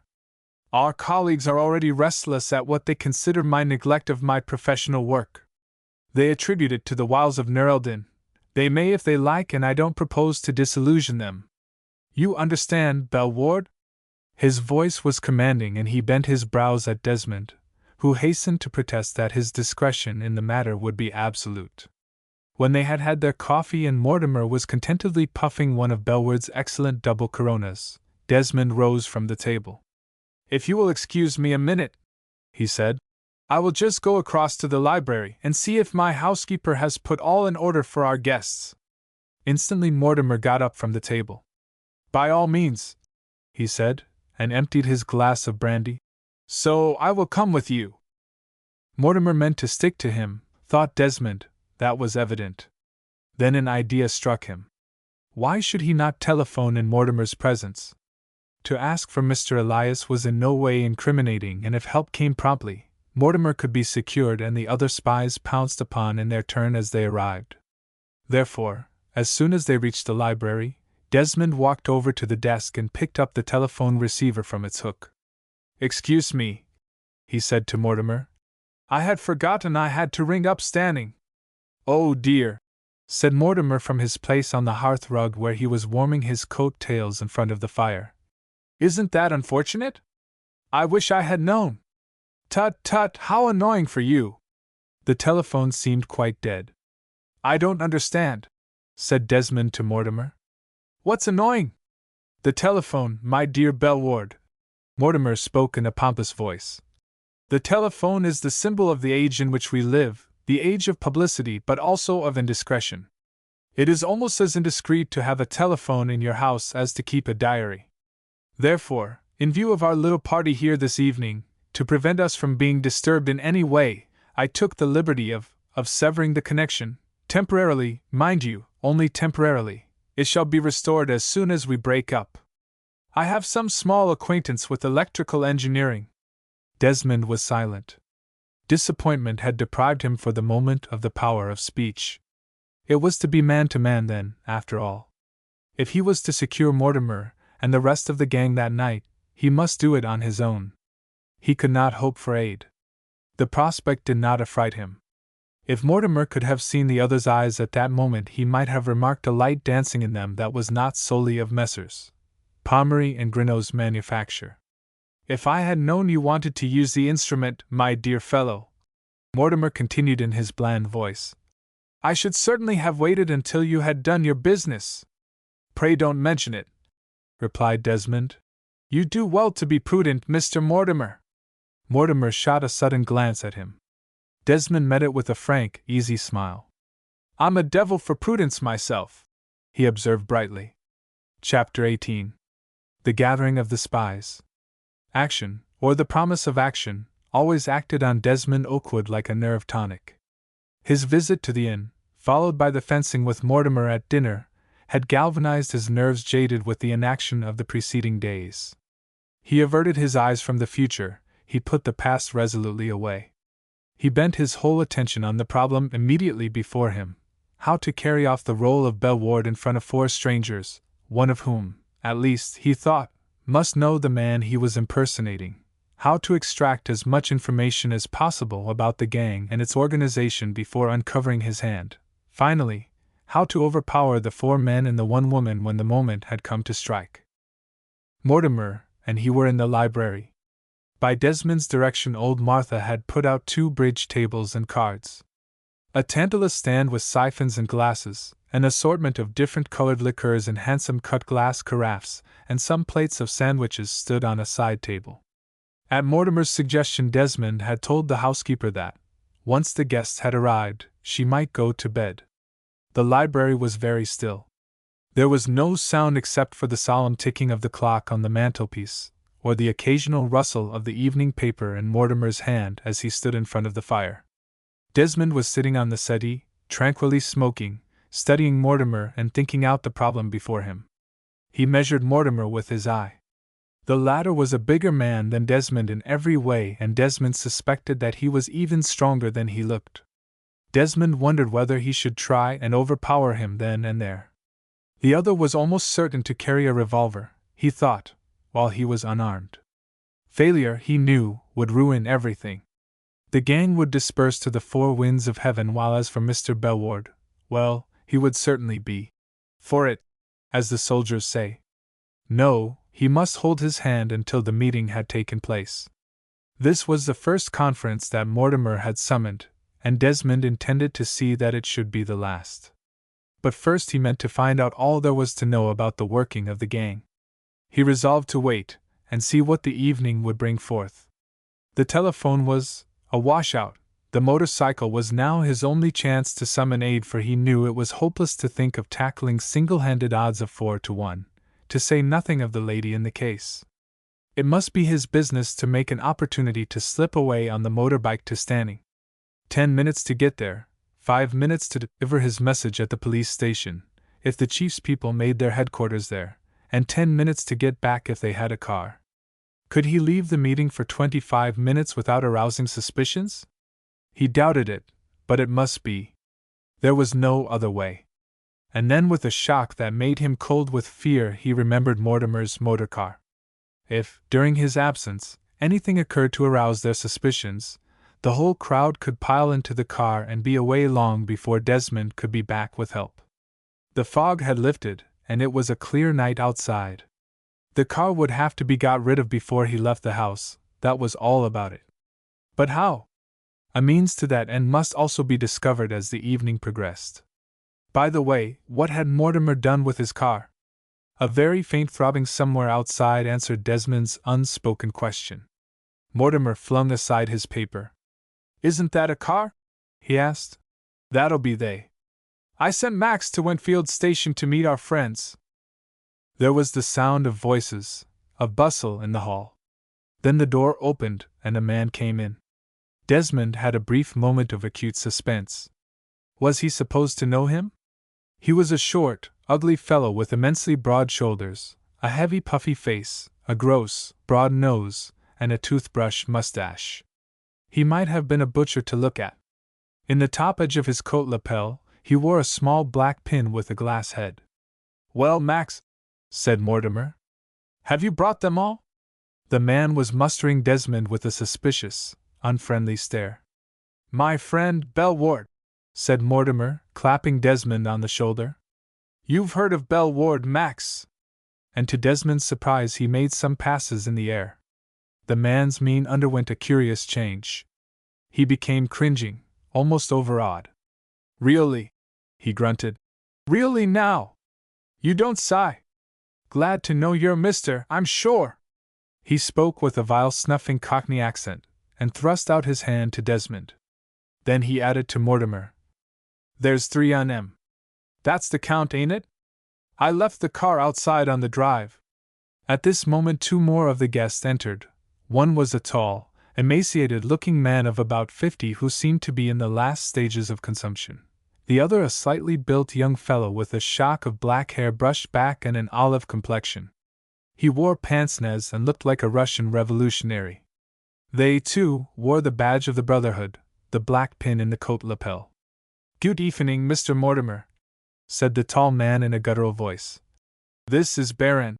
He indicated the young man by his side. "You have not meet him, no?" Then, leaving Baron to shake hands with Mortimer, he literally rushed at Desmond and shook him by the hand exactly as though he were working a pump handle. "My dear Belle Ward," he cried, "it is 100 years since I have seen you, not? And how are the powers?" He lowered his voice and gazed mysteriously at him. Desmond, at a loss what to make of this extraordinary individual, answered at random. "The powers? Still fighting, I believe." The tall man stared open-mouthed at him for a moment. Then, clapping his hands together, he burst into a high-pitched cackle of laughter. "A joke!" he yelled. "A most excellent joke! I must tell this to Minna. My friend, I have not mean the great powers." He looked dramatically about him, then whispered, "I mean the occult." Desmond, who was now quite out of his depth, wagged his head solemnly at the other as though to indicate that his occult powers were something not to be lightly mentioned. He had no fear of the tall man, at any rate. He placed him as a very ordinary German, a common type in the fatherland, simple-minded, pedantic, inquisitive, and a prodigious bore withal but dangerous, for of this stuff German discipline needs militarists. But the door opened again to admit the last of the guests. A woman entered. Desmond was immediately struck by the contrast she presented to the others: Mortimer with his goggle eyes and untidy hair, Max, gross and bestial, bare-end, oriental and shifty, and the scarecrow figure of the tall man. Despite her age, which must have been nearly 60, she still retained traces of beauty. Her features were very regular, and she had a pair of piercing black eyes of undimmed brightness. Her gray hair was tastefully arranged, and she wore a becoming black velvet gown with a black lace scarf thrown across the shoulders. A white silk rose was fastened to her bodice by a large black pin with a glass head. Directly she appeared, the tall man shouted to her in German. "Sag mal Minna," he began. Mortimer turned on him savagely. "Hold your tongue, number 13," he cried. "Are you mad? What the devil do you mean by it? You know the rules." By way of reply, number 13 broke into a regular frenzy of coughing which left him gasping for breath. "Pardon! I half forgot," he wheezed out between the spasms. The woman went over to Mortimer and put out her gloved hand. "I am Mrs. Malplaquet," she said in a pleasant voice. "And you are Mr. Mortimer, I think." Mortimer bowed low over her hand. "Madam, I am charmed to meet one of whom I have heard nothing but praise," he said. "Very pretty," replied Mrs. Malplaquet, smiling. "They tell me you have a great way with the ladies, my dear sir. But," she went on, "I am neglecting our host, my dear Mr. Bellward. How are you, my friend? How well you are looking, so young, so fresh! I declare you seem to have got 5 years younger." The keen black eyes searched Desmond's face. He felt horribly uncomfortable. The woman's eyes were like gimlets boring right into him. He suddenly felt that his disguise was a poor one. He remembered Crook's warning to be wary of women, and he inwardly quailed. "I am so glad to meet you again," he murmured. He didn't like Mrs. Malplaquet's eyes. They assorted strangely with the rest of her gentle and refined appearance. They were hard and cruel, those black eyes. They put him in mind of a snake. "It is so long since I've seen you," she said, "that positively your voice seems to have changed." "That's because I have a cold," said Desmond. "Fiddlesticks!" retorted the lady. "The timbre is quite different. Bellward, I believe you're in love. Don't tell me you've been running after that hank of hair that Mortimer is so devoted to." She glanced in Mortimer's direction, but that gentleman was engaged in earnest conversation with Berend and the tall man. "Whom do you meant?" asked Desmond. "Where are your eyes, man?" rapped out Mrs. Malplaquet. "The dancer woman, of course, Nera, what do you call it? There's the devil of a row brewing about the way our friend over there is neglecting us to run after the minks. They're getting sharp in this country, Bellward. I've lived here for 40 years, so I know what I'm talking about, and we can't afford to play any tricks. Mortimer will finish by bringing destruction on every one of us. And I shall tell him so tonight. And so will number 13. And so will young Berend. You ought to hear Berend about it." Mrs. Malplaquet began to interest Desmond.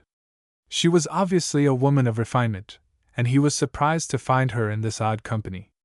By dint of careful questioning, he ascertained the fact that she lived in London, at a house on Campden Hill.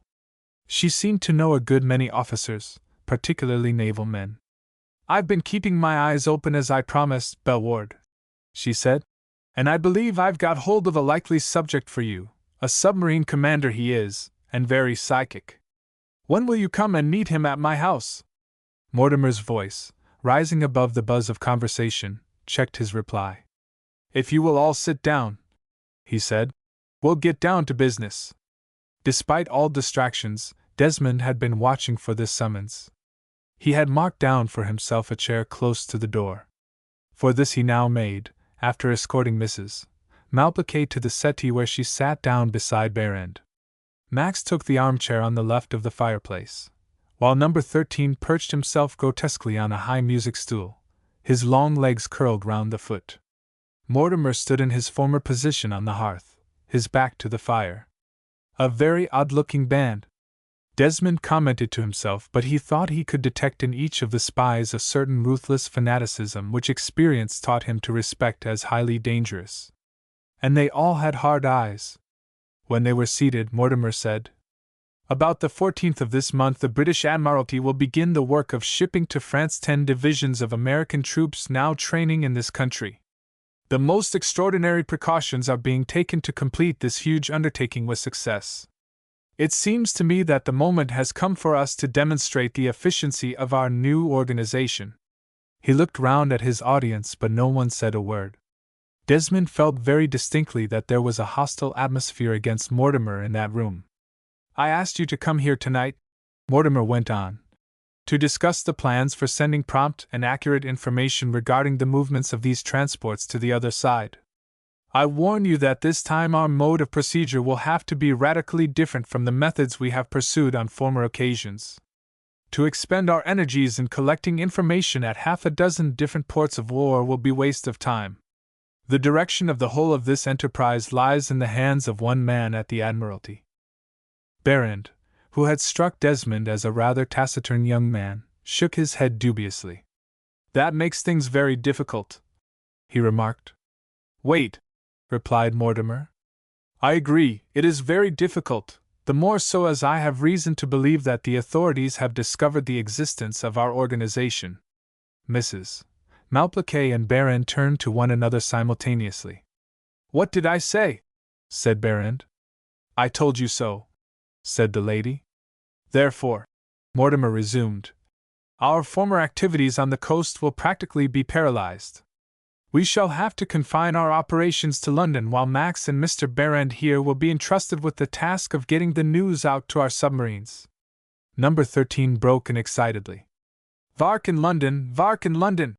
he cried. "It is too dangerous, my friend. What do I know of London? Portsmouth," he called it Portsmouth. "Southampton, the Isle of Wight, good, it is my province. But London, it is senseless." Mortimer turned his gig lamps on the interrupter. "You will take your orders from me as before," he said quietly. Berend adjusted his pince-nez. "Number 13 is perfectly right," he remarked. "He knows his territory, and he should be allowed to work there." "You, too," Mortimer observed in the same calm tone as before, "will take your orders from me." With a quick gesture the young man dashed his long black hair out of his eyes. "Maybe," he replied, "but only as long as I feel sure that your orders are worth following." "Do you dare?" began Mortimer, shouting. "At present," the other continued, as though Mortimer had not spoken, "I don't feel at all sure that they are." The atmosphere was getting a trifle heated, thought Desmond. If he judged Mortimer aright, he was not the man to let himself be dictated to by anybody. He was wondering how the scene would end when suddenly something caught his eye that took his mind right away from the events going forward in the room. Opposite him, across the library, was a French window across which the curtains had been drawn. One of the curtains, however, had got looped up on a chair so that there was a gap at the bottom of the window showing the pane. In this gap was a face pressed up against the glass. To his astonishment, Desmond recognized the weather-beaten features of the odd man, Mr. John Hill. The face remained there only for a brief instant. The next moment it was gone, and Desmond's attention was once more claimed by the progress of the conference. "Do I understand that you refuse to serve under me any longer?" Mortimer was saying to Berend, who had risen from the settee and stood facing him. "As long as you continue to behave as you are doing at present," replied the other. "You may understand that." Mortimer made a quick dive for his pocket. In an instant Max had jumped at him and caught his arm. "Don't be a fool," he cried. "For God's sake, put it away, can't you? Do you want the old ruddy plice about our ears?" "I'll have no disobedience of orders," roared Mortimer, struggling with the other. In his fist he had a big automatic pistol. It was a prodigious weapon, the largest pistol that Desmond had ever seen. "He threatened him! He threatened him!" screamed Number 13, jumping about on his stool. "Take it away from him, Max, for heaven's sake!" cried the lady. Everybody was talking at once. The noise was so loud that Desmond wondered whether old Martha would hear the din. He sat in his chair by the door, a silent witness of the scene.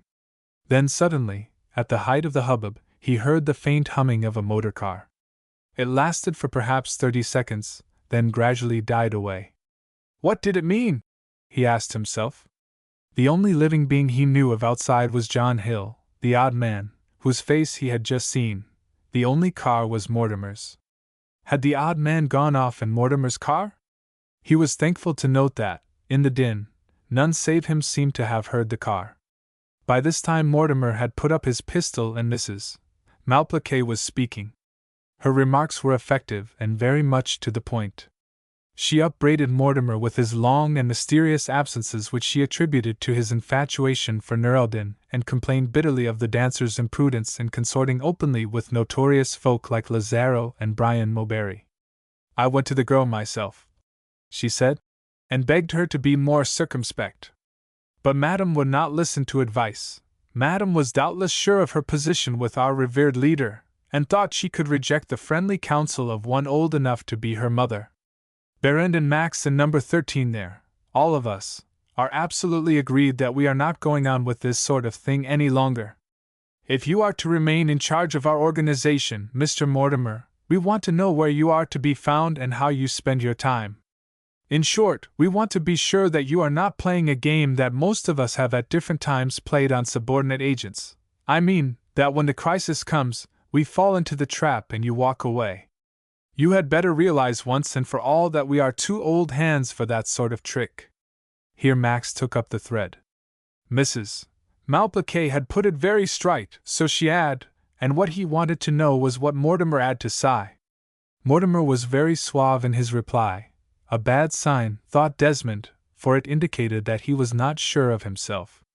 He was rather vague, spoke about a vitally important mission that he had had to fulfill but which he had now brought to a successful conclusion, so that he was at length free to devote his whole attention once more to the great task in hand.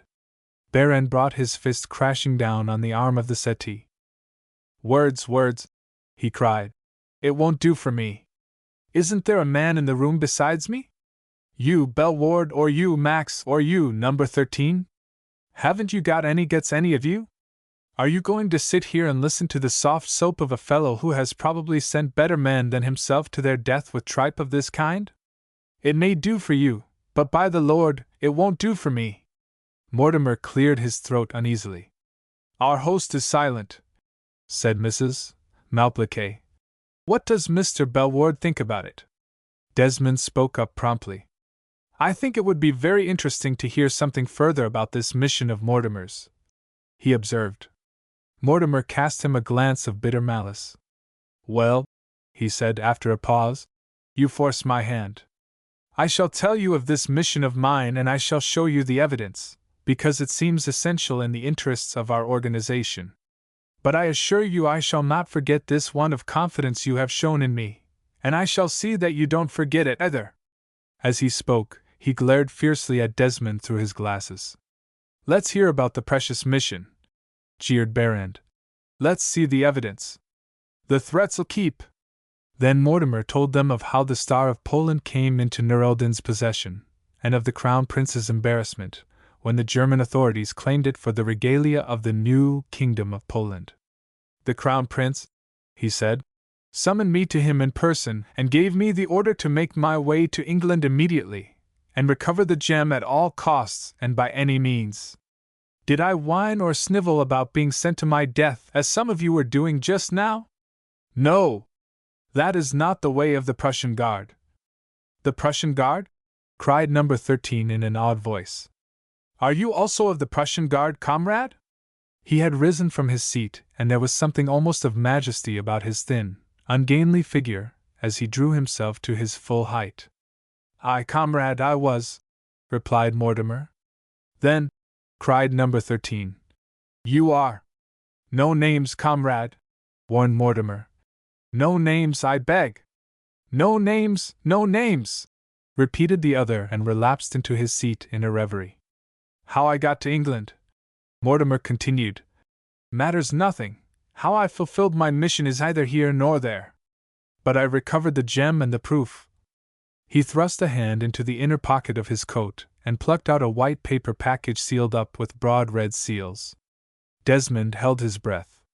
It was the white paper package, exactly as Barbara had described. "Look at it well, Berend," said Mortimer, holding it up for the young man to see. "It cost me a man's life to get that. If it had sent 20 men to their death, I should have had it just the same." Mrs. Malplaquet clapped her hands, her eyes shining. "Bravo, bravo!" she exclaimed. "That's the spirit! That's the way to talk, Mortimer!" "Cut it out!" snarled Berend. "And let's see the goods!"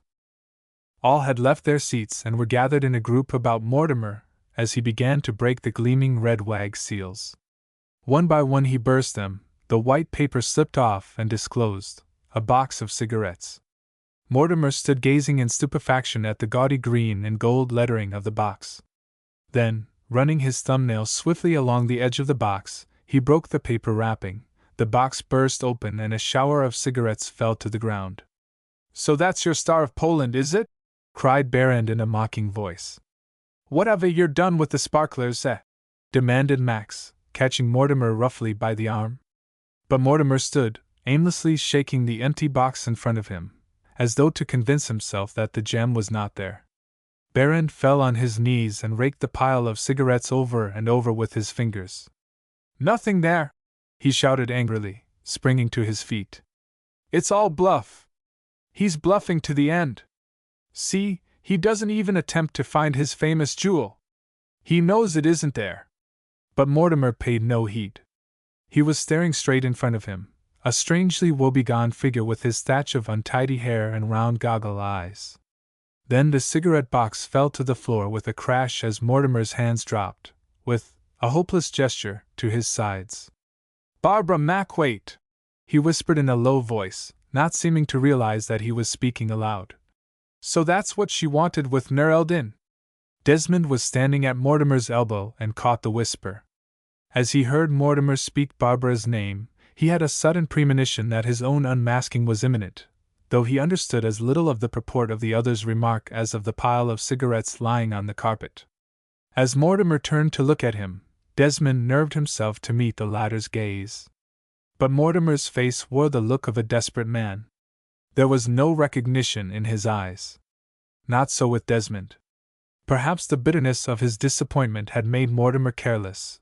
Perhaps the way in which he had pronounced Barbara's name struck a familiar chord in Desmond's memory. The unkempt hair brushed down across the forehead, the thick glasses, the heavy mustache still formed together an impenetrable mask which Desmond's eyes failed to pierce. But now he recalled the voice. As Mortimer looked at him, the truth dawned on Desmond, and he knew that the man standing beside him was Maurice Strangwise, his comrade in arms in France. At that very moment a loud crash rang through the room, a cold blast of damp air came rushing in and the lamp on the table flared up wildly, flickered an instant and went out, leaving the room in darkness save for the glow of the fire. A deep voice cried, "May I ask what you are all doing in my house?"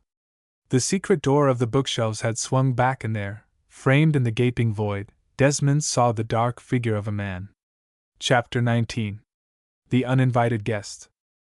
There are moments in life when the need for prompt action is so urgent that thought, decision, and action must be as one operation of the brain. In the general consternation following on the dramatic appearance of this uninvited guest, Desmond had a brief respite in which to think over his position. Should he make a dash for it or stay where he was and await developments? Without a second's hesitation, he decided on the latter course. With the overpowering odds against him, it was more than doubtful whether he could ever reach the library door. Besides, to go was to abandon absolutely all hope of capturing the gang, for his flight would warn the conspirators that the game was up. On the other hand, the newcomer might be an ally, perhaps an emissary of the chiefs. The strange behavior of the odd man had shown that something was afoot outside of which those in the library were unaware. Was the uninvited guest the deus ex machina who was to help him, Desmond, out of his present perilous fix? Meanwhile the stranger had stepped into the room, drawing the secret door to behind him. Desmond heard his heavy step and the dull thud of the partitions swinging into place. The sound seemed to break the spell that hung over the room. Mortimer was the first to recover his presence of mind. Crying out to number 13 to lock the door leading into the hall, he fumbled for a moment at the table. Desmond caught the noise of a match being scratched, and the next moment the library was again bathed in the soft radiance of the lamp. Picking up the light, Mortimer strode across to the stranger. "What do you want here?" he demanded fiercely. "And who the devil?" He broke off without completing his sentence, drawing back in amazement. For the rays of the lamp fell upon the pale face of a stoutish, bearded man, veering towards middle age standing in front of Mortimer. And the face was the face of the stoutish, bearded man, veering towards middle age, who stood in the shadow a few paces behind Mortimer. Each man was a complete replica of the other, save that the face of the new arrival was thin and haggard with that yellowish tinge which comes from long confinement. As Mortimer staggered back, the uninvited guest recoiled in his turn. He was staring fixedly across the room at his double, who met his gaze firmly, erect, tense, silent. The others looked in sheer stupefaction from one to the other of the two Mr. Bellwards.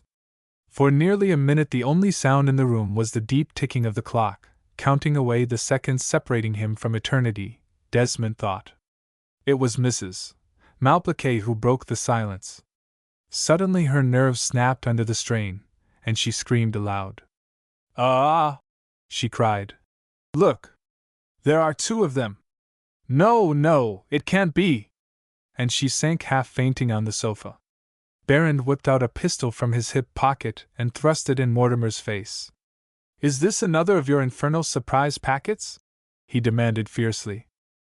All the spies seemed on a sudden to be armed, Desmond noted, all, that is, save Mrs. Malplaquet, who lay cowering on the settee. Mortimer had pulled out his super Mauser, number 13, who was guarding the door, had a revolver in his hand, and Barrand, as has been stated, was threatening Mortimer with his Browning. Now Max advanced threateningly into the room, a long seaman's knife in his hand. "Put that blarsted shooting iron awie!" he snarled at Mortimer. "And tell us what's the little game, will yer? Come on, Eggpline!" With absolute self-possession Mortimer turned from the stranger to Desmond. "I think it is up to the twins to explain," he said almost nonchalantly. "Suppose we hear what this gentleman, who arrived so surprisingly through the bookshelves, has to say?" Though threatened with danger from two sides, from the gang and possibly, as far as he knew, from the stranger, Mortimer was perfectly calm. Desmond never admired Maurice Strangwise more than in that moment. All eyes now turned questioningly towards the new arrival. As for Desmond, he drew back as far as he dared into the shadow. He knew he was in the direst peril, but he was not afraid for himself. He was crushed to the ground by the sickening feeling that he was going to be beaten, that the gang were going to slip through his fingers after all, and he was powerless to prevent it. He guessed at once what had happened. Bellward must have escaped from custody, for there was no disguise about this pale, flustered creature who had the cowed look of a hunted man in his eyes. He must have come to the mill house to get his motorcycle, for he surely would have known that the villa would be the first place to which the police would follow him up. Desmond saw a little ray of hope. If, it was a very big if, Bellward's flight were discovered promptly, the police might be expected to reach the mill house very soon behind him. Bellward must have come straight there, for he had not even taken the very elementary precaution of shaving off his beard. That made Desmond think that he must have escaped some time that evening after the barbers' shops were closed. With thumping heart, with bated breath, he waited for what was to come. In a very little while, he told himself, the truth must come out. His only chance was to try and bluff his way out of this appalling dilemma, and above all, at all costs, this was the essential fact which, he told himself, he must keep steadfastly before his eyes, not to lose sight of Mortimer whatever happened. Bellward's voice, and its tone showed Desmond what an accomplished mime crook had been, broke the silence. "I have nothing to explain," he said, turning from the sofa where he had been exchanging a few words in an undertone with Mrs. Malplaquet. "This is my house. That is sufficient explanation for my presence here, I imagine. But I confess I am curious to know what this person," he indicated Desmond, "is doing in my clothes, if I mistake not, giving what I take to be a very successful impersonation of myself." Then Desmond stepped boldly out of the shadow into the circle of light thrown by the lamp. "I don't know what you all think," he said firmly, "but it seems to me singularly unwise for us to stand here gossiping when there is a stranger amongst us. I fail to understand the motive of this gentleman in breaking into my house by my private door, wearing my clothes, if I am to believe my eyes, But I clearly realize the danger of admitting strangers to a gathering of this kind. Quite right, agreed Berend, nodding his head in assent. You have had one singular surprise tonight already, Desmond resumed. In the matter of the jewel which our respected leader was about to show us, if you recollect, our friend was only prevented from giving us the explanation which he certainly owed us over his little hoax by the arrival, the most timely arrival, of his confederate. Confederate? Shouted Mortimer. What the devil do you mean by that? Yes, confederate, Desmond repeated. Max, Berend, Mrs. Malplaquet, all of you, look at this wretched fellow. He pointed a finger of scorn at Bellward.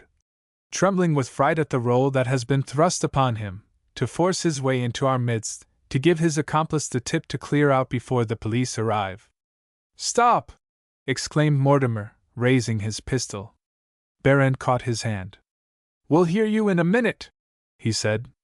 Let him finish, said Mrs. Malplaquet, and there was a certain ominous quietness in her tone that startled Desmond. As for Bellward, he remained silent, with arms folded, listening very intently.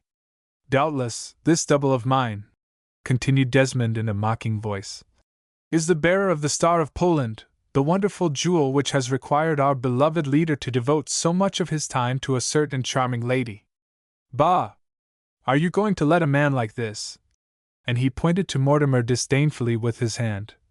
A man who puts you in the fighting line while he amuses himself in the rear, are you going to let this false friend, this bogus spy, cheat you like this?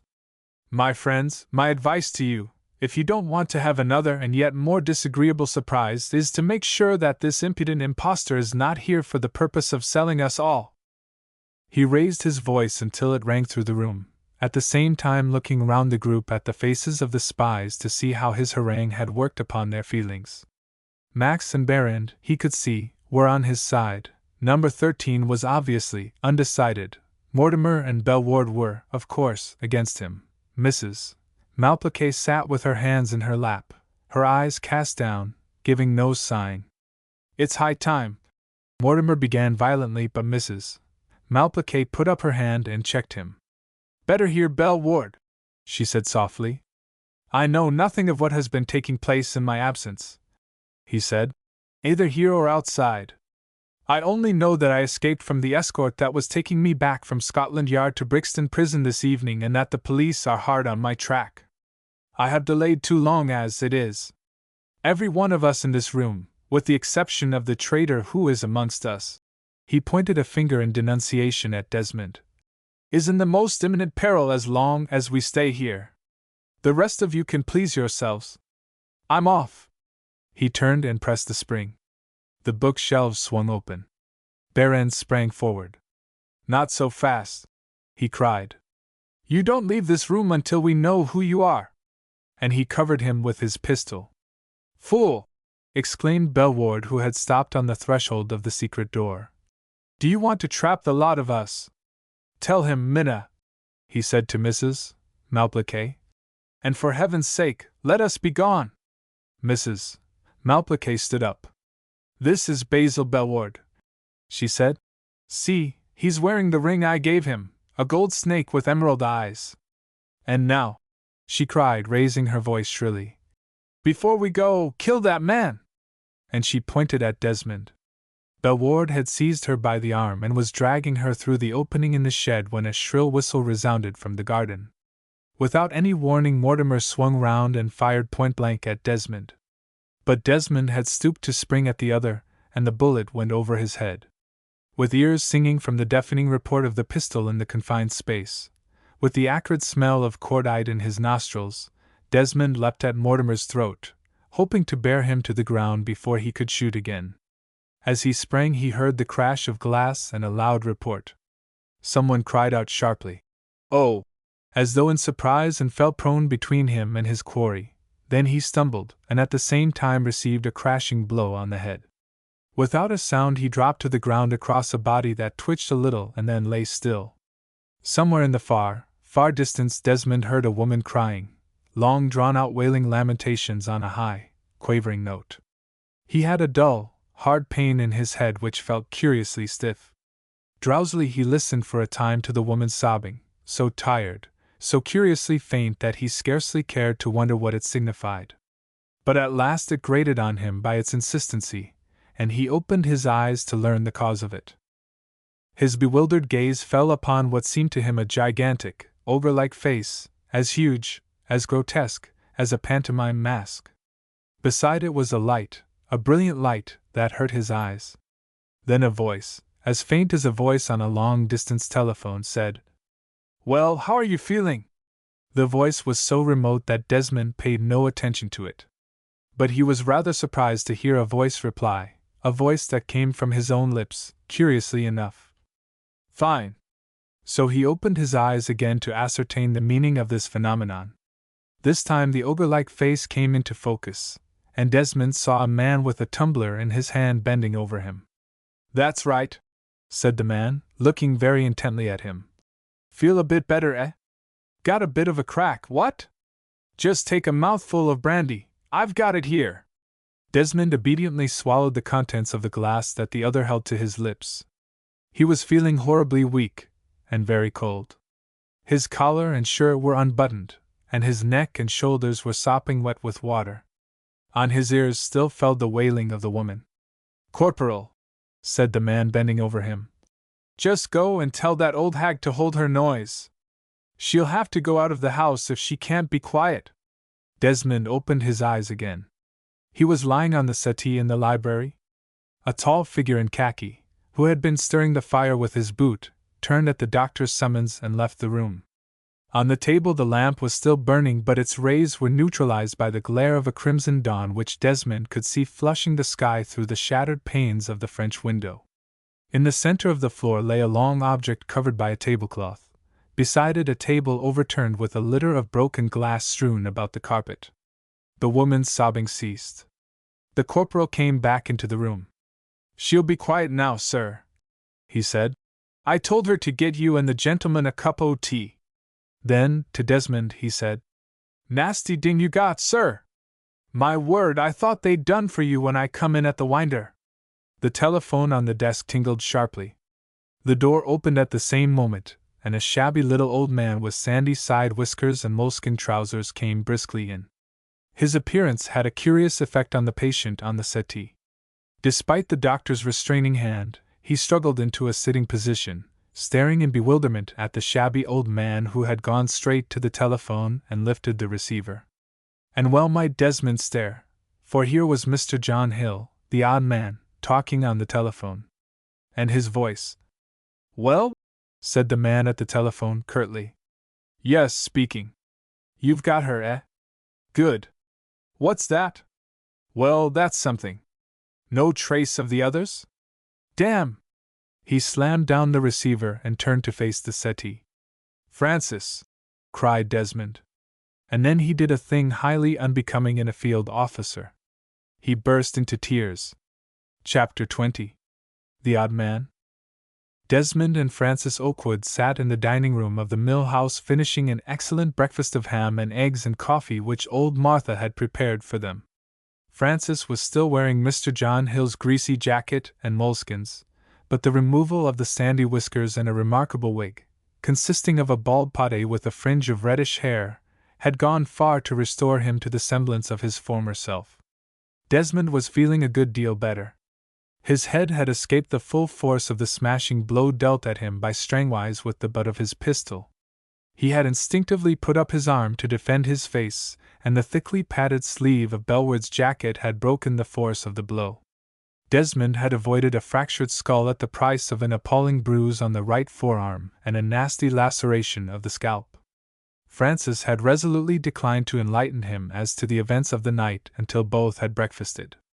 After dispatching the corporal of military police to hurry the housekeeper on with the breakfast, Francis had taken his brother straight to the dining room, refusing to let him ask the questions which thronged his brain until they had eaten and drunk.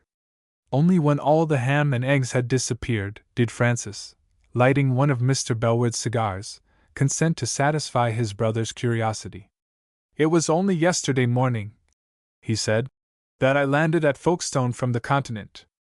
How I got the chief's message recalling me and how I made my escape through the Turkish lines to Allenby's headquarters is a long story which will keep.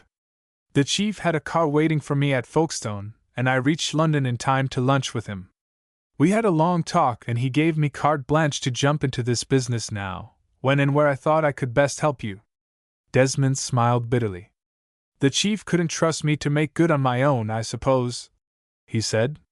The chief had a very good idea of the character of the people you had to deal with, retorted Francis. And he was a trifle apprehensive that the role you were playing might lead to complications, supposing the gang were to see through your impersonation. He's a wonderful man, that and he was dead right, as he always is. But how? Asked Desmond. Did the crowd spot me? No, answered the other. But it was your disguise which was responsible for the escape of Strangwise. What? Cried Desmond. He's escaped after all. Francis nodded. Yes, he said. Got clear away and left no trace. Wait a minute, and you shall hear. When I have told my story, you shall tell yours, and between us, we'll piece things together. Well, when I left the chief yesterday, I came down here. The description of Mr. John Hill, your odd man, rather tickled my fancy. I wanted badly to get at you for a quiet chat, and it seemed to me that if I could borrow Mr. Hill's appearance for a few hours now and then I might gain access to you without rousing any suspicion. You see, I knew that old Hill left here about dusk every afternoon, so I guessed the coast would be clear. Clarkson's fitted me out with the duds and the make-up, and I got down to Winfield by 6:30. The fog was so infernally thick that it took me more than an hour to get here on foot. It must have been close on 8 o'clock when I pushed open your front gate. I thought of going boldly into the kitchen and asking for you, but fortunately, I decided to have a preliminary prowl round the place. Through a chink in the curtains of the library I saw you and a stranger talking together. The stranger was quite unknown to me, but one thing about him I spotted right off. I saw that he was disguised, so I decided to hang about a bit and await developments. I loafed around in the fog for about half an hour. Then I heard a car coming up the drive. I hid myself in the rhododendron bush opposite the front door and saw 2 men and a woman get out. They hurried into the house, so that I didn't have a chance of seeing their faces. But I got a good glimpse of the chauffeur as he bent down to turn out the headlights. And yes, I knew him. Max, they called him, said Desmond. His name was Mirsky when last I saw him, answered Francis. And mine was Apfelbaum, if you want to know. He was a German agent in Russia and as ruthless and unscrupulous a rascal as you'll find anywhere in the German service. I must say I never thought he'd have the nerve to show his face in this country, though I believe he's a Whitechapel Jew born and bred. However, there he was, and the sight of his ugly mug told me that something was doing. But like a fool I decided to hang on a bit and watch, instead of going right off in that car and fetching help from Stanning. It was just as well you waited, said Desmond, for if you'd gone off at once they must have heard the car and the fat would have been in the fire straight away. And he told Francis of the loud dispute among the Confederates in the library, the noise of which had effectually covered the sound of the departing ear. Francis laughed. From my observation post outside, he said, I could only see you, and that blackguard Mug, as you two were sitting opposite the window. I couldn't see more than the feet of the others. But your face told me the loud voices which reached me even outside meant that a crisis of some sort was approaching, so I thought it was time to be up and doing. So I sneaked round to the front of the house, got the engine of the car going and started off down the drive. I had the very devil of a job to get to Stanning. Ever since you've been down here, the chief has had special men on duty day and night at the police station there. I didn't dare stop to light the headlamps, and as a result the first thing I did was to charge the front gate and get the back wheel so thoroughly jammed that it took me the best part of 20 minutes to get the blooming car clear. When at last I got to the station, I found that Matthews, the chief's man, you know, had just arrived by car from London with a lot of plainclothes men and some military police. He was in the very devil of a stew. He told me that Bellward had escaped, that the chief was out of town for the night and ungetatable, and that he, Matthews, had come down on his own to prevent the gaff being blown on you and also to recapture Mr. Bellward if he should be mad enough to make for his old quarters. I told Matthews of the situation up at the mill house. Neither of us was able to understand why you had not telephoned for assistance. We only discovered later that the telephone had been disconnected. But I went bail that you were up against a very stiff proposition. I told Matthews that, by surrounding the house, we might capture the whole gang. Matthews is a cautious cuss and he wanted a good deal of persuading, so we lost a lot of time. In the end, he wouldn't take my advice to rush every available man to the scene, but only consented to take 2 plainclothes men and 2 military police. He was so precious afraid of upsetting your arrangements. The chief, it appears, had warned everybody against doing that. So we all piled into the car and I drove them back to the mill house. This time I left the car at the front gate, and we went up to the house on foot. We had arranged that Matthews and one of the military police, both armed, should stay and guard the car, while the 2 plainclothes men and the other military policeman, the corporal here, should accompany me to the house. Matthews believed my yarn that we were only going to investigate. What I intended to do in reality was to round up the whole blessed lot. I put one of the plainclothes men on the front door and the other round at the back of the house.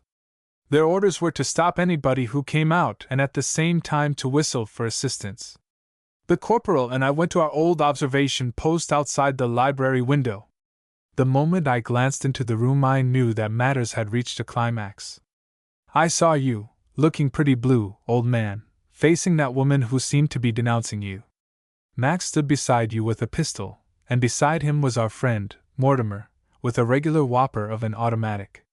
Before I had time to move, the plainclothes man at the back of the house whistled.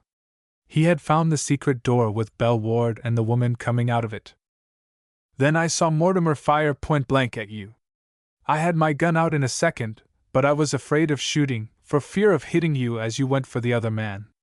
But the corporal at my side wasn't worrying much about you. Just as you jumped, he put up his gun and let fly at Mortimer with a sense of discrimination which does him infinite credit. He missed Mortimer, but plugged Max plumb through the forehead, and my old friend dropped in his tracks right between you and the other fellow. On that we hacked our way through the French window. The corporal found time to have another shot and laid out a tall, odd-looking man. Number 13. Elucidated Desmond. When we got inside we found him dead across the threshold of the door leading into the hall. Berend we caught hiding in a brush cupboard by the back stairs. As for the others... Gone? Queried Desmond with a sudden sinking at his heart. Francis nodded. We didn't waste any time getting through that window, he said, but the catch was stiff and the broken glass was deuced unpleasant. Still, we were too late. You were laid out on the floor. Mortimer, Bellward and the lady had made their lucky escape. And the secret door showed us how they had gone. But I thought you had a man posted at the back? Would you believe it? When the shooting began, the infernal idiot must rush round to our assistance, so, of course, Mortimer and company, nipping out by the secret door, got clear away down the drive. But that is not the worst. Matthews gave them the car. No, said Desmond incredulously. He did, though, answered Francis. Mind you, Mortimer had had the presence of mind to throw off his disguise. He presented himself to Matthews as Strangwise. Matthews knows Strangwise quite well. He has often seen him with the chief. My God, Captain Strangwise, says Matthews, as the trio appeared, what's happened? You're wanted up at the house immediately, Matthews, says Strangwise quite excitedly. We're to take the car and go for assistance. Matthews had a look at Strangwise's companions, and seeing Bellward, of course, takes him for you. As for the lady, she had a black lace muffler wound about her face. Miss Mackwaite's coming with us, Matthews, Strangwise says, seeing Matthews look at the lady. That removed the last of any lurking suspicions that old Matthews might have had. He left the military policeman at the gate, and tore off like mad up the drive while Strangwise and the others jumped into the car and were away before you could say knife. The military policeman actually cranked up the car for them. When Matthews burst into the library with the story of you and Strangwise and Miss Mackwaite having gone off for help in our only car, I knew we had been sold. You were there, knocked out of time on the floor, in your disguise as Belle Ward, so I knew that the man was Strangwise was the real Belle Ward, and I consequently deduced that Strangwise was Mortimer, and consequently the very man we had to catch. We were done brown. If we had had a little more time to think things out, we should have found that motorbike and I would have gone after the trio myself. But my first idea was to summon aid. I tried to telephone without success, and then we found the wire cut outside. Then I had the idea of pumping Barrand. I found him quite chatty and furious against Mortimer, whom he accused of having sold them. He told us that the party would be sure to make for the Dyke Inn, as Nerelden was there. By this time Strangwise and his party had got at least an hour clear start of us. I had set a man to repair the telephone, and in the meantime was thinking of sending another on foot to Stanning to fetch one of our cars. Then I found the motorbike and dispatched one of the military policemen on it to Stanning. In about half an hour's time he was back with a car in which were Gordon and Harrison and some more military police. I put Matthews in charge of the party and sent them off to the Dyke Inn, though I felt pretty sure we were too late to catch the trio. That was really the reason I stayed behind. Besides, I wanted to look after you. I got a turn when I saw you spread out all over the carpet, old man, I can tell you. Desmond, who had listened with the most eager attention, did not speak for a minute. The sense of failure was strong upon him. How he had bungled it all. Look here, he said presently in a dazed voice. You said just now that Matthews mistook Mrs. Malplaquet for Miss Macwaite. Why should Matthews think that Miss Macwaite was down here? Did she come down with you? Francis looked at him quickly. That crack on the head makes you forget things, he said. Don't you remember Miss Macwaite coming down here to see you yesterday afternoon? Matthews thought she had stayed on. Desmond shook his head. She's not been here, he replied. I'm quite positive about that. Francis sprang to his feet. Surely you must be mistaken, he said in tones of concern. The chief sent her down yesterday afternoon on purpose to see you. She reached Winfield Station all right, because the porter told Matthews that she asked him the way to the mill house. An ominous foreboding struck chill at Desmond's heart. He held his throbbing head for an instant. Someone had mentioned Barbara that night in the library, but who was it? And what had he said? Ah! Of course, it was Strangwise. So that's what she wanted with Nerelden, he had said. Desmond felt it all coming back to him now. Briefly he told Francis of his absence from the mill house in response to the summons from Nerelden, of his interview with the dancer and her story of the Star of Poland, of his hurried return just in time to meet Mortimer, and of Mortimer's enigmatical reference to the dancer in the library that night. Francis looked graver and graver as the story proceeded. Desmond noted it, and reproached himself most bitterly with his initial failure to inform the chief of the visits of Nerelden and Mortimer to the mill house. When he had finished speaking, he did not look at Francis, but gazed mournfully out of the window into the chilly drizzle of a sad winter's day. I don't like the look of it at all, said his brother, shaking his head. But first we must make sure that there has been no misunderstanding about Miss Macwaite. You say your housekeeper was already here when you came back from the Dyke Inn. She may have seen her. Let's have old Martha in. Between fright, bewilderment, and indignation at the invasion of the house, old Martha was, if anything, deafer and more stupid than usual. After much interrogation they had to be satisfied with her repeated assertion that she hadn't seen no young lady, and allowed her to hobble back to her kitchen. The two brothers stared at one another blankly. Francis was the first to speak. His eyes were shining and his manner was rather tense. He asked. What do you make of it? From what Strangwise let fall in the library here tonight, it seems probable that Miss Macwaite, instead of coming here to see you as she was told, or she may have called during your absence, went to the Dyke Inn and saw Nerelden. The muffled cry you heard at the inn suggests foul play to me, and that suspicion is deepened in my mind by the fact that Matthews found Nerelden at the Dyke Inn, as he reported to me by telephone just now. But he says nothing about Miss Macwaite. I fear the worse for that poor girl if she has fallen into the hands of that gang. Desmond remained silent for a moment. He was trying to piece things together as best as his aching head would allow. both Nerelden and Strangwise were after the jewel. Nerelden believed that afternoon that Strangwise had it, while Strangwise, on discovering his loss, had seemed to suggest that Barbara Mackwaite had recovered it. Either Strangwise or Nerelden, perhaps both of them, said Desmond, must know what has become of Miss Mackwaite. And he explained his reasoning to Francis. His brother nodded quickly. Then Nerelden shall tell us, he answered sternly. They've arrested her? Asked Desmond with a sudden pang. Yes, said Francis curtly. But too late to prevent a crime being committed. When Matthews and his party arrived, they found Nerelden in the very act of leaving the inn. The landlord, Rass, was lying dead on the floor of the taproom with a bullet through the temple. That looks to me, as though Nerelden had recovered the jewel. But Rass is a compatriot of hers. Desmond objected. But he was also an inconvenient witness of her dealings with Strangwise, retorted Francis. If either Nerelden or Strangwise have regained possession of the Star of Poland, I fear the worst for Barbara Mackwaite. Come in. The corporal stood, saluting, at the door. Mr. Matthews on the telephone, sir. Francis hurried away, leaving Desmond to his thoughts, which were not of the most agreeable. Had he been wrong in thinking Nerelden a victim? Was he, after all, nothing but a credulous fool who had been hoodwinked by a pretty woman's play-acting? And had he sacrificed Barbara Mackwaite to his obstinacy and his credulousness? Francis burst suddenly into the room. He cried. They've found Miss Mackwaite's hat on the floor of the taproom. It is stained with blood. Desmond felt himself growing pale. And the girl herself? He asked thickly. What of her? Francis shook his head. Vanished, he replied gravely. Vanished utterly.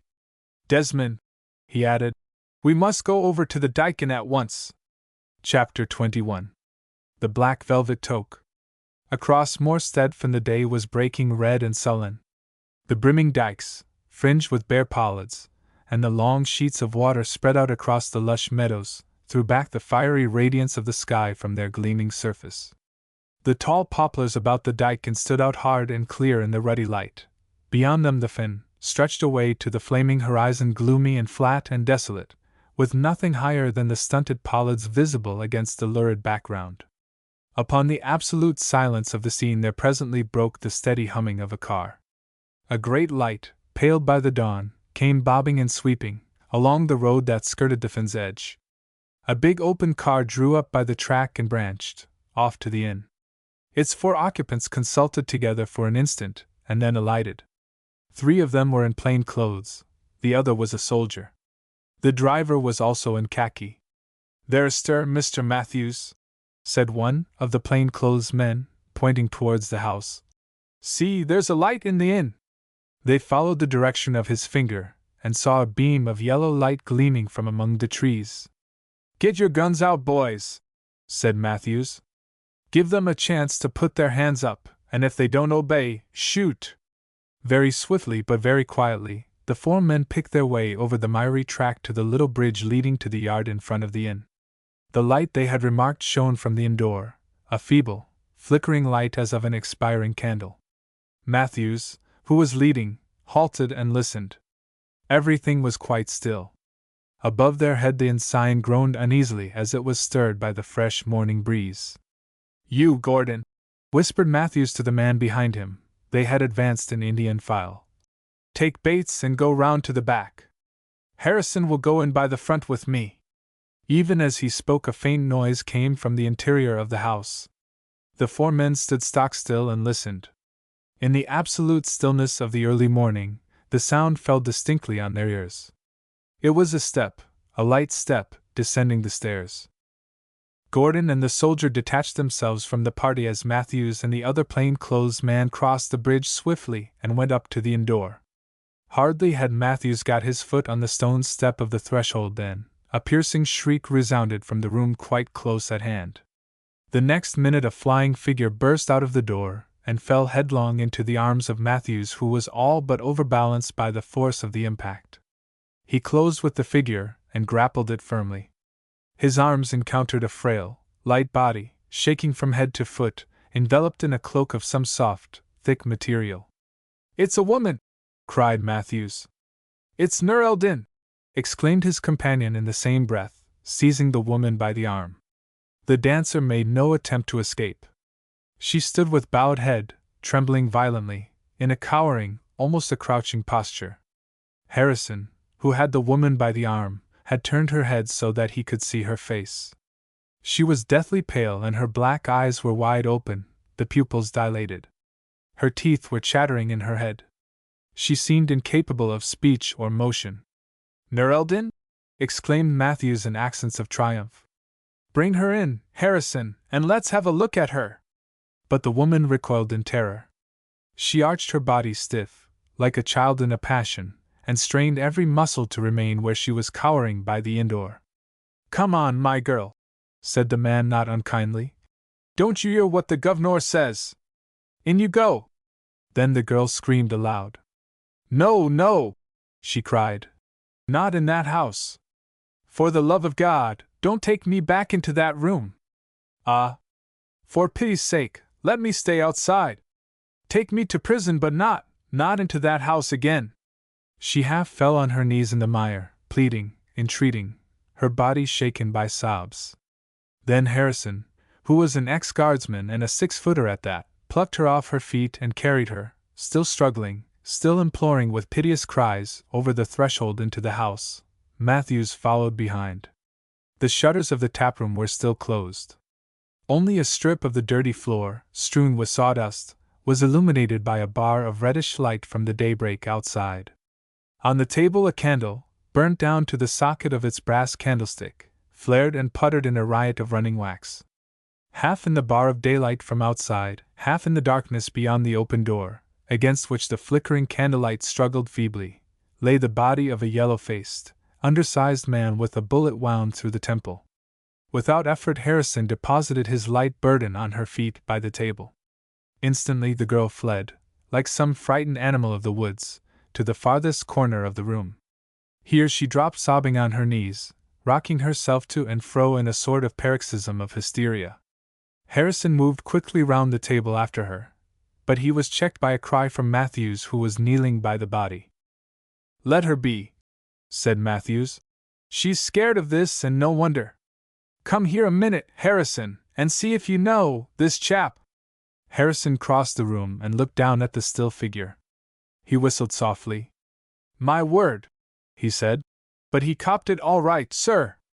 I know him well enough. He's Ras, the landlord of this pub, that's who he is, as harmless a sort of chap as ever was. Who did it, d'you think, sir? Matthews, who had been going through the dead man's pockets, now rose to his feet. Nothing worth writing home about there, he said half aloud.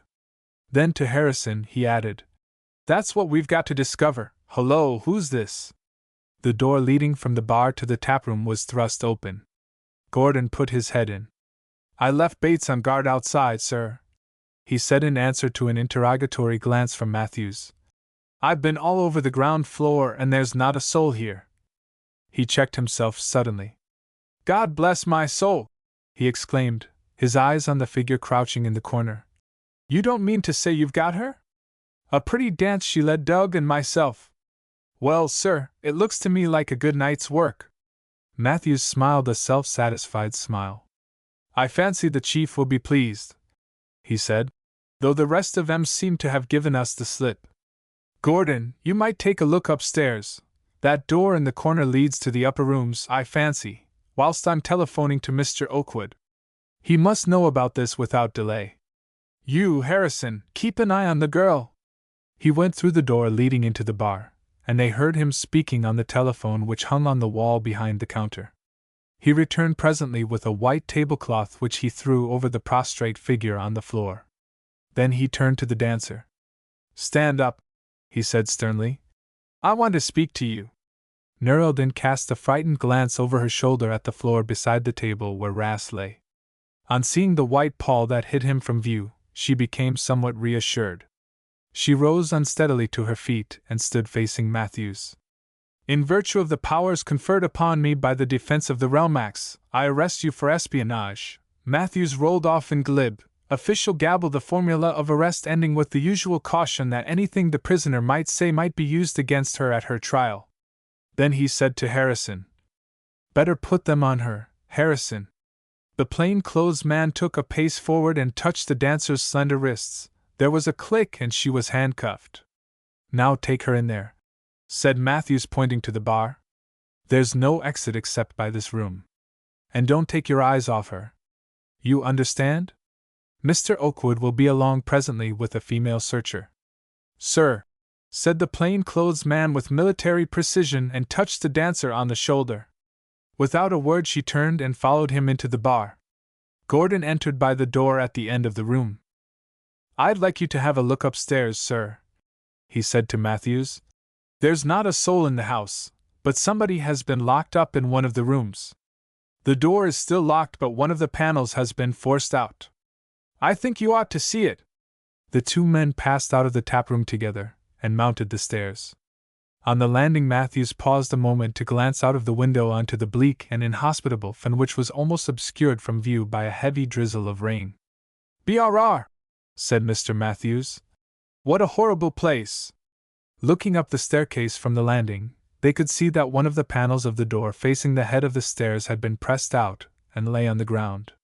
They passed up the stairs, and Matthews, putting one arm and his head through the opening, found himself gazing into that selfsame ugly sitting room where Desmond had talked with Neraldin.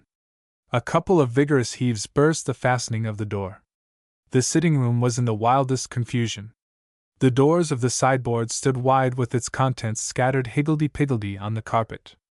A chest of drawers in the corner had been ransacked, some of the drawers having been taken bodily out and emptied on the floor. The door leading to the inner room stood open and showed that a similar search had been conducted there as well. The inner room proved to be a bare whitewashed place, very plainly furnished as a bedroom. On the floor stood a small attaché case, and beside it a little heap of miscellaneous articles such as a woman would take away with her for a weekend: a crepe de chine nightdress, a dainty pair of bedroom slippers, and some silver-mounted toilet fittings. From these things Matthews judged that this had been Neraldin's bedroom. The two men spent a long time going through the litter with which the floor in the bedroom and sitting room was strewed. But their labors were vain, and they turned their attention to the remaining rooms, of which there were 3. The first room they visited, adjoining Neraldin's bedroom, was scarcely better than an attic. It contained in the way of furniture little else than a truckle bed, a washstand, a table, and a chair. Women's clothes were hanging on hooks behind the door. The place looked like a servant's bedroom. They pursued their search. Across the corridor 2 rooms stood side by side. One proved to be Rasa's. His clothes lay about the room, and on a table in the corner, where writing materials stood, were various letters and bills made out in his name. The other room had also been occupied, for the bed was made and turned back for the night, and there were clean towels on the washstand. But there was no clue as to its occupant save for a double-barreled gun which stood in the corner. It had evidently been recently used, for fresh earth was adhering to the stock, and the barrel, though otherwise clean, showed traces of freshly burned powder. There being nothing further to glean upstairs, the two men went down to the taproom again. As Matthews came through the door leading from the staircase, his eye caught a dark object which lay on the floor under the long table. He fished it out with his stick. It was a small black velvet toque with a band of white and black silk flowers round it. In one part the white flowers were besmeared with a dark brown stain. Matthews stared at the little hat in his hand with puckered brows. Then he called to Gordon. "Do you know that hat?" he asked, holding it up for the man to see. Gordon shook his head. "I might have seen it," he replied. "But I don't take much account of such things, Mr. Matthews, being a married man." "Tut, tut," fussed Matthews. "I think you have seen it. Come, think of the office for a minute." "Of the office?" repeated Gordon. Then he exclaimed suddenly. "Miss Mackwaite!" "Exactly," answered Matthews. "It's her hat, I recall it perfectly. She wore it very often to the office. Look at the blood on it." He put the hat down on the table and ran into the bar, where Neraldin sat immobile on her chair, wrapped in a big overcoat of some soft blanket cloth in dark green, her chin sunk on her breast. Matthews called up the mill house and asked for Frances Okewood. When he mentioned the finding of Barbara Mackwaite's hat, the dancer raised her head and cast a frightened glance at Matthews. But she said nothing, and when Matthews turned from the telephone to go back to the taproom, she had resumed her former listless attitude. Matthews and Gordon made a thorough search of the kitchen and back premises without finding anything of note. They had just finished when the sound of a car outside attracted their attention. On the road beyond the little bridge outside the inn, Frances and Desmond Okewood were standing, helping a woman to alight. Francis was still wearing his scarecrow-like apparel, while Desmond, with his beard and pale face and bandaged head, looked singularly unlike the trim brigade major who had come home on leave only a week or so before. Matthews went out to meet them and, addressing the woman, a brisk-looking person as Mrs. Butterworth, informed her that it was shocking weather. Then he led the way into the inn. The first thing that Desmond saw was the little toque with the brown stain on its flowered band lying on the table. Francis picked it up, turned it over, and laid it down again. "Where did you find it?" he asked Matthews. The latter informed him of the circumstances of the discovery. Then Francis, sending the searcher into Narration in the bar, pointed to the body on the floor. "Let's have a look at that," he said. Matthews removed the covering and the three men gazed at the set face of the dead man. There was a clean bullet wound in the right temple. Matthews showed the papers he had taken off the body and exchanged a few words in a low tone with Francis. There is something about the presence of death which impels respect whatever the circumstances. 5 minutes later Mrs. Butterworth came out of the bar. In her hands she held a miscellaneous assortment of articles, a small gold-chain purse, a pair of gloves, a gold cigarette case, a tiny handkerchief, and a long blue envelope. She put all the articles down on the table save the envelope, which she handed to Francis. "This was in the lining of her overcoat, sir," she said. Francis took the envelope and broke the seal. He drew out half a dozen sheets of thin paper, folded lengthwise. Leisurely he unfolded them, but he had hardly glanced at the topmost sheet than he turned to the next and the next until he had run through the whole bunch. Desmond, peering over his shoulder, caught a glimpse of rows of figures, very neatly set out in a round hand, and knew that he was looking at a message in cipher code. The door at the end of the taproom was flung open and a soldier came in quickly. He stopped irresolute on seeing the group. "Well, Bates," said Matthews, "there's a woman lying dead in the cellar back yonder," said the man, jerking his thumb over his shoulder. "The cellar?" cried Matthews. "Yes, sir, I think you must ha' overlooked it." Francis, Desmond, and Matthews exchanged a brief glance. A name was on the lips of each one of them, but none dared speak it. Then, leaving Harrison and Mrs. Butterworth with Narration, the three men followed the soldier and hurriedly quitted the room. Chapter 22. What the cellar revealed. On opening the door at the farther end of the taproom, they saw before them a trapdoor standing wide with a shallow flight of wooden steps leading to the darkness below. Bates pointed with his foot to a square of linoleum which lay on one side. "That was covering the trap," he said. "I wouldn't ha' noticed nothing out of the ordinary myself, only I slipped, see, and kicked this bit o' oilcloth away, and there was the ring of the trap staring me in the face, as you might say. Show us a light here, Gordon." Gordon handed him an electric torch. He flashed it down the stair. It fell upon something like a heap of black clothes huddled up at the foot of the ladder. "Is it Miss Mackwaite?" whispered Francis to his brother. "I've never seen her, you know." "I can't tell," Desmond whispered back, "until I see her face." He advanced to descend the ladder, but Matthews was before him. Producing an electric torch from his pocket, Matthews slipped down the stair with Gordon close behind. There was a pause, so tense that it seemed an eternity to Desmond, as he waited halfway down the ladder with the musty smell of the cellar in his nostrils. Then Matthews cried, "It's not her!" "Let me look!" Gordon broke in. Then Desmond heard him exclaim, "It's Naration's French maid! It's Marie, she's been stabbed in the back!" Desmond suddenly felt rather sick. This progress from one deed of violence to another revolted him. The others crowded into the cellar, but he did not follow them. He remained at the top of the trap, leaning against the wall, trying to collect his thoughts.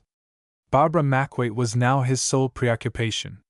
If anything had happened to her, it was through his fault alone, for he began to feel sure she must have come to the mill house in his absence. What then had become of her? The blood-stained toque pointed to foul play. But if they had murdered her, what had they done with the body? His thoughts flew back to his interview with Neraldin upstairs on the previous afternoon. He remembered the entrance of the maid, and the dancer's hurried exit. Might not Marie have come to tell her that Barbara Mackwaite was below asking for her? It was very shortly after this interruption that, crouching on the roof of the shed, he had heard that muffled cry from the house and seen Ras enter the bar and speak with Strangwise. He had seen, too, the maid, Marie, in earnest conversation with Strangwise by the back gate on the fen.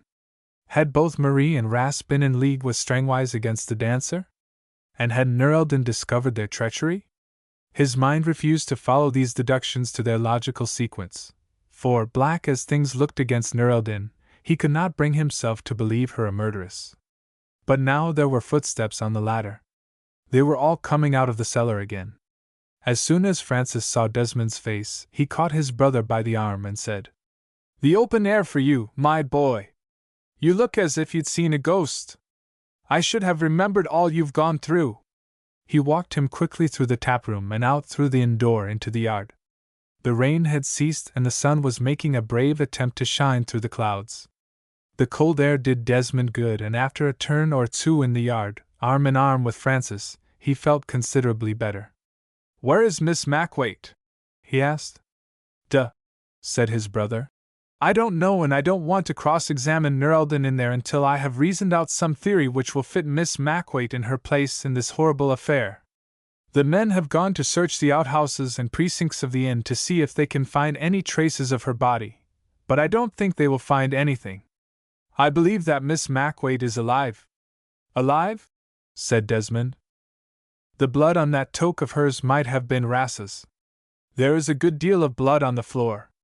You see, I still think Miss Mackwaite's safety depends on that jewel not being recovered by either Strangwise or Neraldin. Strangwise, we know, has lost the jewel and there is no trace of it here. Moreover, we know that, as late as yesterday afternoon, Neraldin did not have it.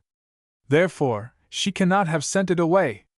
I am inclined to believe, too, that Strangwise, before going over to the mill house last night, carried off Miss Mackwaite somewhere with the aid of Ras and Marie, who were evidently his accomplices, in order to find out from her where the jewel is concealed." "But Miss Mackwaite cannot know what has become of it," objected Desmond. "Maybe not," retorted his brother. "But both Strangwise and Neraldin know that the jewel was originally entrusted to her charge. Neraldin did not, it is true, tell Miss Mackwaite what the silver box contained, but the latter may have found out, at least the dancer might suppose so, while Strangwise might think the same. Therefore, both Strangwise and Neraldin had an interest in detaining Miss Mackwaite, and I think Strangwise forestalled the dancer. When Neraldin discovered it, both Ras and her maid paid the penalty of their betrayal."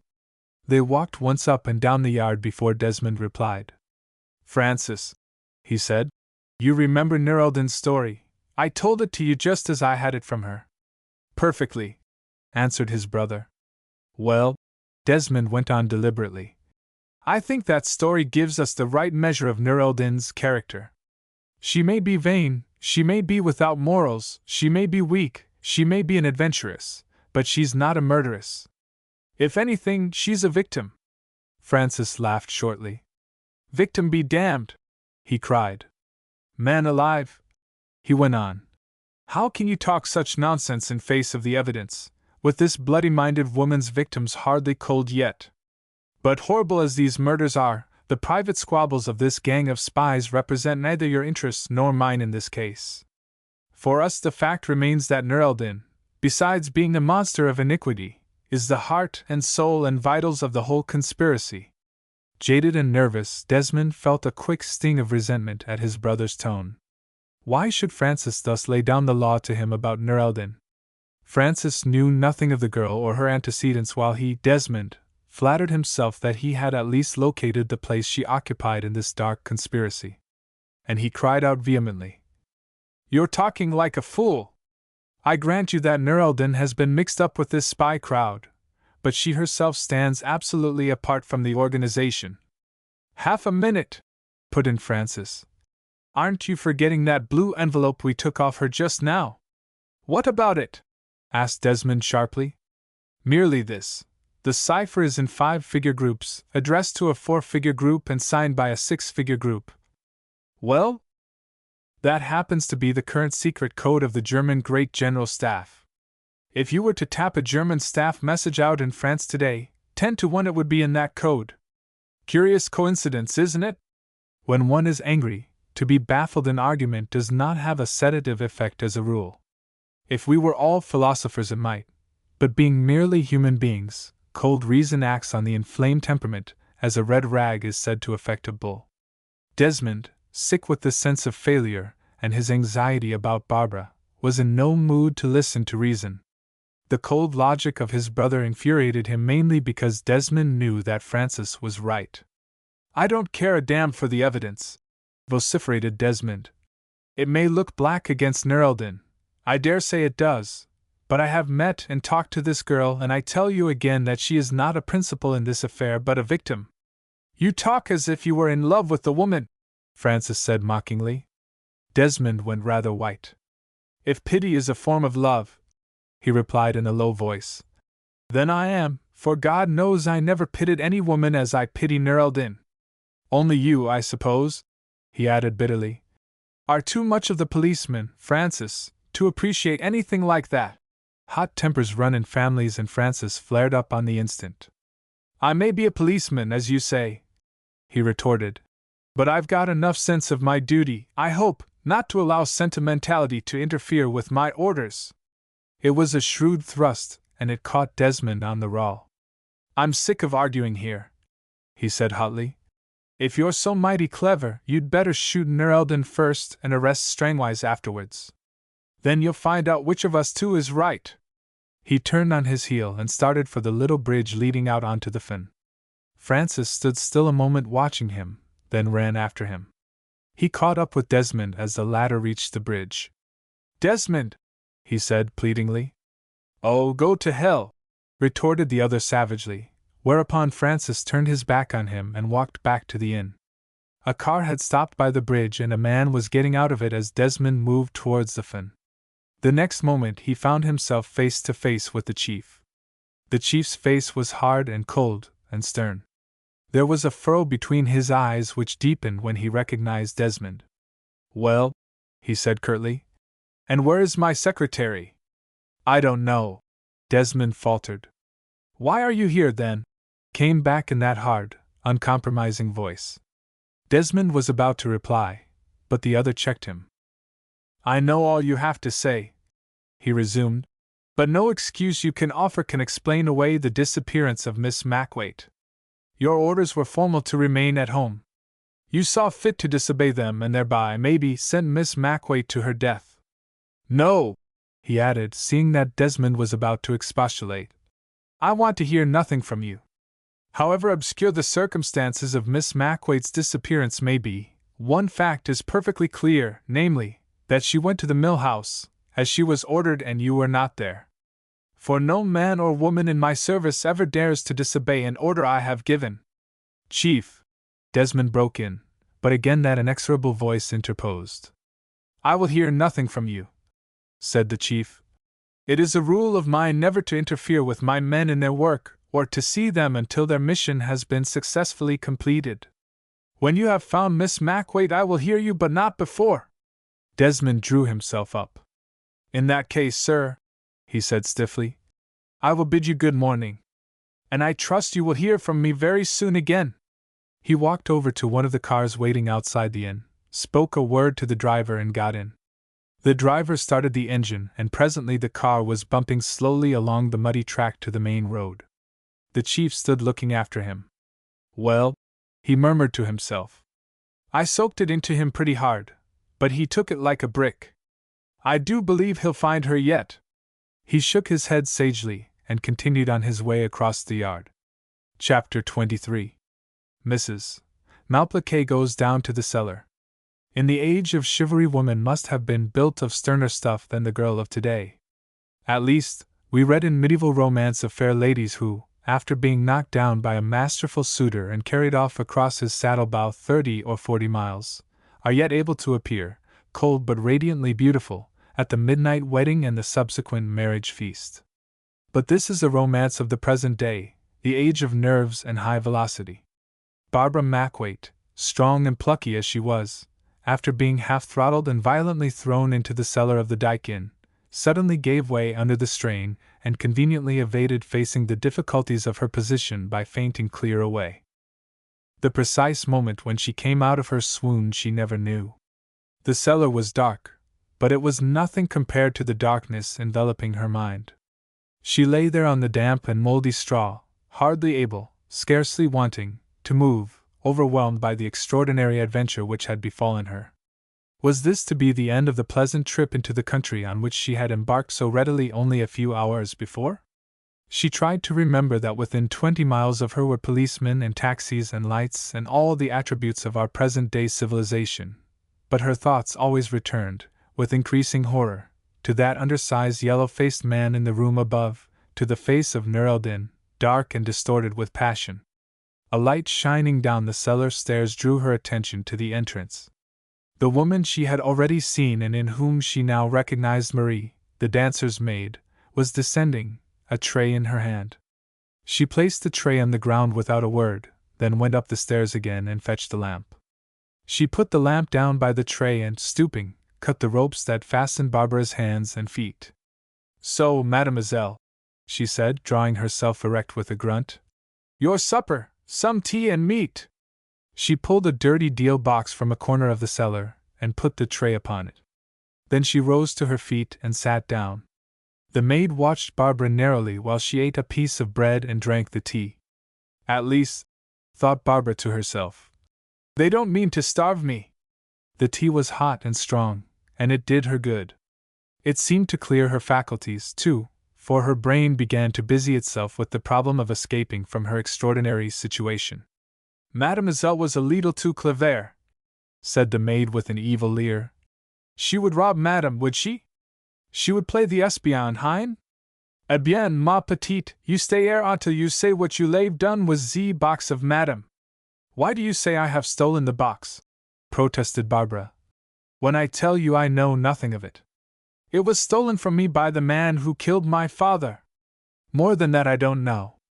You don't surely think I would conspire to kill," her voice trembled, "my father, to get possession of this silver box that means nothing to me?"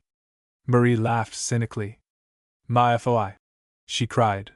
"When one is a spy, one will stop at nothing. But tiens, here is madame." Nur el-Din picked her way carefully down the steps, the yellow-faced man behind her. He had a pistol in his hand. The dancer said something in French to her maid, who picked up the tray and departed. "Now, mademoiselle," said Nur el-Din, "you see this pistol. Ras here will use it if you make any attempt to escape.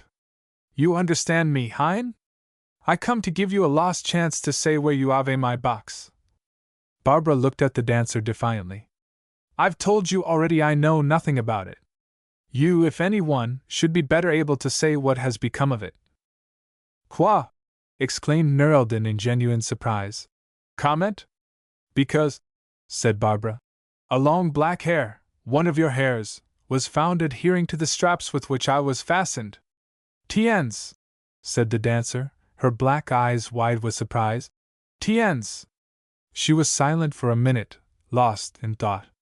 The man, Ras, suddenly cocked his ear towards the staircase and said something to Nur el-Din in the same foreign tongue which Barbara had heard them employ before.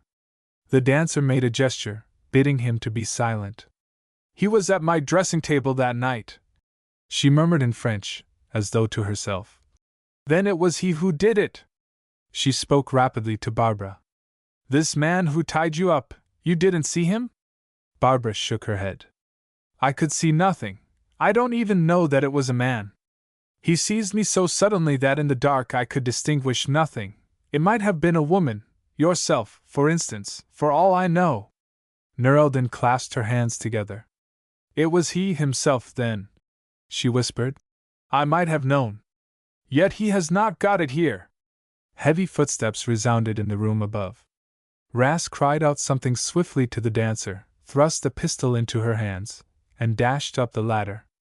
The next moment there was a loud report followed by the thud of a heavy body falling. Somewhere in the rooms above a woman screamed. Nerelden's hands flew to her face, and the pistol crashed to the ground. 2 men appeared at the head of the cellar stairs. One was Strangwise, in uniform, the other was Bellward. "They're both here," said Strangwise over his shoulder to Bellward. "Ah, thank God, you've come!" cried Barbara, running to the foot of the ladder. Strangwise brushed past her and caught Nerelden by the arm. "Run her upstairs," he said quickly to Bellward, who had followed behind him. "And lock her in her room. I've seen to the rest. You, Miss Mackwaite," he added to Barbara. "You will come with us." Barbara was staring in fascination at Bellward. She had never believed that any disguise could be so baffling, so complete.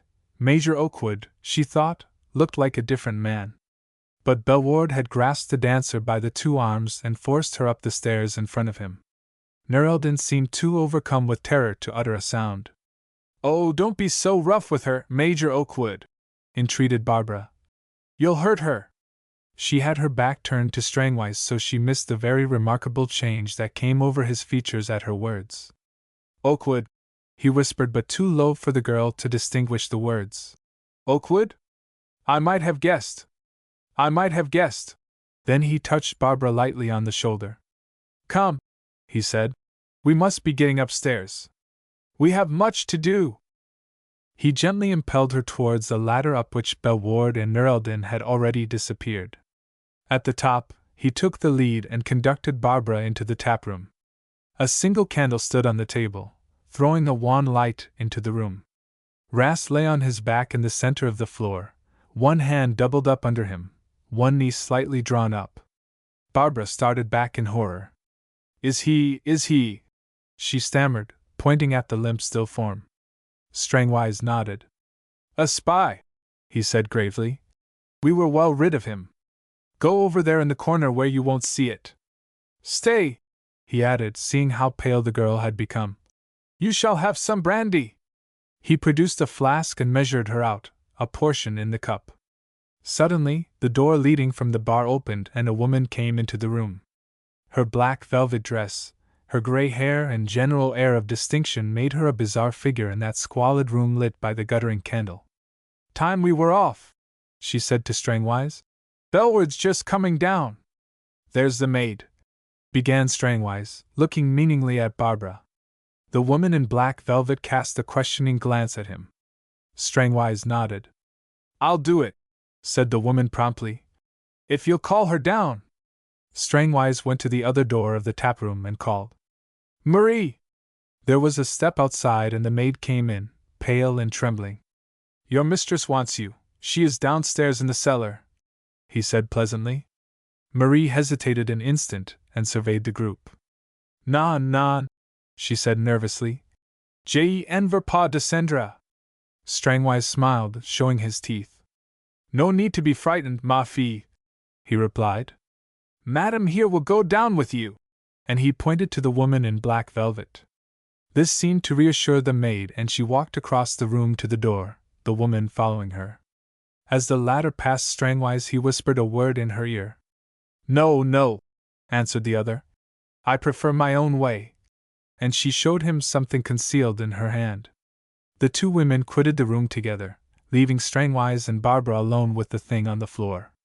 Strangwise picked up a military greatcoat which was hanging over the back of a chair and put it on, buttoning it all the way up the front and turning up the collar about the neck.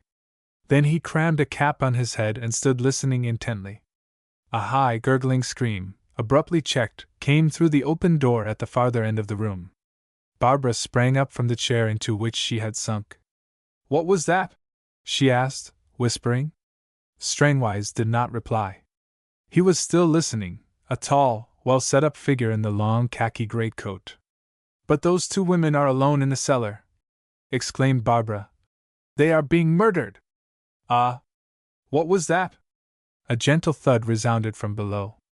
A man came in through the door leading from the bar. He had a fat, smooth-shaven face, heavily jowled. "All ready, Bellward?" asked Strangwise carelessly. Barbara stared at the man thus addressed. She saw that he was wearing the same clothes as the man who had come down into the cellar with Strangwise, but the beard was gone. And the man she saw before her was not Desmond Okewood. Without waiting to reason out the metamorphosis, she ran towards Belward. "They're murdering those 2 women down in the cellar," she cried. "Oh, what has happened? Won't you go down and see?" Belward shook her off roughly. "Neat work," said Strangwise. "She's a wonder with the knife," agreed the other. Barbara stamped her foot. "If either of you men have the courage to go down," she cried, "then I'll go alone.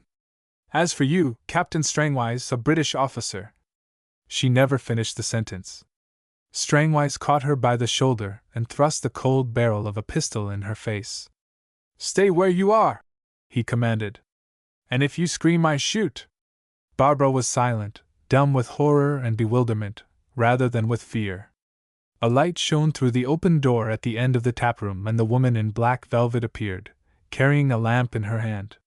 She was breathing rather hard, and her carefully arranged gray hair was a little untidy, but she was quite calm and self-possessed. "We haven't a moment to lose," she said, putting the lamp down on the table and blowing it out. "Belward, give me my cloak." Belward advanced with a fur cloak and wrapped it about her shoulders. "You are the perfect artiste, Minna," he said. "Practice makes perfect," replied Mrs. Malplaquet archly. Strangwise had flung open the door leading to the front yard. A big limousine stood outside. "Come on," he said impatiently. "Don't stand there gossiping, you two." Then Barbara revolted. "I'll not go," she exclaimed. "You can do what you like, but I'll stay where I am." "Murderers!" "Oh," said Strangwise wearily. "Bring her along, Belward." Belward and the woman seized the girl one by each arm and dragged her to the car. Strangwise had the door open, and between them they thrust her in.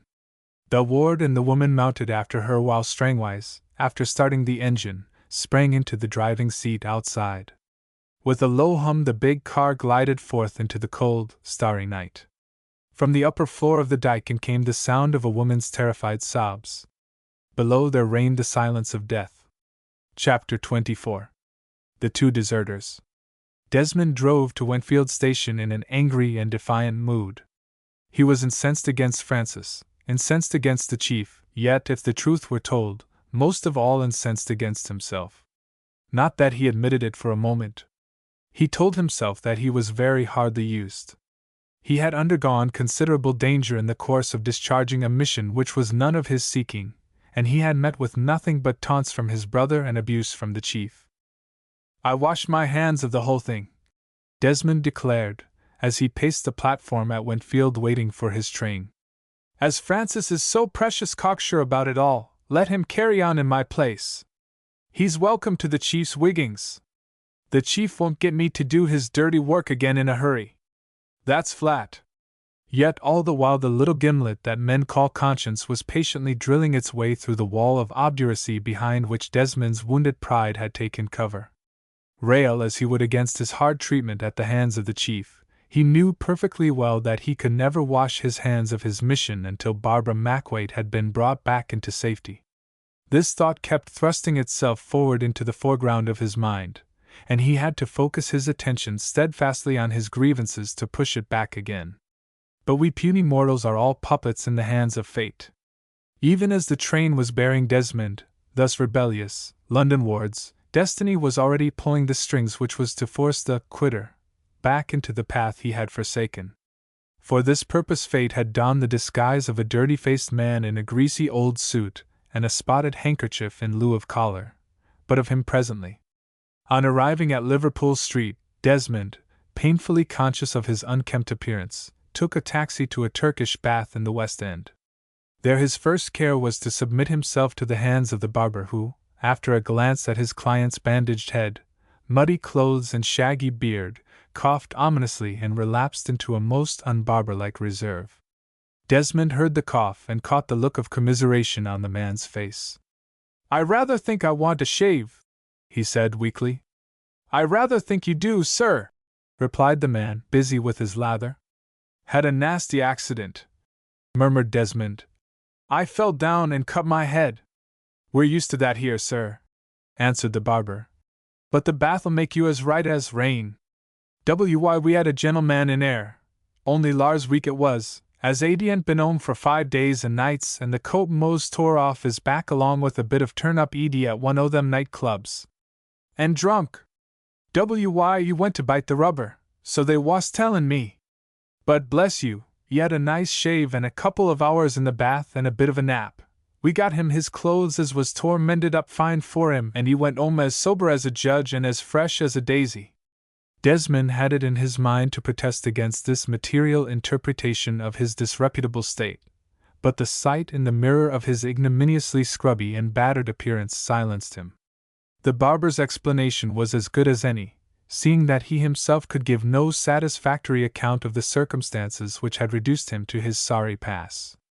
So Desmond held his peace, though he felt constrained to reject the barber's offer of a pick-me-up. From the shaving saloon, Desmond sent a messenger out for some clothes, and for the next 3 hours amused himself by exhausting the resources of the Turkish bath. Finally, about the hour of noon, he found himself, considerably refreshed, swathed in towel, reposing on a couch, a cup of coffee at his elbow and that morning's Daily Telegraph spread out before him.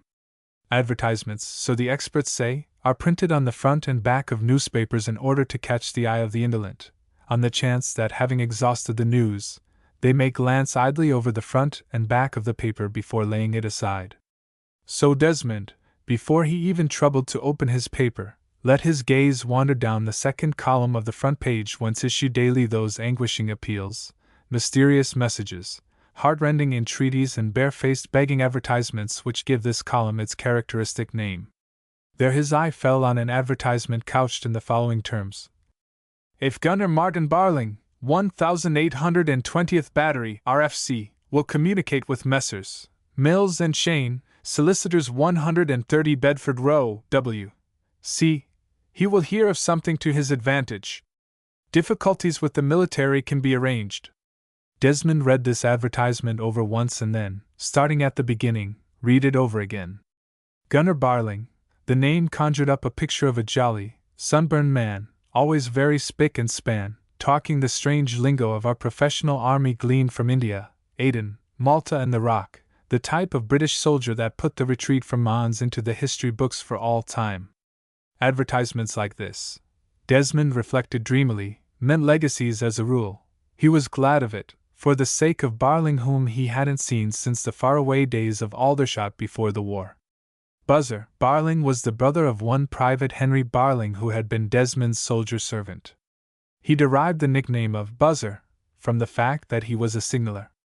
As the vicissitudes of service had separated the two brothers for many years, they had profited by the accident of finding themselves at the same station to see as much of one another as possible, and Desmond had frequently come across the gunner at his quarters in barracks. Henry Barling had gone out to France with Desmond, but a sniper in the wood at Villers Cotterets had deprived Desmond of the best servant and the truest friend he had ever had. Now here was Henry's brother cropping up again. Desmond hoped that Buzzer Barling would see the advertisement, and half asleep, formed a mental resolve to cut out the notice and send it to the gunner who, he felt glad to think, was still alive. The rather curiously worded reference to difficulties with the military must mean, Desmond thought, that leave could be obtained for Martin Barling to come home and collect his legacy. At this point the Daily Telegraph fell to the ground and Desmond went off to sleep. When he awoke, the afternoon hush had fallen upon the bath. He seemed to be the only occupant of the cubicles. His clothes, which had arrived from the shop during his slumbers, were very neatly laid out on a couch opposite him. He dressed himself leisurely. The barber was quite right. The bath had made a new man of him. Save for a large bump on the back of his head, he was none the worse for Strangway's savage blow. The attendant having packed Bellwood's apparel in the suitcase in which Desmond's clothes had come from the club, Desmond left the suitcase in the man's charge and strolled out into the soft air of a perfect afternoon. He had discarded his bandage, and in his well-fitting blue suit and brown boots he was not recognizable as the scrubby wretch who had entered the bath 6 hours before. Desmond strolled idly along the crowded streets in the sunshine. He was rather at a loss as to what his next move should be. Now that his mental freshness was somewhat restored, his thoughts began to busy themselves again with the disappearance of Barbara Mackwaite. He was conscious of a guilty feeling towards Barbara. It was not so much the blame he laid upon himself for not being at the mill house to meet her when she came as the sense that he had been unfaithful to the cause of her murdered father. Now that he was away from Nerldon with her pleading eyes and pretty gestures, Desmond's thoughts turned again to Barbara Mackwaite. As he walked along Piccadilly, he found himself contrasting the two women as he had contrasted them that night he had met them in Nerldon's dressing-room at the Palaceum. And with a sense of shame, he became aware of how much he had succumbed to the dancer's purely sensual influence, for away from her he found he could regain his independence of thought and action. The thought of Barbara in the hands of that woman with the cruel eyes or a victim to the ruthlessness of Strangwise made Desmond cold with apprehension. If they believed the girl knew where the jewel had disappeared to, they would stop at nothing to force a confession from her. Desmond was convinced of that. But what had become of the trio? In vain he cast about him for a clue. As far as he knew, the only London address that Strangwise had was the Nineveh, and he was as little likely to return there as Bellward was to make his way to his little hotel in Jermyn Street. There remained Mrs. Malplaquet, who, he remembered, had told him of her house at Campden Hill. For the moment, Desmond decided, he must put both Strangwise and Bellward out of his calculations. The only direction in which he could start his inquiries after Barbara Mackwaite pointed towards Campden Hill and Mrs. Malplaquet. The delightful weather suggested to his mind the idea of walking out to Campden Hill to pursue his investigations on the spot. So he made his way across the park into Kensington Gardens, heading for the pleasant glades of Notting Hill. In the Bayswater Road he turned into a post office and consulted the London Directory. He very quickly convinced himself that among the hundreds of thousands of names compiled by Mr. Kelly's indefatigable industry Mrs. Malplaquet was not to be found. Neither did the street directory show her as the tenant of any of the houses on Campden Hill. I don't know that there is a more pleasant residential quarter of London than the quiet streets and gardens that straggle over this airy height. The very steepness of the slopes leading up from the Kensington High Street on the one side and from Holland Park Avenue on the other effectually preserves the atmosphere of old-world languor which envelopes this retired spot. The hill, with its approaches so steep as to suggest to the imaginative the pathway winding up some rock-bound fastness of the Highlands, successfully defies organ-grinders and motor-buses and other aspirants to the membership in the Great Society for the Propagation of Street Noises. As you near the summit, the quiet becomes more pronounced until you might fancy yourself 1,000 leagues, instead of as many yards, removed from the busy commerce of Kensington or the rather strident activity of Notting Hill. So various in size and condition are the houses that it is as though they had broken away from the heterogeneous rabble of bricks and mortar that makes up the royal borough of Kensington, and run up in a crowd to the summit of the hill to look down contemptuously upon their less fortunate brethren in the plain. On Campden Hill there are houses to suit all purses and all tastes, from the vulgar mansion with its private garden to the little one-story stable that art, which flourishes in these parts, and 10 shillings worth of paint has converted into a cottage. For half an hour Desmond wandered in a desultory fashion along the quiet roads of natty houses with brightly painted doors and shining brass knockers. He had no definite objective, but he hoped rather vaguely to pick up some clue that might lead him to Mrs. Malplaquet. He walked slowly along, surveying the houses and scrutinizing the faces of the passers-by who were few and far between, yet without coming any nearer the end of his search. It was now growing dusk.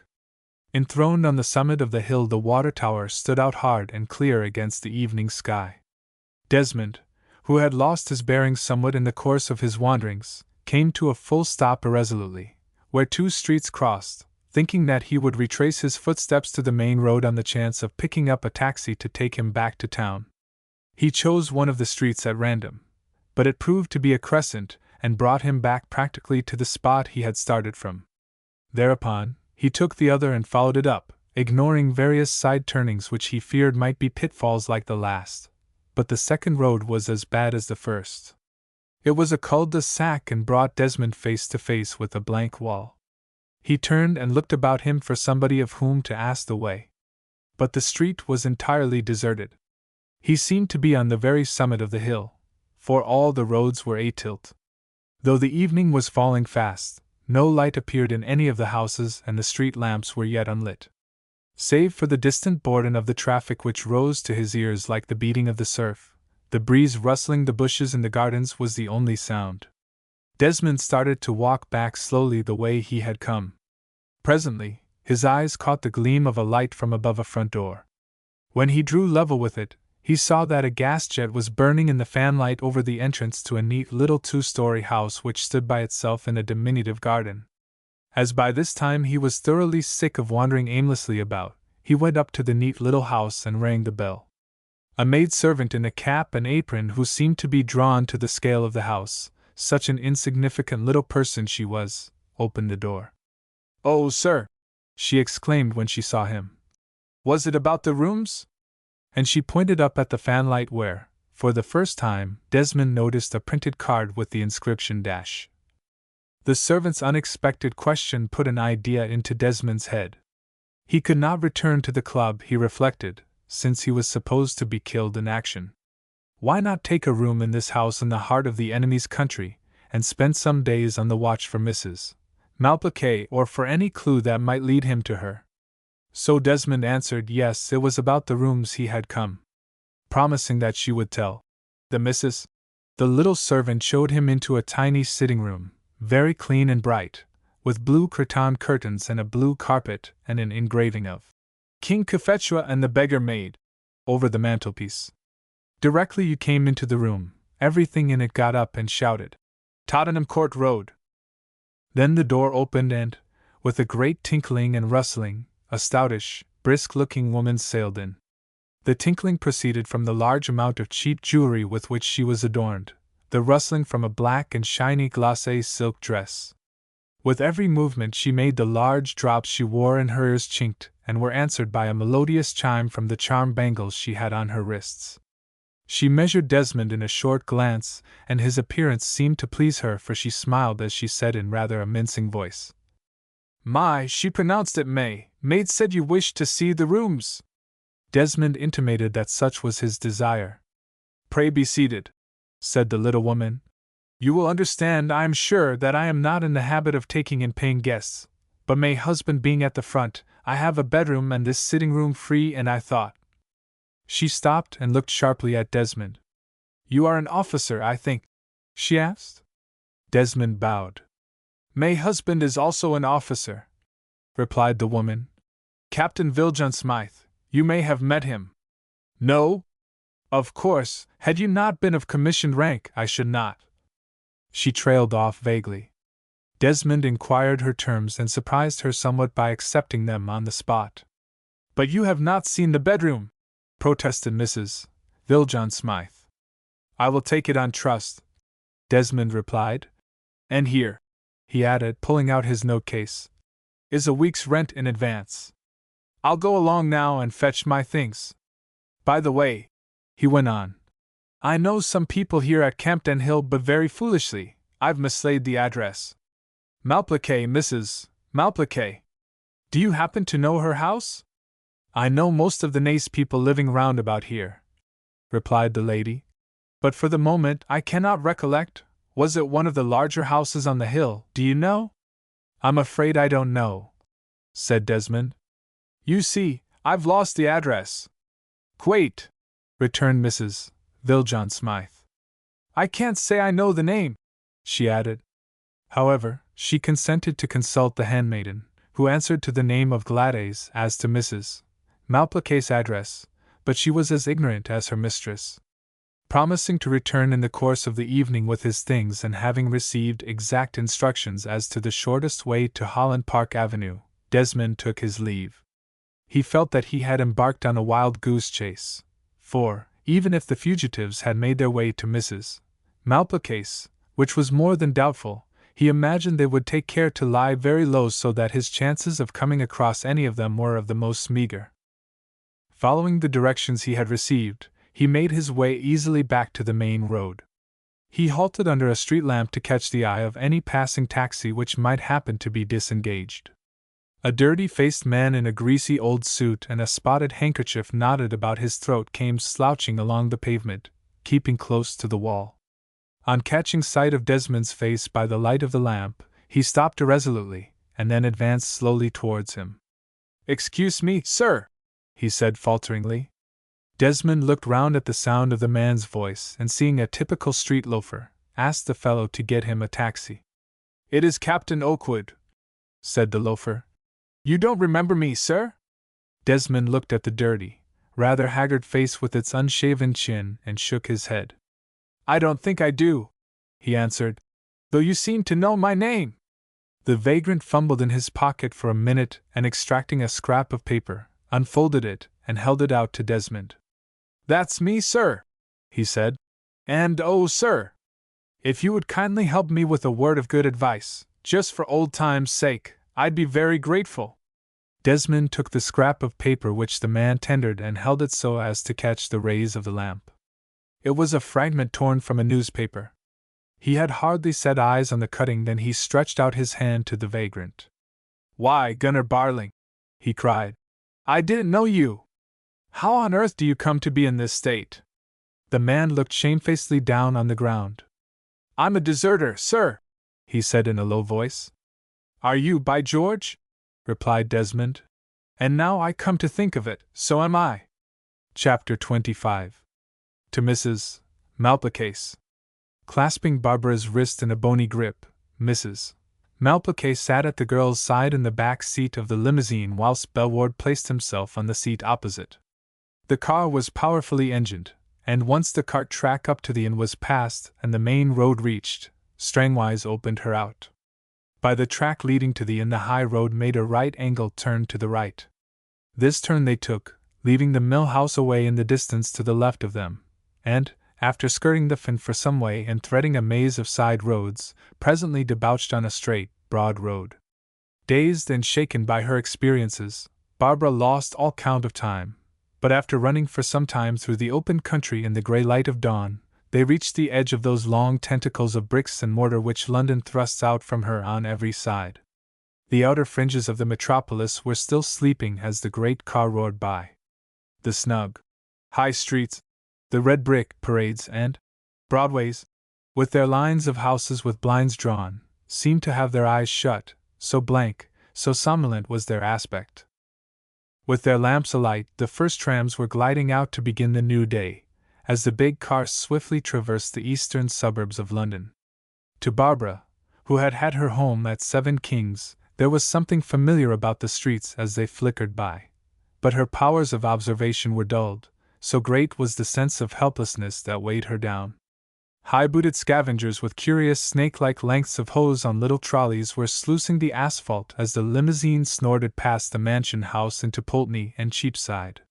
The light was growing clearer now, the tube stations were open, and from time to time a motor bus whizzed by. Barbara stirred restlessly and Mrs. Malplaquet's grip on her wrist tightened. "Where are you taking me?" the girl said. Mrs. Malplaquet spoke a single word.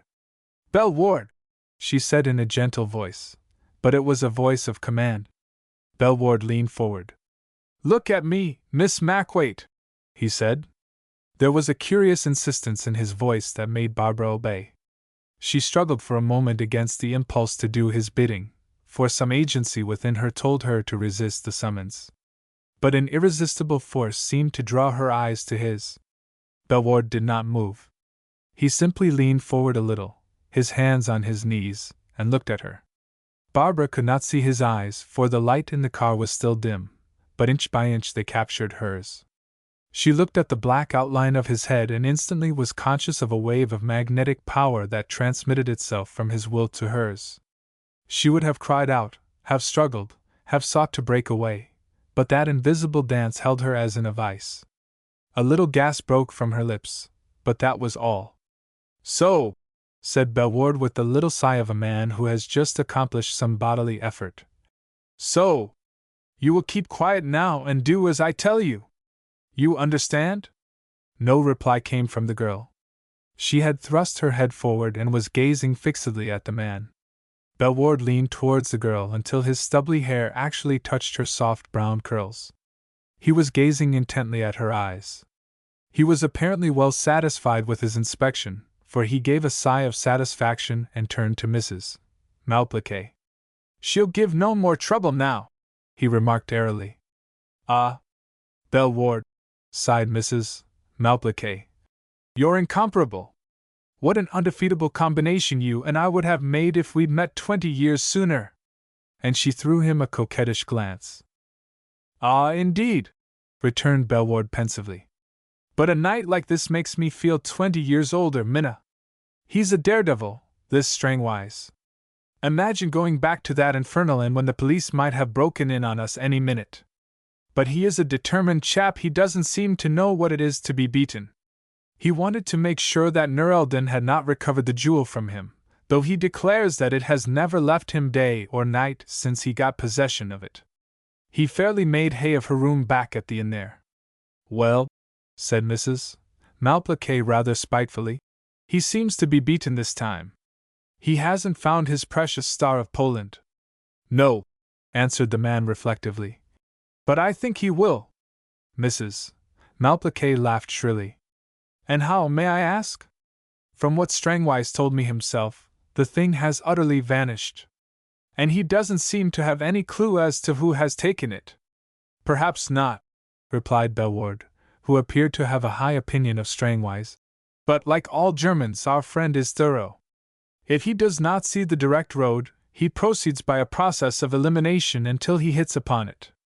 He did not expect to find the jewel in Nur el-Din's room.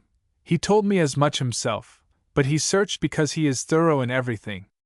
Do you know why he really went back to the Dyke Inn?" "Why?" asked Mrs. Malplaquet.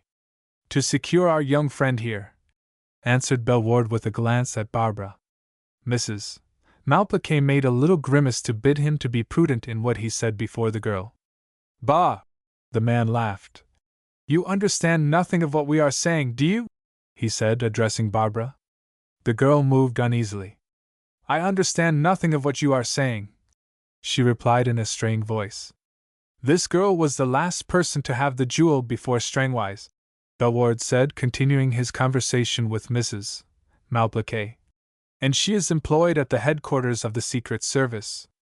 Strangwise was satisfied that nobody connected him with the theft of the silver box which Nur el-Din gave to this girl until our young lady here appeared at the Dyke Inn yesterday afternoon. Nur el-Din played his game for him by detaining the girl. Strangwise believes, and I must say I agree with him, that probably two persons know where the Star of Poland is. One is this girl." "The other being the late Mr. Bellward?" queried Mrs. Malplaquet. "Precisely. The late Mr. Bellward or Major Desmond Okewood," said Bellward. "Between him and this girl here I think we ought to be able to recover Strangwise's lost property for him." "But you haven't got Okewood yet," observed the lady in a mocking voice. The man looked evilly at her, his heavy, fat chin set square. "But we shall get him, never fear. With a little birdlime as attractive as this." He broke off and jerked his head in the direction of Barbara. "I shall do the rest," he added. "Ah!" Mrs. Malplaquet drew a deep sigh of admiration. "That's a clever idea. He is so ruse, this Strangwise." "You are quite right, Bellward, he never admits himself beaten. And he never is. But tell me," she added, "what about Nur el-Din? They'll nab her, eh?" "Unless our British friends are even more inefficient than I believe them to be, they most certainly will," he replied. "And then?" Bellward shrugged his shoulders and spread wide his hands. "A little mourning ceremony at the Tower," he answered, "unless these idiotic English are too sentimental to execute a woman." The car was running down the long slope to Paddington Station. It drew up at the entrance to the booking office, and Strangwise, springing from the driver's seat, flung open the door. "Come on!" he cried. "We must look sharp or we'll miss our train!" He dragged a couple of bags off the roof and led the way into the station. In the booking hall he inquired of a porter what time the express left for Bath, then went to the ticket office and took 4 first-class tickets to that place. Meanwhile, the car remained standing empty in the carriageway. Strangwise led his little party up some stairs and across a long bridge, down some stairs and up some stairs again, emerging, finally, at the Baccalieu tube station. There he dispatched Bellward to fetch a taxi. Taxis are rare in the early hours of the morning in wartime, and Bellward was gone fully 20 minutes. Strangwise fidgeted continually, drawing out his watch repeatedly and casting many anxious glances this way and that. His nervous demeanor began to affect Mrs. Malplaquet, who had linked her arm affectionately in Barbara's. The girl remained absolutely apathetic. Indeed, she seemed almost as one in a trance. "Aren't we going to Bath?" at length demanded Mrs. Malplaquet of Strangwise. "Don't ask questions," snapped the latter. "But the car?" asked the lady. "Hold your tongue," commanded the officer, and Mrs. Malplaquet obeyed. Then Mr. Bellward returned with the news that he had at last got a taxi. Strangwise turned to Bellward. "Can Minna and the girl go to Campden Hill alone?" he asked. "Or will the girl try and break away, do you think?" Bellward held up his hand to enjoin silence. "You will go along with Mrs. Malplaquet," he said to Barbara in his low purring voice. "You will stay with her until I come. You understand?" "I will go with Mrs. Malplaquet," the girl replied in the same dull tone as before. "Upon my word," exclaimed Mrs. Malplaquet, "you might have told me that we were going to my own place." But Strangwise shut her up. "Bellward and I will come on by tube, it is safer," he said. "Hurry, hurry! We must all be under cover by 8 o'clock, we have no time to lose." Chapter 26. The Man in the Summer House. The hour of the theater rush was long since over, and its passing had transformed the taxi drivers from haughty autocrats to humble suppliants. One taxi after another crawled slowly past the street corner where Desmond had stood for over an hour in deep converse with Gunner Barling, but neither flaunting flag nor appealingly uplifted finger attracted the slightest attention from the athletic-looking man who was so earnestly engaged in talk with the tramp. But at last the conversation was over, the two men separated, and the next taxi passing thereafter picked up a fare. At 9 o'clock the next morning Desmond appeared for breakfast in his sitting-room at Santona Road, for such was the name of the street in which his new rooms were situated. When he had finished his meal, he summoned Gladys and informed her that he would be glad to speak to Mrs. Viljoen Smythe. That lady having duly answered the summons, Desmond asked whether, in consideration of terms to be mutually agreed upon, she could accommodate his soldier servant.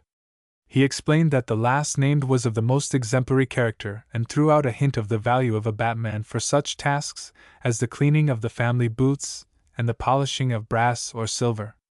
The landlady made no objections, and half an hour later a clean and respectable-looking man arrived whom Desmond with difficulty recognized as the wretched vagrant of the previous evening. This was, indeed, the Gunner Barling he used to know, with his smooth-shaven chin and neat brown mustache waxed at the ends and characteristic quiff decorating his brow. And so Desmond and his man installed themselves at Santona Road. The house was clean and comfortable, and Mrs. Viljoen Smythe, for all her refinement, as she would have called it, proved herself a warm-hearted, motherly soul. Desmond had a small but comfortably furnished bedroom at the top of the house, on the second floor, with a window which commanded a view of the diminutive garden and the back of a row of large houses standing on the lower slopes of the hill. So precipitous was the fall of the ground, indeed, that Desmond could look right into the garden of the house backing on Mrs. Viljoen Smythe's. This garden had a patch of well-kept green sward in the center with a plaster nymph in the middle, while in one corner stood a kind of large summer house or pavilion built on a slight eminence, with a window looking into Mrs. Viljoen Smythe's back garden. In accordance with a plan of action he had laid down in his mind, Desmond took all his meals at his rooms. The rest of the day he devoted to walking about the streets of Campden Hill and setting on foot discreet inquiries after Mrs. Malplaquet amongst the local tradespeople. For 3 or 4 days he carried out this arrangement without the slightest success. He dogged the footsteps of more than one grey-haired lady of distinguished appearance without lighting upon his quarry. He bestowed largesse on the constable on point duty, on the milkman and the baker's young lady, but none of them had ever heard of Mrs. Malplaquet or recognized her from Desmond's description. On the morning of the fourth day, Desmond returned to lunch, dispirited and heartsick. He had half a mind to abandon his quest altogether, and to go and make his peace with the chief and ask to be sent back to France. He ate his lunch and then, feeling that it would be useless to resume his aimless patrol of the streets, lit a cigar and strolled out into the little back garden. It was a fine, warm afternoon, and already the crocuses were thrusting their heads out of the neat flower beds as if to ascertain whether the spring had really arrived. There was, indeed, a pleasant vernal scent in the air. "A fine day," said a voice. Desmond looked up. At the open window of the summer house of the garden backing on Mrs. Valentine Smythe's, his elbows resting on the pitch pine frame, was a middle-aged man. A cigarette was in his mouth, and from his hands dangled a newspaper. He had a smooth-shaven, heavily jowled face and a large pair of tortoise-shell spectacles on his nose.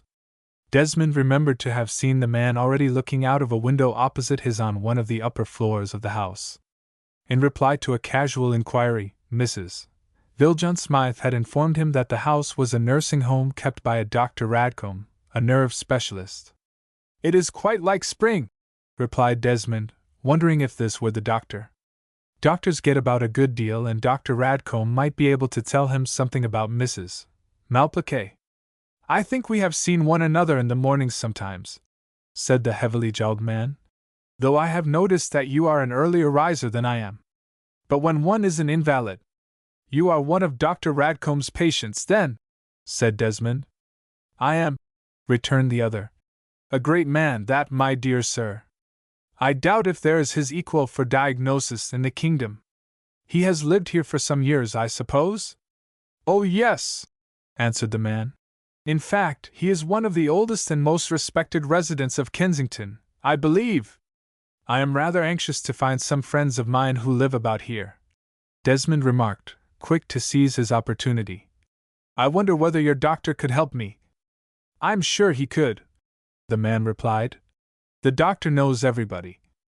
"The name," began Desmond, but the other checked him. "Please don't ask me to burden my memory with names," he protested. "I am here for a complete rest from overwork, and loss of memory is one of my symptoms. But look here, why not come over the wall and step inside the house with me? Dr. Radcombe is there and will, I am sure, be delighted to give you any assistance in his power." Desmond hesitated. "Really," he said, "it seems rather unconventional. Perhaps the doctor would object." "Object," said the heavily jowled man. "Tut, tut, not at all. Come on, I'll give you a hand up." He thrust out a large, white hand. Desmond was about to grasp it when he saw gleaming on the third finger a gold snake ring with emerald eyes, the ring that Mrs. Malplaquet had given Belward. He was about to draw back, but the man was too quick for him. Owing to the slope of the ground, the window of the summer house was on a level with Desmond's throat. The man's two hands shot out simultaneously. One grasped Desmond's wrist in a steel grip, whilst the other fastened itself about the young man's throat, squeezing the very breath out of his body. It was done so quickly that he had no time to struggle, no time to shout. As Belward seized him, another arm was shot out of the window. Desmond felt himself gripped by the collar and lifted, by a most amazing effort of strength, bodily over the wall. His brain swimming with the pressure on his throat, he struggled but feebly to recover his freedom. However, as Desmond was dropped heavily onto the grass on the other side of the wall, Belward's grip relaxed just for a second, and in that instant Desmond made one desperate bid for liberty. He fell in a crouching position, and, as he felt Belward loosen his hold for a second with the jerk of his victim's fall, Desmond straightened himself up suddenly, catching his assailant a violent blow with his head on the point of the chin. Belward fell back with a crash onto the timber flooring of the pavilion. Desmond heard his head strike the boards with a thud, heard a muttered curse. He found himself standing in a narrow lane, less than 3 feet wide, which ran between the garden wall and the summer house, for the pavilion, erected on a slight knoll surrounded by turf, was not built against the wall as is usually the case with these structures. In this narrow space Desmond stood irresolute for the merest fraction of a second. It was not longer, for, directly after Belward had crashed backwards, Desmond heard a light step reverberate within the planks of the summer house. His most obvious course was to scramble back over the wall again into safety, in all thankfulness at having escaped so violent an attack. But he reflected that Belward was here, and that surely meant that the others were not far off. In that instant, as he heard the stealthy footstep cross the floor of the summer house, Desmond resolved he would not leave the garden until he had ascertained whether Barbara Mackwaite was there. Desmond decided that he would stay where he was until he no longer heard that footstep on the planks within, for then the person inside the summer house would have reached the grass at the door. Desmond remembered the arm which had shot out beside Belward at the window, and swung him so easily off his feet. He knew only one man capable of achieving that very respectable muscular performance, for Desmond weighed every ounce of 12 stone. That man was Maurice Strangwise. As soon as the creaking of the timbers within ceased, Desmond moved to the left, following the outer wall of the pavilion. On the soft green sward his feet made no sound. Presently he came to a window which was let in the side of the summer house opposite the window from which Belward had grappled with him. Raising his eyes to the level of the sill, Desmond took a cautious peep. He caught a glimpse of the face of Maurice Strangwise, brows knit, nostrils dilated, the very picture of venomous, watchful rancor. Strangwise had halted and was now looking back over the wall into Mrs. Viljoen Smythe's back garden. Was it possible, Desmond wondered, that he could believe that Desmond had scrambled back over the wall? Strangwise remained motionless, his back now fully turned to Desmond, peering into the other garden. The garden in which the summer house stood was oblong in shape and more than twice as broad as it was long. The pavilion was not more than 40 yards from the back entrance of the house. Desmond weighed in his mind the possibility of being able to dash across those 40 yards, the turf deadening the sound of his feet, before Strangwise turned round again. The entrance to the back of the house was through a door in the side of the house, to which 2 or 3 wrought iron steps gave access. Once he had gained the steps, Desmond calculated that the side of the house would shelter him from Strangwise's view. He turned these things over in his mind in the twinkling of an eye. For all his life he had been used to quick decision and quick action. To cover those 40 yards across the open in one bound was, he decided, too much to risk, for he must at all costs gain access to the house and discover, if possible, whether Barbara Mackwaite were confined within, before he was caught. Then his eye fell on the plaster nymph in the middle of the grass. She was a stoutly built female, life-size, standing upon a solid-looking pedestal fully 4 feet broad. Desmond measured the distance separating him from the nymph. It was not more than 20 yards at the outside, and the pedestal would conceal him from the eyes of Strangwise if the latter should turn round before he had made his second bound and reached the steps at the side of the house. He peeped through the window again. Strangwise stood in his old attitude gazing over the garden wall. Then Desmond acted. Taking long strides on the points of his toes, he gained the statue and crouched down behind it. Even as he started, he heard a loud grunt from the inside of the summer house, and from his cover behind the nymph saw Strangwise turn quickly and enter the summer house.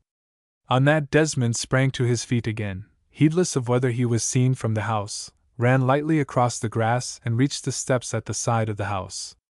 The door stood ajar. He stood still on the top step and listened for a moment. The house was wrapped in silence. Not a sign of life came from within. But now he heard voices from the garden, and they were the voices of 2 angry men, raised in altercation. As he listened, they drew nearer. Desmond tarried no longer. He preferred the unknown perils which that silent house portended to the real danger advancing from the garden. He softly pushed the door open and slipped into the house. Chapter 27. The Red Lacquer Room. The side door led into a little white passage with a green baize door at the end. A staircase, which from its whitewashed treads, Desmond judged to be the back stairs, gave on the passage.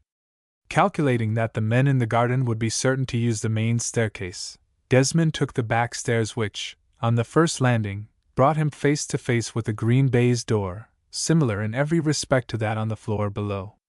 He pushed this door open and listened. Hearing nothing, he passed on through it. He found himself in a broad corridor on to which gave the main staircase from below, and its continuation to the upper floors. 3 rooms opened on to this corridor, A large drawing room, a small study, and what was obviously the doctor's consulting room, from the operating table and the array of instruments set out in glass cases. The rooms were empty, and Desmond was about to return to the back stairs and proceed to the next floor when his attention was caught by a series of framed photographs with which the walls of the corridor were lined. These were groups of doctors taken at various medical congresses. You will find such photographs in many doctors' houses. Below each group were neatly printed the names of the persons therein represented. Anxious to see what manner of man was this Dr. Radcombe in whose house spies were apparently at liberty to consort with impunity, Desmond looked for his name. There it was, Dr. A. J. Radcombe. But on looking at the figure above the printed line, what was his astonishment to recognize the angular features and drooping mustache of number 13. There was no possible mistake about it. The photographs were excellent, and Desmond had no difficulty in identifying the eccentric-looking German in each of them. So this was Mrs. Malplaquet's house, was it? A nursing home run by number 13, who, in addition to being a spy, would seem to have been a nerve specialist as well. In this guise, no doubt, he had made trips to the south of England which had gained for him that intimate acquaintance with Portsmouth and Southsea of which he had boasted at the gathering in the library.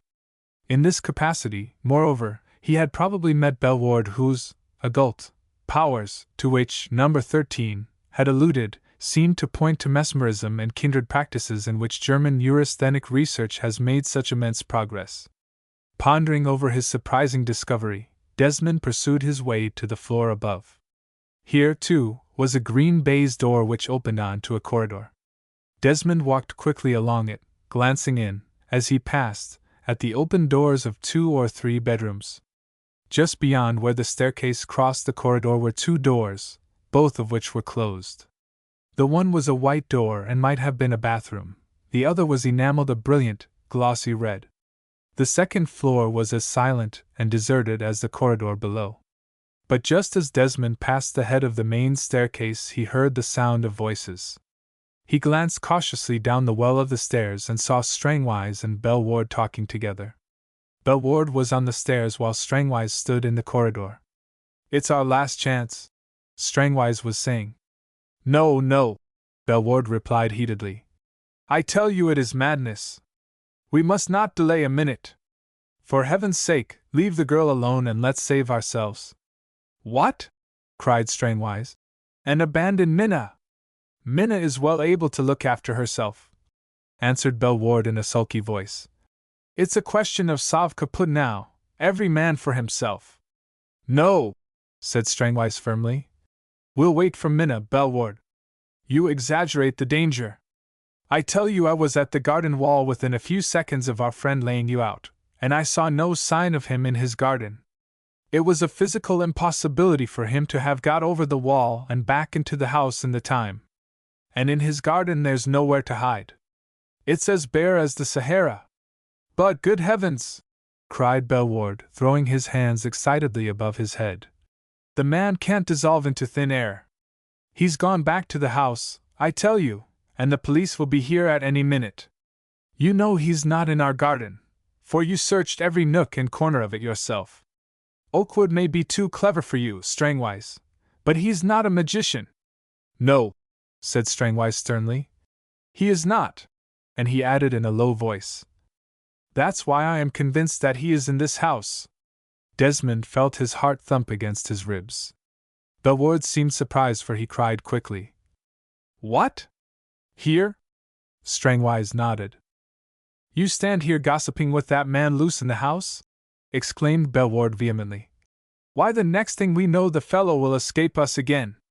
"Oh, no, he won't," retorted the other. "Every window on the ground floor is barred. This is a home for neurasthenics, you know, and that is sometimes a polite word for a lunatic, my friend, and the doors, both front and back, are locked. The keys are here." Desmond heard a jingle as Strangwise slapped his pocket. "All the same," the latter went on, "it is as well to be prepared for a sudden change of quarters. That's why I want you to finish off the girl at once. Come along, we'll start now." "No, no," declared Bellward. "I'm far too upset. You seem to think you can turn me on and off like you do the gas. Well, as you like, said Strangwise. But the sooner we clear up this thing the better. I'm going to see if our clever young friend has taken refuge in the servants' quarters upstairs. He's not on this floor, that's certain. Desmond drew back in terror. He heard the green baize door on the floor below swing back as Strangwise went out to the back stairs and Bellward's heavy step ascended the main staircase. There was something so horribly sinister in that firm, creaking tread as it mounted towards him that for the moment he lost his head. He looked round wildly for a place of concealment, but the corridor was bare. Facing him was the red enamel door. Boldly he turned the handle and walked in, softly closing the door behind him. It was as though he had stepped into another world. The room in which he found himself was a study in vivid red emphasized by black. Red and black, these were the only colors in the room. The curtains, which were of black silk, were drawn, though it was not yet dark outside, and from the ceiling was suspended a lamp in the shape of a great scarlet bowl which cast an eerie red light on one of the most bizarre apartments that Desmond had ever seen. It was a lacquer room in the Chinese style, popularized by the craze for barbaric decoration introduced by Bakst and the Russian ballet into England. The walls were enameled the same brilliant glossy red as the door, and hung at intervals with panels of magnificent black and gold lacquer work. The table which ran down the center of the room was of scarlet and gold lacquer like the fantastically designed chairs and the rest of the furniture. The heavy carpet was black. Desmond did not take in all these details at once, for his attention was immediately directed to a high-backed armchair covered in black satin which stood with its back to the door.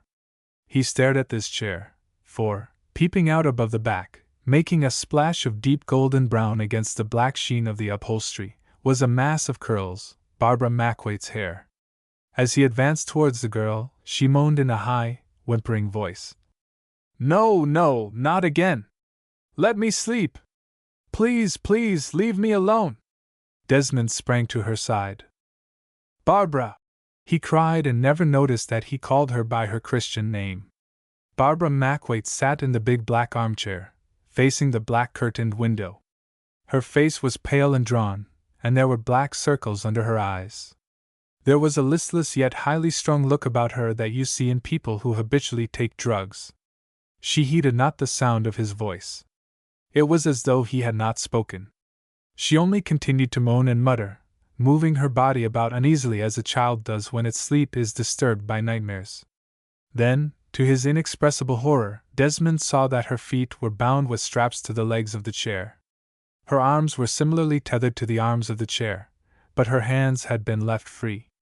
Barbara, said Desmond softly, you know me. I'm Desmond Okewood. I've come to take you home. The word home seemed to catch the girl's attention, for now she turned her head and looked at the young man. The expression in her eyes, wide and staring, was horrible, for it was the look of a tortured animal. Desmond was bending to unbind the straps that fastened Barbara's arms when he heard a step outside the door. The curtains in front of the window were just beside him. They were long and reached to the floor. Without a second's hesitation he slipped behind them and found himself in the recess of a shallow bow window. The bow window was in 3 parts, and the central part was open wide at the bottom. It gave on a little balcony which was in reality the roof of a bow window of one of the rooms on the floor below. Desmond promptly scrambled out of the window and letting himself drop onto the balcony crouched down below the sill. A door opened in the room he had just left. He heard steps moving about and cupboards opened and shut. Then, there was the sound of curtains being drawn back and a voice said just above him. He's not here! I tell you the fellow's not in the house! Now perhaps you'll believe me! The balcony was fairly deep and it was growing dusk, but Desmond could scarcely hope to escape detection if Bellward, for he had recognized his voice, should think of leaning out of the window and looking down upon the balcony. With his coat collar turned up to hide the treacherous white of his linen, Desmond pressed himself as close as possible against the side of the house and waited for the joyful cry that would proclaim that he had been discovered. There was no possible means of escape, for the balcony stood at an angle of the house with no windows or water pipes anywhere within reach, to give him a foothold, looking out on an inhospitable and gloomy area. Whether Belward, who appeared bent only on getting away from the house without delay, examined the balcony or not, Desmond did not know. But after the agony of suspense had endured for what seemed to him an hour, he heard Strangwise say, "It's no good, Belward. I'm not satisfied. And until I am satisfied that Okewood is not here, I don't leave this house. And that's that." Belward swore savagely. "We've searched the garden and not found him. We've ransacked the house from top to bottom without result. The fellow's not here, but by God, he'll be here presently with a bunch of police, and then it'll be too late. For the last time, Strangwise, will you clear out?" There was a moment's pause. Then Desmond heard Strangwise's clear, calm voice. "There's a balcony there, below the window, I mean." "I've looked," replied Belward, "and he's not there. You can see for yourself." The moment of discovery had arrived. To Desmond the strain seemed unbearable, and to alleviate it, he began to count, as one counts to woo sleep. 1, 2, 3, 4. He heard a grating noise as the window was pushed further up. 5, 6, 7, 8. "Strange!" Strangwise muttered the word just above Desmond's head. Then, to his inexpressible relief, he heard the other add, "He's not there!" And Desmond realized that the depth of the balcony had saved him. Short of getting out of the window, as he had done, the others could not see him. The two men returned to the room and silence fell once more. Outside on the damp balcony in the growing darkness, Desmond was fighting down the impulse to rush in and stake all in one desperate attempt to rescue the girl from her persecutors. But he was learning caution, and he knew he must bide his time. Some 5 minutes elapsed, during which Desmond could detect no definite sound from the red lacquer room except the occasional low murmur of voices. Then, suddenly, there came a high, quavering cry from the girl. Desmond raised himself quickly erect, his ear turned so as to catch every sound from the room. The girl wailed again, a plaintive, tortured cry that seemed to issue forth unwillingly from her. "My God!" said Desmond to himself. "I can't stand this." His head was level with the sill of the window, which was fortunately broad. Getting a good grip on the rough cement with his hands, he hoisted himself up onto the sill, by the sheer force of his arms alone, sat poised there for an instant, then very lightly and without any noise, clambered through the window and into the room. Even as he did so, the girl cried out again. "I can't! I can't!" she wailed. Every nerve in Desmond's body was tingling with rage. The blood was hotly throbbing against his temples, and he was literally quivering all over with fury. But he held himself in check. This time he must not fail. Both those men were armed, he knew. What chance could he, unarmed as he was, have against them? He must wait, that they might not escape their punishment. Steadying the black silk curtains with his hands, he looked through the narrow chink where the two panels met. And this was what he saw. Barbara Mackwaite was still in the chair, but they had unfastened her arms, though her feet were still bound. She had half risen from her seat. Her body was thrust forward in a strained, unnatural attitude. Her eyes were wide open and staring, and there was a little foam on her lips. There was something hideously deformed, horribly unlifelike about her. Though her eyes were open, her look was the look of the blind, and, like the blind, she held her head a little on one side as though eager not to miss the slightest sound. Belward stood beside her, his face turned in profile to Desmond. His eyes were dilated, and the sweat stood out in great beads on his forehead and trickled in broad lanes of moisture down his heavy cheeks. He was half facing the girl, and every time he bent towards her, she tugged and strained at her bonds as though to follow him. "You say he has been here. Where is he? Where is he? You shall tell me where he is." Belward was speaking in a strange, vibrating voice. Every question appeared to be a tremendous nervous effort. Desmond, who was keenly sensitive to matters psychic, could almost feel the magnetic power radiating from the man. In the weird red light of the room, he could see the veins standing out like wood cords on the back of Belward's hands. "Tell me where he is! I command you!" The girl wailed out again in agony and writhed in her bonds. Her voice rose to a high, gurgling scream. There! She cried, pointing with eyes staring, lips parted, straight at the curtains behind which Desmond stood. Chapter 28. An offer from Strangwise. Desmond sprang for the window, but it was too late. Strangwise, who had not missed a syllable of the interrogatory, was at the curtains in a flash. As he plucked the hangings back, Desmond made a rush for him, but Strangwise, wary as ever, kept his head and, drawing back, jabbed his great automatic almost in the other's face. And then Desmond knew the game was up. Barbara had collapsed in her chair. Her face was of an ivory pallor, and she seemed to have fallen back into the characteristic hypnotic trance. As for Belward, he had dropped onto a sofa, a loose mass, exhausted but missing nothing of what was going forward, though, for the moment, he seemed too spent to take any active part in the proceedings. In the meantime, Strangwise, his white, even teeth bared in a quiet smile, was very steadily looking at his prisoner. Well, Desmond, he said at last, here's a pleasant surprise. I thought you were dead. Desmond said nothing. He was not a coward as men go, but he was feeling horribly afraid just then. The deviltry of the scene he had just witnessed had fairly unmanned him. The red and black setting of the room had a suggestion of oriental cruelty in its very garishness. Desmond looked from Strangwise, cool and smiling, to Belward, gross and beastly, and from the two men to Barbara, wan and still and defenseless. And he was afraid. Then Belward scrambled clumsily to his feet, plucking a revolver from his inside pocket as he did so. You sneaking rascal! He snarled. We'll teach you to play your dirty tricks on us. He raised the pistol, but Strangwise stepped between the man and his victim. Kill him! Cried Belward. And let's be rid of him once and for all. What? Said Strangwise.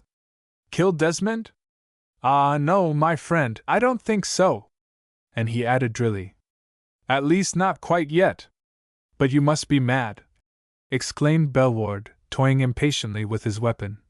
You let him escape through your fingers before. I know his type. A man like him is only safe when he's dead. And if you won't... Now, Belward, said Strangwise, not budging but looking the other calmly in the eye. You're getting excited, you know. But Belward muttered thickly. Kill him. That's all I ask. And let's get out of here. I tell you it isn't safe. Minna can shift for herself, he added sulkily. As she has always done, said a voice at the door. Mrs. Malplaquet stood there, a very distinguished-looking figure in black with a handsome set of furs. But who's this? She asked, catching sight of Desmond, as she flashed her beady black eyes round the group. Of Barbara she took not the slightest notice. Desmond remarked it, and her indifference shocked him profoundly. Of course, you don't recognize him, said Strangwise. This is Major Desmond Okewood, more recently known as Mr. Basil Belward. The woman evinced no surprise. So, she said, I thought we'd end by getting him. Well, Strangwise, what are we waiting for? Is our friend to live forever? That's what I want to know, bellowed Belward savagely. I have not finished with our friend here, observed Strangwise. No, no, cried Mrs. Malplaquet quickly. Strangwise, you've had your lesson. You've lost the jewel, and you're not likely to get it back unless you think that this young man has come here with it on him. Do you want to lose your life, the lives of all of us, as well? Come, come, the fellow's no earthly good to us. And he's a menace to us all as long as he's alive. Minna, said Strangwise, you must trust me. Besides, he leaned forward and whispered something in her ear. Now, he resumed aloud, you shall take Belward downstairs and leave me to have a little chat with our friend here. To Belward he added, Minna will tell you what I said. But first, he pointed to Barbara, who remained apparently lifeless in her chair. Bring her round. And then I think she'd better go to bed. But what about the treatment tonight? Asked Mrs. Malplaquet. Strangwise smiled mysteriously. I'm not sure that any further treatment will be required, he said. In the meantime, Belward had leaned over the girl and with a few passes of his hand had brought her back to consciousness. She sat up, one hand pressed to her face, and looked about her in a dazed fashion. On recognizing Desmond, she gave a little cry. "Take her away!" commanded Strangwise. Belward had unfastened the ropes binding her feet, and he and Mrs. Malplaquet between them half dragged, half lifted the girl, for she was scarcely able to walk, from the room. When the door had closed behind them, Strangwise pointed to a chair and pulled out his cigarette case.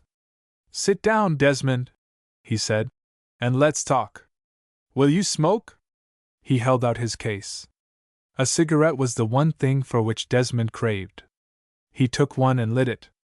Strangwise sat down on the other side of a curiously carved ebony table, his big automatic before him. "I guess you're sharp enough to know when you're beaten, Desmond," he said. "You've put up a good fight, and until this afternoon you were one up on me. I'll grant you that. And I don't mind admitting that you've busted up my little organization, for the present at any rate. But I'm on top now, and you're in our power, old man." "Well," replied Desmond shortly, "what are you going to do about it?" "I'm going to utilize my advantage to the best I know how," retorted Strangwise, snapping the words. "That's good strategy, isn't it, Desmond? That's what Hamley and all the military writers teach, isn't it? And I'm going to be frank with you. I suppose you realize that your life hung by a thread in this very room only a minute ago. Do you know why I intervened to save you?" Desmond smiled. All his habitual serenity was coming back to him. He found it hard to realize that this old brother officer of his, blowing rings of cigarette smoke at him across the table, was an enemy. "I don't suppose it was because of the love you bear me," replied Desmond. And he rubbed the bump on his head. Strangwise noted the action and smiled. "Listen here," he resumed, planking his hands down on the table and leaning forward. "I'm ready and anxious to quit this spying business. It was only a side line with me anyway. My main object in coming to this country was to recover possession of that diamond star. Once I've got it back, I'm through with England. But not with the army," Desmond broke in. "Thank God, we've got a swift way with traitors in this country." "Quite so," returned the other. "But you see, my friend, the army hasn't got me. And I have got you. But let us drop talking platitudes," he went on. "I'm no great hand at driving a bargain, Desmond, few army men are, you know, so I won't even attempt to chaffer with you. I shall tell you straight out what I am ready to offer. You were given the job of breaking up this organization, weren't you?" Desmond was silent. He was beginning to wonder what Strangwise was driving at. "Oh, you needn't trouble to deny it. I never spotted you, I admit, even when the Real Belward turned up. That idea of putting your name in the casualty list as killed was a masterstroke, for I never looked to find you alive and trying to put it across me. But to return to what I was saying, your job was to smash my little system, and if you pull it off, it's a feather in your cap. Well, you've killed 2 of my people and you've arrested the ringleader." "Meaning Berend?" asked Desmond. "Berend be hanged. I mean Nur el-Din." "Nur el-Din was not the ringleader," said Desmond. "As well you know, Strangwise." "Your employers evidently don't share your views, Desmond," he replied. "All the documents were found on Nur el-Din." "Bah!" retorted Desmond. "And what of it? Mightn't they have been planted on her in order to get her arrested to draw the suspicion away from the real criminal, yourself?" Strangwise laughed a low, mellow laugh. "You're devilish hard to convince," he remarked. "Perhaps you'll change your mind about it when I tell you that Nur el-Din was sentenced to death by a general court-martial yesterday afternoon." The blow struck Desmond straight between the eyes. The execution of spies followed hard on their conviction, he knew. Was he too late? Has the sentence already been carried out?" he asked hoarsely. Strangwise shrugged his shoulders. "My information didn't go as far as that," he replied. "But I expect so. They don't waste much time over these matters, old man. You see, then," he continued, "you've got the ringleader, and you shall have the other 2 members of the organization and save your own life into the bargain if you will be reasonable and treat with me." Desmond looked straight at him, and Strangwise averted his eyes. "Let me get this right," said Desmond slowly.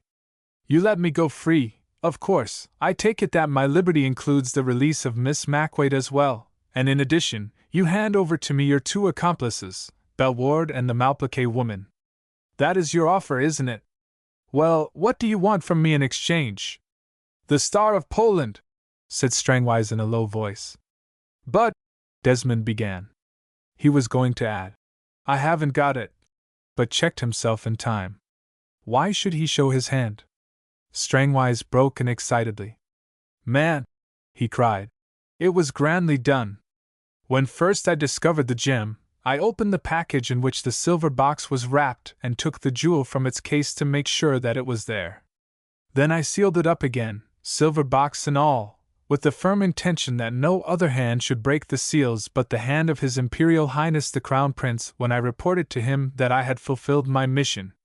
So you will understand that I was loath to open it to satisfy those blockheads that evening at the mill house.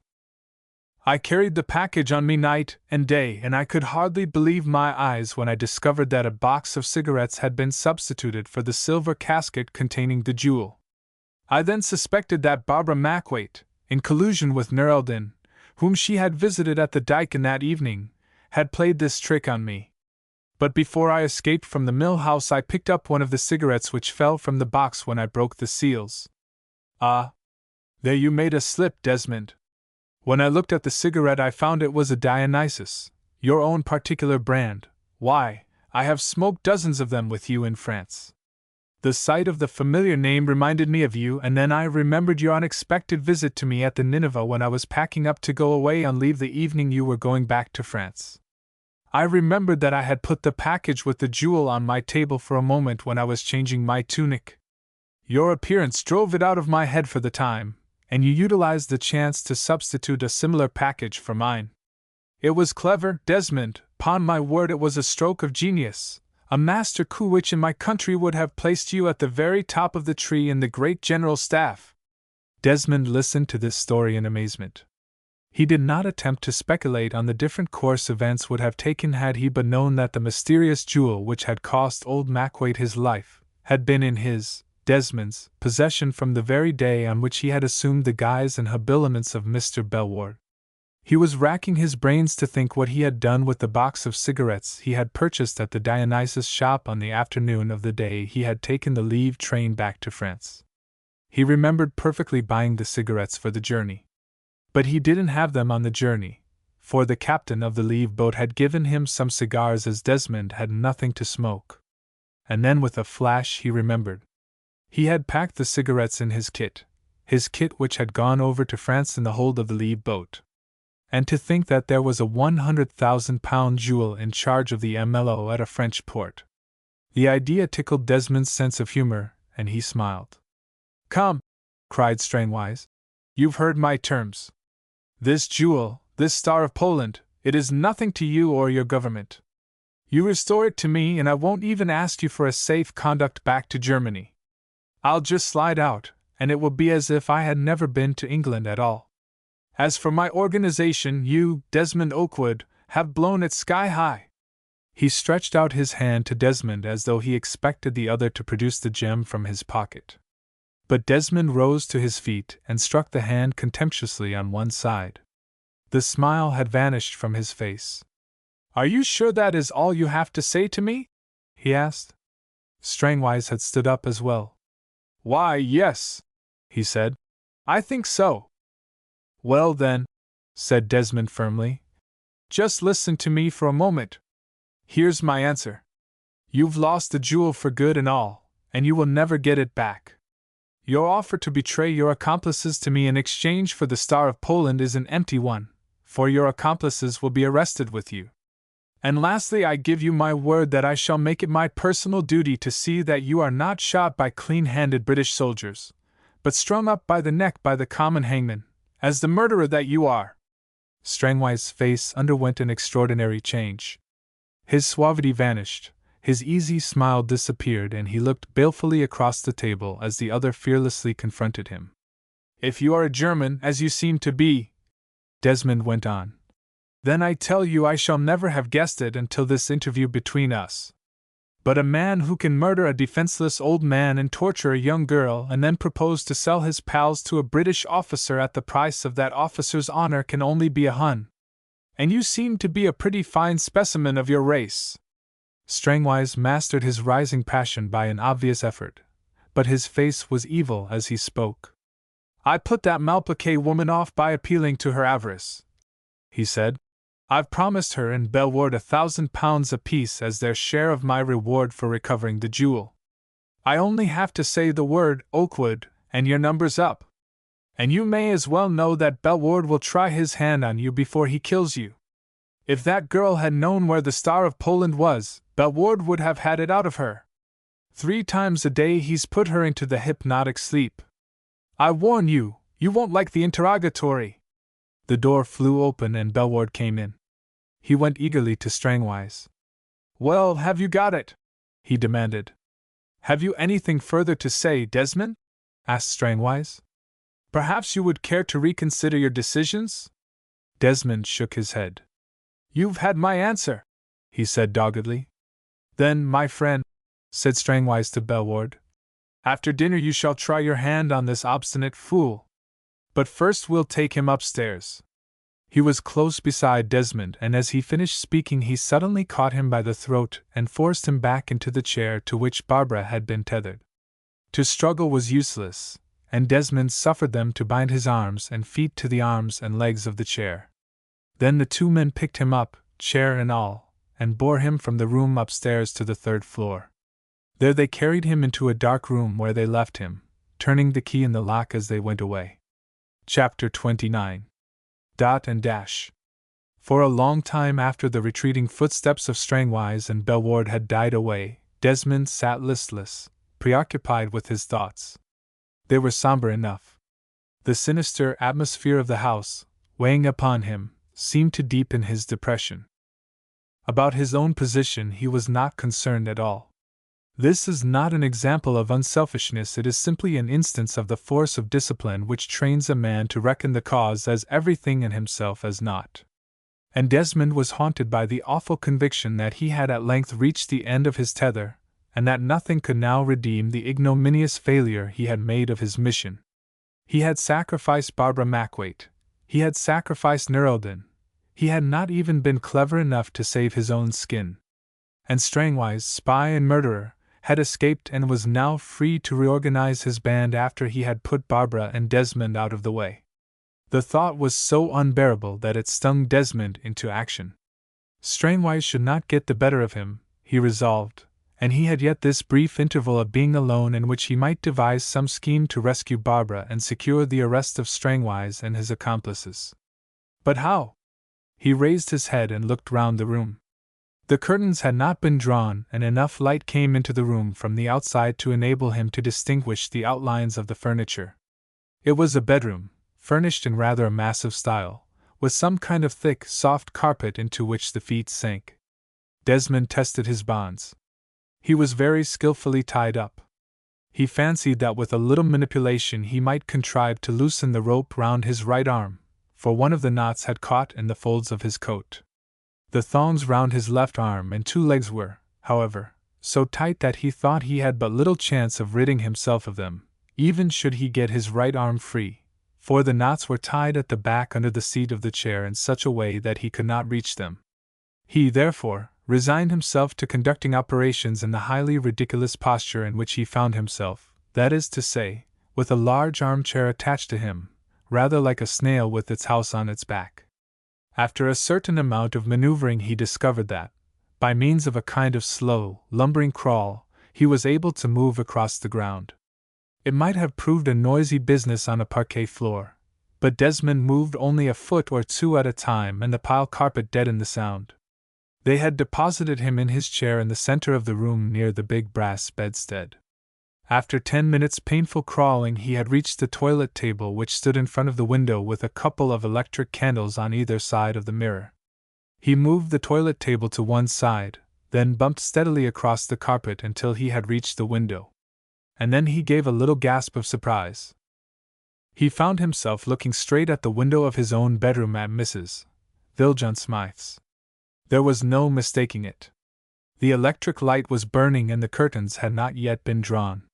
He could see the black and pink eiderdown on his bed and the black lining of the chintz curtains. Then he remembered the slope of the hill. He must be in the room from which he had seen Belward looking out. The sight of the natty bedroom across the way moved Desmond strangely.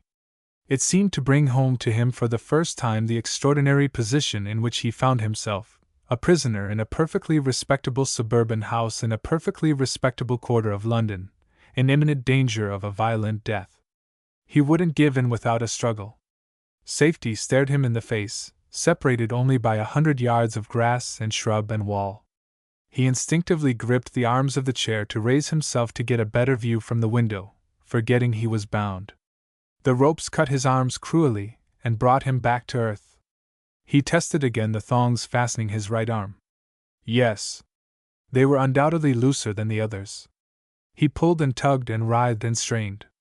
Once in his struggles he crashed into the toilet table and all but upset one of the electric candles which slid to the table's very brink and was saved, as by a miracle, from falling to the floor. He resumed his efforts, but with less violence. It was in vain. Though the ropes about his right arm were fairly loose, the wrist was solidly fastened to the chair, and do what he would, he could not wrest it free. He clawed desperately with his fingers and thumb, but all in vain. In the midst of his struggles he was arrested by the sound of whistling. Somebody in the distance outside was whistling, clearly and musically, a quaint, jingling sort of jig that struck familiarly on Desmond's ear. Somehow it reminded him of the front. It brought with it dim memory of the awakening to the early morning chill of a Nissen hut, the smell of damp earth, the whir of aircraft soaring through the morning sky, the squeak of flutes, the roll of drums. Why, it was the Grand Reveille, that ancient military air which every soldier knows. He stopped struggling and peered cautiously out into the dusk. The time for darkening the windows must be at hand, he thought, for in most of the houses the blinds were already drawn. Here and there, however, an oblong of yellow light showed up against the dark mass of the houses on the upper slopes of the hill. The curtains of his bedroom at Mrs. Villejunsmythe's were not yet drawn and the light still burned brightly above the bed. The whistling continued with occasional interruptions as though the whistler were about some work or other. And then suddenly, Barling, holding something in one hand and rubbing violently with the other, stepped into the patch of light between the window and the bed in Desmond's bedroom. Desmond's heart leaped within him. Here was assistance close at hand. Mechanically he sought to raise his hand to open the window, but an agonizing twinge reminded him of his thongs. He swiftly reviewed in his mind the means of attracting the attention of the soldier opposite. Whatever he was going to do, he must do quickly, for the fact that people were beginning to darken their windows showed that it must be close on 6:30, and about 7 o'clock, Barling, after putting out Desmond's things, was accustomed to go out for the evening. Should he shout? Should he try and break the window? Desmond rejected both these suggestions. While it was doubtful whether Barling would hear the noise or, if he heard it, connect it with Desmond, it was certain that Strangwise and Belward would do both and be upon Desmond without a moment's delay. Then Desmond's eye fell upon the electric candle which had slid to the very edge of the table. It was mounted in a heavy brass candlestick and the switch was in the pedestal, jutting out over the edge of the table in the position in which the candle now stood. The candle was clear of the mirror, and there was nothing between it and the window. Desmond's brain took all this in at a glance. That glance showed him that Providence was being good to him. A couple of jerks of the chair brought him alongside the table. Its edge was practically level with the arms of the chair so that, by getting into the right position, he was able to manipulate the switch with his fingers. And then, thanking God and the Army Council for the recent signaling course he had attended, he depressed the switch with a quick, snapping movement and jerked it up again, sending out the dots and dashes of the Morse code. Bring, he spelt out, slowly and laboriously, it is true, for he was not an expert.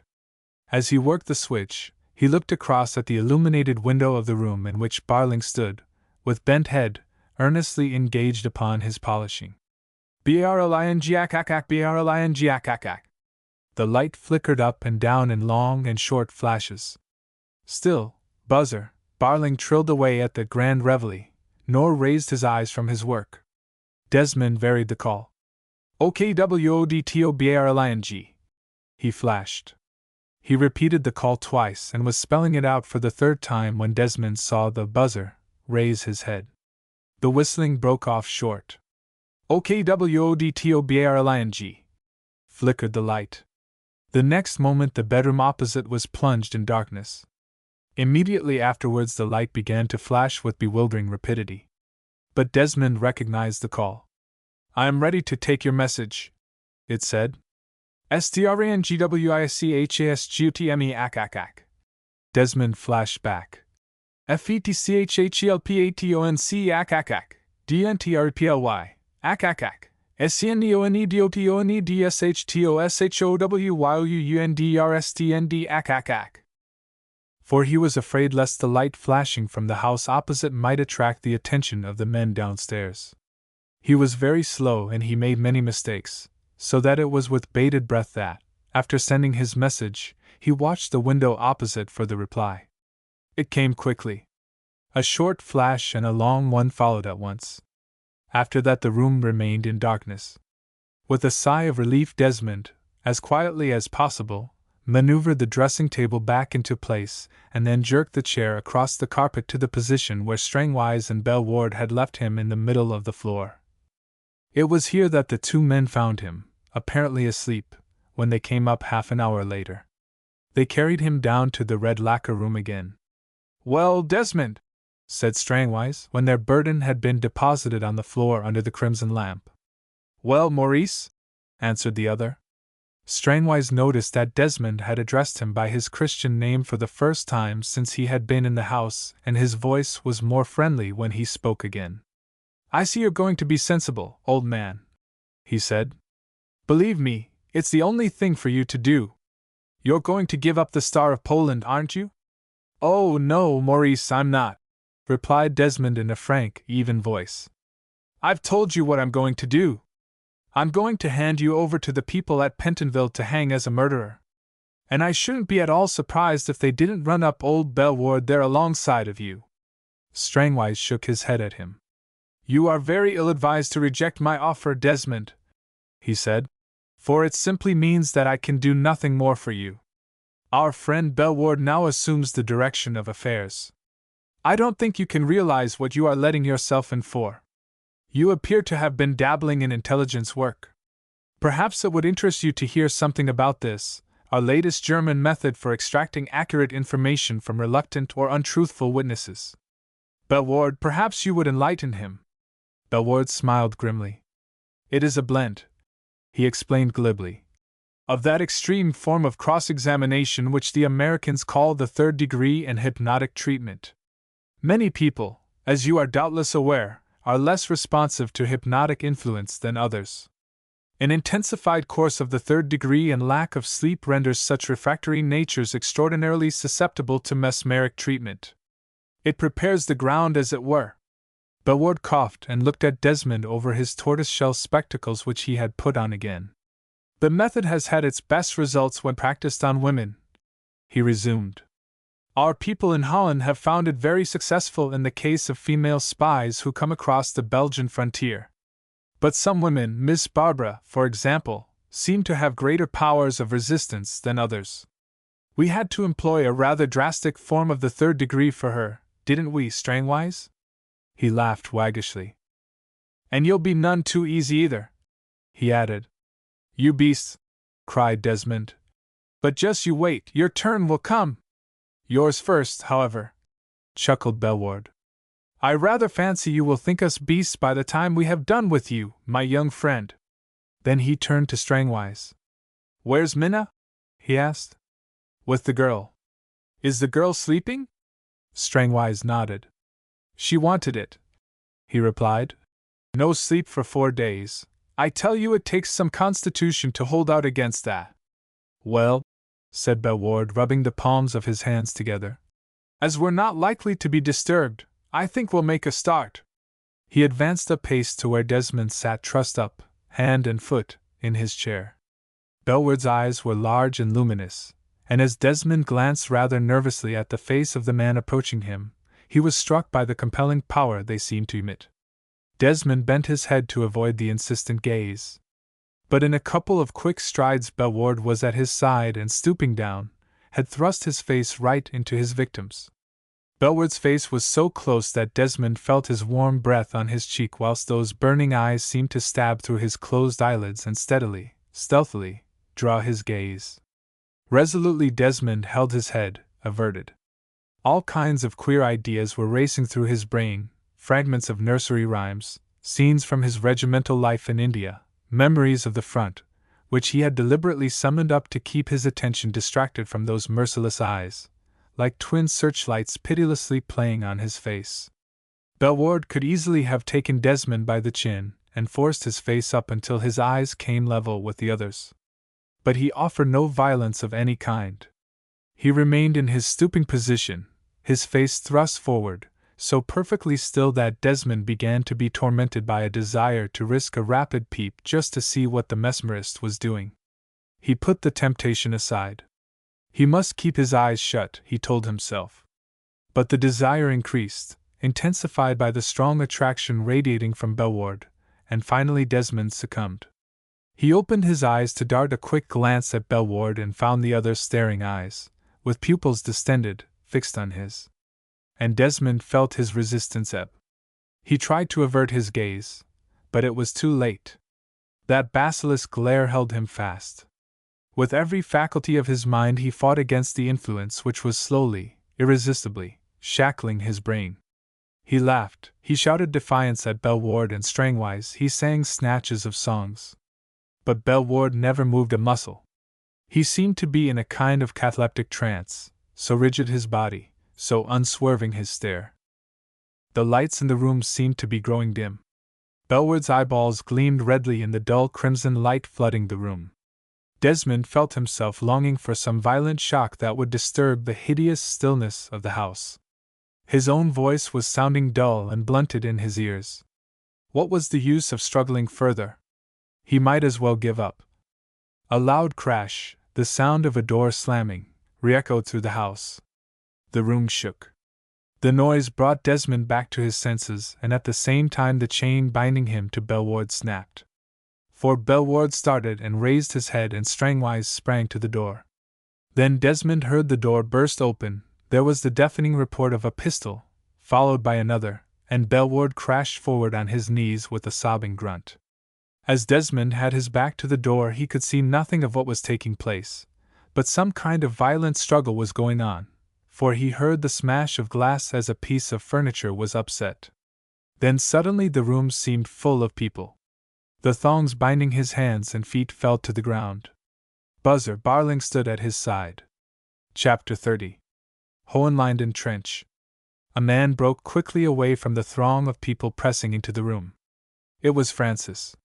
The chief and Mr. Marigold were close at his heels. "Duh!" cried Francis. "Ah! Thank God! You are all right!" Desmond looked in a dazed fashion from one to the other. The rapid transition from the hush of the room to the scene of confusion going on around him had left him bewildered. His glance traveled from the faces of the men gathered round his chair to the floor. The sight of Bellward, very still, hunched up with his face immersed in the thick black carpet, seemed to recall something to his mind. "Barbara!" he murmured in a strained voice. "She's all right," replied his brother. "We found her on the bed in a room on the floor below, sleeping the sleep of the just. The woman's vanished, though. I'm afraid she got away. But who's this?" He pointed to Buzzer Barling, who stood stiffly at attention beside Desmond's chair. "Aye, who are you, young fellow?" repeated Mr. Marigold, coming up close to the soldier. "Ask him," said Desmond, raising his arm. "He knows." The group around the door had broken up. Strangwise, his wrists handcuffed together, his hair disheveled and his collar torn, stood there between two plain-clothes men. And at him Desmond pointed. Strangwise was staring at the straight, square figure of the gunner, awkwardly attired in one of Desmond's old suits. Burling's frank, honest eyes returned the other's gaze unflinchingly. But Strangwise was obviously taken aback, though only for the moment. The flush that mounted to his cheek quickly died down, leaving him as cool and impassive as ever. "Do you know this man?" the chief asked sternly, addressing Strangwise. "Certainly," retorted Strangwise. "It's Gunner Barling, one of the brigade signalers." Mr. Marigold gave a keen glance at the soldier. So you're barling, eh? He muttered as though talking to himself. Ah. This is getting interesting. Yes, said Desmond. This is Gunner Barling. Have a good look at him, Strangwise. It is he who summoned these gentlemen to my assistance. It is he who's going to tell them who and what you are. Turning to the chief, he added with a touch of formality. May Gunner Barling tell his story, sir? By all means, replied the chief. I am all attention. But first let this fellow be removed. And beckoning to two of his men, he pointed to the body of Belward. Is he dead? Asked Desmond. The chief shook his head. He drew a bead on one of my men as we came in, he answered, and got a bullet through the chest for his pains. We'll have to cure him of this gunshot wound so as to get him ready to receive another. He laughed a grim dry laugh at his little joke. Now, Barling, said Desmond, when Belward had been borne away, I want you to tell these gentlemen the story of the raid on the Hohenlinden trench. Barling glanced rather self-consciously about him.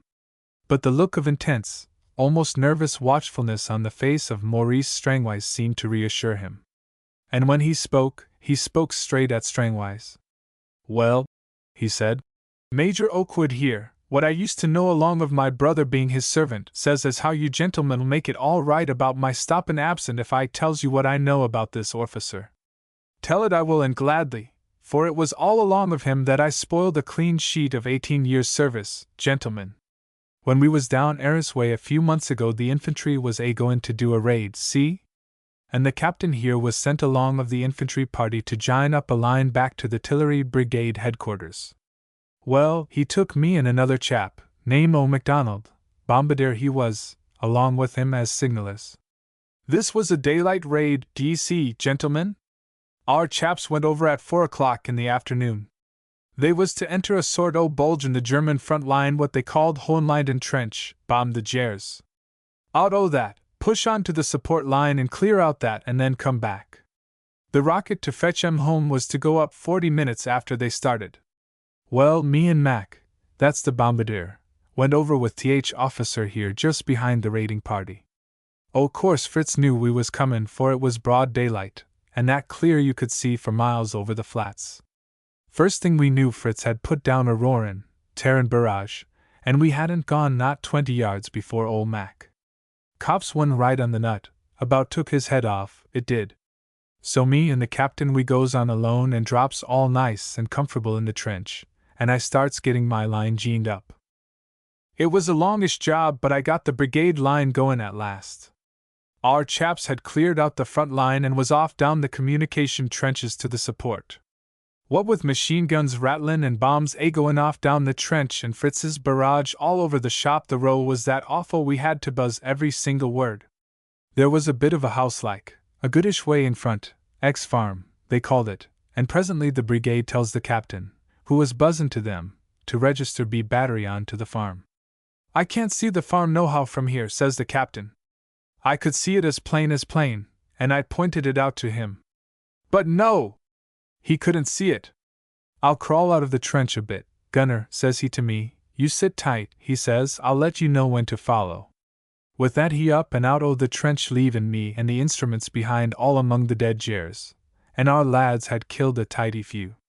It was pretty lonely round about where I was, for our chaps had all gone on and was bombin' the Gers, like they was a lot o' rabbits, up and down the support line. I followed the captain with me eye, gentlemen, and I'm blessed if he didn't walk straight across the open and over the support trench. Then he drops into a bit of a shell hole and I lost sight of him.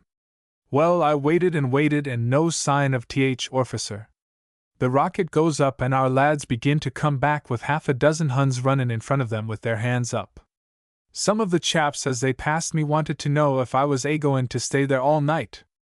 And the brigade buzzin' like mad to talk to the captain. I sat in that blessed trench till everybody had cleared out. Then, seeing as how not even the docket had brought th officer back, I says to myself as how he must ha stopped one. So I gets out of the trench and starts crawling across the top towards the place where I see the captain disappear. As I got near the support line the ground went up a little and then dropped, so I got a bit of a view on to the ground ahead. And then I sees the captain here. Buzzer Barling stopped. All had listened to his story with the deepest interest, especially Strangwise, who never took his eyes off the gunner's brown face. Some men are born storytellers, and there was a rugged picturesqueness about Barling's simple narrative which conjured up in the minds of his hearers the picture of the lonely signaller cowering in the abandoned trench among the freshly slain, waiting for the officer who never came back. It's not a nice thing to have to say about an officer. The gunner presently continued, and so help me God, gentlemen, I kept my mouth shut about it until. He broke off and looked quickly at Desmond. Keep that until the end, Barling, said Desmond. Finish about the raid now. Well, as I was saying, gentlemen, I was up on a bit of hillock near Fritz's support line when I sees the captain here. He was settin' all comfortable in a shell hole, his glasses in his hand, chattin' quite friendly like with two of the Jers.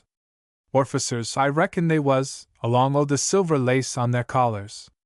One was wearin' one o' them coal-scuttle helmets, t'other a little flat cap with a shiny peak. And the captain here was pointin' at our lines and wavin' his hand about like he was tellin' the two Fritzes all about it, and the chap in the coal-scuttle hat was writin' it all down in a book. Barling paused. He was rather flushed, and his eyes burned brightly in his weather-beaten face. 18 year I done in the Royal Regiment, he went on, and his voice trembled a little. And me father a battery sergeant major before me, and I never thought to see one of our officers go over to the enemy. Fritz was beginning to come back to his front line. I could see their coal-scuttle hats bobbing up and down the communication trenches, so I crawled back the way I come and made a bolt for our lines. I meant to go straight to the BC post and report what I seen to the major. But I hadn't the heart to, gentlemen, when I was up against it. It was an awful charge to bring against an officer, d'you see? I told myself I didn't know but what the captain hadn't been taken prisoner, and was making the best of it, when I see him, stuffing the Fritzes up with a lot o' lies. And so I just reported as how officer had crawled out of the trench and never come back. And then this here murder happened. Mr. Marigold turned to the chief. If you remember, sir, he said, I found this man's leave paper in the front garden of the Macwaits' house at Laleham Villas, 7 Kings, the day after the murder. There are 1 or 2 questions I should like to put. No need to ask any questions, said Barling. I'll tell you the whole story meself, mister. I was on leave at the time, due to go back to France the next afternoon. I'd been out spending the evening at my niece's what's married and livin' out 7 Kings Way. Me and her man what works on the line kept it up a bit late what with yarnin' about the front and that, and it must have been nigh on 3 o'clock when I left him to walk back to the Union Jack Club where I had a bed. There's a corfee stall near their road, and the night being cruel damp I thought as how a nice cup o' corfee'd warm me up afore I went back to the Waterloo Bridge Road. I had me cup o' corfee and was just paying the chap what has the pitch when a fellow passes by right in the light o' the lamp on the stall. It was officer here, in plain clothes, shabby like he was dressed, but I knew him at once. Our officers don't walk about these parts after midnight dressed like tramps, I says to myself, and rememberin' what I seen at the Hohenlinden trench I follows him. Just a minute! The chief's voice broke in upon the narrative. Didn't you know, Barling, hadn't you heard, about Captain Strangwise's escape from a German prisoners of war camp? No, sir, replied the gunner. There was a good deal about it in the papers. I've not got much education, sir, said Barling. That's why I never took the stripe, and I don't take much account of the newspapers, and that's a fact. Well, go on, the chief bade him. It was pretty dark in the streets, and I followed him along without his seeing me into the main road and then down a tinnin. Laleham Villas, prompted Mr. Marigold. I wasn't payin' much attention to where he was leadin' me, said Barling. What I wanted to find out was what he was up to. Presently he turned in at a gate. I was closer up than I meant to be, and he swung in so sudden that I had to drop quick and crouch behind the masonry of the front garden wall. My leave pass must have dropped out o' my pocket and through the railin's into the garden. Well, the front door must have been on the jar, for officer here just pushes it open and walks in, goin' very soft like. I crept in the front gate and got as far as the door which was a standin' half open. I could hear the stair creakin' under him, and I was just wonderin' whether I should go into the house when I hears a bang, and why that someone comes affleyin' down the stairs, dodges through the front hall and out at the back. I see him come scramblin' over the back gate, and was goin' to stop him thinkin' it was orficer here and I sees it is a tubby little chap, not big like the captain. And then it come over me quite sudden like that burglary and murder had been done in the house, and what would I say if a policeman come along? So I slipped off and went as hard as I could go back to the old Union Jack Club. The next mornin' I found I'd lost me leave paper. I was afraid to go and report it in case it had been picked up, and they'd run me in for this murder job. That's how I come to Desert, gentlemen, and spoilt the 18 years conduct sheet without a entry over this murderin' spy here. Gunner Barling broke off abruptly as though he had committed himself to a stronger opinion than discipline would allow. It was the chief who broke the silence following the termination of the gunner's story. "Strangwise," he said, "hadn't you better tell us who you are?" "He's an officer of the Prussian Guard," Desmond said, "and he was sent over here by the German Secret Service organization in the United States to get a commission in the British Army. When a good man was wanted to recover the Star of Poland for the Crown Prince, the Secret Service people in Berlin sent word to Strangwise, who was then serving with the gunners in France, to get himself captured. The German military authorities duly reported him a prisoner of war, and then let him escape as the easiest and least suspicious means of getting him back to London." The chief smiled genially. "That's a dashed clever idea," he observed shrewdly. "'Pon my word, that's bright. That's very bright. I should like to compliment the man who thought of that." "Then you may address your compliments to me, Chief," said Strangwise. The chief turned and looked at him. "I've met many of your people in my time, Strangwise," he said, "but I don't know you. Who are you?" Strangwise laughed. "Ask Nerelden," he said. "That is to say, if you haven't shot her yet." "And if we have?" asked the chief. Desmond sprang up. "It isn't possible!" he cried. "Why, the woman's a victim, not a principal." "Chief!" "What if we have?" asked the chief again. A curious change had come over the prisoner. His jaunty air had left him, and there was an apprehensive look in his eyes. "I would have saved her if I could have," Strangwise said, "but she played me false over the jewel. She imperiled the success of my mission. You English have no idea of discipline. To us Prussian officers an order stands above everything else. There is nothing we would not sacrifice to obey our orders. And my order was to recover the Star of Poland for His Imperial Highness the Crown Prince, Lieutenant Colonel in the regiment to which I have the honor to belong, the 1st Regiment of Prussian Foot Guards. But Nerelden plotted with our friend here and with that little fool upstairs to upset my plans, and I had no mercy on her. I planted those documents in her dress, or rather Belward did, to draw suspicion away from me. I thought you English would be too flabby to execute a woman, but I reckon on you putting the girl away for some years to come. I would have shot her as I shot Rass if—" His voice trembled and he was silent. "If what?" asked the chief. "If she hadn't been my wife," said Strangwise. Chapter 31. The £100,000 Kit. It was a clear, crisp morning with a sparkle of frost on jetty and breakwater. The English Channel stretched flashing like a living sheet of glass to the filmy line marking the coast of France, as serene and beautiful in its calm as it is savage and cruel in its anger. It was high tide, but only a gentle murmur came from the little waves that idly beat upon the shore in front of the bungalow. A girl lay in a deck chair on the veranda, well wrapped up against the eager air. But the fresh breeze would not be denied, and foiled by the nurse's vigilance of its intense against the patient, it revenged itself by blowing havoc among the soft brown curls which peeped out from under the girl's hat. She turned to the man at her side.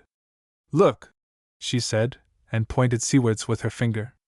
A convoy of vessels was standing out to sea, framed in the smoke blurs of the escorting destroyers. Ugly, weather-beaten craft were the steamers with trails of smoke blown out in the breeze behind them. They rode the sea's highway with confidence, putting their trust in the unseen power that swept the road clear for them. Transports, aren't they? Asked the man. But he scarcely looked at the transports. He was watching the gleam of the sun on the girl's brown hair and contrasting the deep gray of her eyes with the ever-changing hues of the sea. Yes, replied the girl. It's the third day they've gone across. By this time next week there'll be 10 fresh divisions in France. How secure they look steaming along! And to think they owe it all to you! The man laughed and flushed up. From the strictly professional standpoint, the less said about me the better, he said. What nonsense you talk! Cried the girl. When the chief was down to see me yesterday, he spoke of nothing but you. They beat him, but he won out, he said. They shook him off, but he went back and found M. He told me it was a case of grit versus violence, and grit won. In all the time I've known the chief, I've never heard him talk so much about one man before. Do you know, Barbara went on, looking up at Desmond, I think you've made the chief feel a little bit ashamed of himself. And that, I may tell you, is a most extraordinary achievement. Do you think you're strong enough to hear some news? Asked Desmond after a pause. Of course, replied the girl. But I think I can guess it. It's about Strangwise, isn't it? Desmond nodded. He was shot yesterday morning, he replied. I'm glad they did it in France. I was terrified lest they should want me to go to it. Why? Asked the girl with a suspicion of indignation in her voice. He deserved no mercy. No, replied Desmond slowly. He was a bad fellow, a Prussian through and through. He murdered your poor father, he shot Ras, he instigated the killing of the maid, Marie, he was prepared to sacrifice his own wife even, to this Prussian god of militarism which takes the very soul out of a man's body and puts it into the hands of his superior officer. And yet, when one has soldiered with a man, Barbara, and roughed it with him and been shelled and shot at with him, there seems to be a bond of sympathy between you and him forever after. And he was a brave man, Barbara, cruel and unscrupulous, I admit, but there was no fear in him, and I can't help admiring courage. I seem to think of him as two men, the man I soldiered with and the heartless brute who watched while that beast Belle warred. He broke off as a spasm of pain crossed the girl's face. I shall remember the one and forget the other, he concluded simply. Tell me, said the girl suddenly, who was Strangwise? After he was arrested and just before they were going to take him off, Desmond said, he asked to be allowed to say a word privately to the chief. We were all sent away and he told the chief his real name. He thought he was going to be hanged, you see, and while he never shrank from any crime in the fulfillment of his mission, he was terrified of a shameful death. He begged the chief to see that his real name was not revealed for the disgrace that his execution would bring upon his family.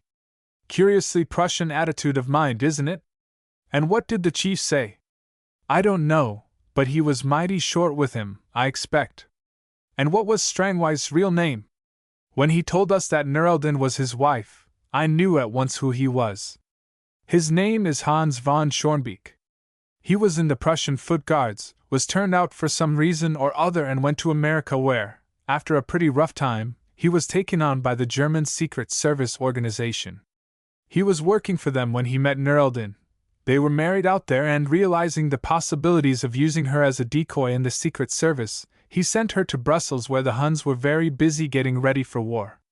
He treated her abominably. But the girl was fond of him in her way, and even when she was in fear of her life from this man, she never revealed to me the fact that he was Hans von Schornbeek and her husband. Barbara sat musing for a while, her eyes on the restless sea. How strange it is, she said, to think that they are all dispersed now, and the transports are sailing securely to France. 2 were killed at the mill house, Baron committed suicide in prison, Belward died in hospital, Mrs. Malplaquet has disappeared, and now Strangwise has gone. There only remains. She cast a quick glance at Desmond, but he was gazing seaward at the smoke of the transports smudging the horizon. What are they going to do with Nerelden? She asked rather abruptly. Didn't the chief tell you? Said Desmond. He only asked me what I had to say in the matter as I had had to suffer at her hands. But I told him I left the matter entirely to him. I said I took your point of view that Nerelden was the victim of her husband. That was generous of you, Barbara, Desmond said gently. She sighed. Daddy knew her as a little girl, she answered, and he was so pleased to see her again that night. She never had a chance. I hope she'll get one now. They're going to intern her, I believe, said Desmond. Until the end of the war, they could do nothing else, you know. But she will be well looked after, and I think she will be safer in our charge than if she were allowed to remain at liberty. The German Secret Service has had a bad knock, you know. Somebody has got to pay for it. I know, the girl whispered, and it frightens me. You poor child, said Desmond. You've had a rough time. But it's all over now. And that reminds me, Barney is coming up for sentence today. They charged him with murder originally, but Marigold kept on getting him remanded until they were able to alter the charge to one of burglary. He'll probably get 2 years hard labor, Marigold says. Poor Barney, said Barbara. I wish they would let him go free. All these weeks the mystery of poor Daddy's death has so weighed upon my mind that now it has been cleared up I feel as though one day I might be happy again. And I want everybody to be happy too. Barbara, said Desmond and took her hand. Barbara calmly withdrew it from his grasp and brushed an imaginary curl out of her eye. Any news of your £100,000 kit? She asked, by way of turning the conversation. By Jove, said Desmond. There was a letter from Cox's at the club this morning, but I was so rushed to catch my train that I shoved it in my pocket and forgot all about it. I wrote and asked them weeks ago to get my kit back from France. Here we are. He pulled a letter out of his pocket, slit open the envelope, and took out a printed form. Barbara, propping herself up with one hand on his shoulder, leaned over him to read the communication. This is what she read. We are advised, the form ran, that a Wolseley valise forwarded to you on the 16th INST from France has been lost by enemy action. We are enclosing a compensation form which... But neither troubled to read further. Gone to the bottom, by Jove! Cried Desmond. But isn't it strange? He went on. To think of the Star of Poland lying out there on the bed of the Channel? Well, I'm not so sure that it isn't the best place for it. It won't create any further trouble in this world at least. Poor Nur el-Din, sighed the girl. They sat a while in silence together and watched the gulls circling unceasingly above the receding tide. You're leaving here tomorrow then? Said Desmond presently. Barbara nodded. And going back to your work with the chief? Barbara nodded again. It's not good enough, cried Desmond. This is no job for a girl like you, Barbara. The strain is too much, the risks are too great. Besides, there's something I wanted to say. Barbara stopped him. Don't say it, she bade him. But you don't know what I was going to say, he protested. Barbara smiled a little happy smile. Barbara, Desmond began. Her hand still rested on his shoulder, and he put his hand over hers. For a brief moment she let him have his way. Then she withdrew her hand. Desmond, she said, looking at him with kindly eyes, we both have work to do. We have, replied the man somberly. And mine's at the front. The girl shook her head. No, she said. Henceforward it's where the chief sends you. Desmond set his jaw obstinately. I may have been a Secret Service agent by accident, he answered, but I'm a soldier by trade. My place is in the fighting line. The Secret Service has its fighting line too, Barbara replied, though the war correspondents don't write about it. It never gets a mention in dispatches, and Victoria Crosses don't come its way. The newspapers don't publish its casualty list, though you and I know that it's a long one. A man slips quietly away and never comes back, and after a certain lapse of time we just mark him off the books and there's an end of it. But it's a great service, and you've made your mark in it. The chief wants men like you. You'll have to stay. Desmond was about to speak, but the girl stopped him. What do you and I matter? She asked. When the whole future of England is at stake. If you are to give of your best to this silent game of ours, you must be free with no responsibilities and no ties, with nothing that will ever make you hesitate to take a supreme risk. And I never met a man that dared more freely than you. Oh, please, said Desmond and got up. He stood gazing seawards for a while. Then he glanced at his watch. I must be going back to London, he said. I have to see the chief at 4 this afternoon. And you know why? The girl nodded. What will you tell him? She asked. Will you accept his offer to remain on in the Secret Service? Desmond looked at her ruefully. You're so eloquent about it, he said slowly, that I think I must. Smiling, she gave him her hand. Desmond held it for an instant in his. Then, without another word, he turned and strode off towards the winding white road that led to the station. Barbara watched him until a turn in the road hid him from her sight. Then she pulled out her handkerchief. Good heavens, girl, she said to herself. I believe you're crying.